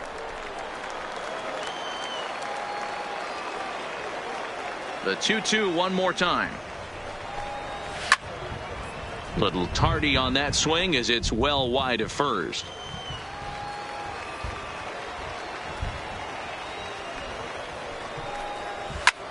Hard ground ball to third, and that'll just sneak past his outstretched arm, a base hit. Dan, how frustrating that must be. 8 pitch at bat, and he's able to work a base hit. D-Row, he threw everything but the kitchen sink at him. He threw off-speed pitches, fastballs, and on the 8th pitch, left one out over the plate, just enough for a base hit.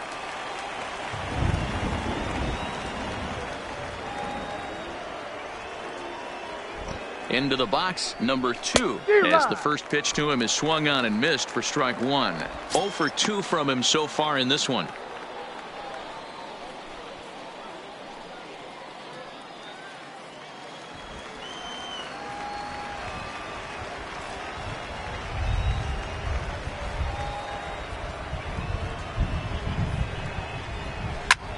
Line to the right side, but this is speared by the first baseman. The batter, the first baseman, Tyler Austin. Now at the plate, Tyler Austin. He could really use a knock here. 0 for 3 in the game so far.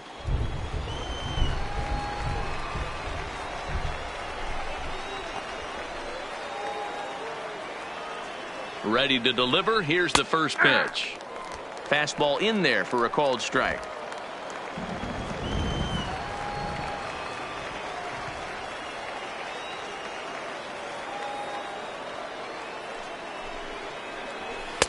Off the plate and in. It's a ball and a strike.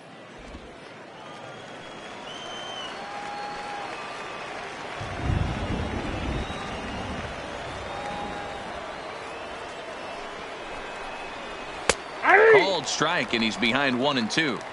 If I'm the guy in the batter's box right here, I have to take a step out, adjust my batting gloves, take the pull side out of it, because that was 3 fastballs in a row.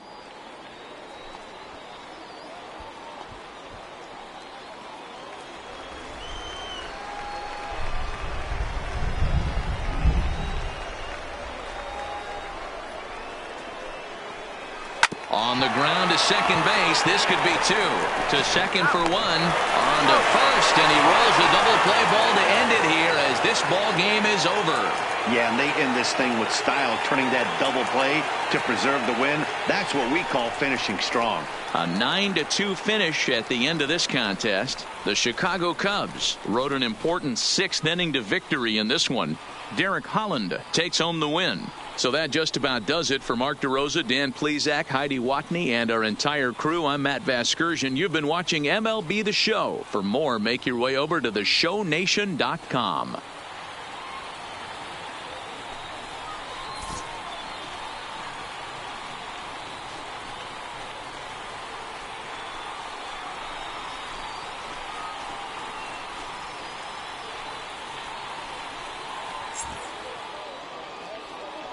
Here now is our final line score this afternoon. First for the victorious Chicago Cubs. 9 runs, 11 hits, no errors. They left 8 men on base. Time of the ball game, 3 hours and 29 minutes. Thank you for joining us here this afternoon. And we remind you to please drive home safely.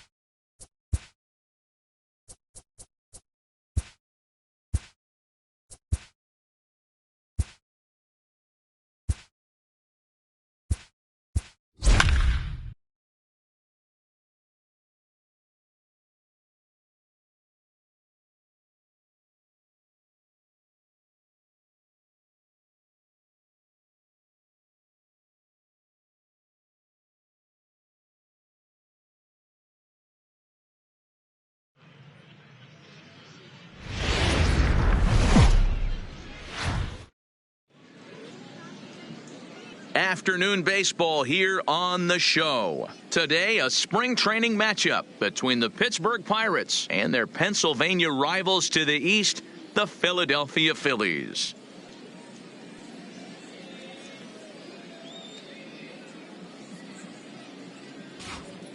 A chance here to check out the starting lineup for the visiting Pirates. D-Road daytime road game for them. What you got? Focusing on this lineup, Matt. One thing jumps out at me. They are going to have to be good at situational hitting. The guy on the opposition right now on the bump has been throwing the ball great. He's not going to give him anything. I know in today's game everybody's trying to go deep, but I'm telling you, a good hit and run, taking that extra bag today might be the difference between winning and losing. Drew Smiley is ready to go as he's on the mound for the Phils. Dan Plesac, what do you got? Yeah, he's had some arm injuries, but when this guy's healthy, as good as anybody in the game of baseball from the left side. Good fastball, not overpowering, 92 to 94. Good assortment of breaking pitches. Holds runners really well, has a good pickoff move. A good pitcher. When he's healthy, this is really one of the top pitchers in the game. Time to take a look at the Philly D. And let's focus on third baseman Maikel Franco. I think what gets lost in the shuffle, we get it. Offensive force. But he doesn't get enough credit for the way he handles the hot corner. The ability to pick it backhand and come up firing. Here's Starling Marte. And we are ready for some daytime baseball. Smiley steps into the windup. Here's the first pitch. And here's a fastball called for strike one.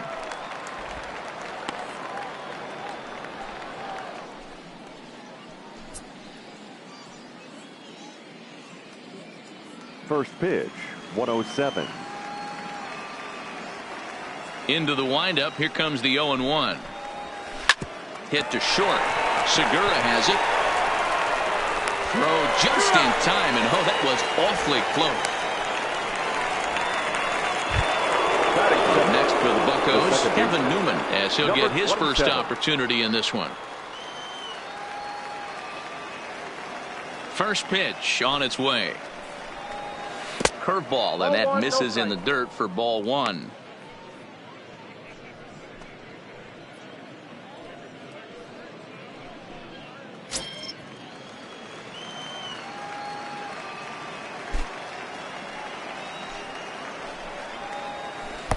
That's wide, 2-0.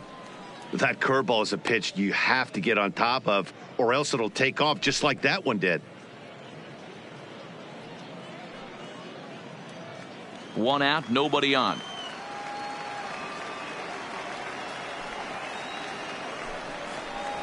Three and 0 now. Josh Bell will be next.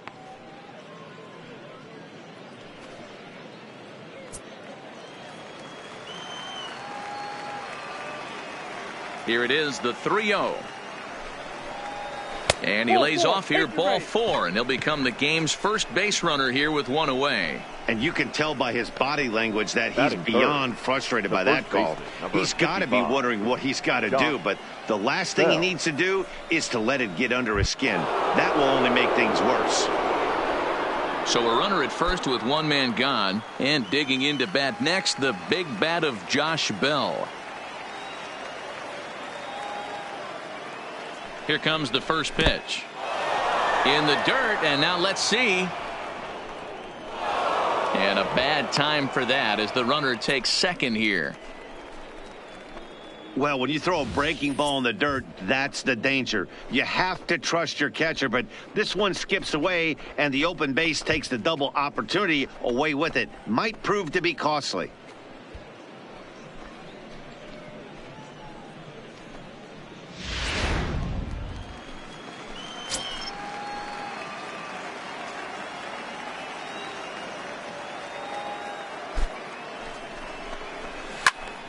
Popped up. Hoskins is there for it. And he makes the catch for the second out. Batting fourth. So the next to the plate for Pittsburgh, number 10, runner in scoring position with two gone.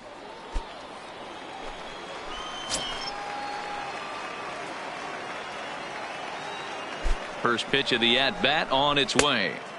And he just misses inside with the fastball there. And set up working the plate is Larry Bullard, as you see the rest of our umpiring crew there. Hey, D-Row, Larry Bullard, he's pretty much right down the middle. You see very few managers and players getting into very many confrontations with Larry. Yeah, Larry lays in the weeds, Dan. Doesn't try and make it about him, and that's what the players love. He's got a pretty consistent strike zone, and he's approachable. A 2-0 count to the Bucs center fielder.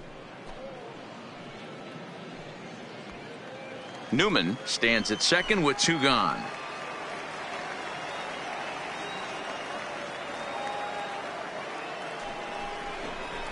Now he starts to chase a pitch outside, and he can't pull the bat back in time. It's strike 1.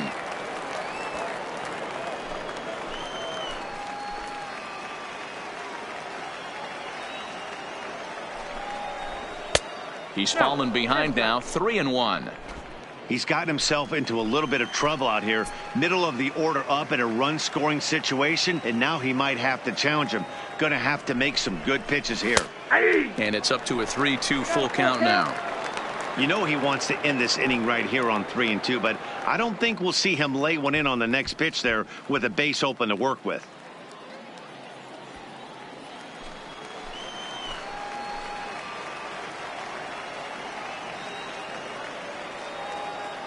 Ready with the payoff pitch. And that misses, ball 4. So it's first and second now with 2 out. At this rate, he's going to set some kind of a record for walks issued in a game, or he'll get an early hook. We'll see if he can settle down here and start to find the strike zone, or if he continues to struggle. So 2 on with 2 away, and that'll bring up Colin Moran.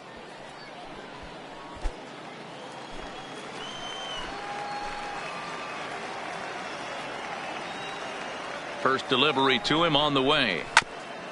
And he gets a piece here as this ball is fouled away.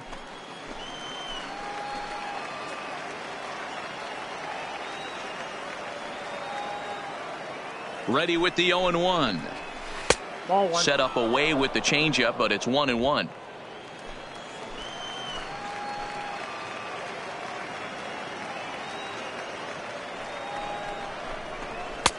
No offer on that one. 2 balls and a strike. Boy, he better get it back together here quick, because he's got 2 guys on already. He's starting to lose location of that strike zone. He's got to throw a strike right here.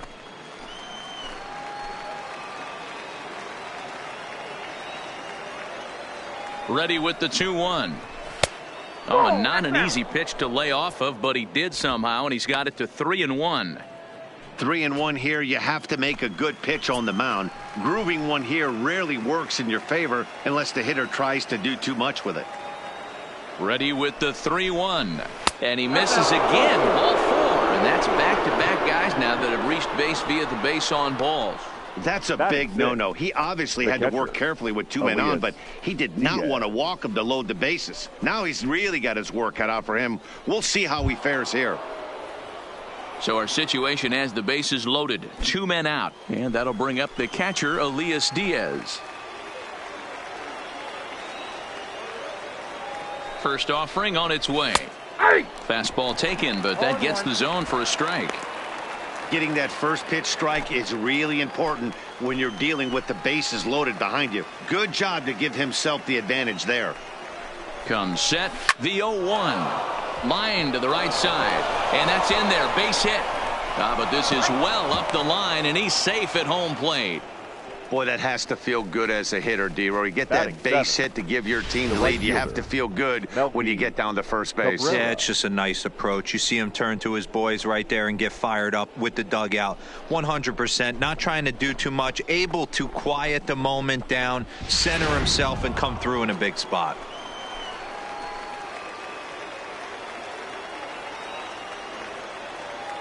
Here's Melky Cabrera. He swings and hits it foul off to the right and out of play.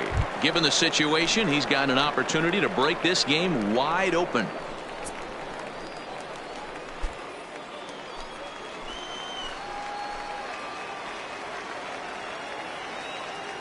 Ready with the 0-1.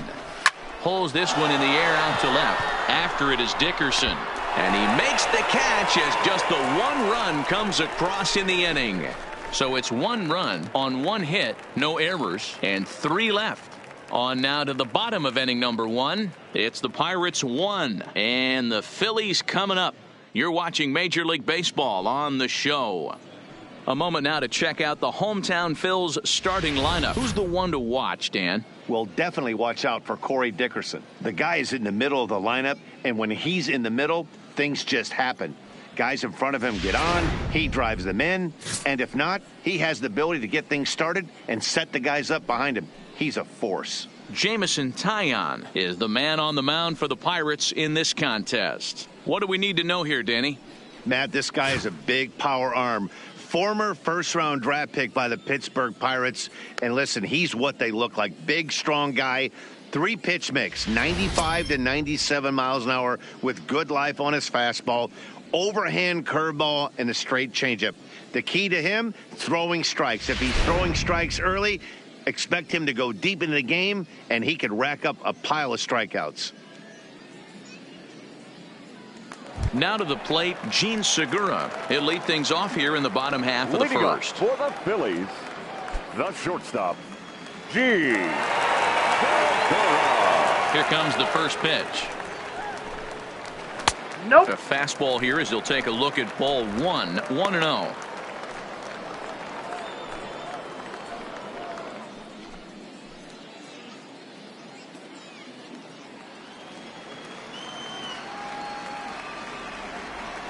The windup and the 1-0 pitch.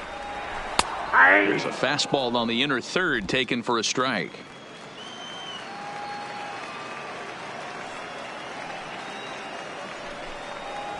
Here's a little chopper up the middle. And the off-balance throw beats him at first, and that's a tough play. Batting second. The second baseman. Digging in now for Philadelphia, Cesar Hernandez. His batter-pitcher line against Jameson Taillon. He's got a 3-for-5 line. Ready with the first pitch. Here it comes. Strike taken up in the zone. Bases are empty, 1 man out.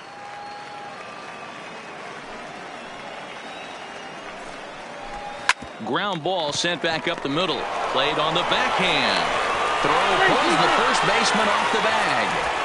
So frustrating, Hero. You make a good pitch and you get these guys that can run around and they're fast. You think you have an out, and all of a sudden it turns into an infield single. Yeah, this is definitely part of his game, the ground attack, Dan. He's a speedster. He's going to get a ton of infield singles, and he knows how frustrated that pitcher is. So next to the plate for the Phils, Bryce Harper, man at first for him following the 1-out single.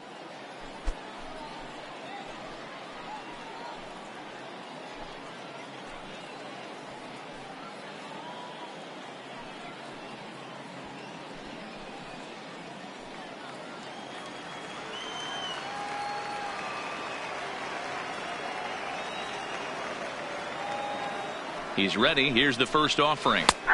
A big roundhouse curveball in there for strike 1.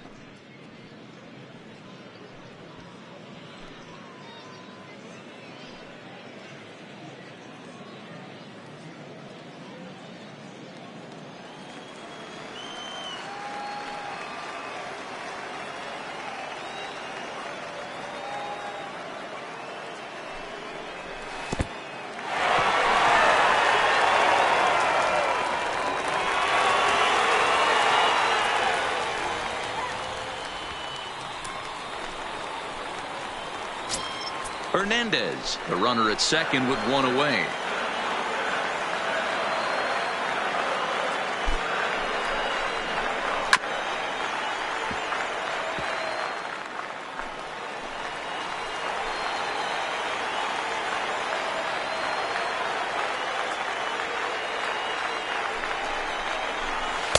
Breaking ball misses the corner. 2 balls and 2 strikes.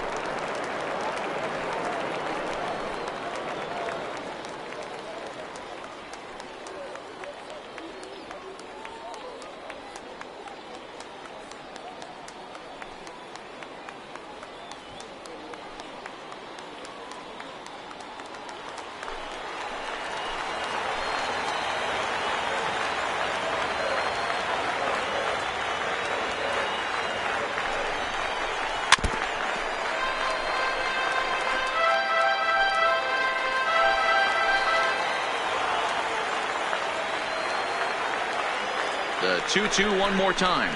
Is swung on and missed. He got him. Got him with a good high fastball there. Danny, we see a lot of that pitch in strikeout situations these days. What makes it so effective? I think, Matt, what makes it such a tough pitch is you're changing eye levels. That fastball up looks so enticing to hit that you see that ball as a hitter, you think you can drive it, but it's really hard to get on top of that good high hard fastball. And a high strike there. 0-1. Opportunity for him here to pick up that runner from second with 2 away.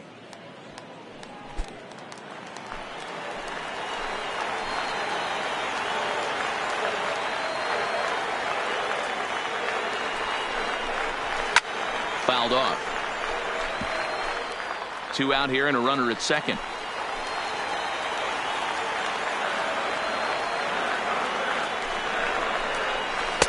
Now a curveball misses inside. That's a tough pitch to throw right there. That front door curveball just missed hitting that inside corner. That's a very difficult pitch. I'm not sure if he wanted to get that one down and away, and unfortunately that one stayed inside.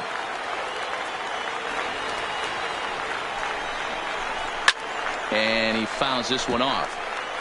A lot of times you see guys in the middle of the order get worked away, but not right here. They're keeping it inside on him. Is that an effort to keep him from getting extended, do you think? Yeah, I think that's the idea, Matt. But he might spin to win if he starts looking for it in there.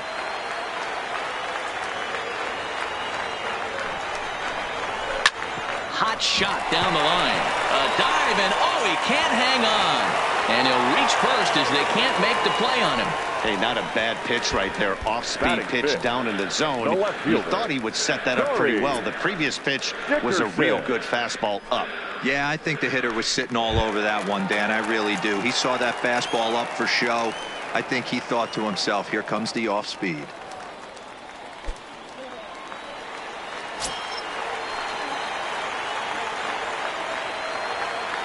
He's set, and the pitch. Lifted into center field. And the 2-out threat will not come to pass as the inning is over. Phillies leave a couple. It remains 1-0.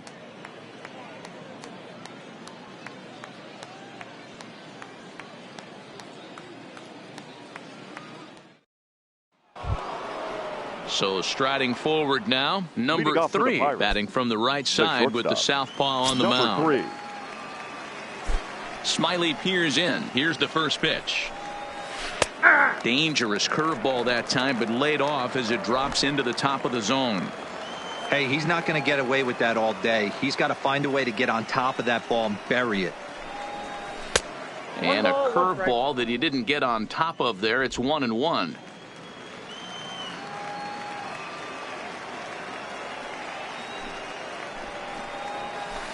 And it's 1-2. Yeah, Matty, you see the same pitch 3 times in a row and you find yourself down 1-2 in the count. Your head starts to get on a swivel here. Is he coming back with it 4 times, or do I have to sit on something else? The 1-2. Line, but speared on a hop. Throw to first will be in time, and there's one gone here to start the second. The Pirates pitcher, Jamison Taillon. He'll get to take his first cuts here. First delivery to him on the way. In there for strike 1, 0-1. 1 out, nobody on.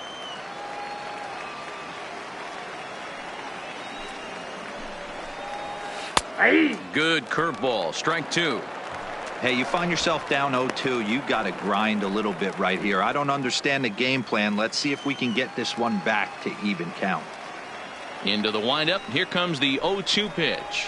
And a minimum effort at bat that time as the pitch is taken for a strike 3 called, and he'll go back to focusing on pitching instead. 2 away now. The left fielder. So bases are empty here with 2 gone, and that'll bring up Starling Marte.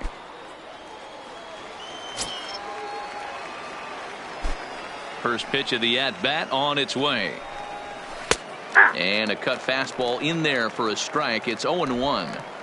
Pretty good pitch to hit there that he let go. I know it's early and they're probably wanting to run his pitch count up, but He may not get another pitch like that to swing at the rest of the game. And that changeup makes him jump. A swing and a miss. 2 out, nobody on.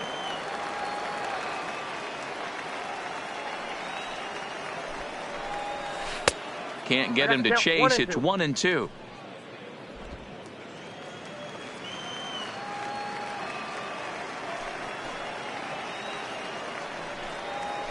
And that's going to be high. 2-2 now.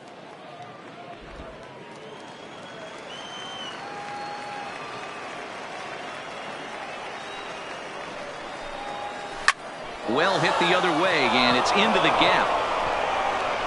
On his way to second goes Marte. And now he'll get into scoring position with 2 away. As we take a look at the replay here, you can see that it was a hanging changeup.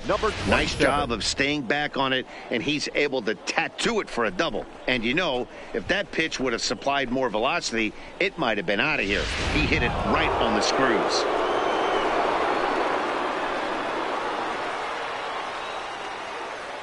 Into the box now, Kevin Newman. As he'll take a look at a pitch too low, it's ball 1. Reached base via the walk in his first plate appearance.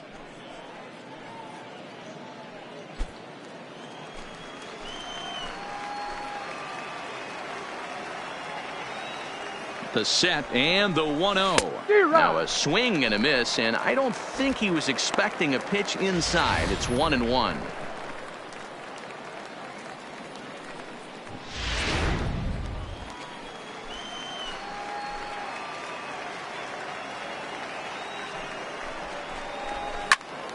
To 1-2 now.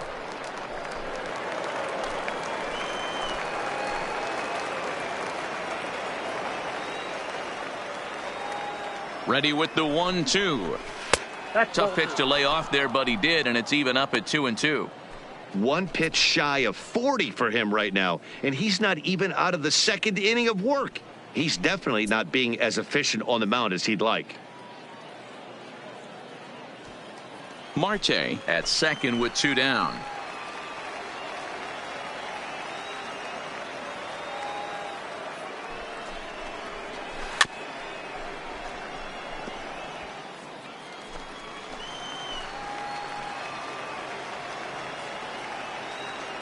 He's set. The 2-2. And a breaking ball freezes him. Strike 3 called, and the side is retired. Danger averted following the 2-out double. More spring training baseball from Florida following this.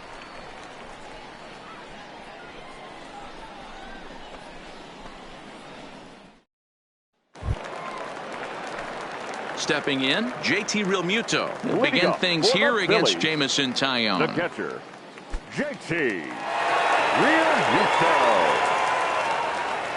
First pitch of the at-bat. Called strike at the letters, 0-1.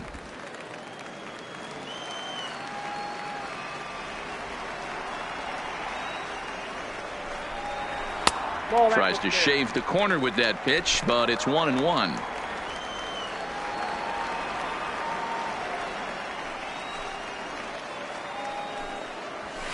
And that misses. 2-1. He's up in the zone a lot right now. Sometimes that can be effective, but I think you have to be careful with that, especially during a day game where the ball tends to carry a lot more. The 2-1. Just lucky to make contact on that one as it's chopped foul. The pitch. And another foul ball.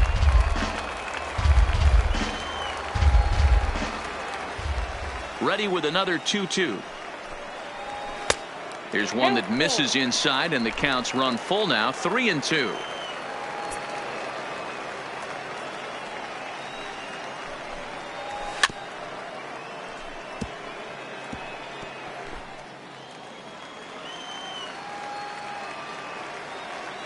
He'll try it again. 3-2. Fouled away.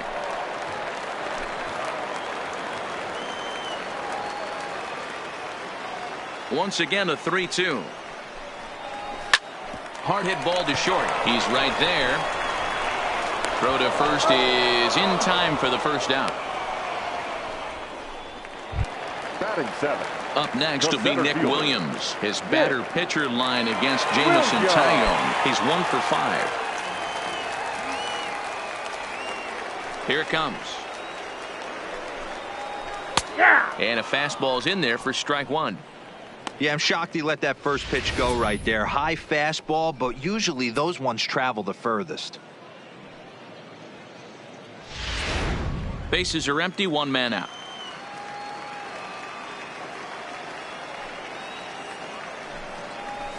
In there, and he's in control. 0-2 now.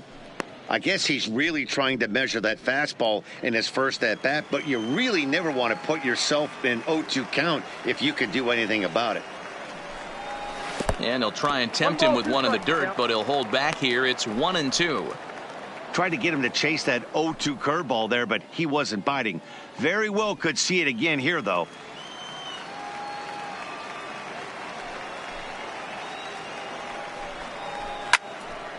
Into the corner and slicing foul.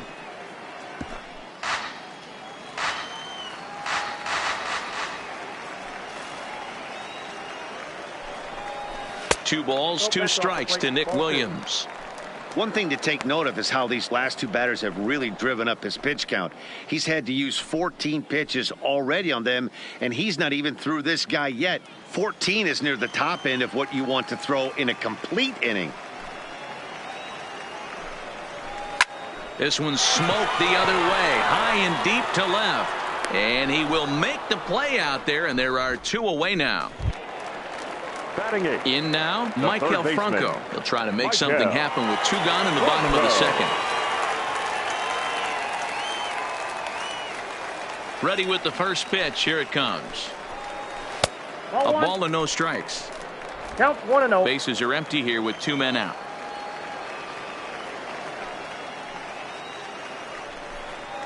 And look out as that one ran in and got him. And I'm sure that one stings a little bit.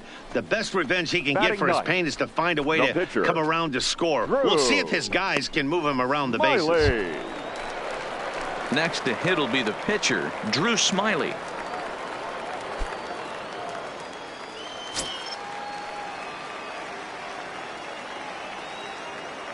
First pitch on its way. Clearly off with his timing on that one, a swinging strike. This is where you got to take stock in the situation. Adjust your batting gloves and realize you need a gapper to score this guy from first. If nothing less, pass the baton to the guy behind you and keep the line moving. And he gets him to swing through that one. He's in control, 0-2.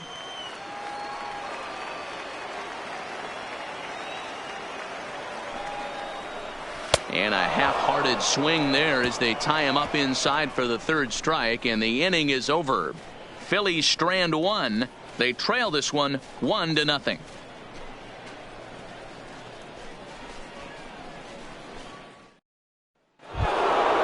Josh Bell the next to hit, as we are all set to begin the 3rd inning in this one. Number 55, Josh Bell.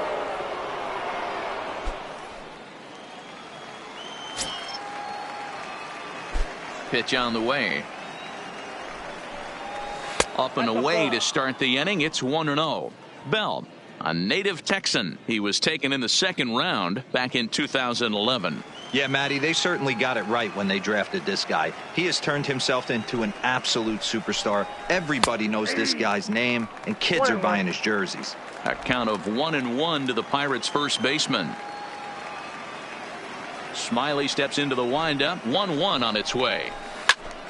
Line shot to first, and there's 1 away. Now batting, number 10.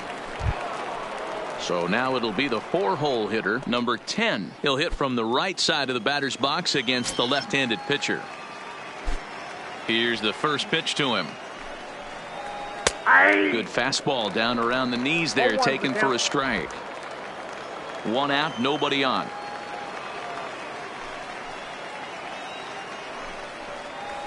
Right there, and it's quickly 0-2 now. He's attacking this hitter a lot more aggressively than he did the first time when he faced him and issued a walk, coming right after him here. Into the windup. Here comes the 0-2 pitch. And a big curveball is in there for a called third strike, and there are 2 gone.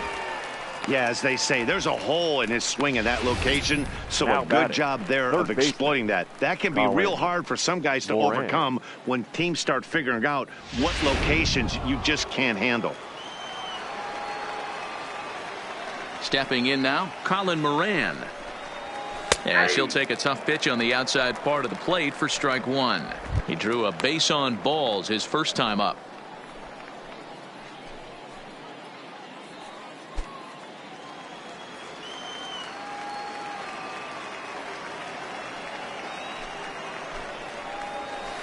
Ball 1 as he lays off below the zone.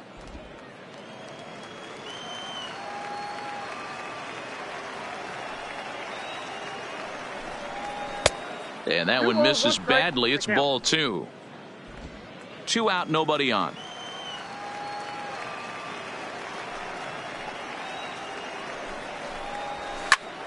Swing, and he pops him up, but this will land untouched.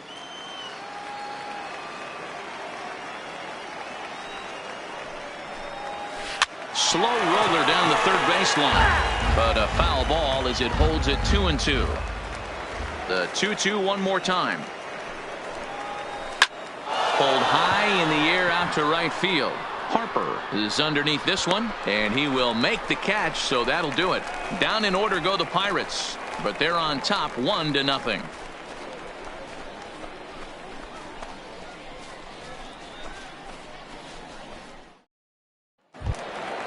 So it's back to the top of the order now, and that'll bring in the middle infielder, Gene Segura. The shortstop, Gene.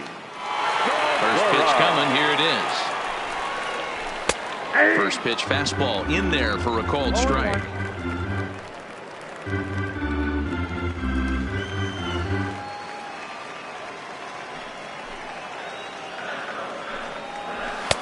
That misses wide. 1 ball and 1 strike.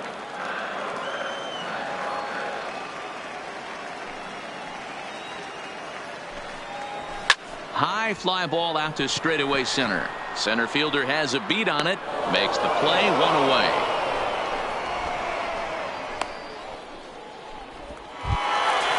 So striding in, Cesar Hernandez. The second baseman, Cesar Hernandez. Here's the first pitch to him.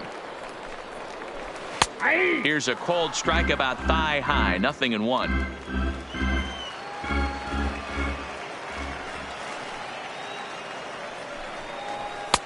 Fastball that time is nowhere close, and it's even at 1-1. Bases are empty, 1 man out. 2 balls and a strike to Cesar Hernandez. That curveball stayed up in the zone. You'll see that often early in the game where a pitcher's trying to find that release point, particularly with his off-speed pitches. We'll have to keep an eye on him, see if he's able to settle down as this game moves on. And he misses again, ball 3. Well, this has been a good job to work the count from 0-1 to 3-1, and now he's really in the driver's seat to see a heater that he can do something with. Hit in the air down the right field line. And he will run this one down. A good read off the bat for the second out. The right fielder, number 3. So bases are empty here with 2 gone, and that'll bring in a dangerous hitter indeed in the form of Bryce Harper.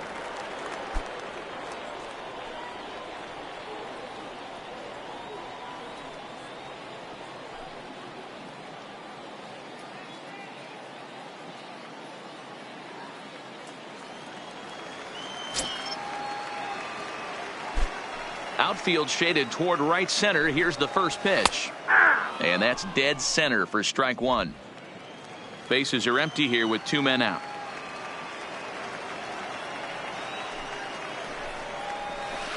One and one. That's the ball. Tried to go with the nasty backdoor breaking ball right there. Good job by the batter to take that pitch. Work the count even.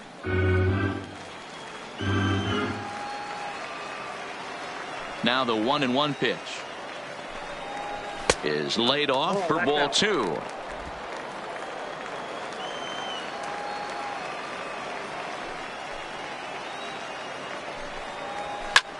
Hopped up.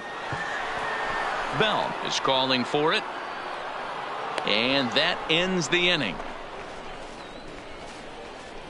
Phillies down in order. They still trail 1-0.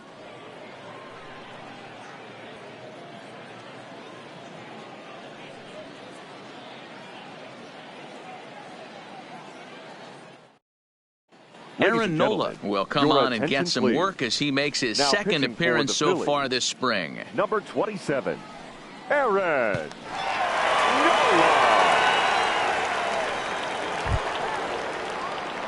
Ready now, Elias Diaz. He came through with an RBI single in his last at-bat. Yeah, and he's got to feel super confident right now. He's the only real offense in this game. Guys on the mound have been executing every pitch.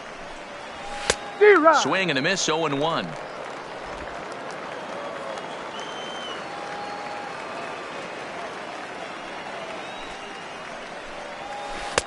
And he misses with it, 1-1.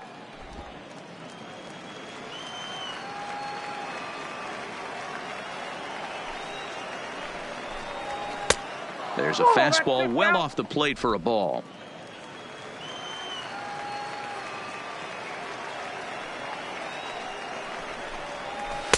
And he lays off again, ball 3. Melky Cabrera waits on deck.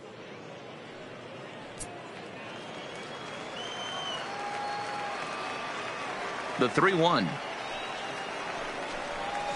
And a great location that time on the corner. 3-2 now.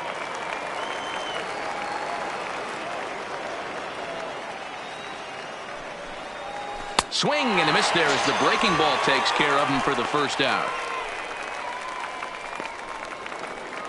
Now batting, the right fielder, Melky. At the plate, Melky Cabrera. 0 for 1 for him here in this one.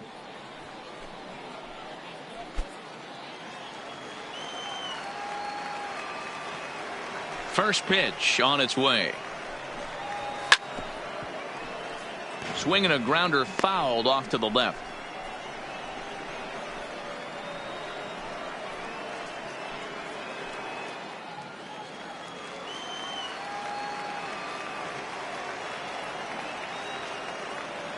The windup and the 0-1. This is line to left, and that finds some outfield grass. It's a base hit. Love the ability to push that ball the other way right there. Nice knock to the opposite field. That's a switch hitter's delight, the ability to use all parts.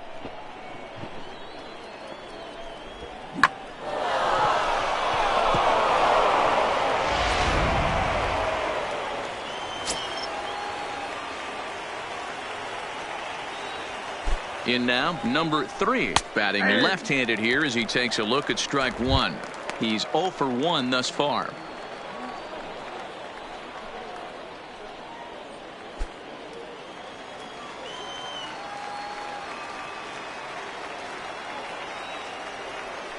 The 0-1 on its way, and it's fouled away.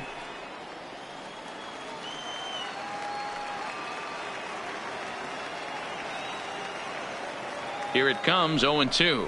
Low with a fastball here in the dirt even. It's ball 1. On 0-2, you'll sometimes get a guy to chase a fastball out of the zone away or up, but when it's way down like that, it's much easier to lay off because you can tell the ball is moving further away from eye level as it comes in. The 2-2 fouled off.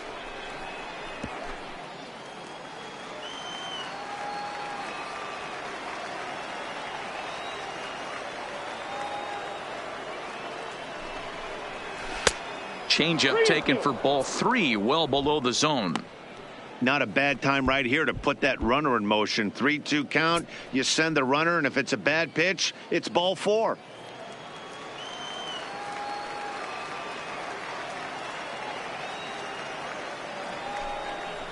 Swing and a miss on the fastball that time. Out number 2. Well, that's just a quality pitch right there. The location was excellent because if it's put in play, there's a good chance it's on the ground for a double play. And, hey, a strikeout always works, too.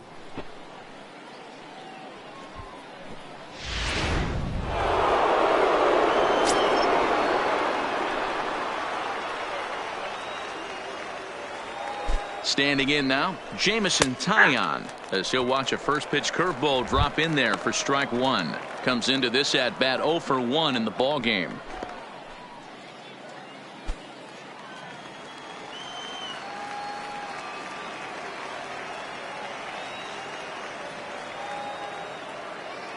The 0-1 pitch. Ball. And it's 1-1. Cabrera leads off first with a pair of outs in the inning.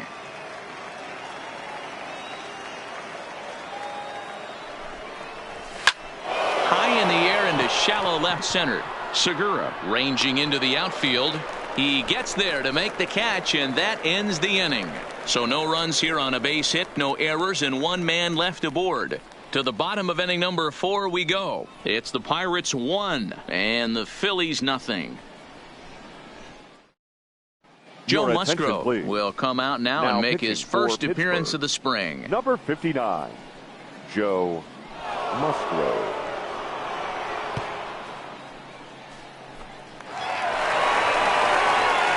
Leading off the inning, Rhys Leading Hoskins, up for as the they'll look to Phillies, get something going here the and first even this baseman, game up. Rhys Hoskins.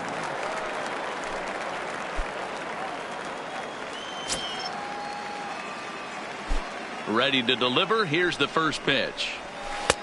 Trying to jam him with the first pitch slider, but it's in a bit too tight for ball one.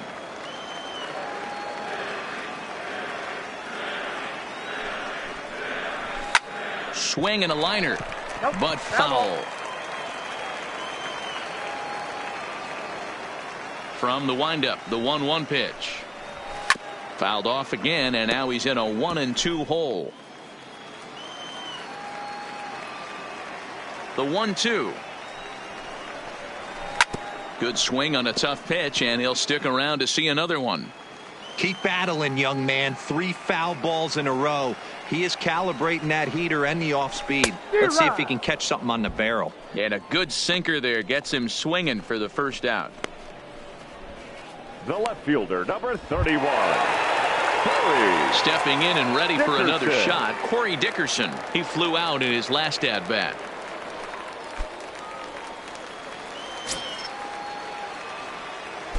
Here comes the first pitch. Lifted into the air out towards center field. Number 10 is there, and he'll bring this one in. Digging in, JT Realmuto. Lifetime numbers against Joe Musgrove. Just a couple of matchups, no hits in 2 at-bats. First offering on its way. And he'll lay off a first pitch sinker, missing down and in for a ball. 1-0.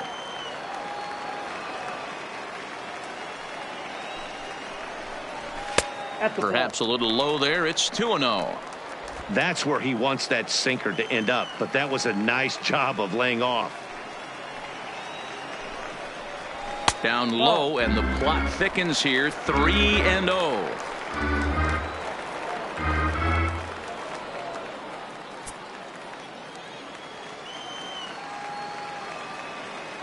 Here it is, the 3-0. It is taken, strike one. Got to believe he had the green light in that situation. 2 outs, 3-0 count. This guy can certainly handle the bat. That's a perfect situation to let him loose. But I love the fact that he's keyholding a certain area, and it wasn't what he was looking for. Full count now, 3-2. 3-2. 3-2 counts are usually a time to challenge the hitter, but I think he'll be careful here. Shoot for the corner, and if you miss and you walk him, so what? That's better than him putting one in the seats. Now the 3-2 pitch. Too close for comfort, and he did a good job just to make contact. Another full count pitch home. And this one misses for ball 4. So the Phillies have got themselves a 2-out base runner. Well, you never want to issue a free pass if you can help it. But when a hitter like that digs in, you'd rather he's standing at first than driving a ball out of here and erasing your 1-run lead. So a runner at first with 2 away, and digging in at the plate, the Texas native Nick Williams.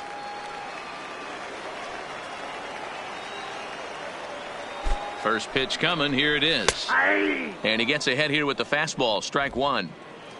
No runs, 2 hits, and no errors on the ledger for the Phillies to this point.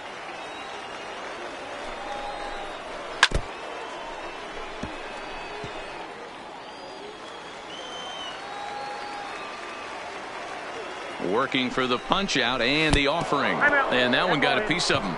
Yeah, there's no question that this one got away from him. He was cruising, had him down 0-2 with 2 outs, and he's going to be pretty unhappy with that. You never want to give an offense new life in an inning.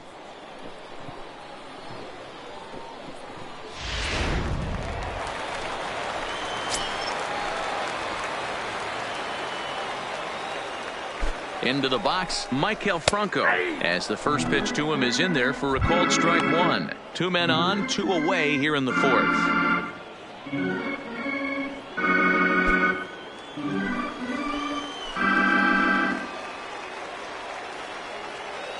The 0-1 offering. Well off the inside that time as the sinker misses for a ball.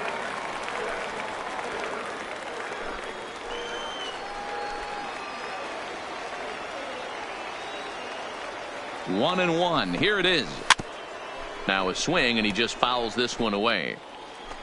Real Muto over at second. Williams on at first with 2 down. To 2 balls and 2 strikes now.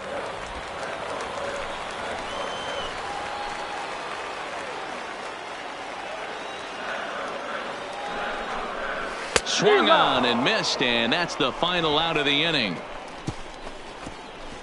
Phillies leave a couple. They're down 1-0.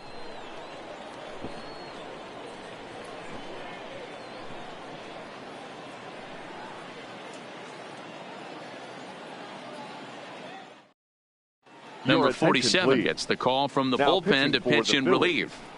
Number 47.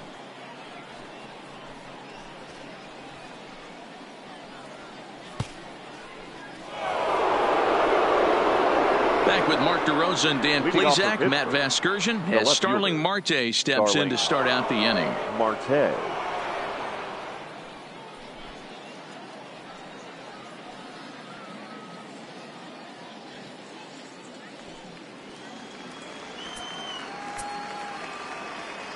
First pitch of the at-bat.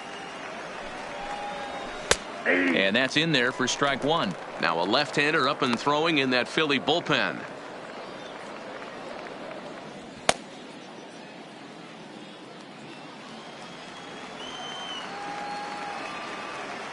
Into the windup. Here comes the 0-1. Now a swing and a fly ball. And no one will track it down.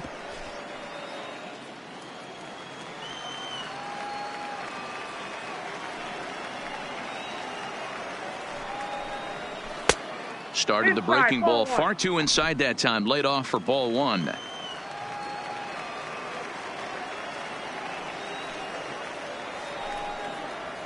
And he'll lay off the curveball that's in the dirt that time, and it's back to even now at 2-2.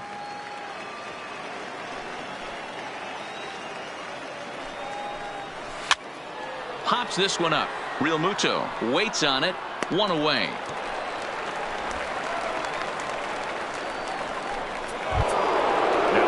Ready for another shot now. Kevin Newman. He got called out on strikes his last time through. Yeah, Matty, and hopefully he got it out of his system, especially now. He's got to bear down. He gets to 2 strikes in this spot, has to put the ball in play. And he takes a pitch that's ruled a strike at the knees. Pretty liberal strike zone there. It's 0-1.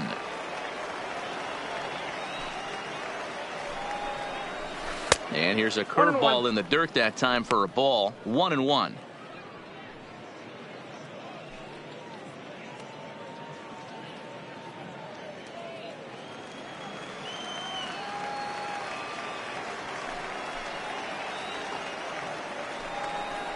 Down the third baseline, but this will get foul. It's a ball and 2 strikes. Ready to deliver the 1-2.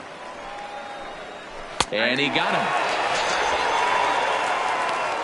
pretty clear he didn't like the call there on the outside part of the plate, but probably too good to take, and he's down on strikes for the second time. Yeah, that pitch was right on the black. Beautiful pitch, and even if we had robot umps, he'd still be out. But the only difference would be he wouldn't be able to complain about it. So 2 gone here in the Pirates' 5th, and digging into bat next, the big bat of Josh Bell. Ready with the first pitch. Here it comes. Drops in a strike to start the at-bat. 0-1. 1 run on 3 hits, and no errors so far for the Pirates. Behind 0-2 now.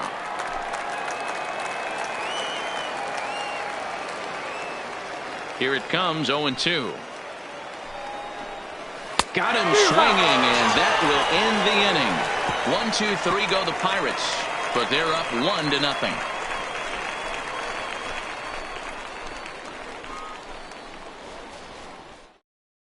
Chad Kuhl, a right-handed reliever, standing 6'3", gets the ball now out of the bullpen. Number 39, Chad Kuhl. Phil Gosselin will grab a bat and hit for the pitcher here. Phil Gosselin.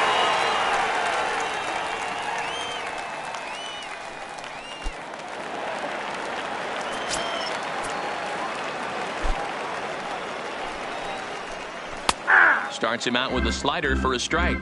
Gosselin is a guy that has a lot of speed, no doubt about that. And while that's certainly a weapon for him offensively, it could be argued that it benefits him just as much on the defensive side of the ball, given the position he plays. That gets down, and he's got himself a base hit. So the Phillies get a man on to start out the inning. Hey, just a nice piece of hitting right there. He's able to keep his hands inside that ball, stay square as long as possible, and feed it into the opposite field for a base hit.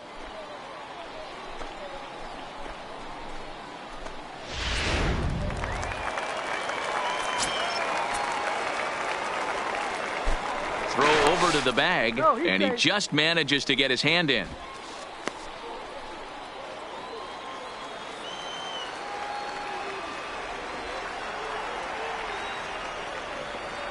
Gene Segura standing in.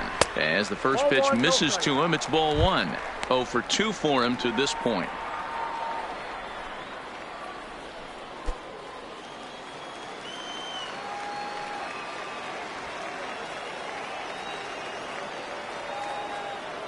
The set and the 1-0 pitch. But gloved by the third baseman for the out. Now batting, the second baseman. Digging in, the switch hitter, Cesar Hernandez. A hit in 2 tries so far.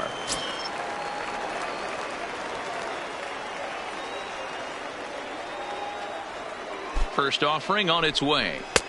Sinker to open the AB, and there for strike 1. This is the situation where there's a lot of pressure on the infielders if the ball's put in play on the ground. Both the guy at first and at the plate are burners, so a double play is going to be tough. Even getting 1 out could be a challenge. He's ready. Here's the 0-1. Now a fastball that's taken close that time, but it's 1-1. And the reason he's working away so much here is because he's got that big hole on the right side of the infield to worry about. With the first baseman holding the runner on, it's always smart to pitch into the defense you have behind you. And the runner back easily. Both clubs with 3 hits in the ballgame.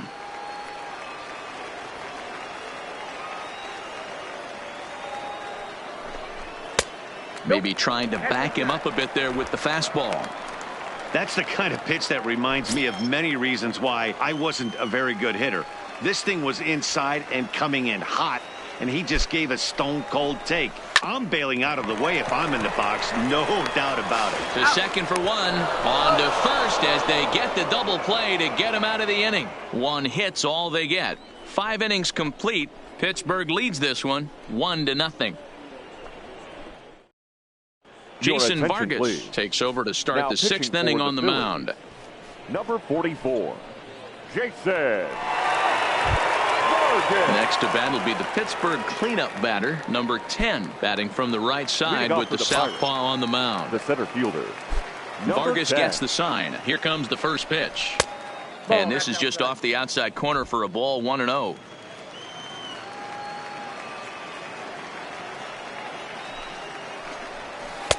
This one's outside, quite a bit off the plate that time. The 2-0. 3-0 now. 3-0.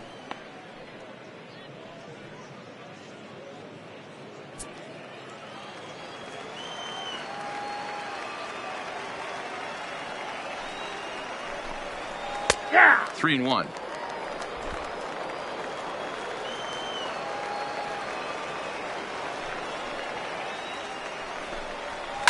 It's a high fly ball headed for the left field corner. If it stays fair, it's gone. Nearly a big fly to start the inning. Instead, a foul ball. Still hanging with him. Another good swing to keep it going. The 3-2 one more time. And he rolls over this one foul. We'll do it once more. 3-2. The payoff pitch one more time. Out to short for Segura. Throw to first gets him, so the leadoff man's retired here to begin the sixth. Now back. Digging in, Colin Moran. It was a fly out for him in his last trip.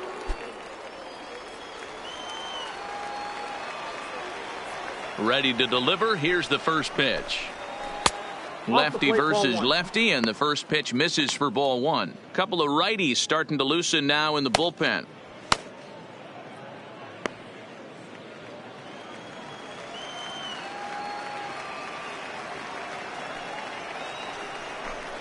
And it's 2-0 now to Colin Moran.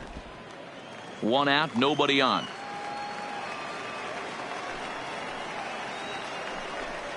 Outside, 3-0 now.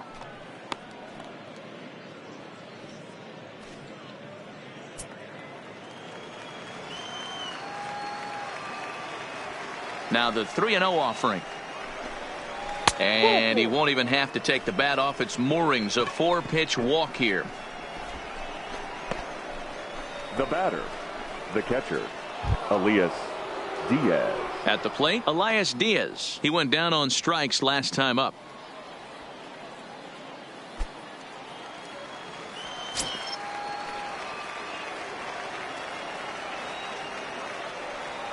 He comes set. Here's the 0-0 pitch. Pitch swung on and missed. The throw was right on the money, and Real Muto got him. Well, he showed a lot of patience to work out that walk, but it got erased pretty quickly. Always hate to give outs away on the base pass, especially when you've gotten on base for free.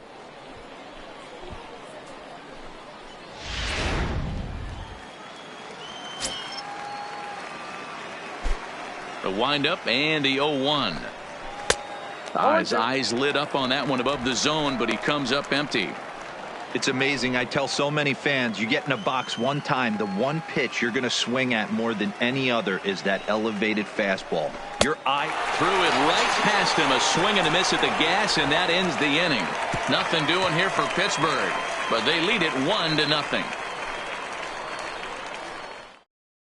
Chris Stratton enters to do the pitching now in the bottom of the sixth. Pirates, number 46, Chris Stratton.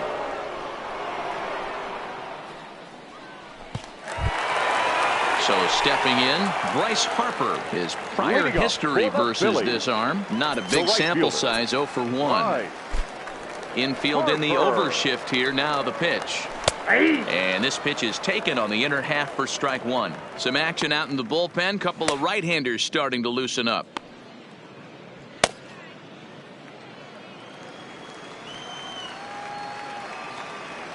Oh, and 1 the count to Bryce Harper.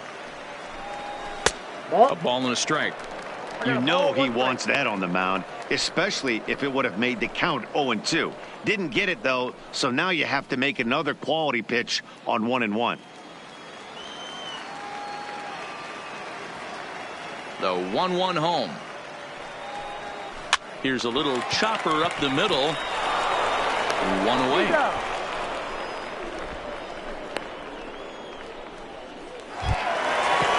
That'll bring up the Baseman, Sacramento number 17. product, Rhys Hoskins. He's 1 for 2 in the ball game. He's ready. Here's the first offering. Took a little off, and it's in for a called strike one.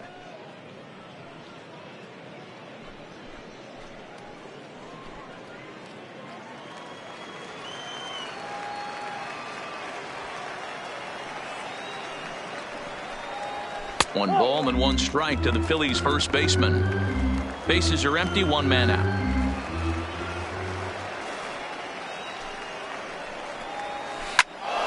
A ball and 2 strikes now. The 1-2. Strike 3 on a pitch in the dirt. And he makes the throw to first. Hoskins is retired, 2 down now. At the plate, Corey Dickerson. It was a flyout for him in his last trip. Ready to deliver. Here's the first pitch. Weak grounder down the first baseline, but this is foul for the first strike.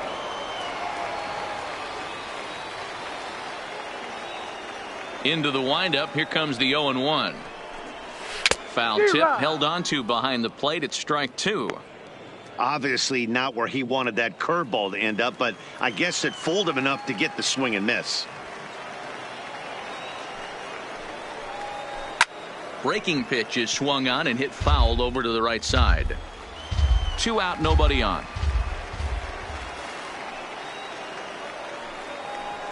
This is hit the other way out toward left field. Marte is under it. Makes the catch, and that'll retire the side. 3 up, 3 down for Philadelphia. It remains 1-0.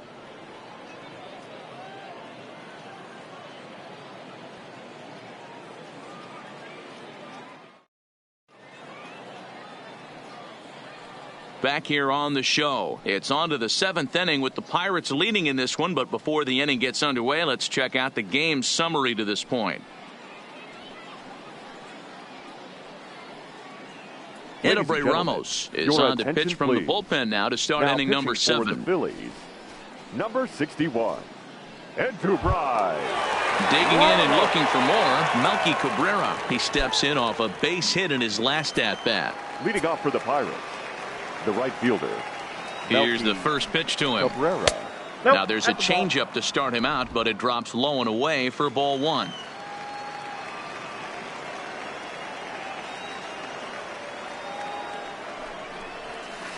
Two and 0. That was one of the easiest takes he'll have all year, and it puts him in a great hitter's count. He's got to take advantage of this situation. Now here it comes. Too tight with that one. 3-0. Time to focus here. This game is way too close to be walking, guys, so we'll see if he can make him swing the bat on this next pitch. The 3-0. And a good take there as they'll have a leadoff man aboard to start the 7th. It's ball 4. And that's what you want from your leadoff hitter. Shows some great patience and discipline, making the pitcher labor to start the game. The result is a leadoff walk and a chance to make some early noise.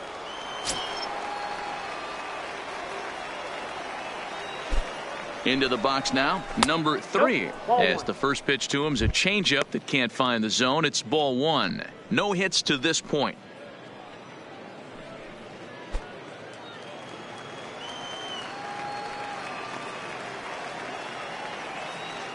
The 1-0. And he pops it up. Here comes Dickerson, but this will land untouched.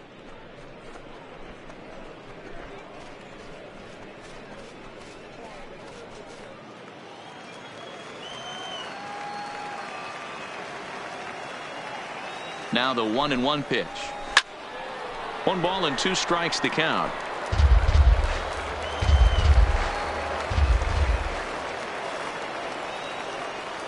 The 1-2 gets him looking. Strike 3. That's a pretty unique pitch sequence, guys. Usually pitching is all about 46. mixing pitches and location, but he threw that all out the window to get that strikeout. He offered the same pitch 3 times in a row, so I guess he sort of used that reverse psychology to outthink his opponent. Adam Frazier will be summoned off the bench here as he'll pinch hit with a runner at first and 1 gone in the inning. Adam Frazier.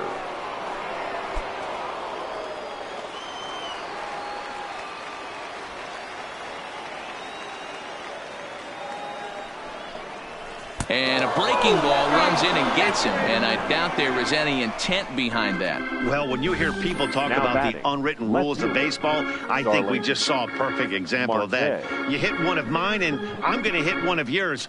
Always been that way and probably always will be, even though they've tried to crack down on that kind of stuff recently.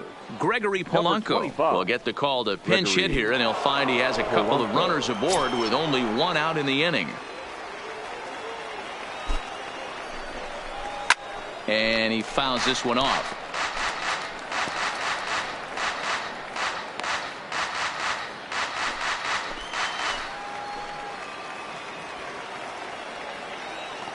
From the belt, kicks and deals. Fouled away. Cabrera at second. Frazier is over at first with 1 away.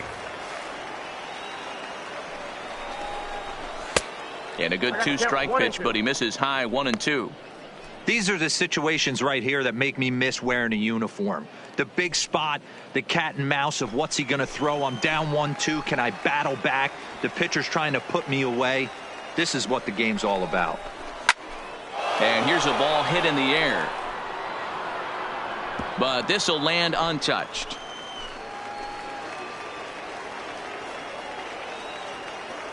The 1-2. A line shot to third base.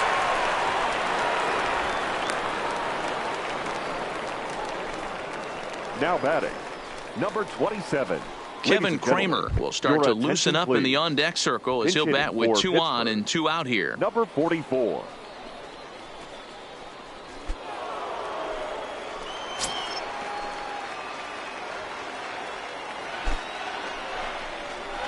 And he lays off here, but it's a cold strike 1. 2 outs and 2 runners aboard here in the 7th inning.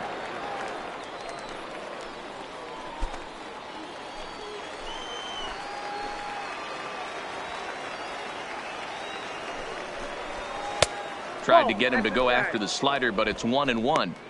Boy, that's a great take there, right there on that slider down and in. That's one of the toughest pitches to lay off of as a hitter. That hard breaking ball coming down and in at the back foot. A tough take on a good pitch. 1 strike. 2 balls and a strike.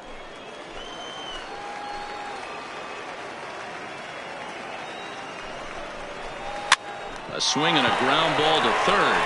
The easy way to Hernandez to retire the side. Pirates strand a couple, but they hold a 1-0 lead.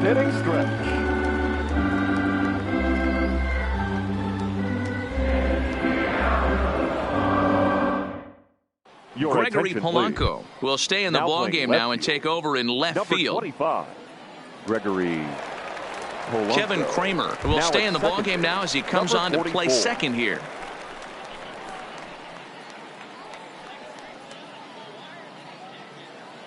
Richard Rodriguez gets the call from the pen to take over on the mound and start the home 7th. Rodriguez.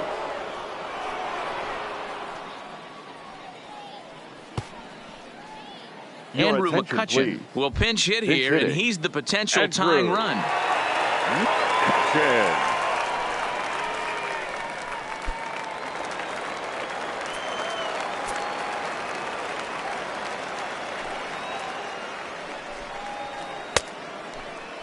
Checked his swing there. Did he go around? No, says the first base umpire. Ball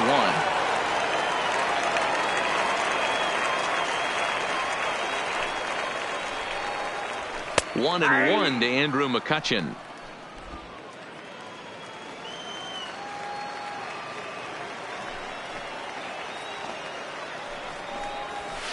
Two and 1.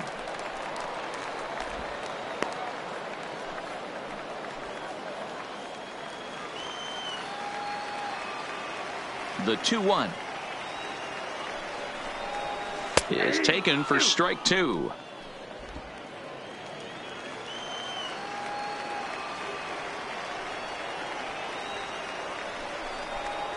Now a swing and a miss, and McCutchen is set down for out number 1.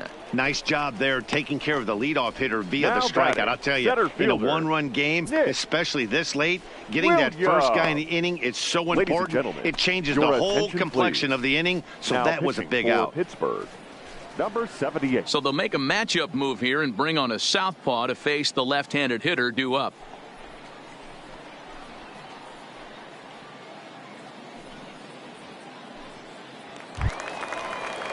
Now at the plate, Nick Williams. He's got to be looking for vengeance after getting plunked in his last at-bat. Yeah, Matty, you're not lying. Last time up, squared right in the back. Hopefully it doesn't stiffen up. I want to see if he can get through something right here. And he gets ahead 0-1.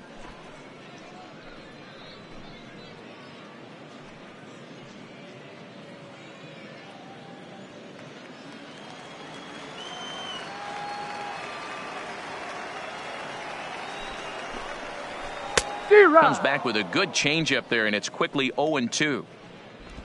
1 out, nobody on.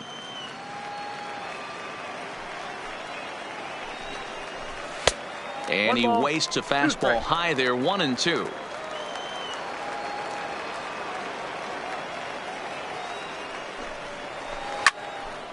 Hard liner, but picked up on a hop. And that's the second out. Next for Philadelphia. So 2 are gone now in the third Philadelphia baseman, 7th. And that means Maikel Franco, the third baseman, will bat next. First pitch coming. Here it is. And here's a fastball called for strike 1.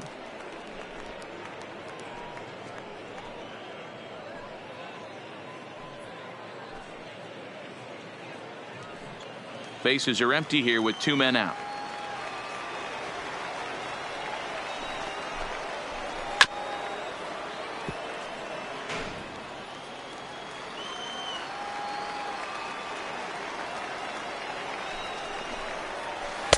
Change up, and he ain't buying it. 1-2.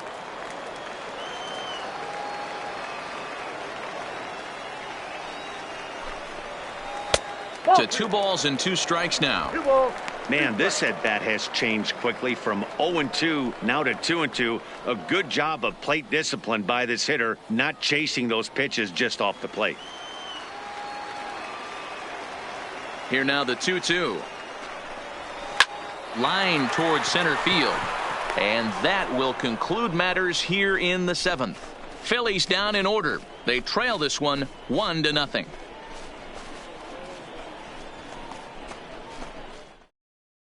Now we're going to have a conference at the home plate area, so it would appear that we'll see a double switch here.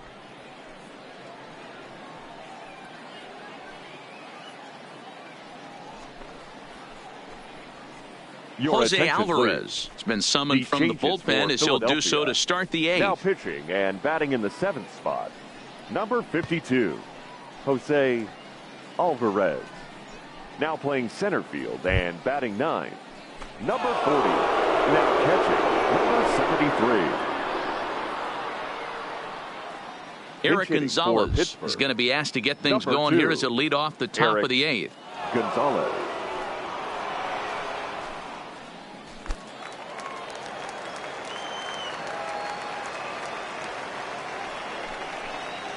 On to the 8th now as the first pitch is a fastball that's looked at for ball 1.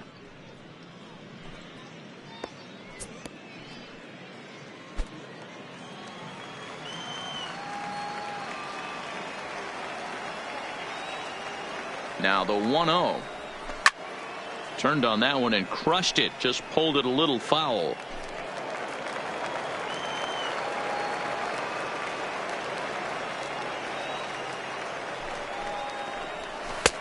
No offer on that one. 2 balls and a strike.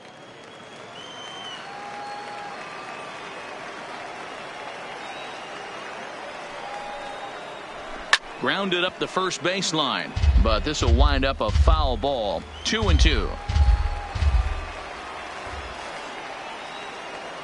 Here now the 2-2.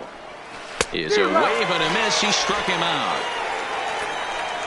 People always talk about how important getting the leadoff man on base is, and it's true. 10. So in the 8th inning of a one-run game, that's a really nice job of attacking a hitter and sending him packing. Jose Osuna will move into the on-deck circle now to try to get something started here with one gone in the inning.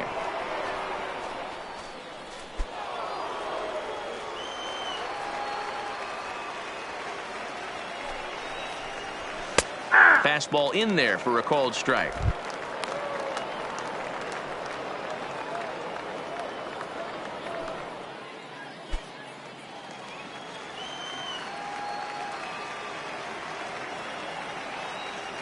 Nothing in one count. Here it comes. Nope. And there's ball one. Now some action in the Phillies bullpen as a right-hander begins to crank it up out there.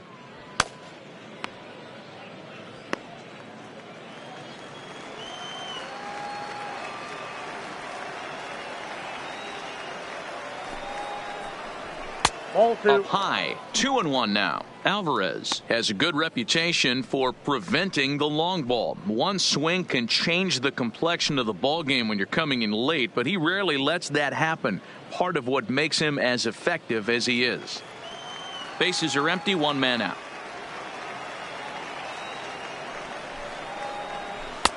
And a fastball, but he's losing it a bit here to 3-1 now. Colin Moran waits on deck.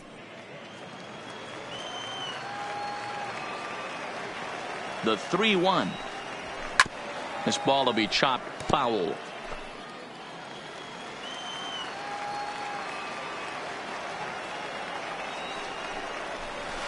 Liner towards second. And that's into the outfield for a one-out base hit. Outside of home runs, nothing fires me up more than watching a good baseball player drive the ball at the opposite field. Talking about hitting the inside half of the baseball, that's exactly what happened right there. And when we say inside half of the baseball, imagine the ball coming to a complete stop halfway between home plate and the pitcher's mound, and then cutting that baseball in half and highlighting the inside half. That's where you're trying to take the knob of your bat or the hands to that spot and carve the inside half of the baseball with power. Now a check swing, but he holds up in time. Ball one.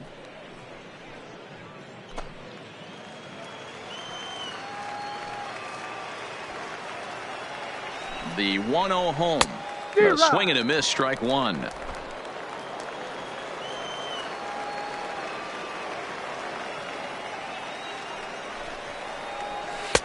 Inside here with the hard stuff, and it's 2-1 now. Osuna, base runner at first with one out. Good spot for the change there, and that'll knock things up at 2-2. Hey, I love the mindset of this pitcher right here. Try and dominate and execute a fastball in, and then get the guy sitting inside trying to be quick to everything, and then pull the string a little bit on a nasty changeup. Won't commit on the slider. Good patience, and it's full 3-2.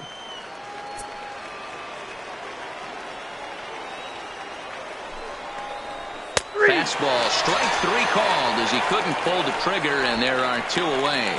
Well, that call looked like it was a little in the pitcher's favor, but it wasn't outrageous. Hey, listen, calling balls and strikes is a really tough job, and even the best are going to miss some from time to time, especially when they're sort of borderline like that last one. Not sure the hitter would want to hear that, though.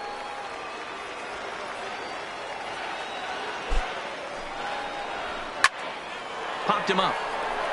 Franco over to his right, makes the catch, and that'll retire the side. Pirates leave one. They lead it 1-0.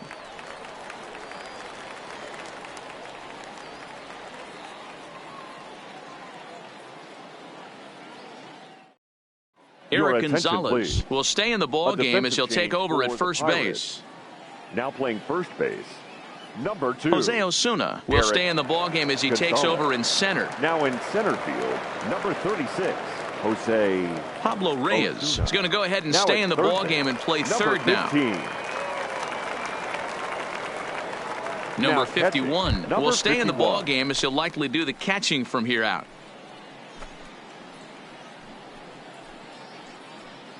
Your Scott attention, Kingery please. will pinch hit here, and he's the Phillies. potential tying run. Number 4, Scott Kingery.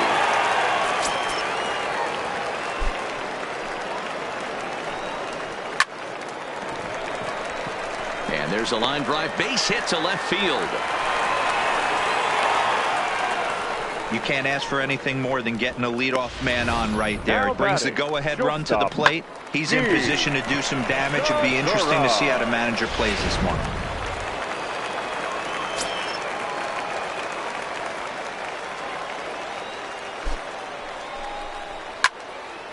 Hit well down the left field line, but back into the crowd, foul. Hits are now even at 4 apiece.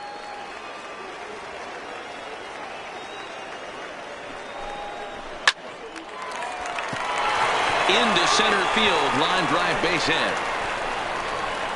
And he is in there at third as the possible tying run. Danny, how frustrating is this right here? First and third, you got problems all over the Well, place. you come right out of the dugout, right? You're starting an inning fresh. You're expecting to have a 1-2-3 inning. You look up, and all of a sudden, first and third, nobody out. It's time to make some good pitches.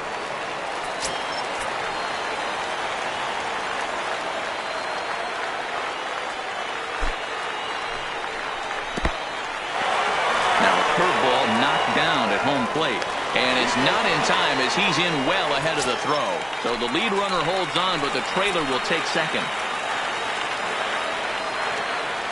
The 1-0 is swung on and missed, and that's strike one. I got one ball. Boy, the Phillies have been looking for some offense all game long. They've yet to find it. Let's hope they can find it pretty soon.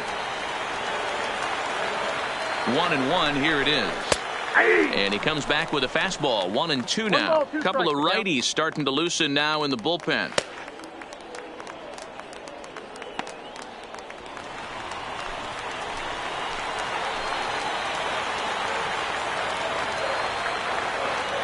The 1-2 pitch. Breaking ball called just a bit low.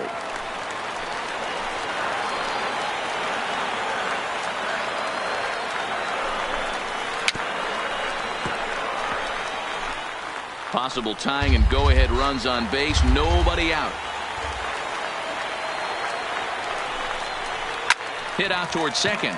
To his right, Kramer. Throw will be in time for the first out, but meanwhile that tying run has come in to score. I like that he didn't try to do too much there. All he needed was a ground ball to tie this thing up, and that's exactly what he does. That's great situational hitting. Your attention, Jay please. Bruce will come on to pinch hit here in a big spot. Number 23, Jay Bruce.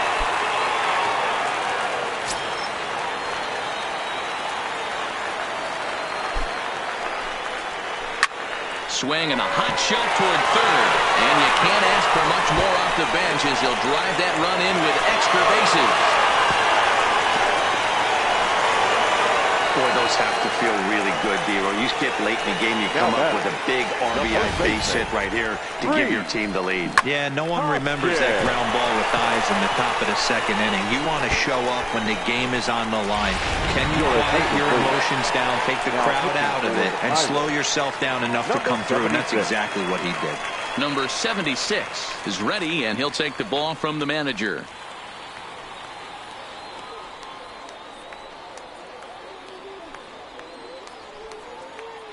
Sean Rodriguez will get a chance with a runner in scoring position here as he'll pinch hit now with one away.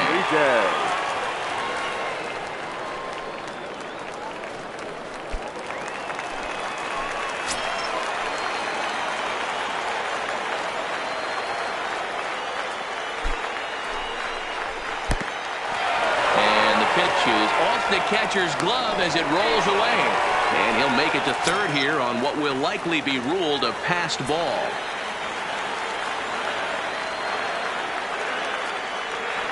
The 1-0 is looked at for ball number 2. 2 balls, no strikes.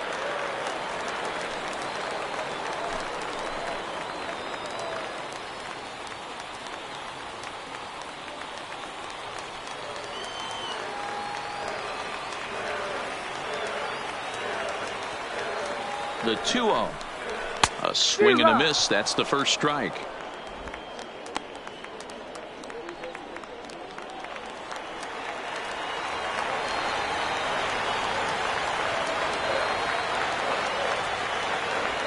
The 2-1.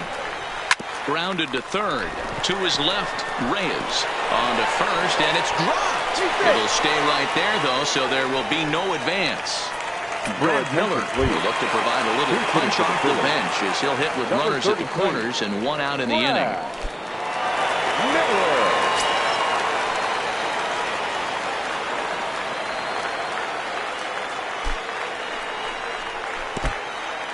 In the dirt and blocked behind the plate. And that is going to cost him a run as he'll scamper home on the wild pitch. Man, he's out there trying to throw strikes and give his guys a chance to come back and maybe win this thing. But that wild pitch and the insurance run it allows to score certainly aren't helping matters in the slightest.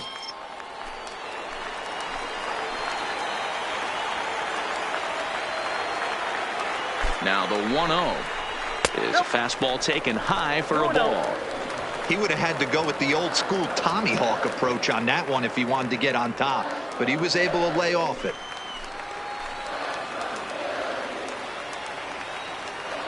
Now the 2-0. And it's fouled away. Rodriguez leads off second with one gone in the inning.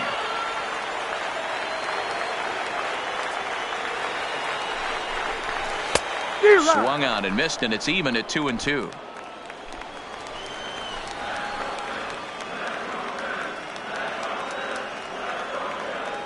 Here now the 2-2. Drilled down the line. But this is going to be a foul ball as that keeps things at 2-2. The 2-2 one more time. Clips the inside corner for strike 3. It's never a good look to strike out looking, but it's way worse when you do it with a guy in scoring position. Those are the times you really want to see a guy battle and at least put the ball in play.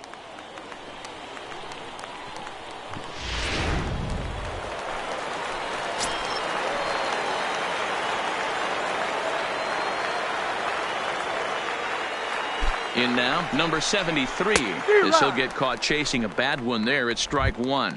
And he's getting his first plate appearance here in the 8th after entering off the bench just a little bit ago.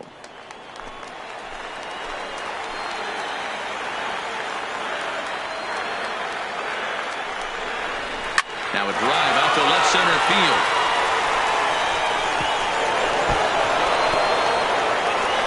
And now this is thrown wildly, just getting it into the infield. He pulls into second safely, as also on the play a run comes across to score. Hey, Dero, that's a big RBI right there to stretch this lead to 3. Takes a lot of pressure off your pitcher going into the bottom part of the inning. Yeah, Dan, no doubt. As an offense, all you're trying to do is put your pitchers in positions to be successful. Giving them that 3-run cushion has to make you feel good. Andrew.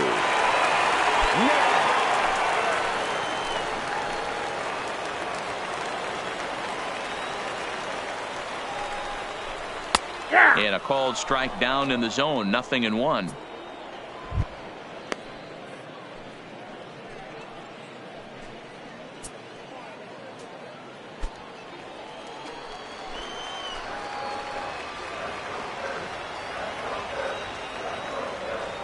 Here's the 0-1 pitch.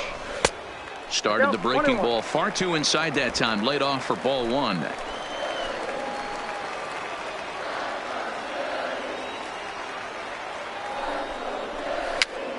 And he popped him up. Number 76 has a play. No trouble with this one, and the inning is over. So they nearly bat around here as 8 men come to the plate, and they push across 4 runs.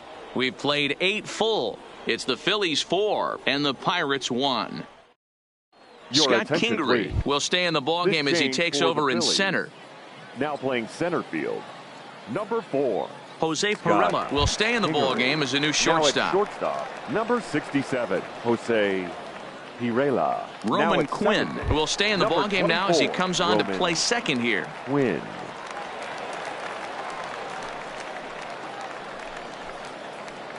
Jay Bruce will stick around as he'll take over in right field. Bruce. Sean Rodriguez will stay in the ball game as he'll take over at first base. Rodriguez. Brad Miller will stay in the ball game now and take over in left field. Miller. David Robertson comes out of the bullpen to shut things down here in the ninth. Number 30, David Robertson.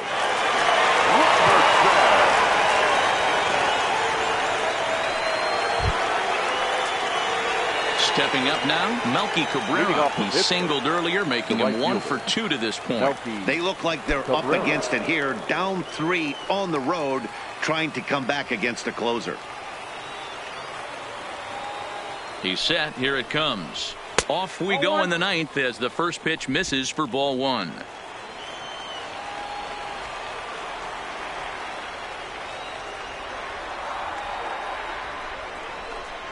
And they won't get him to chase the curveball in the dirt that time, and it's 2-0 now. The last thing you want to do when you've got a 3-run lead in the ninth is give the other guys any sense of hope. It's a good time to challenge here on 2-0, especially since there's a good chance he's taking until he gets a strike. Now a swing, and of course this fly ball will immediately test the new guy as this is in the air to left. And they can't run it down.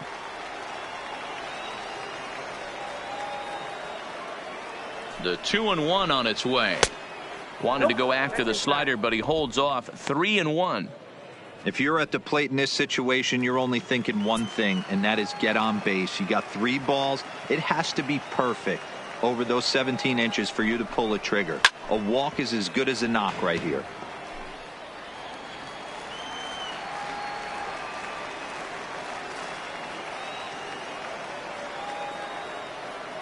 Crowd gets up for the 3-2. Again, he sends it out of play.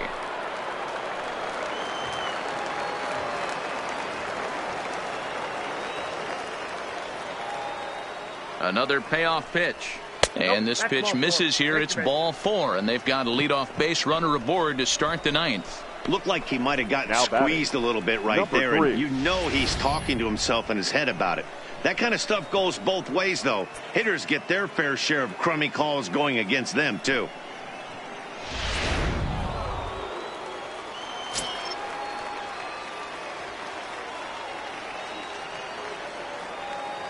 Stepping in now, number 3, fouled off. He's hitless in 3 at-bats to this point.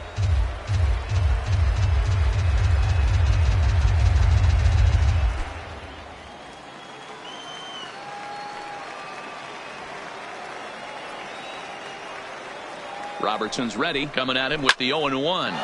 Line drive to center field. Oh, coming on hard as he makes the diving catch. I suppose this is why you usually have the best defensive outfielder in center field. He got a good read on it, charges in hard, and made a fabulous grab. Look for that one to make the highlight reels later on. Jacob Stallings will get the call here as he'll hit for the pitcher. Pinch hitting for the Pirates.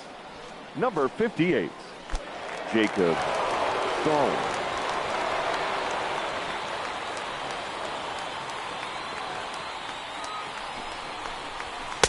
And this is taken outside for ball 1.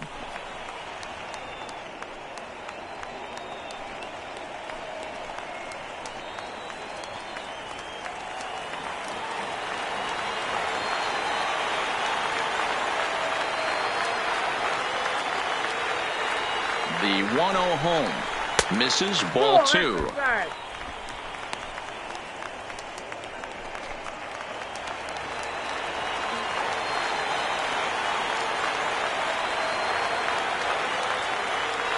Now the 2-0. Swing and a ball hit out toward right center. On the move is Bruce. He gets there and makes the play for the second out of the inning. Now digging in to try it again, Gregory Polanco. And he needs to make something happen. They're down to their final out here in the ninth.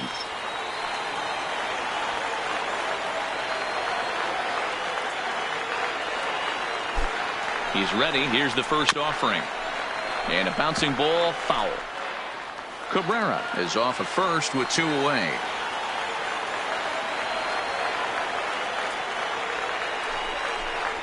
A 1-1 count to the Pirates leadoff hitter.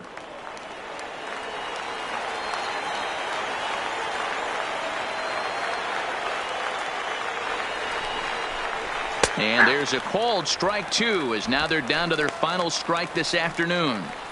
Oh, that's for sure going to be a pitch he wants back. You're not going to get many balls right in the wheelhouse from a top-level arm like this.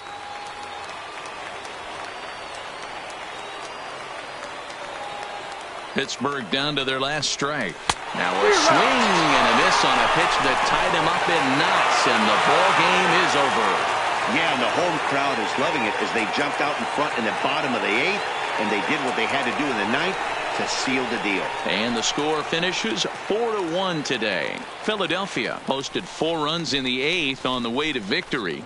Jose Alvarez is the winning pitcher of record. So that just about does it for Mark DeRosa, Dan Plesac, Heidi Watney, and our entire crew. I'm Matt Vasgersian. You've been watching MLB The Show. For more, make your way over to theshownation.com.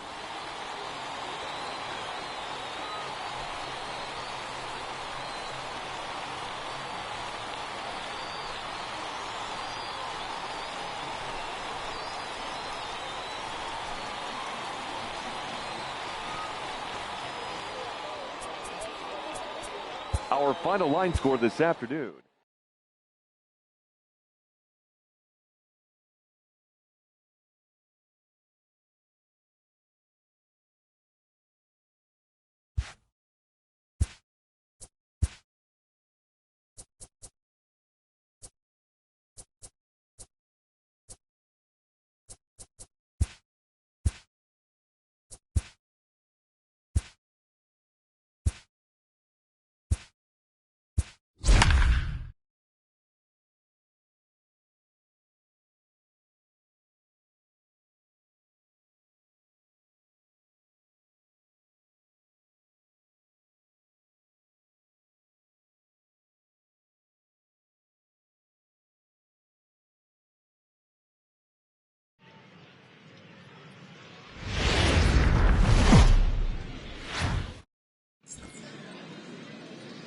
MLB The Show's coverage of Major League Baseball is on the air. Today, spring training action from the Cactus League between the Chicago White Sox and the Oakland A's.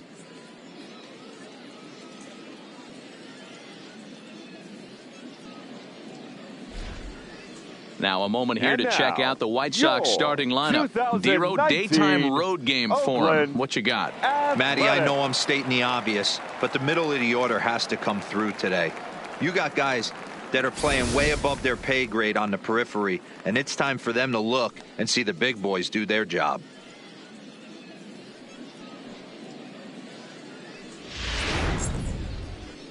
Frankie Montas gets the ball for Oakland in this one. What do you have for us on him, Danny? Hey, this guy has a 4-pitch repertoire, right? And those are a lot of nice options to have. You can go hard, soft. You can go in and out. And anytime you have 4 pitches, if you can throw them for strikes, you have the big advantage.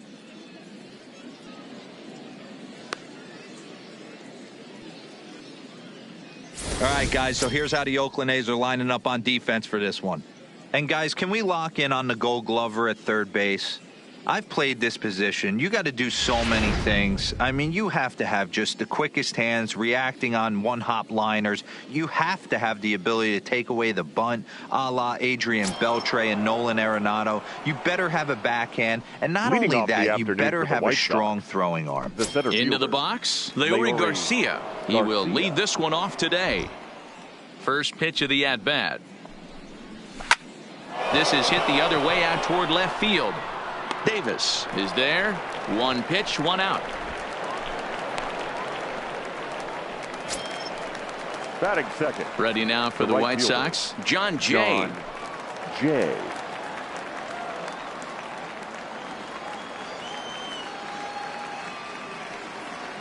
First pitch on its way.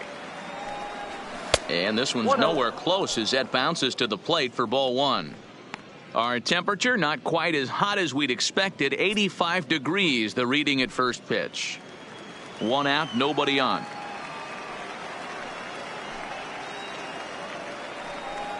And he holds up here, but the pitch is a called strike anyway.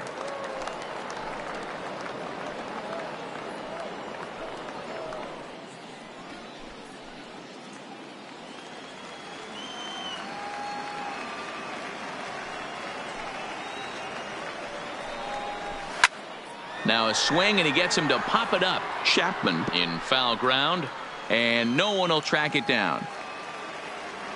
The 1-2 is a swing and a miss. That's strike 3.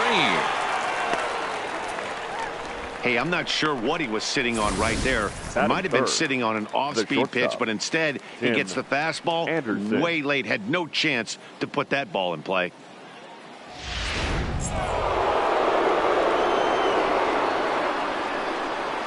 And that'll bring up the shortstop, Tim Anderson.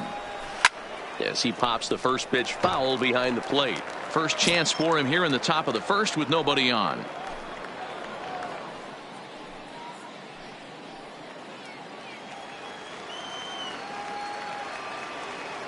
Here comes the 0-1.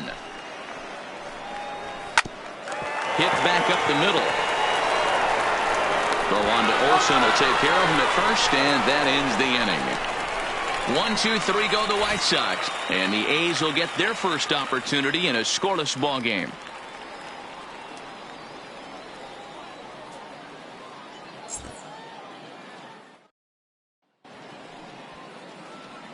With that, let's look at the starting lineup for the hometown A's. Who are you focused on, Dan Plesac? Look, Matt, everybody should be looking at the guy in the 3 spot. He's an imposing figure with a bat in his hands. Always seems to turn in a good at-bat, and he can do a lot of damage when he barrels up the ball. Lucas Giolito is ready to go as he'll be on the mound for the Southsiders. Dan, any thoughts? Well, what comes with Lucas Giolito, a big arm, 95 to 100 miles an hour, hard-breaking slider. One of the issues Giolito has had is not a lot of swings and misses, so we'll be able to watch him early on to see if he brings some swings and misses, and if he does, it should be a powerful outing for Giolito. All right, guys, here's a defensive alignment for the Chicago White Sox. And I'm going to focus today on Tim Anderson. And when I say his name, I think quick feet. Not only defensively at the shortstop position, but also putting the defense on their heels. When he gets on base, look for him to take off. And he's got a strong arm as well from shortstop. So that brings up the always intense Matt Chapman. He'll lead things off here in the bottom half of the first. Just off the outside, and it's 1-0.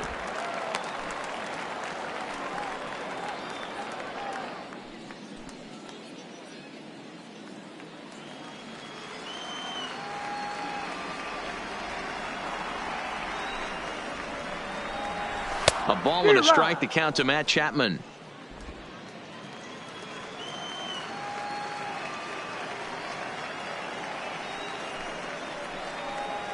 It's 2-1 to the A's leadoff batter.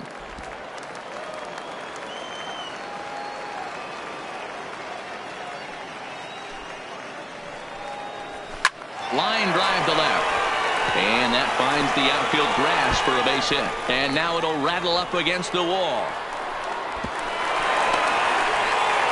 No doubt about it. He was looking fastball all the way there, and that's exactly what he got. Got the barrel out front and just blasted it down the line for an extra base hit. Nobody out, runner in scoring position. Great opportunity here.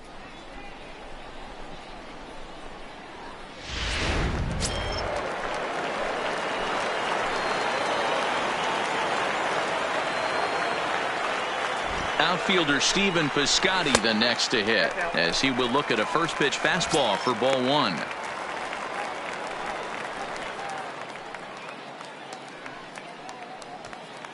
Chapman stands at second with no outs.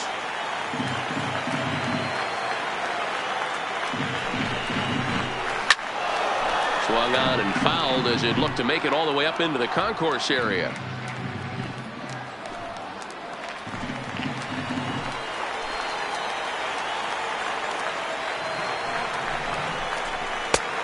Ball and 2 strikes now.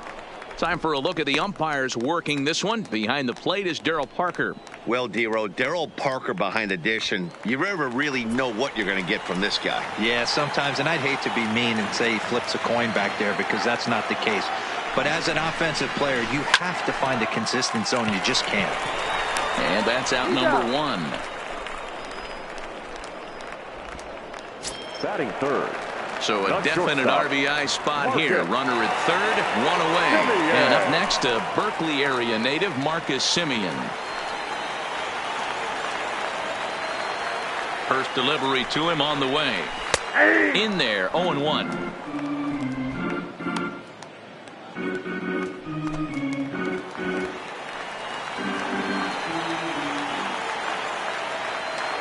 The 0-1 on its way. Good fastball down around the knees there, taken for a strike. In today's game of seeing so many guys strike out and not worry about it, I'd love to see a little two-strike approach right here. Maybe shorten up a little bit and try and four-speed something the other way. A shortstop behind with a 1-2 count. Well, I think that's a great spot for that pitch. In on the hands. It wasn't a strike, but if he can command the movement in there, he's going to be very effective in this one. A man at third with one away.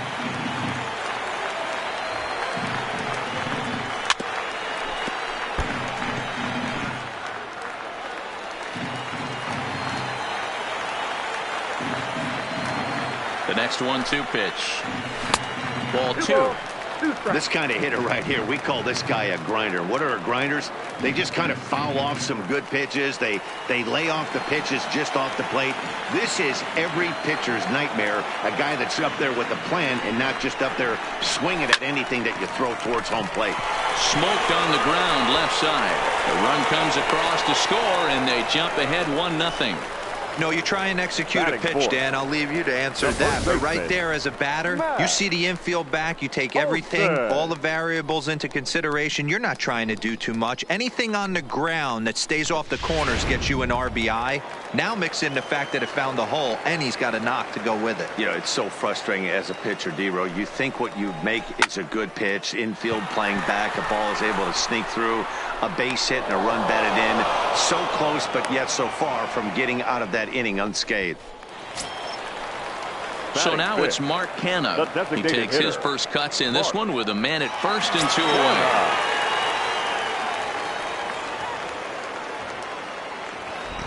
Ready to deliver. Here's the first pitch. And he fouls this one off.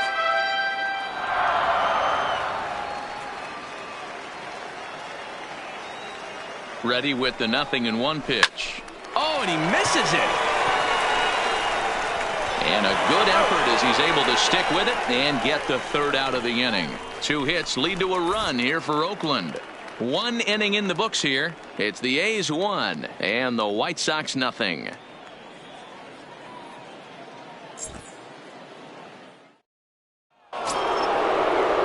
Leading off the inning, Eloy Jimenez, and they'll need him to get something going here. The left fielder, number 74.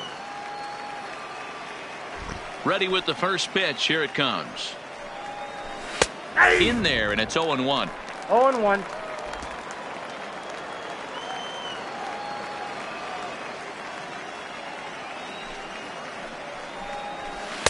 Slider taken here. 1 ball, 1 strike.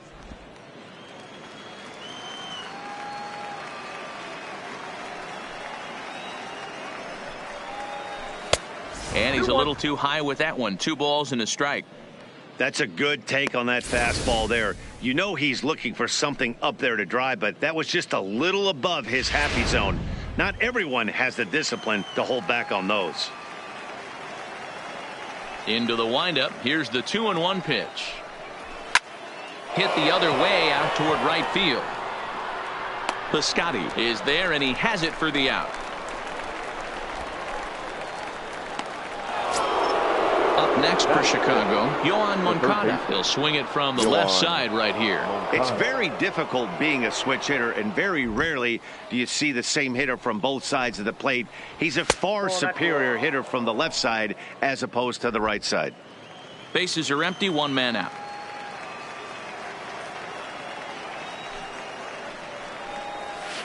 A swing and a shot hit down the corner. And he pushed it just a bit too much. It'll wind up a foul ball. Moncada is a guy that thrives in these opposite-handed matchups. He's often considered one of the absolute best hitters in the game against right-handed pitching. Yeah, because he's thinking big part of the field. He's not a dead pull guy. This is a guy that likes to use gap to gap. And when that's happening, you stay on anything fading away from you. A little too tall that time. 3-1 now. This is where you cash your checks right here. 3-1. You're one of the best hitters in the game. You live for situations like this. Into his motion. Here comes the 3-1. Liner toward right center. And he will make the play out there, and there are 2 away now. Batting 6, the designated hitter, Daniel Polka. So bases are empty here with 2 gone, and that'll bring forward the power bat of Daniel Polka. First offering on its way. Nope. And a fastball close, Nope, but ultimately 1-0. ruled a ball. 1-0.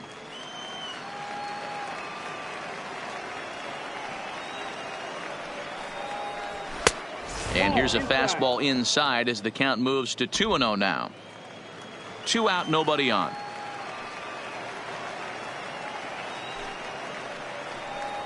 In the dirt, it's 3-0 now. Well, of all the guys in this lineup, he's definitely the guy I'd be cautious with, especially with a 1-run lead. No surprise that he's treading lightly right here.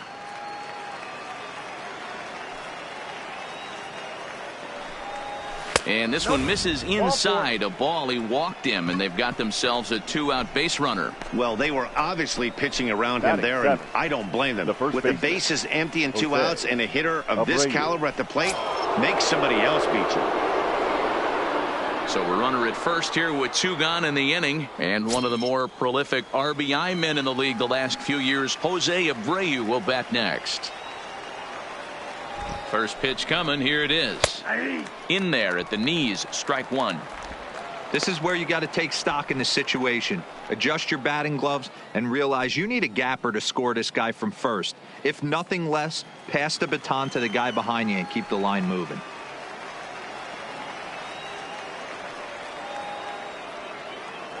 Oh, and 1. Here it comes. And he gets a piece of it here, but it's chopped foul.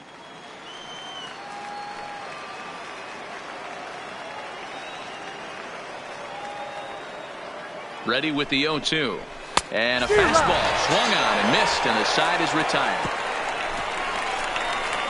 A man left for the White Sox. They're on the short end of a 1-0 score.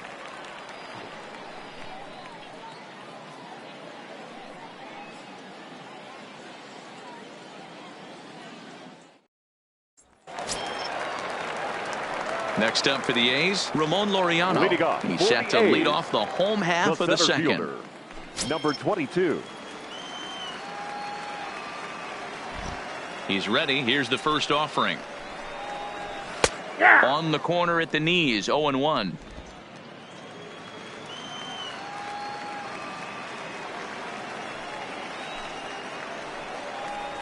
And he'll try to hold back the swing, but he'll do so unsuccessfully as that's ruled a strike.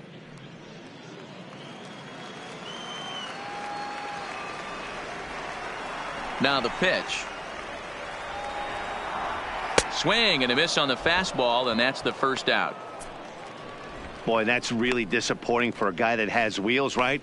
All he wants to do is get The on left base fielder. and take advantage of the strength of his game, which is his speed. But with the strikeout right there, you can't get on first base if you strike out.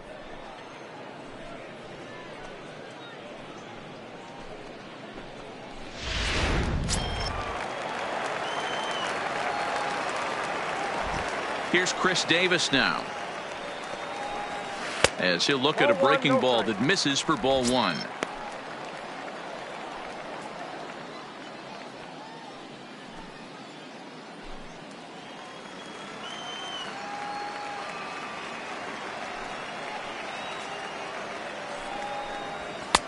There's a fastball on the inner third taken for a strike.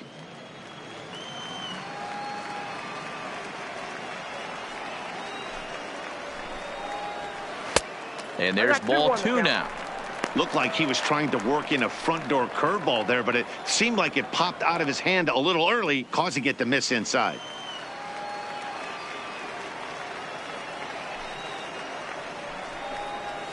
That's 2-1 pitch is a fastball off the plate away, and it's 3-1 now. Josh Fegley is on deck. The 3-1 pitch. full count now. 1 out, nobody on.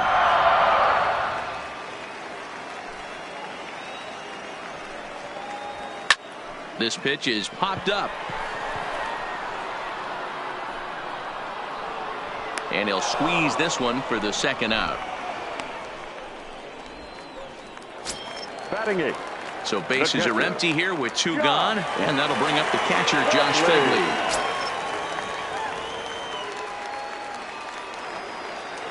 First delivery to him on the way. And he starts the number 8 hitter with a strike, 0-1. Bases are empty here with 2 men out.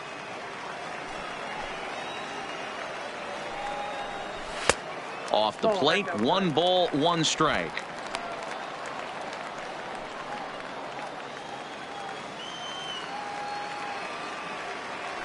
Now the 1-1 pitch. Runs a bit inside for a ball.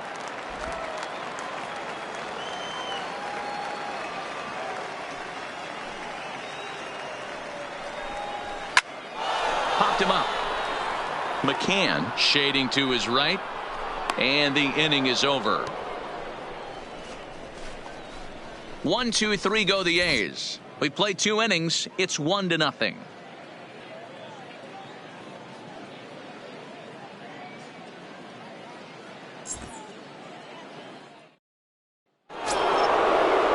Into the box now, James McCann, as we are all set to begin the 3rd inning in this one. James McCann.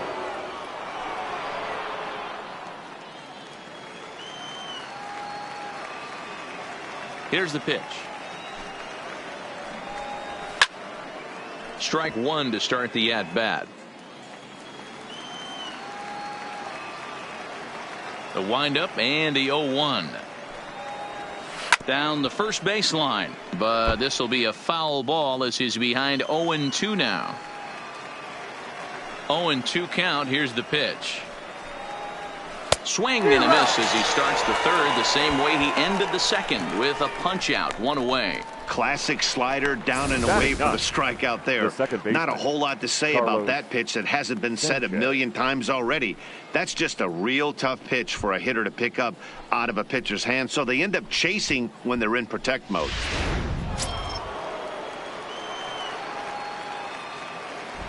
Into the box, Yolmer Sanchez. As the first pitch to him is off the plate for a ball, 1-0.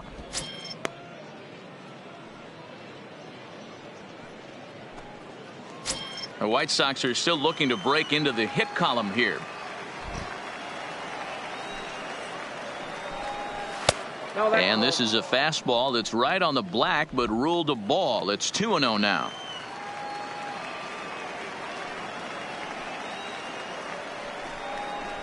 Two balls and a strike.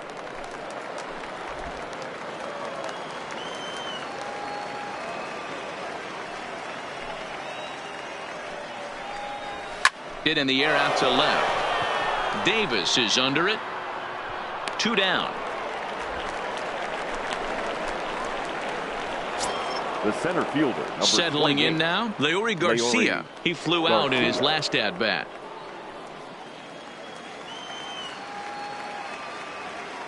First delivery to him on the way. There's a fastball right down Broadway, taken for a strike.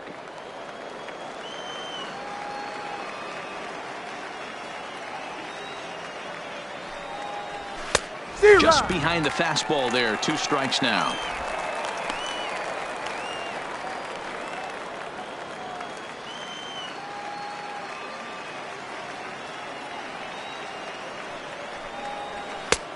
Way outside. 1-2. I think if he executes that pitch on the corner instead of off of it, he probably gets some pretty weak contact, if anything. He jammed him pretty hard on the previous pitch, so my bet was he was going to try to cheat on the inside part, thinking it might be coming again. Now a ball sliced out of play down the left field line.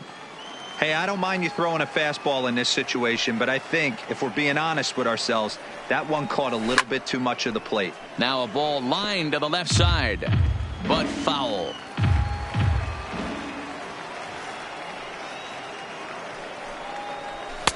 Just a bit low. Tough call, but it's 2-2.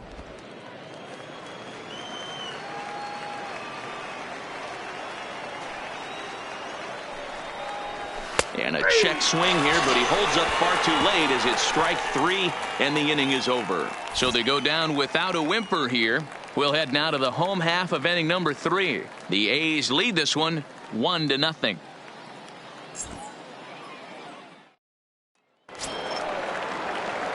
Here's Jurickson Profar. Past history with Lucas Giolito. He's 1 for 2. Jurickson. First pitch on its way. And they go right after him on the inside corner for strike 1. That's a tough pitch right there. Curveball, kind of front hip. Your first move is to bail a little bit, kind of not want to get hit by that pitch. I can totally understand him taking that for a strike. Set to deliver the 0-1. And a pitch in the dirt as he lays off. It's 1-1.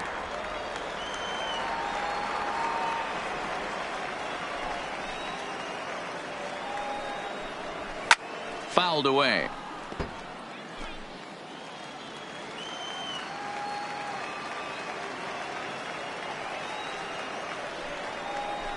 And a half swing that time, but it's a full swing in the eyes of the umpire, and that'll be the first out of the inning. For me, check swings are right there next to bang place at first as the most difficult calls for an ump to make. Taking a look at show motion, the batter doesn't appear to hold up enough, so I think the call was right. Into the box now, Matt Chapman. And he'll watch one miss up and away for a ball, 1-0. It was a double for him in his first turn at the plate.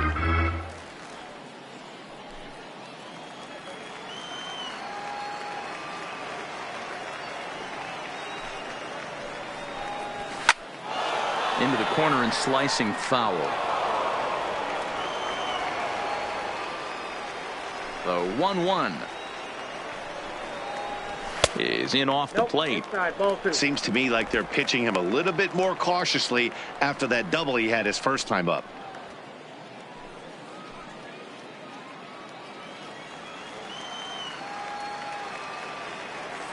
Into the windup. Here's the 2-1 pitch. A little too much bite on the breaking ball that time as it's well off the outside. Well, that's a good pitch, but you have to get a little bit closer to the plate than that. That's that big sweeping slider. If it was a little closer, you might get a swing. Here's a ball swung on and lofted in the air out toward right center. Garcia is there now, and he has it. 2 gone. Now batting. Stepping up to the plate, Stephen Piscotty. He's 0 for 1 after grounding out in his only trip to the plate so far. He's ready. Here's the first offering. First pitch fastball off the plate there, and it's ball 1.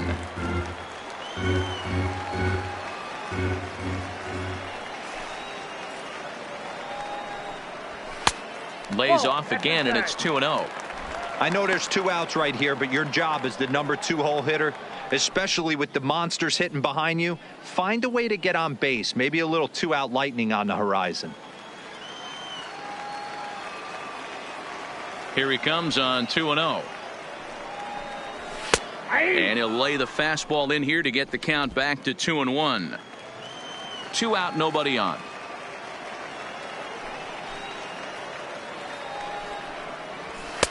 He's fallen behind now, 3-1. Marcus Semien would be next.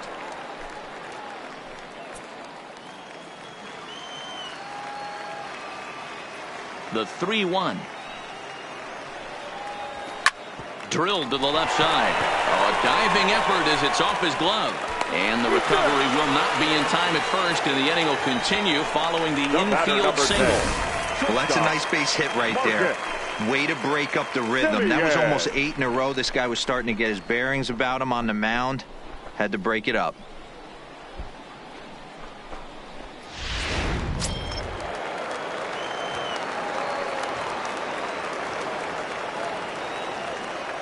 In now, Marcus Semien. As he'll take a look at a strike right down the middle, it's 0-1. 1 for 1 after a single this first time up.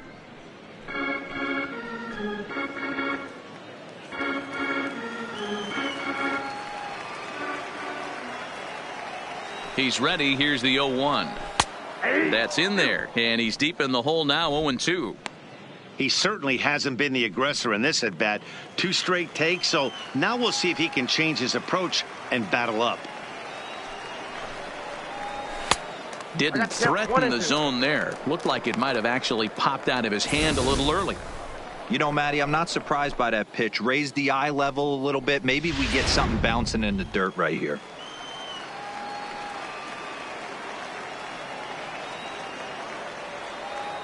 The 1-2 pitch. Swing and a miss, and that ends the inning. 1 left for Oakland, but they're up 1-0.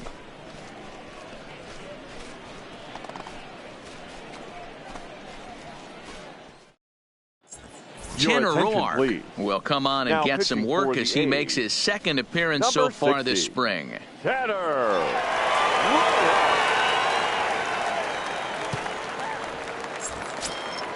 In now is John Jay. He'll lead things off here in this 1-run contest. Right fielder, John Jay. Here comes the first pitch.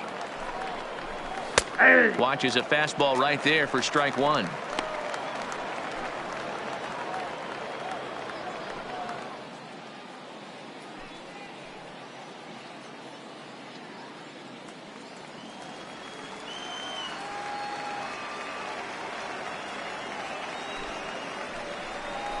Jay behind 0-2 now.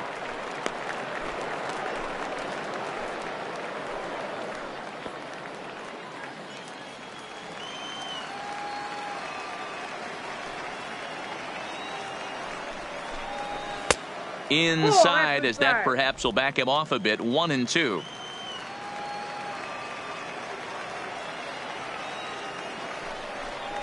Swung on, and he went fishing in the dirt. Fegley corrals it. He'll throw down to first. 1 away.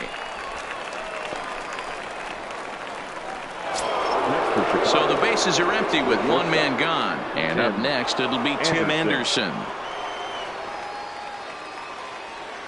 First pitch coming. Here it is. Fastball just misses. That's ball 1. When you've got a guy that throws a good 2-seam fastball, you have to be ready for him to try to run it inside and jam you. Good job to lay off that one, but I wouldn't be surprised if we see it again.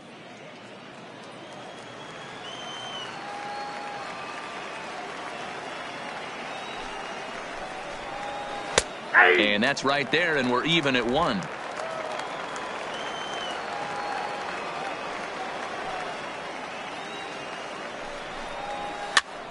This is popped up. And there's out number 2. And now here's the cleanup hitter for the White Sox, Eloy Jimenez. So far 0 for 1 with a flyout. Almost, Matty. Almost went deep his last AB. Certainly just missed it. With this guy's big power, he's feeling pretty good at the dish. Look for him to try and get on something and drive it out of the yard this AB.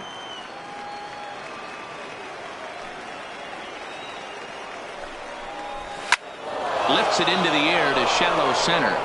And the White Sox have their first hit of the game.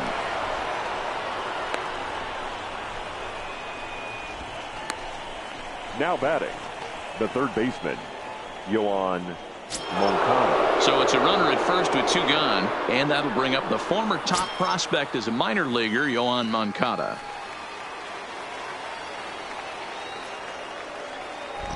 First pitch of the at-bat. And they start him out away with a called strike.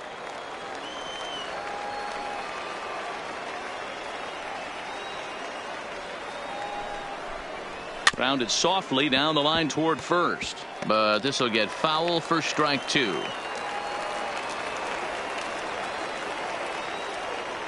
Here comes the 0-2 pitch. A ball and 2 strikes.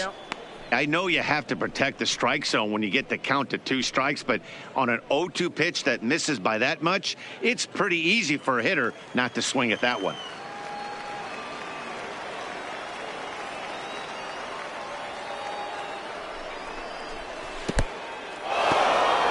And this one's in the dirt, but it won't skip away far enough for the runner to advance. Here now the 2-2. Freezes him. A strikeout looking. White Sox leave one. They still trail 1-0.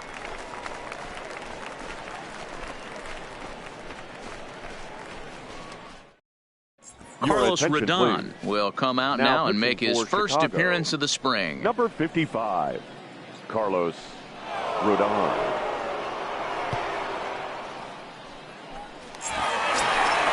Striding in for Oakland, Matt Olson, 0 for 1 for him here in this one. The first baseman, Matt Olson.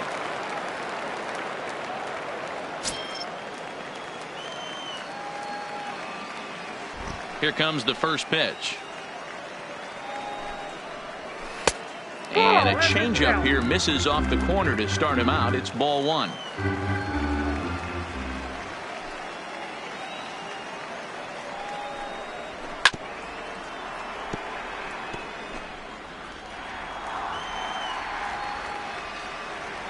From the windup, the 1-1 pitch.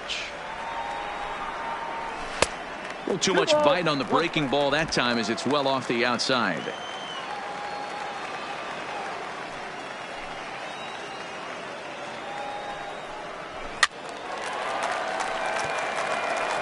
Classic change of speeds right there.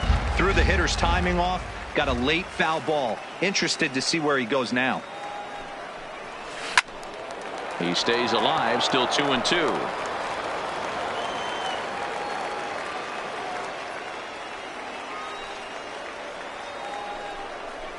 Swing and a miss on the slider, and that's out number 1.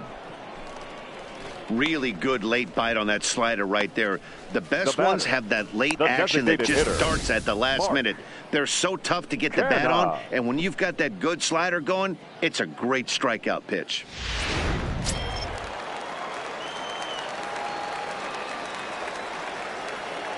Standing in now, Mark Canha. As he will take a look at a fastball in there as that strike zone expands just a little. It's 0-1. Previously against Carlos Rodon, 2 hits in 7 tries.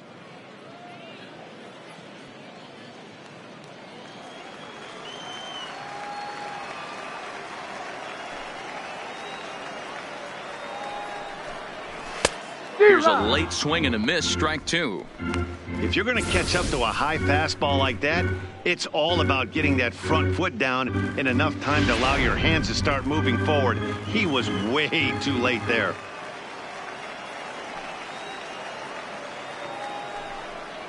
Oh, and he dusted him off the plate that time. Some mind games being played now. It's 1-2. What makes hitting so difficult is covering both sides of the plate, and that hard pitch right there that was inside makes it awfully tough now to cover both the inside and the outside part of the plate.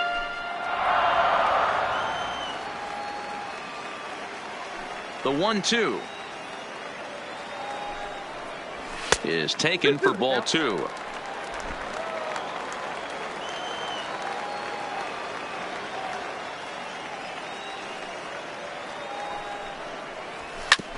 Whoa, right back at him, and it hit him.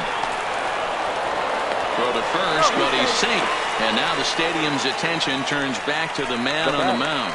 And now they'll hustle out there and attend to their pitcher, and that was quite a shot he took as you see him down on a knee. But if there's one thing I know about this guy, he will not want to come out of this game. And from all indications, it looks like he's going to try to continue.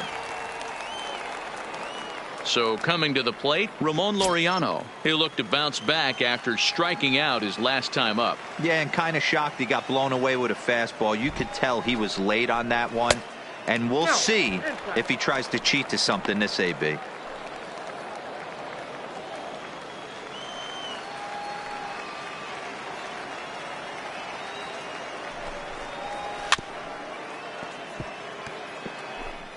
Canha leads off first with 1 away.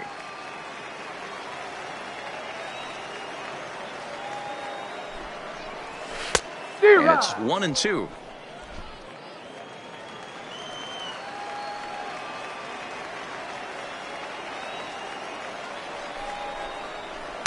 One-two pitch is a slider that misses. 2-2.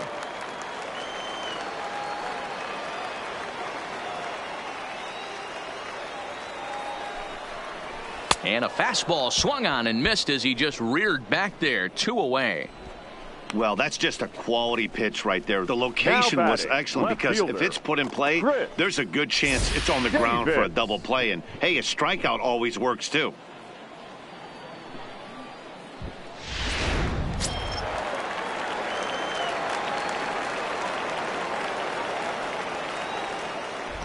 Stepping in now, Chris Davis, as he'll take one up in the zone, but indeed in the strike zone for the first strike. He popped out in his first trip.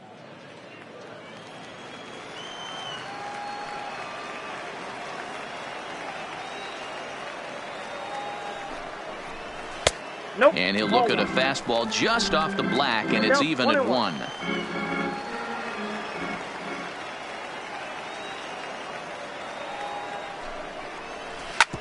Oh, that grounder got him.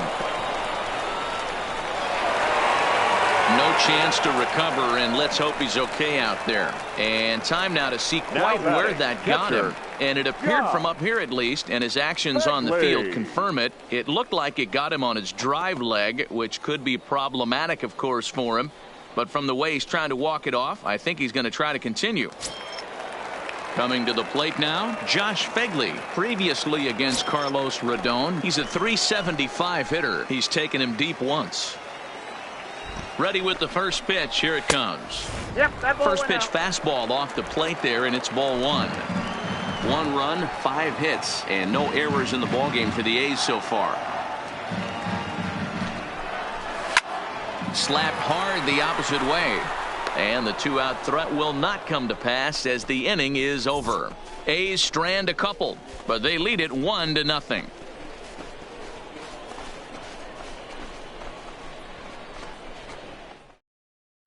Paul Blackburn, a 6'1" right-hander, will be the one to get the call from the bullpen here. Number 58, Paul Blackburn. To the plate now is the designated hitter, Daniel Palka. He drew a walk his first time up. Daniel Palka.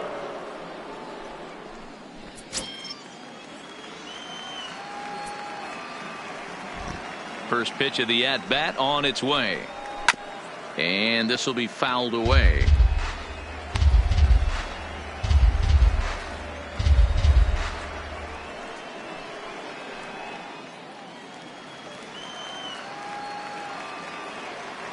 Into the windup. Here comes the 0-1.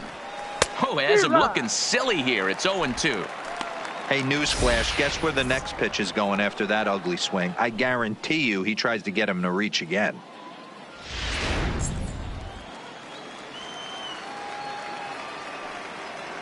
Looking for the strikeout. Here's the 0-2 pitch. And a slider runs in on him as he has to lean out of the way.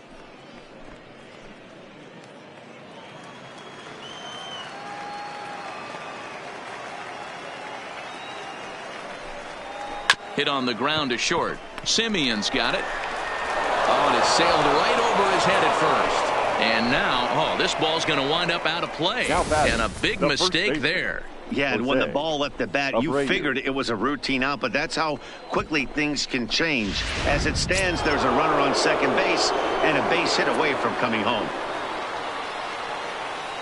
So here's the slugging first baseman Jose Abreu now as he lines it hard to the right side but out of play.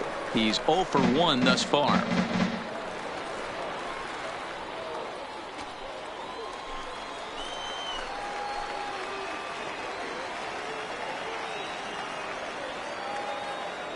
Comes set and the 0-1. Now Abreu connects deep to left.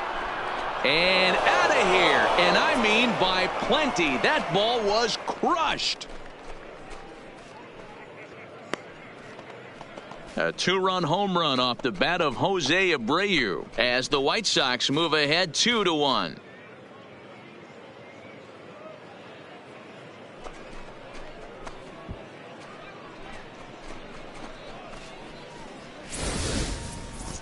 Well, when it left its bat, I didn't think it had the height to even clear the fence. Shows you how much I know. That thing was a laser shot that just kept going and going and going. Wow, that was impressive.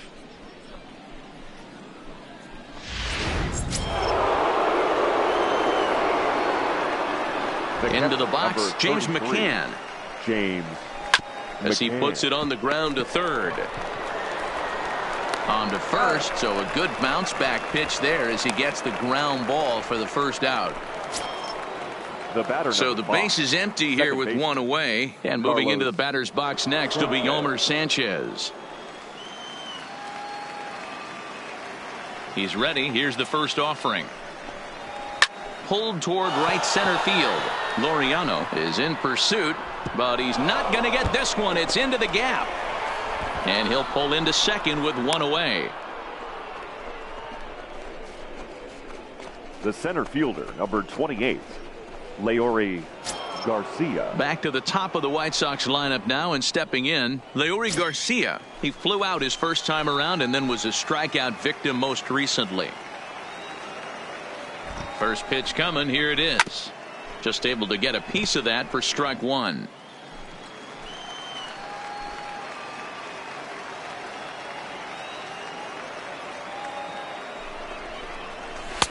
Now a fastball here, not close, and it's 1-1 now.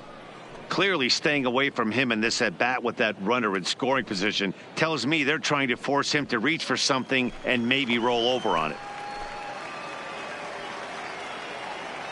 The 1-1 home. This is pulled into right, but he'll barely have to move out there in right as he hauls this one in for the second out. Now batting, the right fielder, John Jay. Ready once again, John Jay, runner in scoring position with two gone.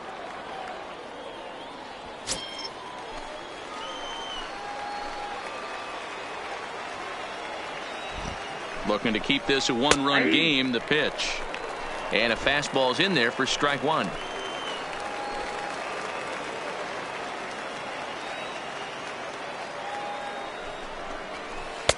Breaking ball that time that misses out of the zone.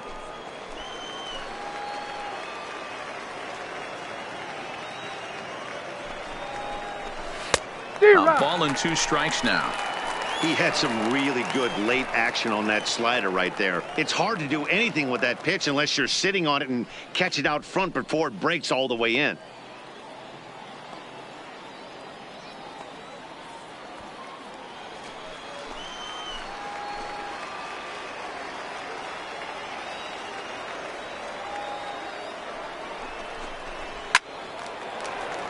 Late on that one as it's fouled off to the left side.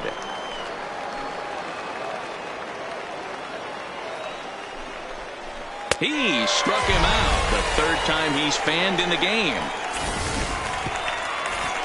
2 in the inning for the Sox. However, they come on this 2-run home run. Bottom of the 5th coming up. It's now 2-1 Chicago. Number 84 enters from the bullpen to do the pitching. Number 84. Digging in now, Jurickson Profar comes into this at bat 0 for 1 in the ball game. The second baseman, Jurickson. Here's the first pitch to him. Too low, 1-0.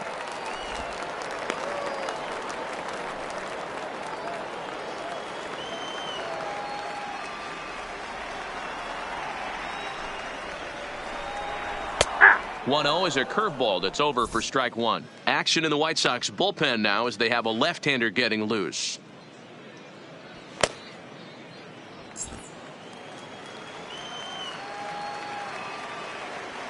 The 1-1 home. And it's fouled away.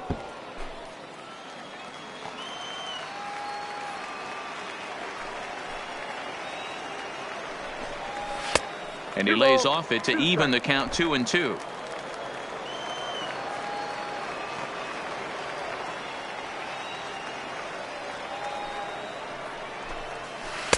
And he comes back with one down and in for ball 3. You could pretty much book it that a fastball's coming. A challenge fastball right here. He cannot allow the 9-hole hitter to get on base with the top of the order looming. Now a changeup locks him up as he looks at strike 3 called. 1 away. Well, we've seen some really good pitching from these guys in this one. The bullpen has looked sharp and have backed up a nice effort turned in by the starter. These days, pitching has become a full staff effort, and I've been impressed with the job these guys have done so far.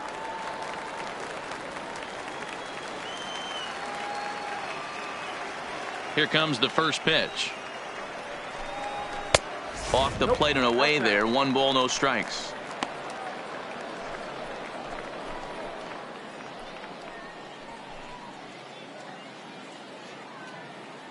Fifth inning, 2-1 our score.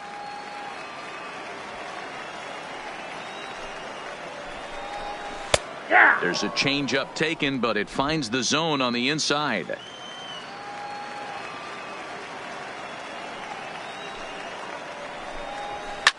Swing and a liner. Foul. The 1-2. Misses. Ball 2. 2-2.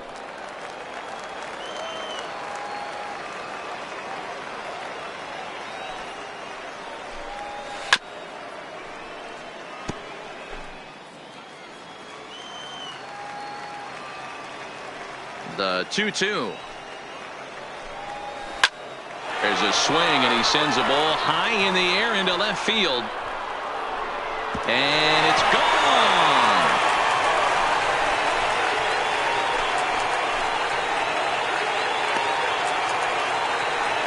A solo shot here to left as the A's have fought back to make this a 2-2 ball game.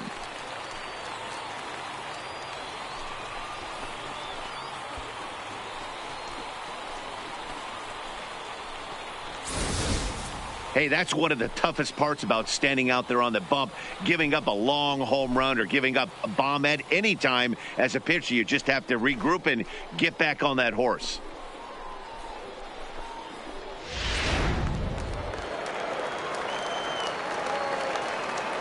Into the box now, Stephen Piscotty. As the first pitch to him runs a bit inside for ball 1. 1 for 2 in the ball game thus far.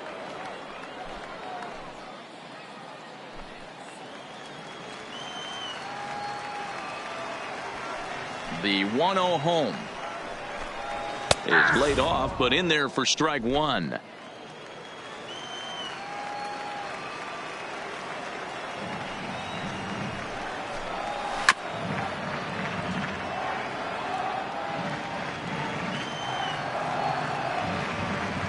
The 1-2. Just hung in there on that one. 2 runs, 6 hits, and 1 error on the Oakland line score. Swing and a miss on the changeup, and there are 2 gone. We know he's probably still thinking about that game-tying home run he just gave up, but I'm going to give him credit for not showing that it's bothering him. When you come back and strike out the next guy, it shows you've still got your head in the right place.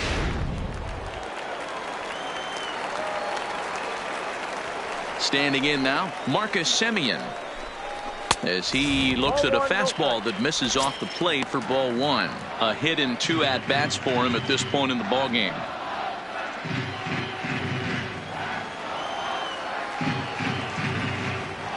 The 1-0. Hit in the air down the right field line, but this is going to wind up a foul ball.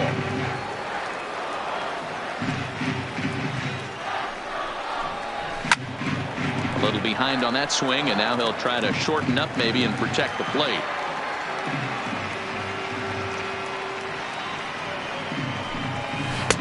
Lays off the 1-2 changeup, and he's worked it back to 2-2. He got ahead with 2 good fastballs and then tried to drop the changeup to see if he'd be out in front. Did a great job of laying off that pitch right there. Interested to see where he goes now. On the ground to third.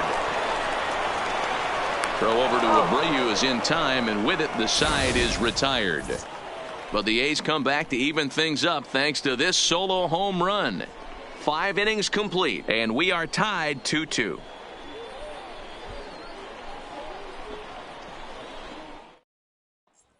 Homer Bailey takes over to start the 6th inning on the mound. Number 15, Homer Bailey.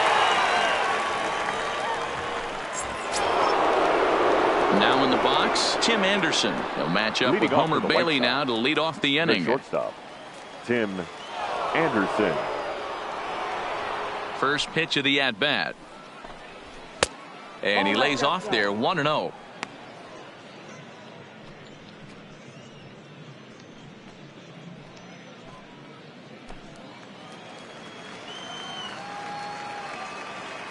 The 1-0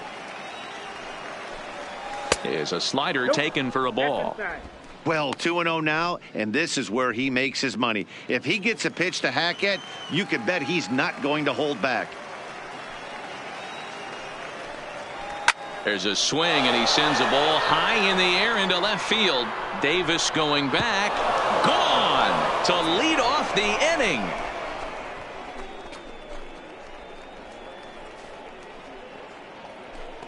A solo shot here to left, and it's given the White Sox a 3-2 lead.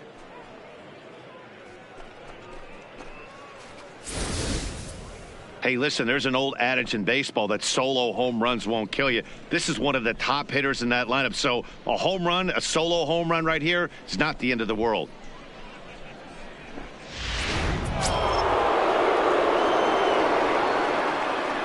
Stepping in now, Eloy Jimenez. As he'll take a look at ball one. He's 1 for 2 in this one.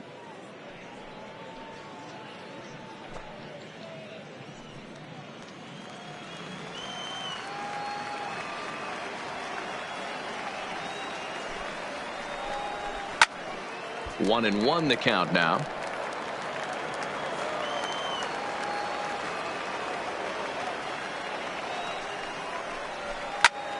Swung on, and this one's driven in the air as well to deep right field. Gone into the home bullpen for a home run. It's a solo home run for Eloy Jimenez, and it's given the White Sox a 4-2 lead.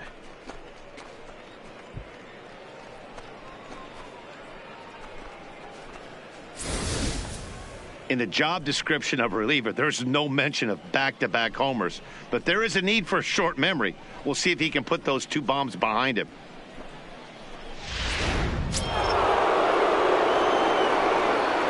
Now batting. Next to bat will be the Cuban import, Yoan Moncada. As the first pitch here's a bit high, it's ball one. He's 0 for 2 in the ballgame so far.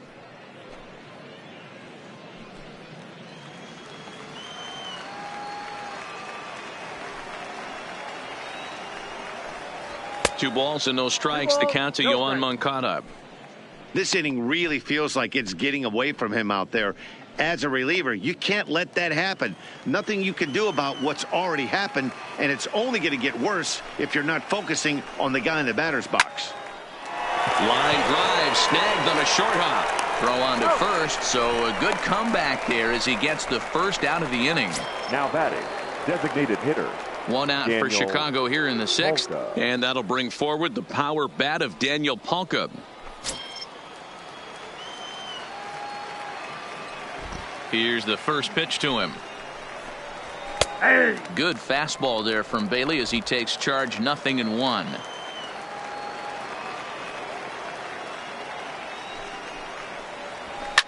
Fouled off. Still only 1 out in the inning.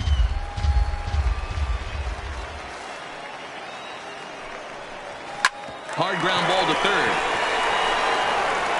And there's out number 2. Jose Abreu will stand in again as we flash you back to the middle innings here. This was a big blow, a 2-run home run that really got his guys going.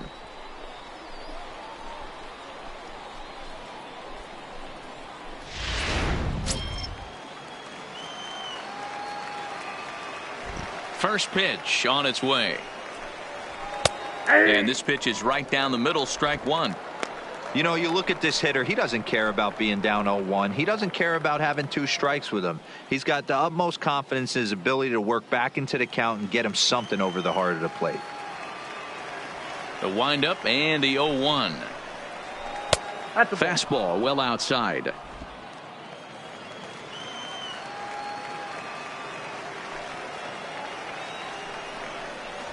2-1 the count to the White Sox first baseman. 2-1.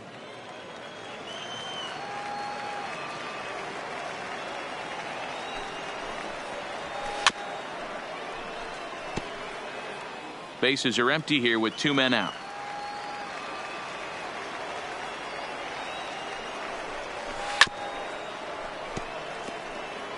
Can't imagine he comes back with a third breaking ball. That hitter looked like he timed that one up pretty well and just missed it, fouling it away. Now he extends nicely, and this ball's driven to right field and deep. And that one is gone on a 2-strike count with 2 away in the inning. It's a solo home run for Jose Abreu, his second of the game, and just like that, it's now a 5-2 ball game.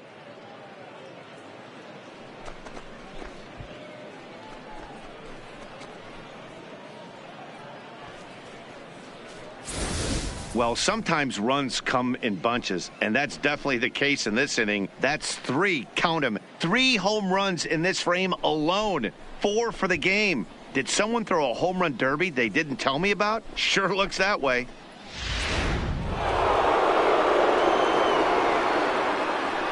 In now, James McCann. James. As he tries to go out and get the slider, but it's not there. It's strike 1. He's hitless in his 2 at-bats so far.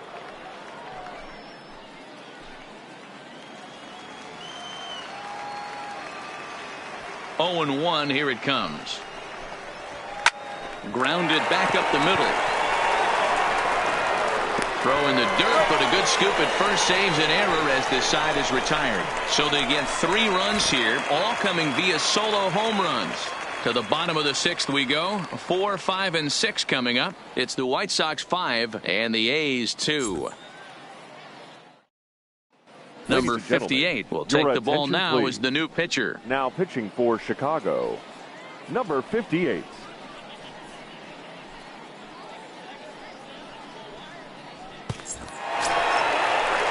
Leading off the inning, Matt Olson, as they'll look to get something going here and even this game up. First baseman, Matt Olson.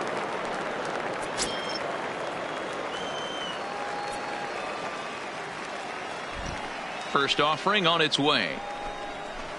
Nope, and this is low, ball 1. Some action now in the White Sox bullpen. They'll stand up a lefty and a right-hander to throw.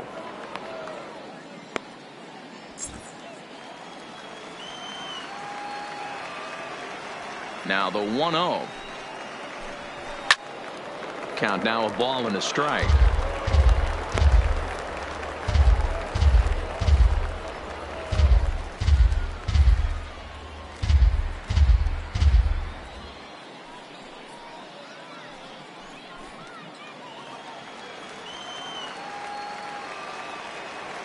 The 1-1 misses for the second ball. 1 strike.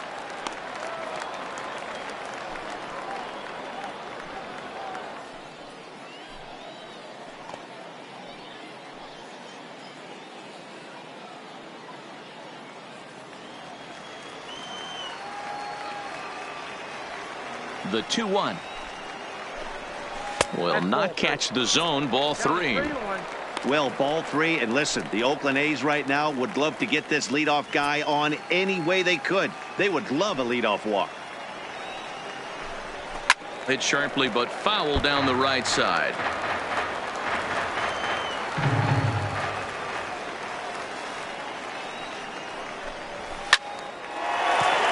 Back up the middle and in for a base hit. So that puts the leadoff man aboard to get the inning underway.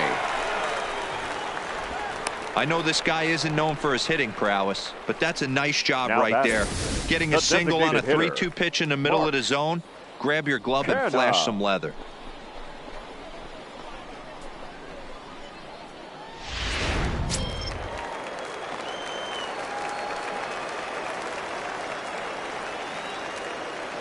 Into the box now, Mark Canha, as he will swing and miss on a fastball on the outer half. It's strike 1. He's working on a 1-for-2 game so far.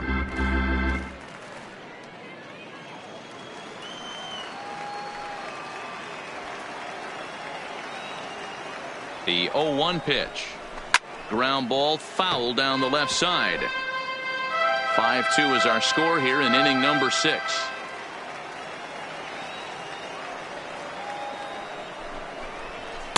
Tried to throw the fastball by him, but it's high. 1-2. Not a bad pitch right there on 0-2, a fastball. And I think as a hitter right now, you have to continue to go up there looking to hit off the fastball. The 1-2 is a swing and a miss. That's strike 3. Now batting, number 22.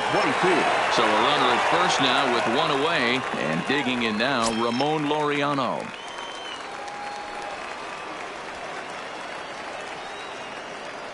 First pitch of the at-bat on its way. Checks his swing, but this pitch is right there for strike 1.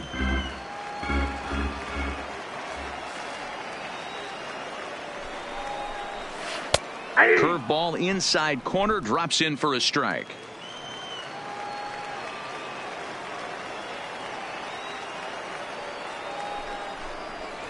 And he fouls this one off. Olsen, the runner at first with 1 gone in the inning.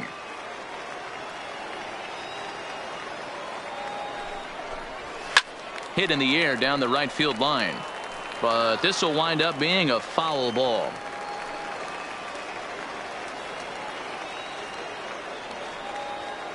The next 0-2 is a swing and a miss. That's strike 3. That's back-to-back strikeouts now as they've been unable to advance that leadoff single into scoring position. Yeah, clearly no problems working out of the stretch right now, Matt. He's taking control of this inning after giving up that hit. Now we'll see if he can finish it off strong as well.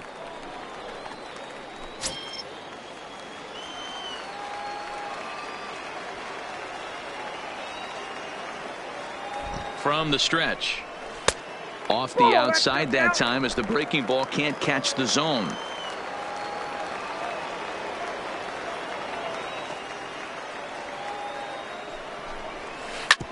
Hit hard back up the middle. He gets dirty, but he can't make the play. It's a base hit. Well, D-Roll, there's another base hit, making it first and second. They're piling up the hits on the day, but so far not many runs to show for it. Yeah, definitely a few knocks in the cupboard makes you feel good, and the batting average goes up, but that doesn't help you win ball games. Somebody has got to come up with a nice AB with runners in scoring position. And he lays off a pitch in there for the first strike.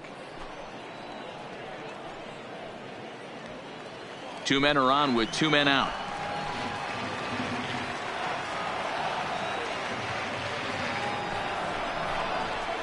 That's taken. Now it's 0-2.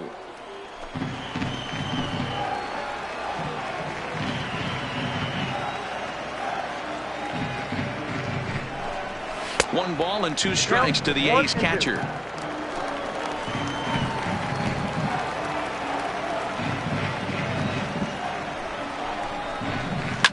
High in the air out to center field. Garcia on the move. He's there to make the play, and that'll retire the side. A's strand a couple. They trail 5-2.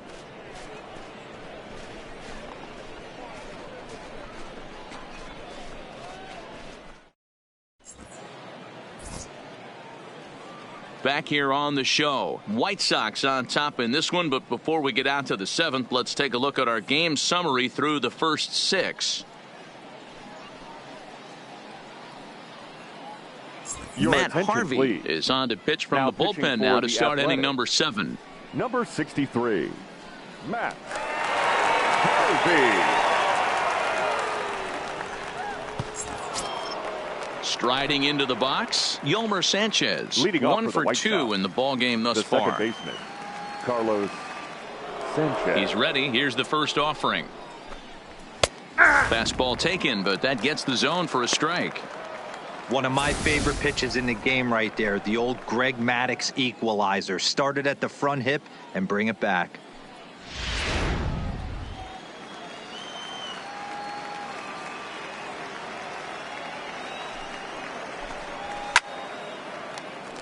And it's quickly 0-2. The windup and the 0-2 pitch. Not a bad pitch there with 2 strikes, but it misses 1-2.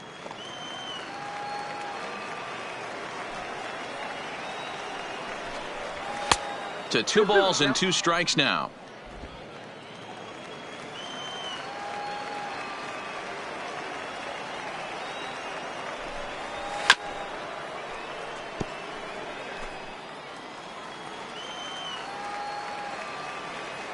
A 2-2 count. Here's the pitch.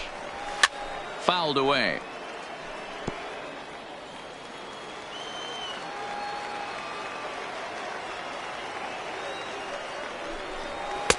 So a full count now. These are the kind of ABs, regardless of the outcome, you go back to the dugout as an offensive player, and your teammates are loving on you for making that pitcher work and battling it out. Count remains full.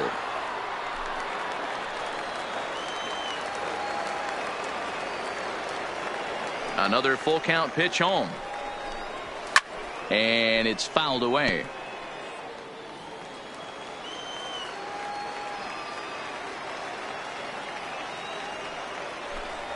And that's a swinging strike 3 in the dirt. Fegley is after it, but the throw is not in time. Sanchez reaches on the strikeout. So not the start to the inning he was looking for as he got the strikeout, but the runner reaches anyway. Wellington Castillo will come on to pinch hit now with a runner at first and nobody out. Wellington Castillo.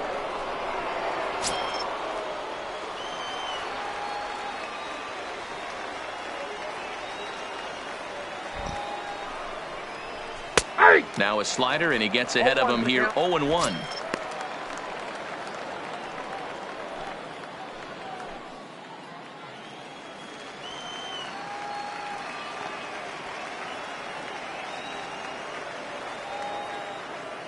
Here's the 0-1. Behind 0-2 now.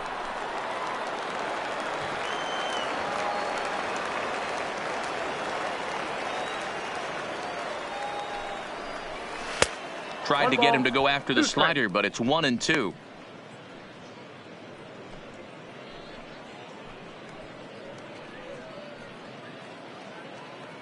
A runner at first with no outs here.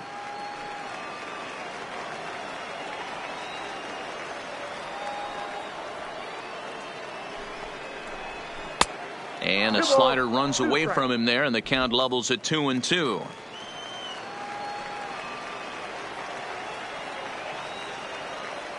He's ready with the 2-2 pitch. And he strikes him out as well. So make it back-to-back punch-outs here to the first 2 men he faces out of the bullpen. Now what I like about that strikeout, guys, is that he came back with a fastball on 2-2. He was ahead in the count 0-2 earlier, but instead of continuing to nibble a little bit, he decided to get aggressive again and to challenge with his hard stuff. Number 38.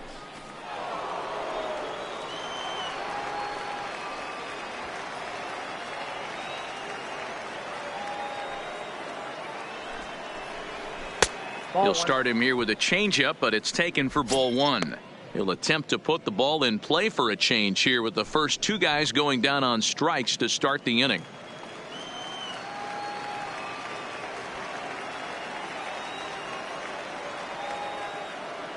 Now the 1-0 is a fastball that misses. Boy, you can see what he's trying to do right there. Double play situation. 2 balls down in the zone, trying to get that ground ball. Didn't get him to bite at either one. Now he's behind in the count, 2-0. Now the 2-0. Too high, and it's 3-0.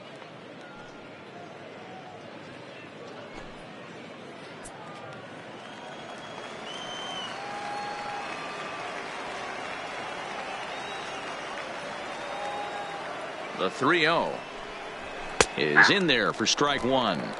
This is where if you're the batter, 1 pitch, 1 spot, and you get the barrel of the bat to that baseball as quick as possible with damage on your mind.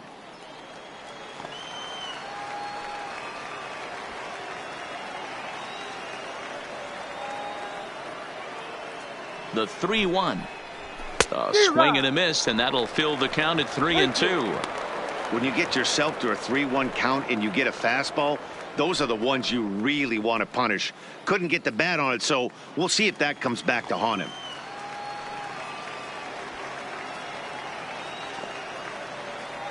Crowd gets up for the 3-2. And he lays off ball 4. So he comes right off the bench and works the walk. Usually easier said than done.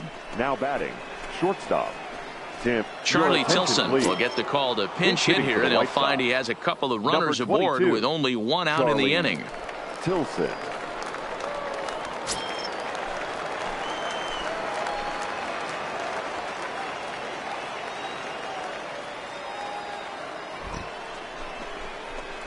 Ball one. Ball one, no strike.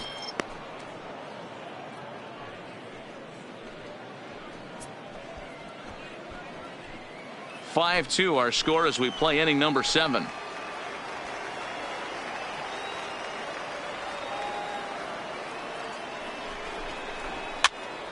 Pitch is popped up. Fegley waits on it.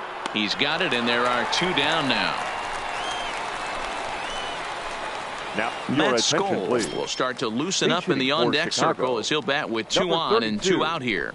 Matt Scholes.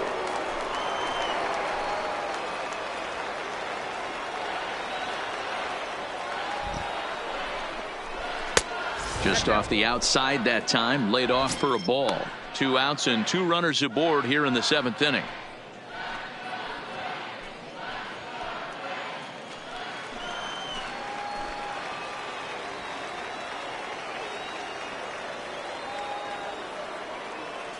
A ball and no strikes. Here it is. Right side, but it's well foul.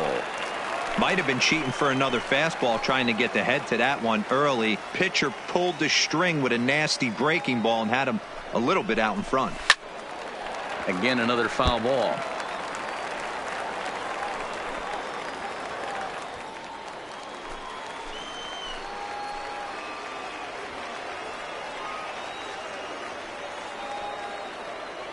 Hoping to send him packing. Pitch on its way. Swing and a miss. Blew the fastball right by him, and the inning is over. White Sox strand a couple, and it remains 5-2. Wellington Castillo will stay in the ballgame as he takes over in center field. Number 21, Wellington. Number 38 will stick around as he'll take over in right field. Number 38. Carson Fulmer gets the call from the pen to take over on the mound and start the home 7th. Number 20 is also into the game as he takes over at short. Ryan Cordell is also into the ball game as he'll assume duties in left field. Digging in, Jurickson Profar as the switch hitter will take his cuts left-handed here. Very difficult to be a switch hitter in baseball today. Without question, the more comfortable side being from the right side. So he's going to have his work cut out for him here, hitting left-handed. 1-0 the count.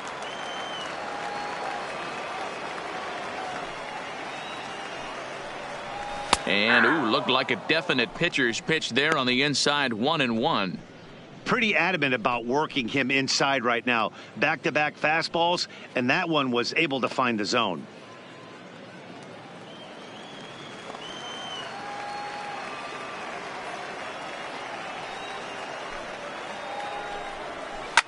This is on the ground over to first.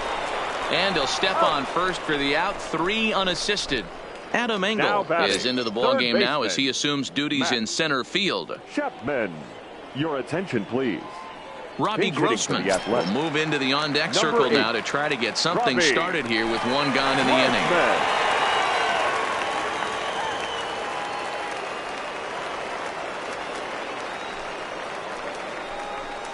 Nope. A ball and no strikes.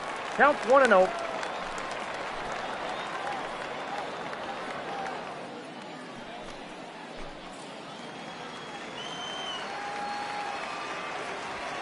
The 1-0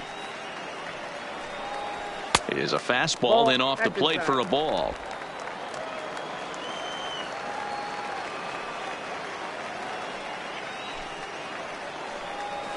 3-0 now.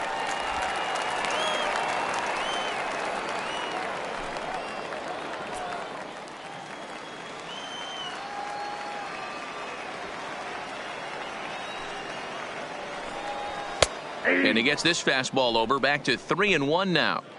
Great spot with that pitch down and away. He'll be fine coming out of the bullpen in this one if he can keep hitting that spot. Bases are empty, 1 man out. Fouled off.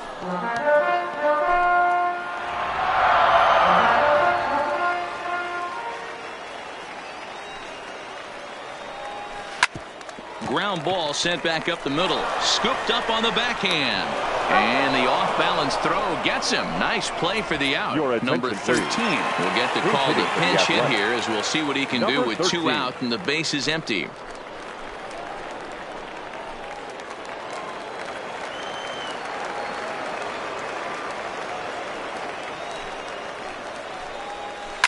Swing, line drive. That's going to be trouble. He's around first, heading for 2. And he is into second with a 2-out double. Hey, guys, I like the execution by the batter there. He got a hanger in the middle of the plate. He could have come unglued, but he didn't. He stayed focused and drove a line drive base hit.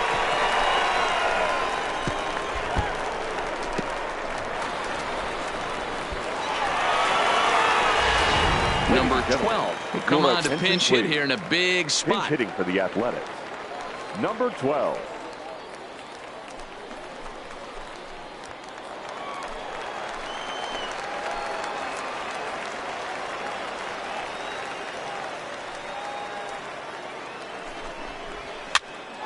This is popped up. Abreu has room in foul territory, and that ends the inning. Danger averted following the 2-out double. We're back to Arizona and spring training baseball after this.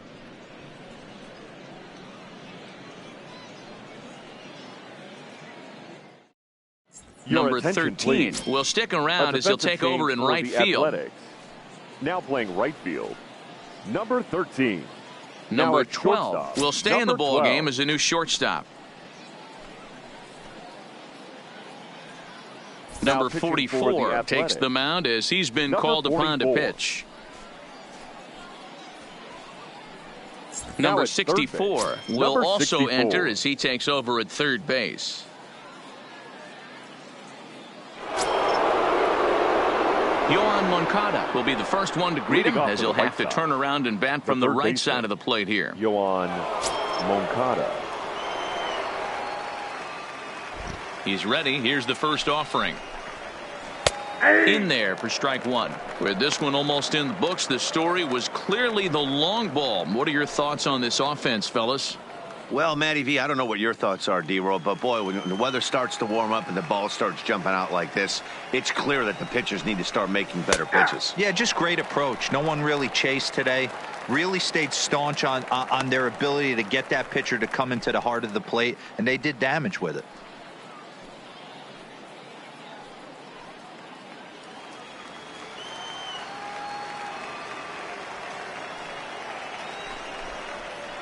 They really bunch him up on that one as he swings and misses for the first out. Really good pitch right there. So you're moving the ball all around the strike zone. And then what do? You come in. That's a hard pitch for any hitter to do anything with. Just really makes it difficult to get that bat head out. Chad Pinder is into the ball game as a defensive replacement. He'll be the new shortstop now here. Playing shortstop, number 18, Chad Pinder. So here's Daniel Palka now.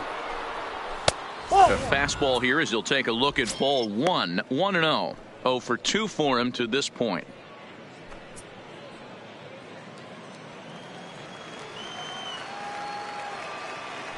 The 1-0 home. Finds the zone, strike 1. Now some action in that Oakland bullpen as it looks like a lefty started to get it going down there.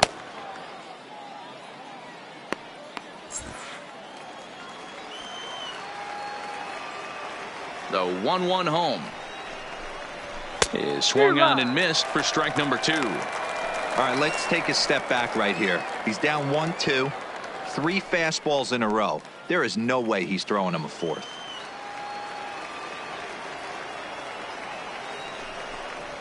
Good changeup in the dirt. Strike three. Fegley goes to get it. He makes the throw to first. 2 down. Well, you know you made a real nice pitch when you bounce it in the dirt and you still get the hitter to swing at it. That tells me that there's a lot of deception in that pitch right now.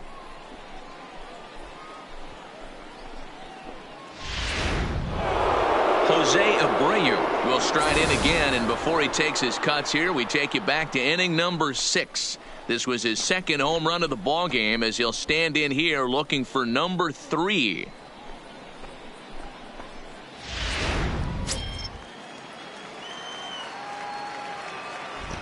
First pitch on its way.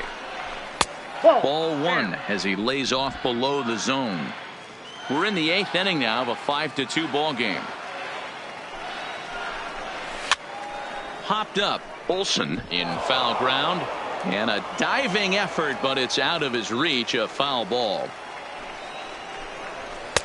And he takes ball 2, and it's 2-1.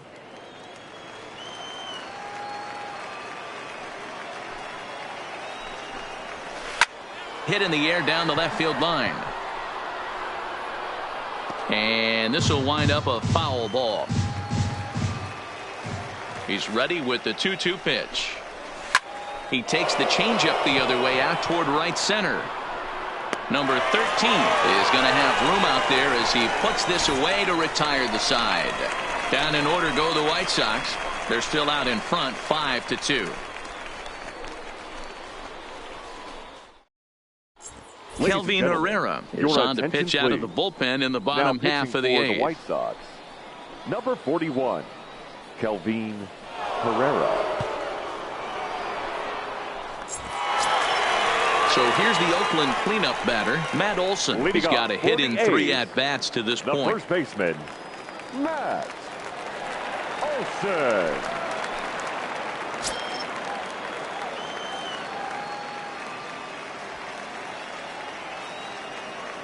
Now the pitch. In there, no balls and a strike. Objective number 1 right here is finding a way to get on base. So I'm not surprised to see him taking on the first pitch there.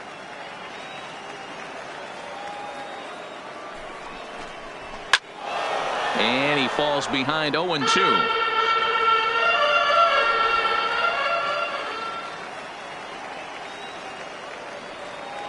Pitch on the way. And on 0-2 he misses with a fastball. 1-2.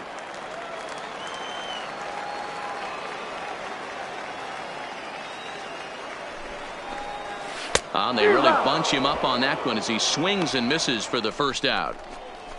That swing tells me he was really trying to get a pitch out front and rip it down the line, but that wasn't a great pitch to do it on. It's really not the best 2-strike approach either. Franklin Barreto will come on now as the pinch hitter. The Athletics. Number 1, Franklin Barreto.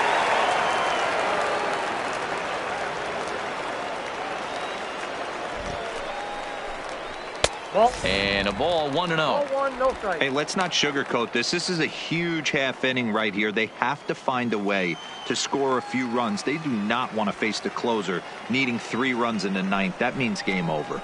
1-1 to Franklin Barreto. 1 ball, 1 strike. 1 out, nobody on.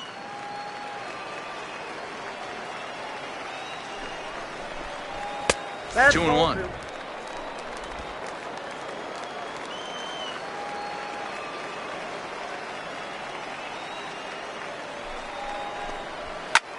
Fly ball out toward left center field. Engel is after it, and he tracks it down. A nice running play to record the second out. Bo Taylor will get a shot here as a pinch hitter. For the Athletics, number 46.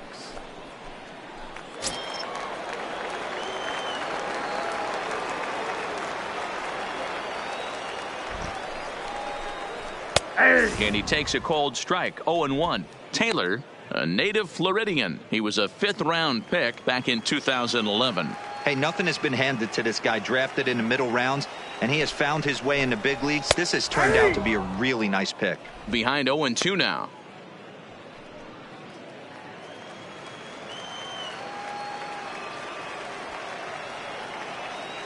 Here it comes, 0-2.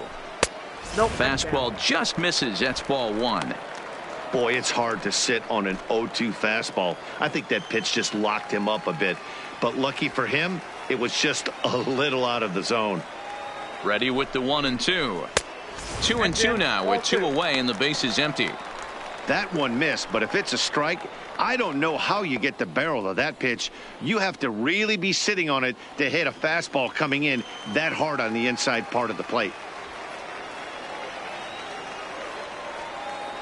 The 2-2. Swing and a miss at 1 in the dirt. The throw to first is in time, and the inning is over. A's are gone in order, and the deficit remains 5-2.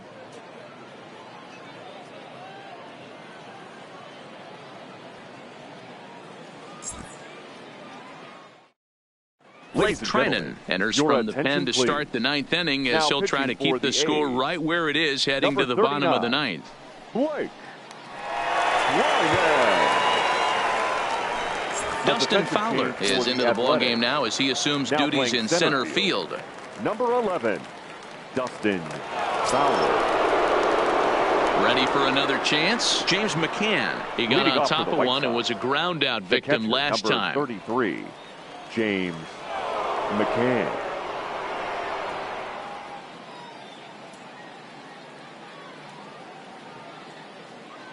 First pitch coming. Here it is. Here we go with inning number 9 as the first pitch misses for ball 1.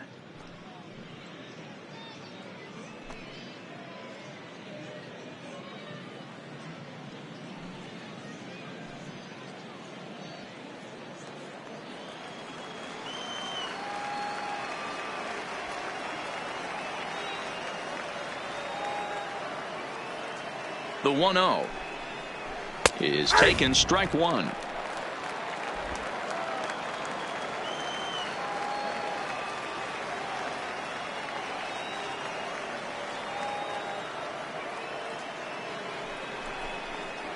One and 2 to the White Sox catcher.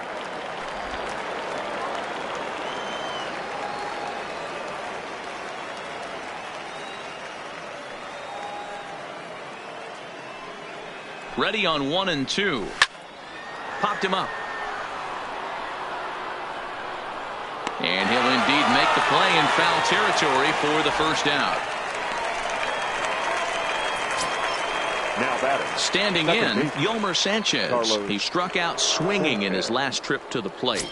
Sometimes you just got to tip your cap to the guy on the mound. He's getting paid to try and get you out as well. Anytime it gets up there north of 7, 8 pitch ABs, sometimes it just comes down to pure execution. Let's see if he makes the adjustment right here. That's the kind of pitch that reminds me of many reasons why I wasn't a very good hitter. This thing was inside and coming in hot, and he just gave a stone cold take. I'm bailing out of the way if I'm in the box, no doubt about it.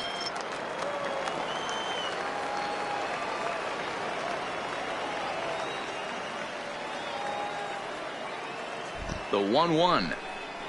Taken, strike 2. Looks like a right-hander's gotten up to throw now in the Oakland pen.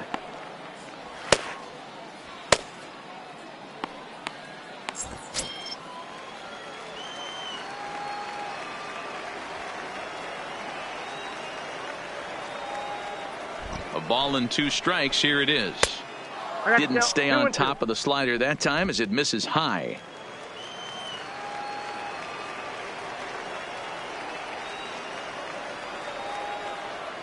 He's set. Here's the 2-2.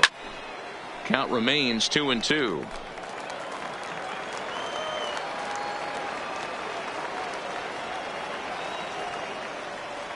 Here's another 2-2. Full count now, 3-2. Adam Engel waits on deck.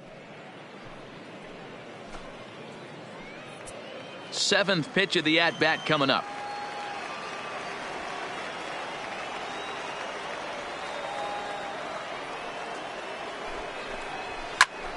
Early swing there as he pulls it foul to the right side.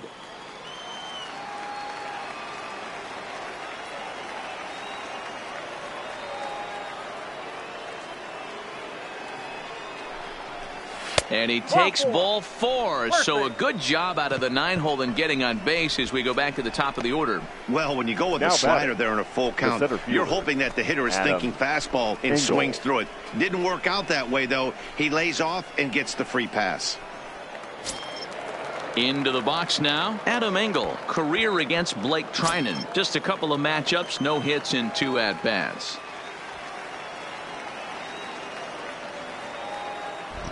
He's ready. Here's the first offering. A little tardy there. No balls and a strike. Hey, that's got to throw the batter's game plan off a little bit. He thinks sinker's coming. Double play situation. He gets the ordinary fastball. He's got to be thinking what's coming next.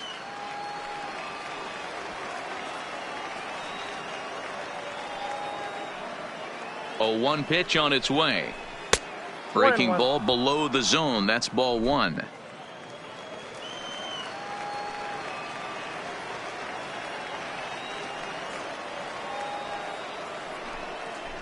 2-1 count to the Pale Host leadoff hitter.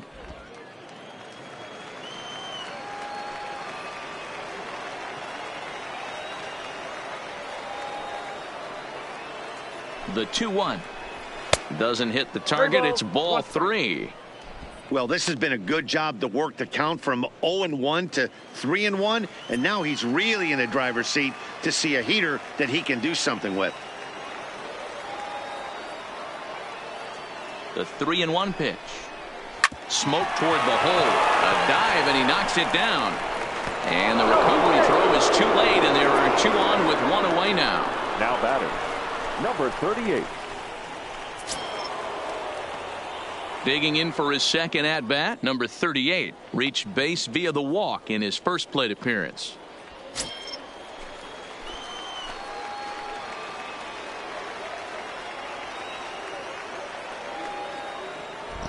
From the stretch, here's the pitch. And a first pitch sinker is over for strike 1.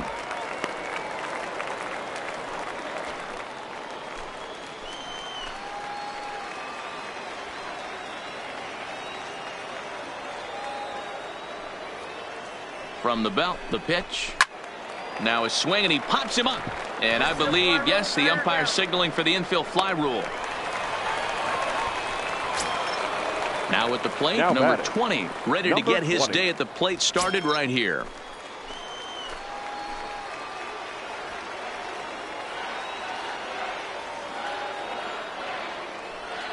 First offering on its way. Strike taken as that one catches the outer part of the plate.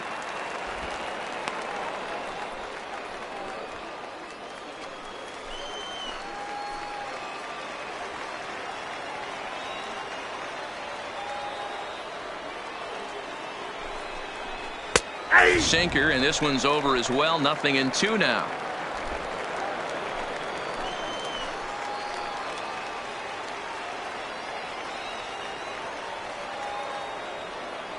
Set to deliver on 0-2. Here it comes. High that time with the slider, taken for a ball.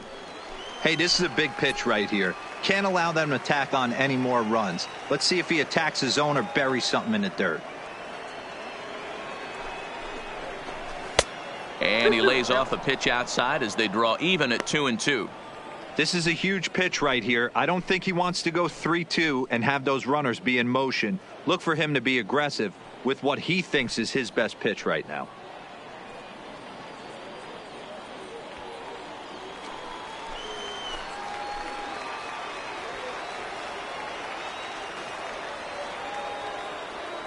Two and 2 count. Here it comes. This one is fouled away up to the concourse area.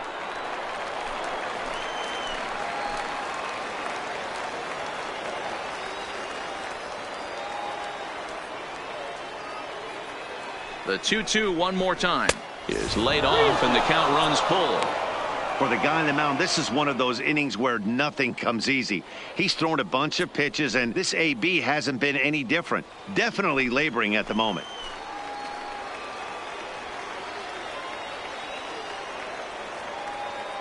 The 3-2 pitch.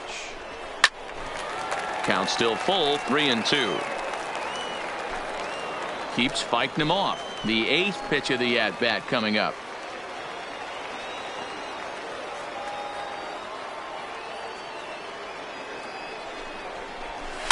Good job going down and hanging with it that time.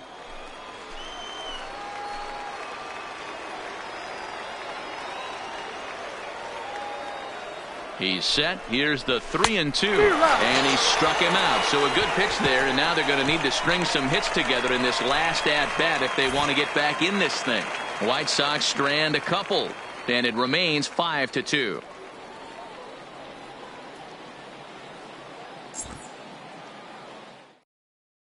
Alex Colomé comes on looking now for a save for here in the White bottom Sox. of the 9th inning. Number 48, Alex Colomé.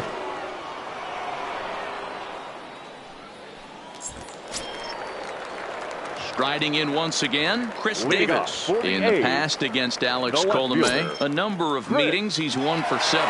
Davis. First pitch of the at-bat on its way. That's a Ball ball. 1.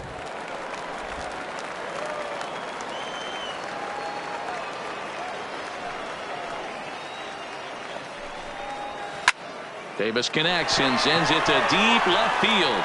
Cordell looking up, and goodbye. This one ain't coming back.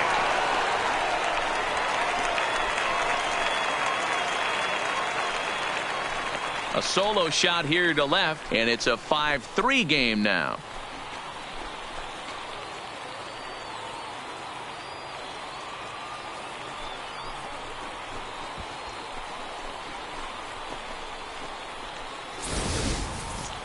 That, my friends, is a cardinal sin for any closer. You can't give up the long ball. Good thing for him, he still has the lead. We'll see now if he can rebound and actually keep it.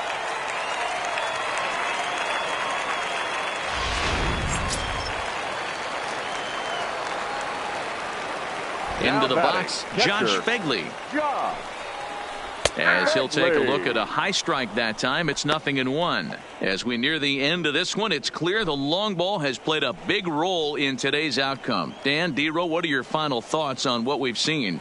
Yeah, just non-competitive pitches in some big situations, Dan, and the offense took full advantage of it. You know, Dero, one of the things about pitching is you want to have location, and it was obvious in this one today that the pitchers weren't on point, and what happens when that happens? Hitters make you pay, and the long ball was a big part of this one here.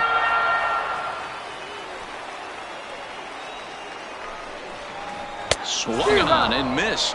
Really fooled him that time for the first out. Every pitcher gives up home runs, some more than others. Now but the batting, best ones second forget about baseman, them as soon as the next Derek guy Suggs. digs into the batter's box. Rope He showed ball. me a lot right there by going after the next hitter and striking him out on only 3 pitches.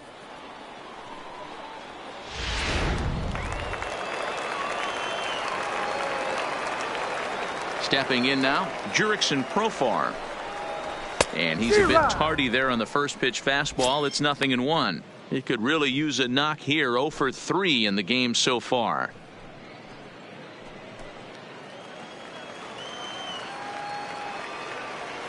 The windup and the 0-1. That's in there. And he's deep in the hole now, 0-2. There's a called strike on a fastball up in the zone. We're seeing more of that from pitchers nowadays. With the launch angles, guys are looking for the ball down in the zone. If a pitcher can pitch up in the zone like that pitch right there, you can go ahead and make some hay. Count moves to a ball and 2 strikes now.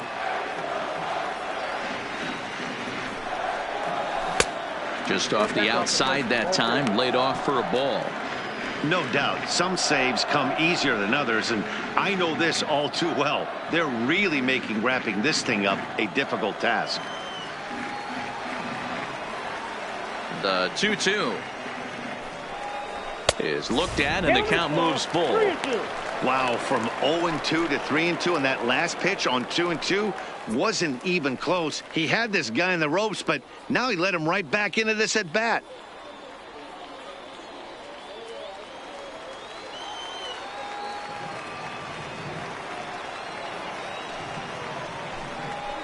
Struck him out. Struck him out again, I should say. His 3rd punch out of the game. This tells me a lot about this Now guy. He's batting, done a real nice number job bouncing back 64. from that home run to strike out the next 2 guys. Sometimes you're going to get taken deep, but it's all about how you respond that really matters.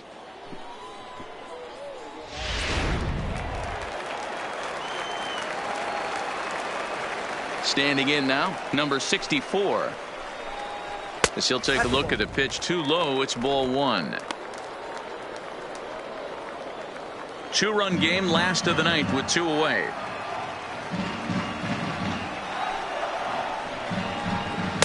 Changeup stays outside and he's behind 2-0.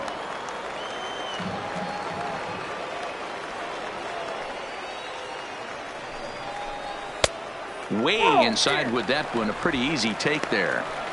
Well, this is a big pitch right here. 2 outs in the ninth. The last thing you want to do is walk a guy and bring the tying run to the plate.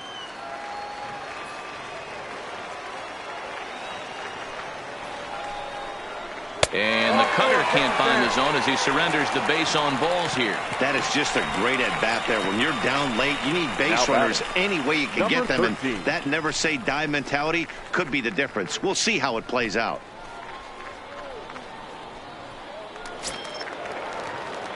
Stepping in, number 13. He'll try to follow up the double in his last at-bat with another big hit right here.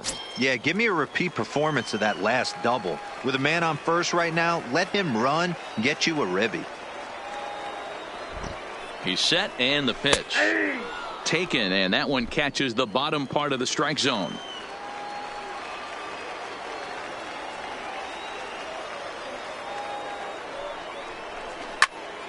Behind 0-2 now. I know he wants that pitch back. He put good wood on that ball. But let's give credit to the pitcher right there. Great arm action on that changeup. Got him a little bit out in front. And this ball's in the air to left field, and this should do it. Cordell is there. Makes the catch, and the ball game is over. Well, that's not exactly how you draw it up. He gave up a long ball to make it interesting, but it was the only run he gave up, and he hangs on. Final score in this afternoon's game. Chicago rode an important 6th inning to victory in this one. Number 84 pitches well enough to get the W. So that just about does it for Mark DeRosa, Dan Plesac, Heidi Watney, and our entire crew. I'm Matt Vasgersian. You've been watching MLB The Show. For more, make your way over to theshownation.com.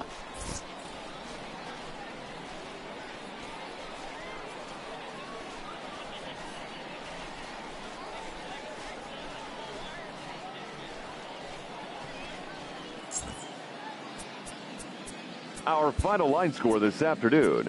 First for the victory.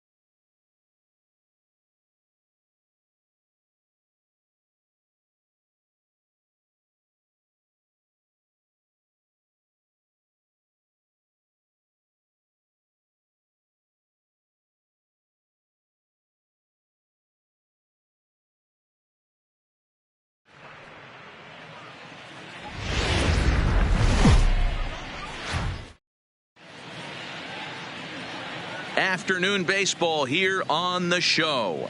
Today we've got exhibition baseball between the San Diego Padres and the Seattle Mariners.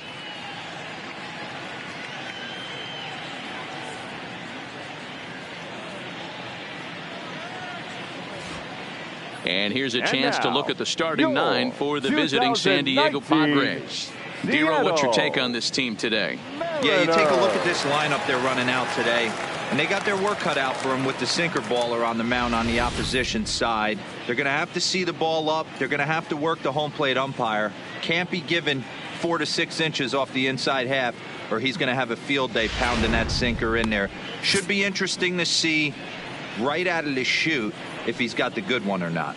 Felix Hernandez gets the starting nod for the M's. Dan Plesac, what do you got? Well, here he is, King Felix, also known as the King. Big arm, 5-pitch mix, mid to upper 90s fastball, slider, curve, changeup, and split.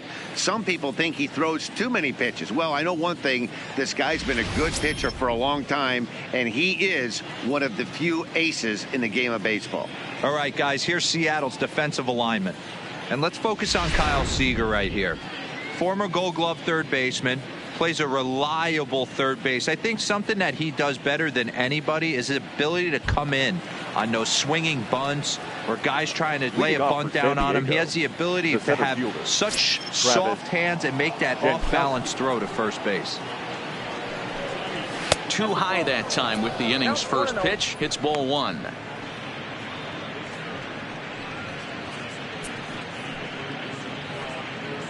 First pitch, 111.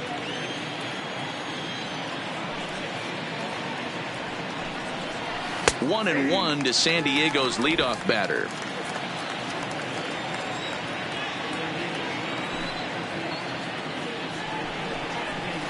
A ball and 2 strikes. Swung underneath that pitch, so he was either trying to elevate the ball or he was expecting a pitch to be a sinker and drop more than it did. The 1-2 pitch from Felix. Had to sit back on the changeup, and he did a good job to get the bat on that one.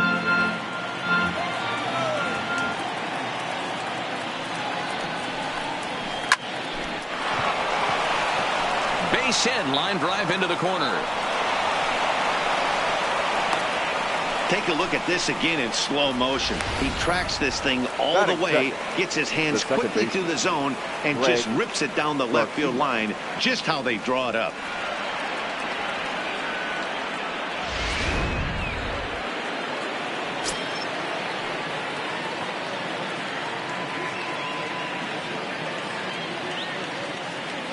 Into the box now, Greg Garcia. As the first pitch misses to him, it's ball one.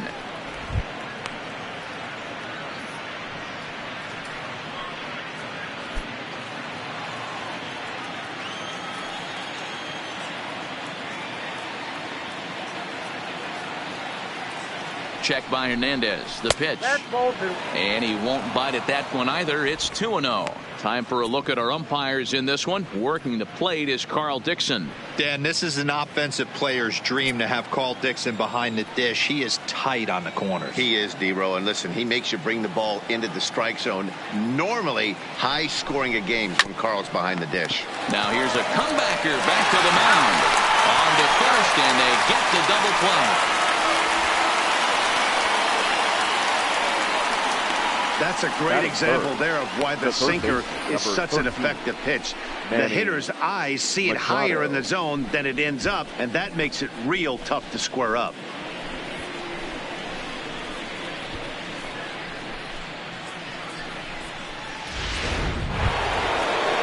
So bases are empty here with 2 gone. And standing in now, the always dangerous third baseman, Manny Machado.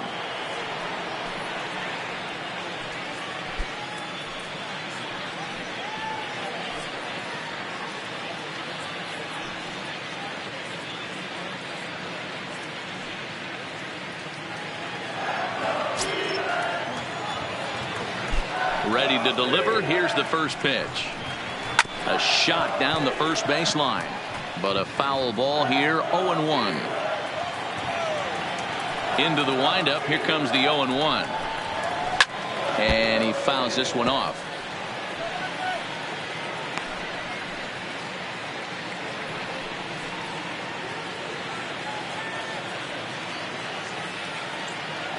The windup and the 0-2 pitch. Pulls this one in the air out to left. Santana moves over, and that ends the inning. So a sharp opening inning for King Felix. Now it'll be the M's turn. No score.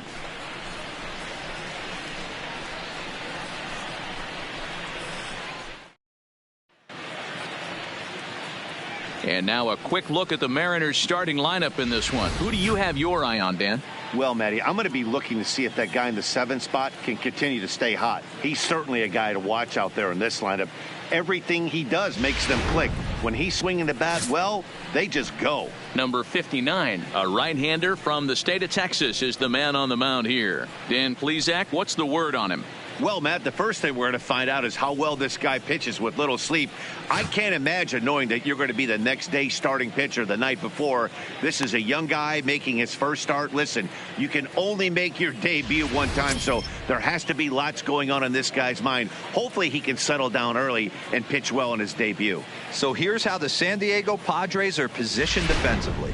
And let's focus on Manny Machado, 2015 Gold Glove winner. Get the mantle space ready. He's going to add more to that. On the defensive side, he's a highlight reel at the hot corner. Malik Smith, the next to hit.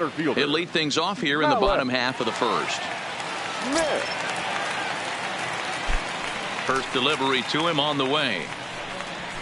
Outside target here, and he hits it for strike one.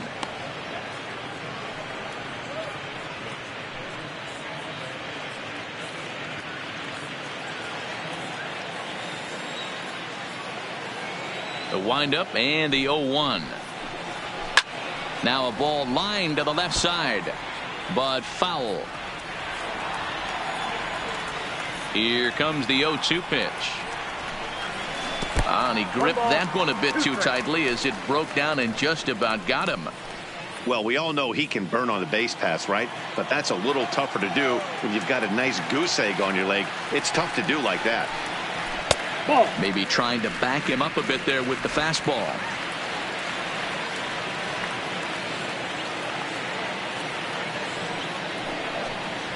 Mariners center fielder now with a full count, 3 balls and 2 strikes. From 0-2 to 3-2, what a great at bat to start this inning off. Hey, this could be a productive inning.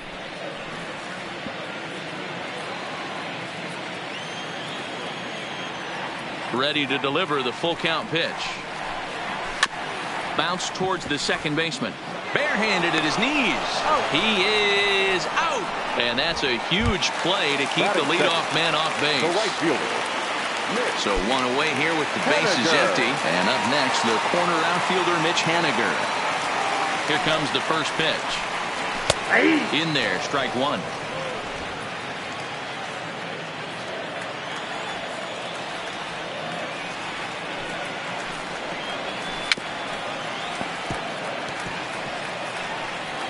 Haniger stands 6'2" as you see him in the right-handed box. He was selected in the first round during the first-year player draft of 2012. Yeah, Matty, they certainly got it right when they drafted this guy. He has turned himself into an absolute superstar. Everybody knows this guy's name, and kids are buying his jerseys. Made a miss on the off-speed pitch that time. Mitch Haniger becomes out number 2 this inning.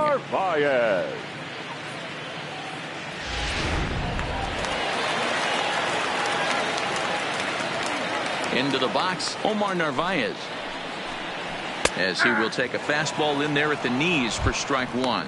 First cuts for him here with the bases open and 2 away.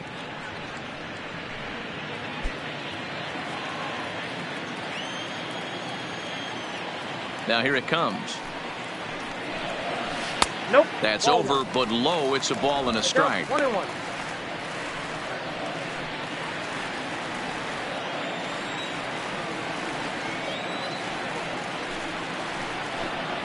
A ball and 2 strikes to the Mariners catcher. 2 out, nobody on.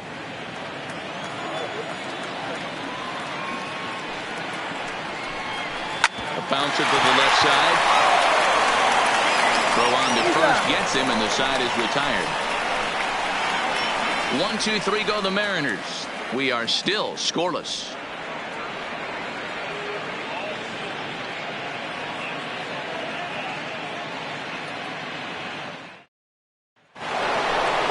Digging in now for San Diego, Hunter Renfroe. Leading off for San Diego, the right fielder, Hunter Renfroe.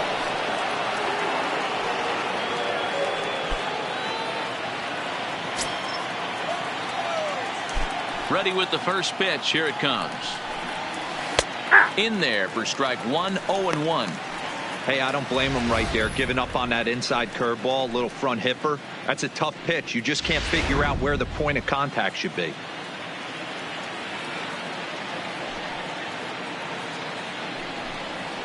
And a pitch in the dirt as he lays off. It's 1-1.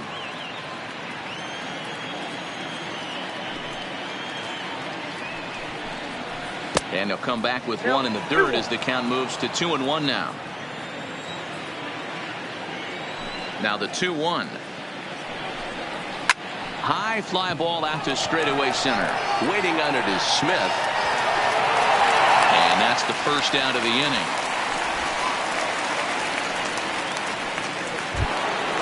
Next to the plate for the Padres, Fernando Tatis Jr. as he'll get his first opportunity in this one. He's ready. Here's the first offering. And this one's not close. It's in the dirt for ball one. No score here as we play inning number 2.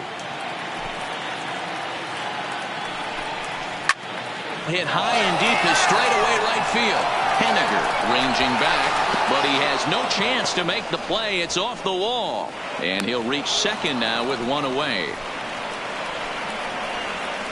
Batting 6, the first baseman, Eric Hosmer. Now batting, Eric Hosmer.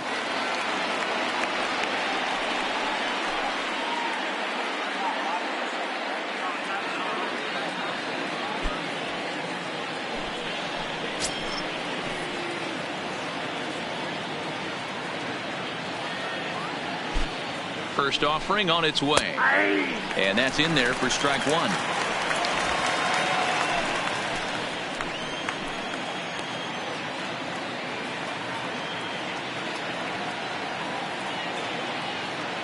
From the stretch. Sinker, 1 ball, 1 strike.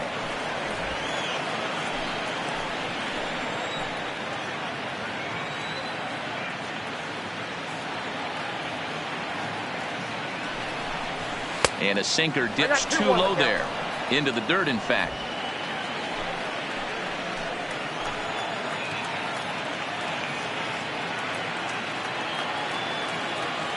The 2-1 home is taken, ball 3. Well, this has been a good job to work the count from 0-1 to 3-1, and now he's really in the driver's seat to see a heater that he can do something with.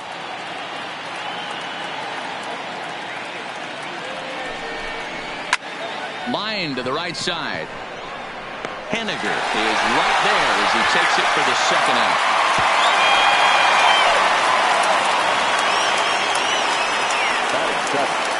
The designated hitter. Striding forward now is the DH, number 22. First trip to the plate for him in the ballgame.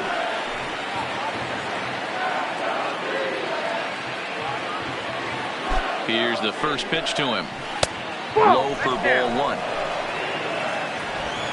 Runner in scoring position at second with 2 down.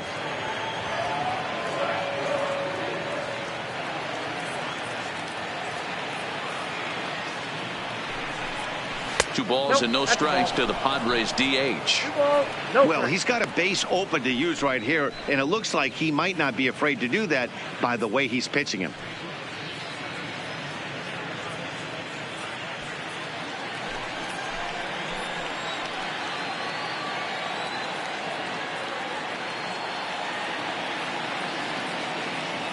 The set and the 2-0 turned on down the line, and a reach, but it's by him as he couldn't quite get to that ball. Throw into second,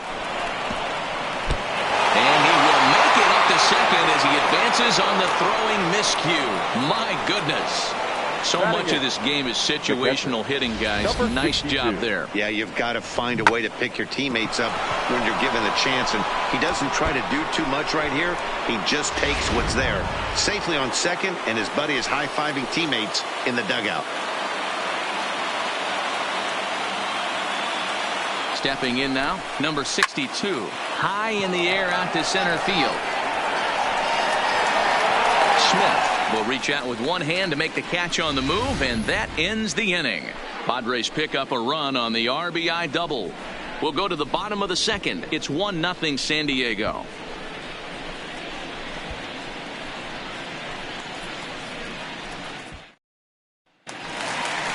Next for Seattle, Daniel Vogelbach. He's set to lead off the home half of the second. The first baseman, Daniel Vogelbach.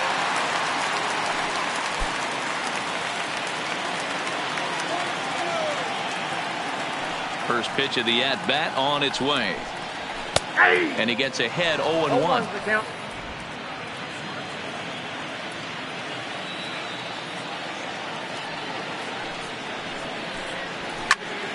Just a bit late, and he's fallen behind 0-2.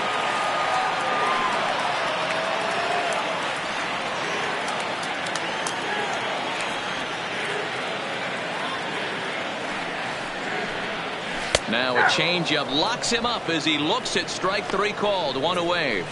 Flat out locked him up with the changeup right there. Usually you're trying for a swing and miss when you throw that pitch in a 2-strike count, but clearly he wasn't looking for it, so it's a backwards K for him. So the bases are empty with 1 man gone, and that'll bring Domingo Santana into the batter's box next. First offering on its way. And here's a first pitch curveball that bounces on him there. It's ball 1. Padres an early 1-0 lead here in the second. Santana in front, 2 balls and no strikes.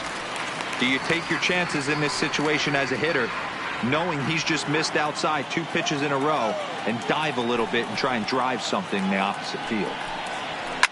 High in the air down the right field line. But this is going to wind up a foul ball.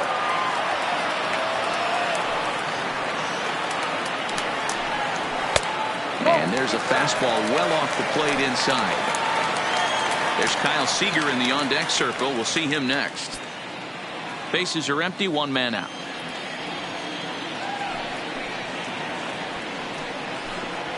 And a full count now, 3-2. That's a real good job of going back-to-back fastballs right there. Most of the time, a hitter will see a fastball in the inside half of the plate, and they'll just think, well, this pitcher's going to go back on the outside. But when you double up like he did right there, it sends a message to the hitter that you're not afraid to throw in that inner half of the plate. Sent in the air out to straightaway central. Jankowski's there for it.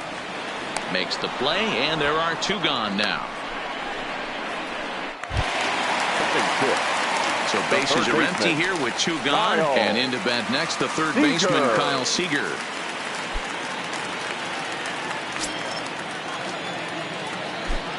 Infield shifted well to the right. Here's the first pitch. And a high strike there, 0-1. Seager absolutely hammers left-handed pitching. There's a lot of pop in his swing for sure, but if there's one criticism of his bat, it's that he doesn't put the ball in play enough in these situations. Seems like hitters like this are more and more common these days. Yeah, Matty, you can't fault these guys today for the swing and miss. In today's game with so many shifts, there are no hits to be had on the ground. But when this guy does connect against left-handed pitching, it is fun to watch. The 1-2. Neither guy willing to give in, and the at-bat will continue. The 1-2. Gets him looking at the knees for the strikeout. Mariners are down in order. They're down 1-0.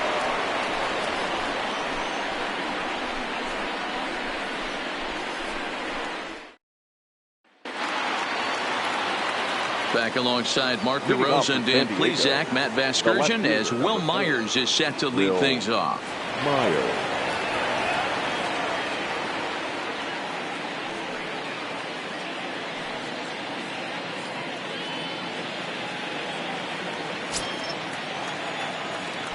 First pitch coming. Here it is. Well outside with the curveball for a ball.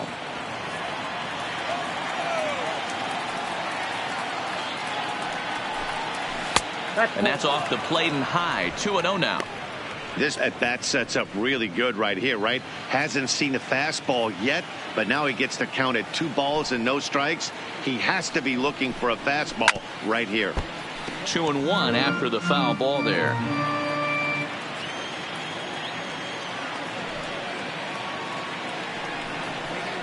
To 2-2 now. He came out of his shoes on that one, boys. I know he swung and missed it. We felt the breeze from up here, but if he gets that pitch again and catches it a grain low, we got action.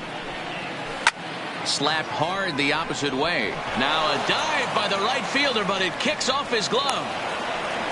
Outside of home runs, nothing fires me up more than watching a good baseball player drive the ball at the opposite field. Talking about hitting the inside half of the baseball, that's exactly what happened right there. And when we say inside half of the baseball, imagine the ball coming to a complete stop halfway between home plate and the pitcher's mound, and then cutting that baseball in half and highlighting the inside half. That's where you're trying to take the knob of your bat or the hands to that spot and carve the inside half of the baseball with power. He singled to open up the ball game.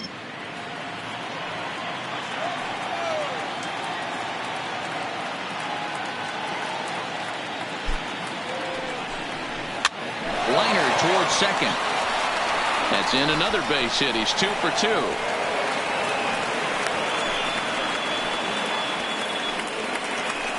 The batter, number 5, second baseman, Greg Garcia. So digging in now, Greg Garcia.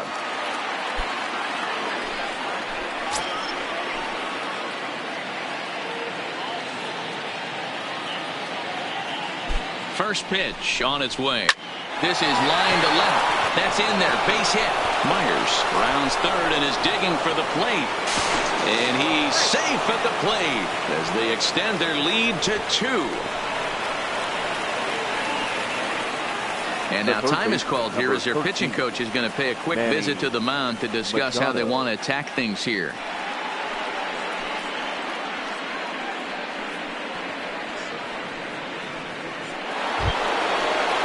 Stepping into the box, Manny Machado flied out in his first at-bat, so make him 0 for 1 so far.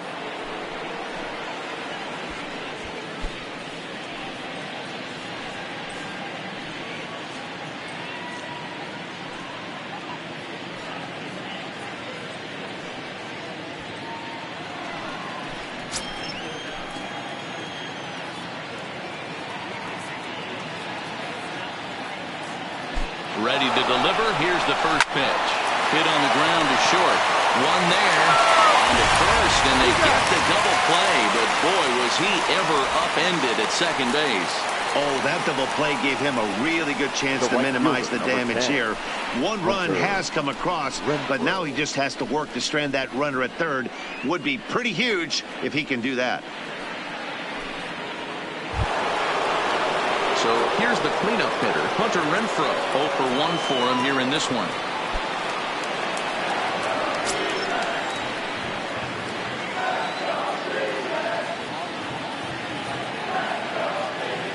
First pitch of the at-bat. Fouled away.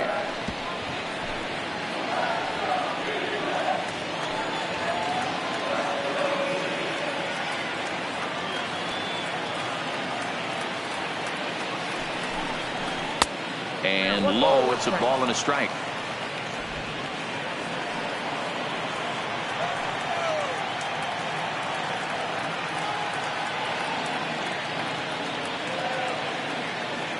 Here's the 1-1 delivery. Just a tick behind for a strike. You know, I think this is a big situation in this game. They've got to lead by a couple of runs, but they don't want to look back on this inning when this one's over and think that they left some runs out there on the base path. Scoring more here would be huge. Even 2-2 count to Hunter Renfroe. Well, that's what you want from your curveball on 1 and 2. You start it in the zone and let it break out of the zone where it can't be punished. Didn't get him to go after it, but the execution was nice.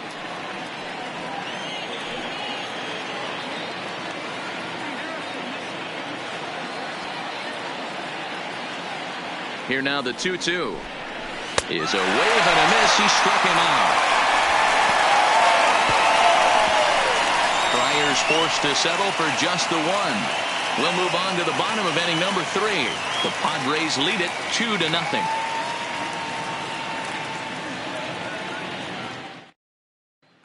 Next in at the plate is Ryan Healy. 7, 8, and 9 to start the home third. Not much going on offensively so far for these guys. 6 up, 6 down. We'll see if the bottom part of the lineup can get something going. Well, the home crowd seems a little restless, so I'm sure they'd appreciate it.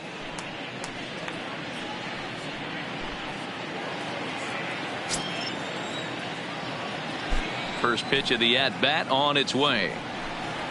And he pours this one in at the letters. 0-1. You know, Matty, when I first broke into the league, you wouldn't see that high heater first pitch right out of the gate. But I think there's been a change in philosophy here. Back in the late 90s, early 2000s, guys wanted to attack you more east-west, get you leaning left-right. Now you're seeing guys attacking the philosophy more north-south. Just with launch angles and exit velocities, I think guys are afraid to throw that sinking fastball for fear that guys are just going to run their barrel into it. Not the case with the high fastball.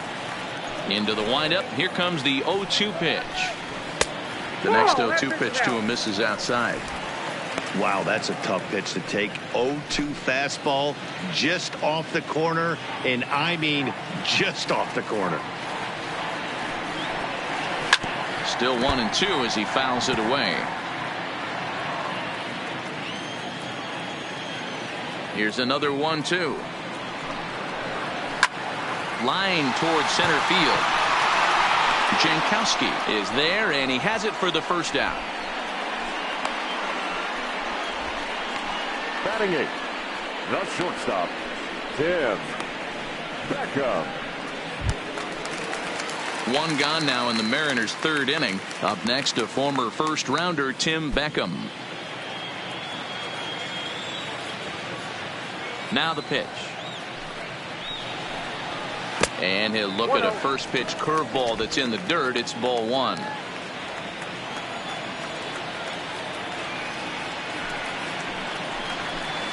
And he takes a called strike one.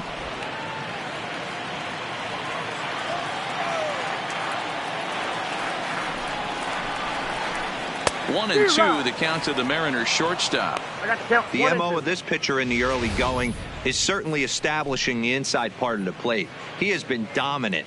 Sometimes you just got to tip your hat if a guy can effectively, consistently pitch inside like he is.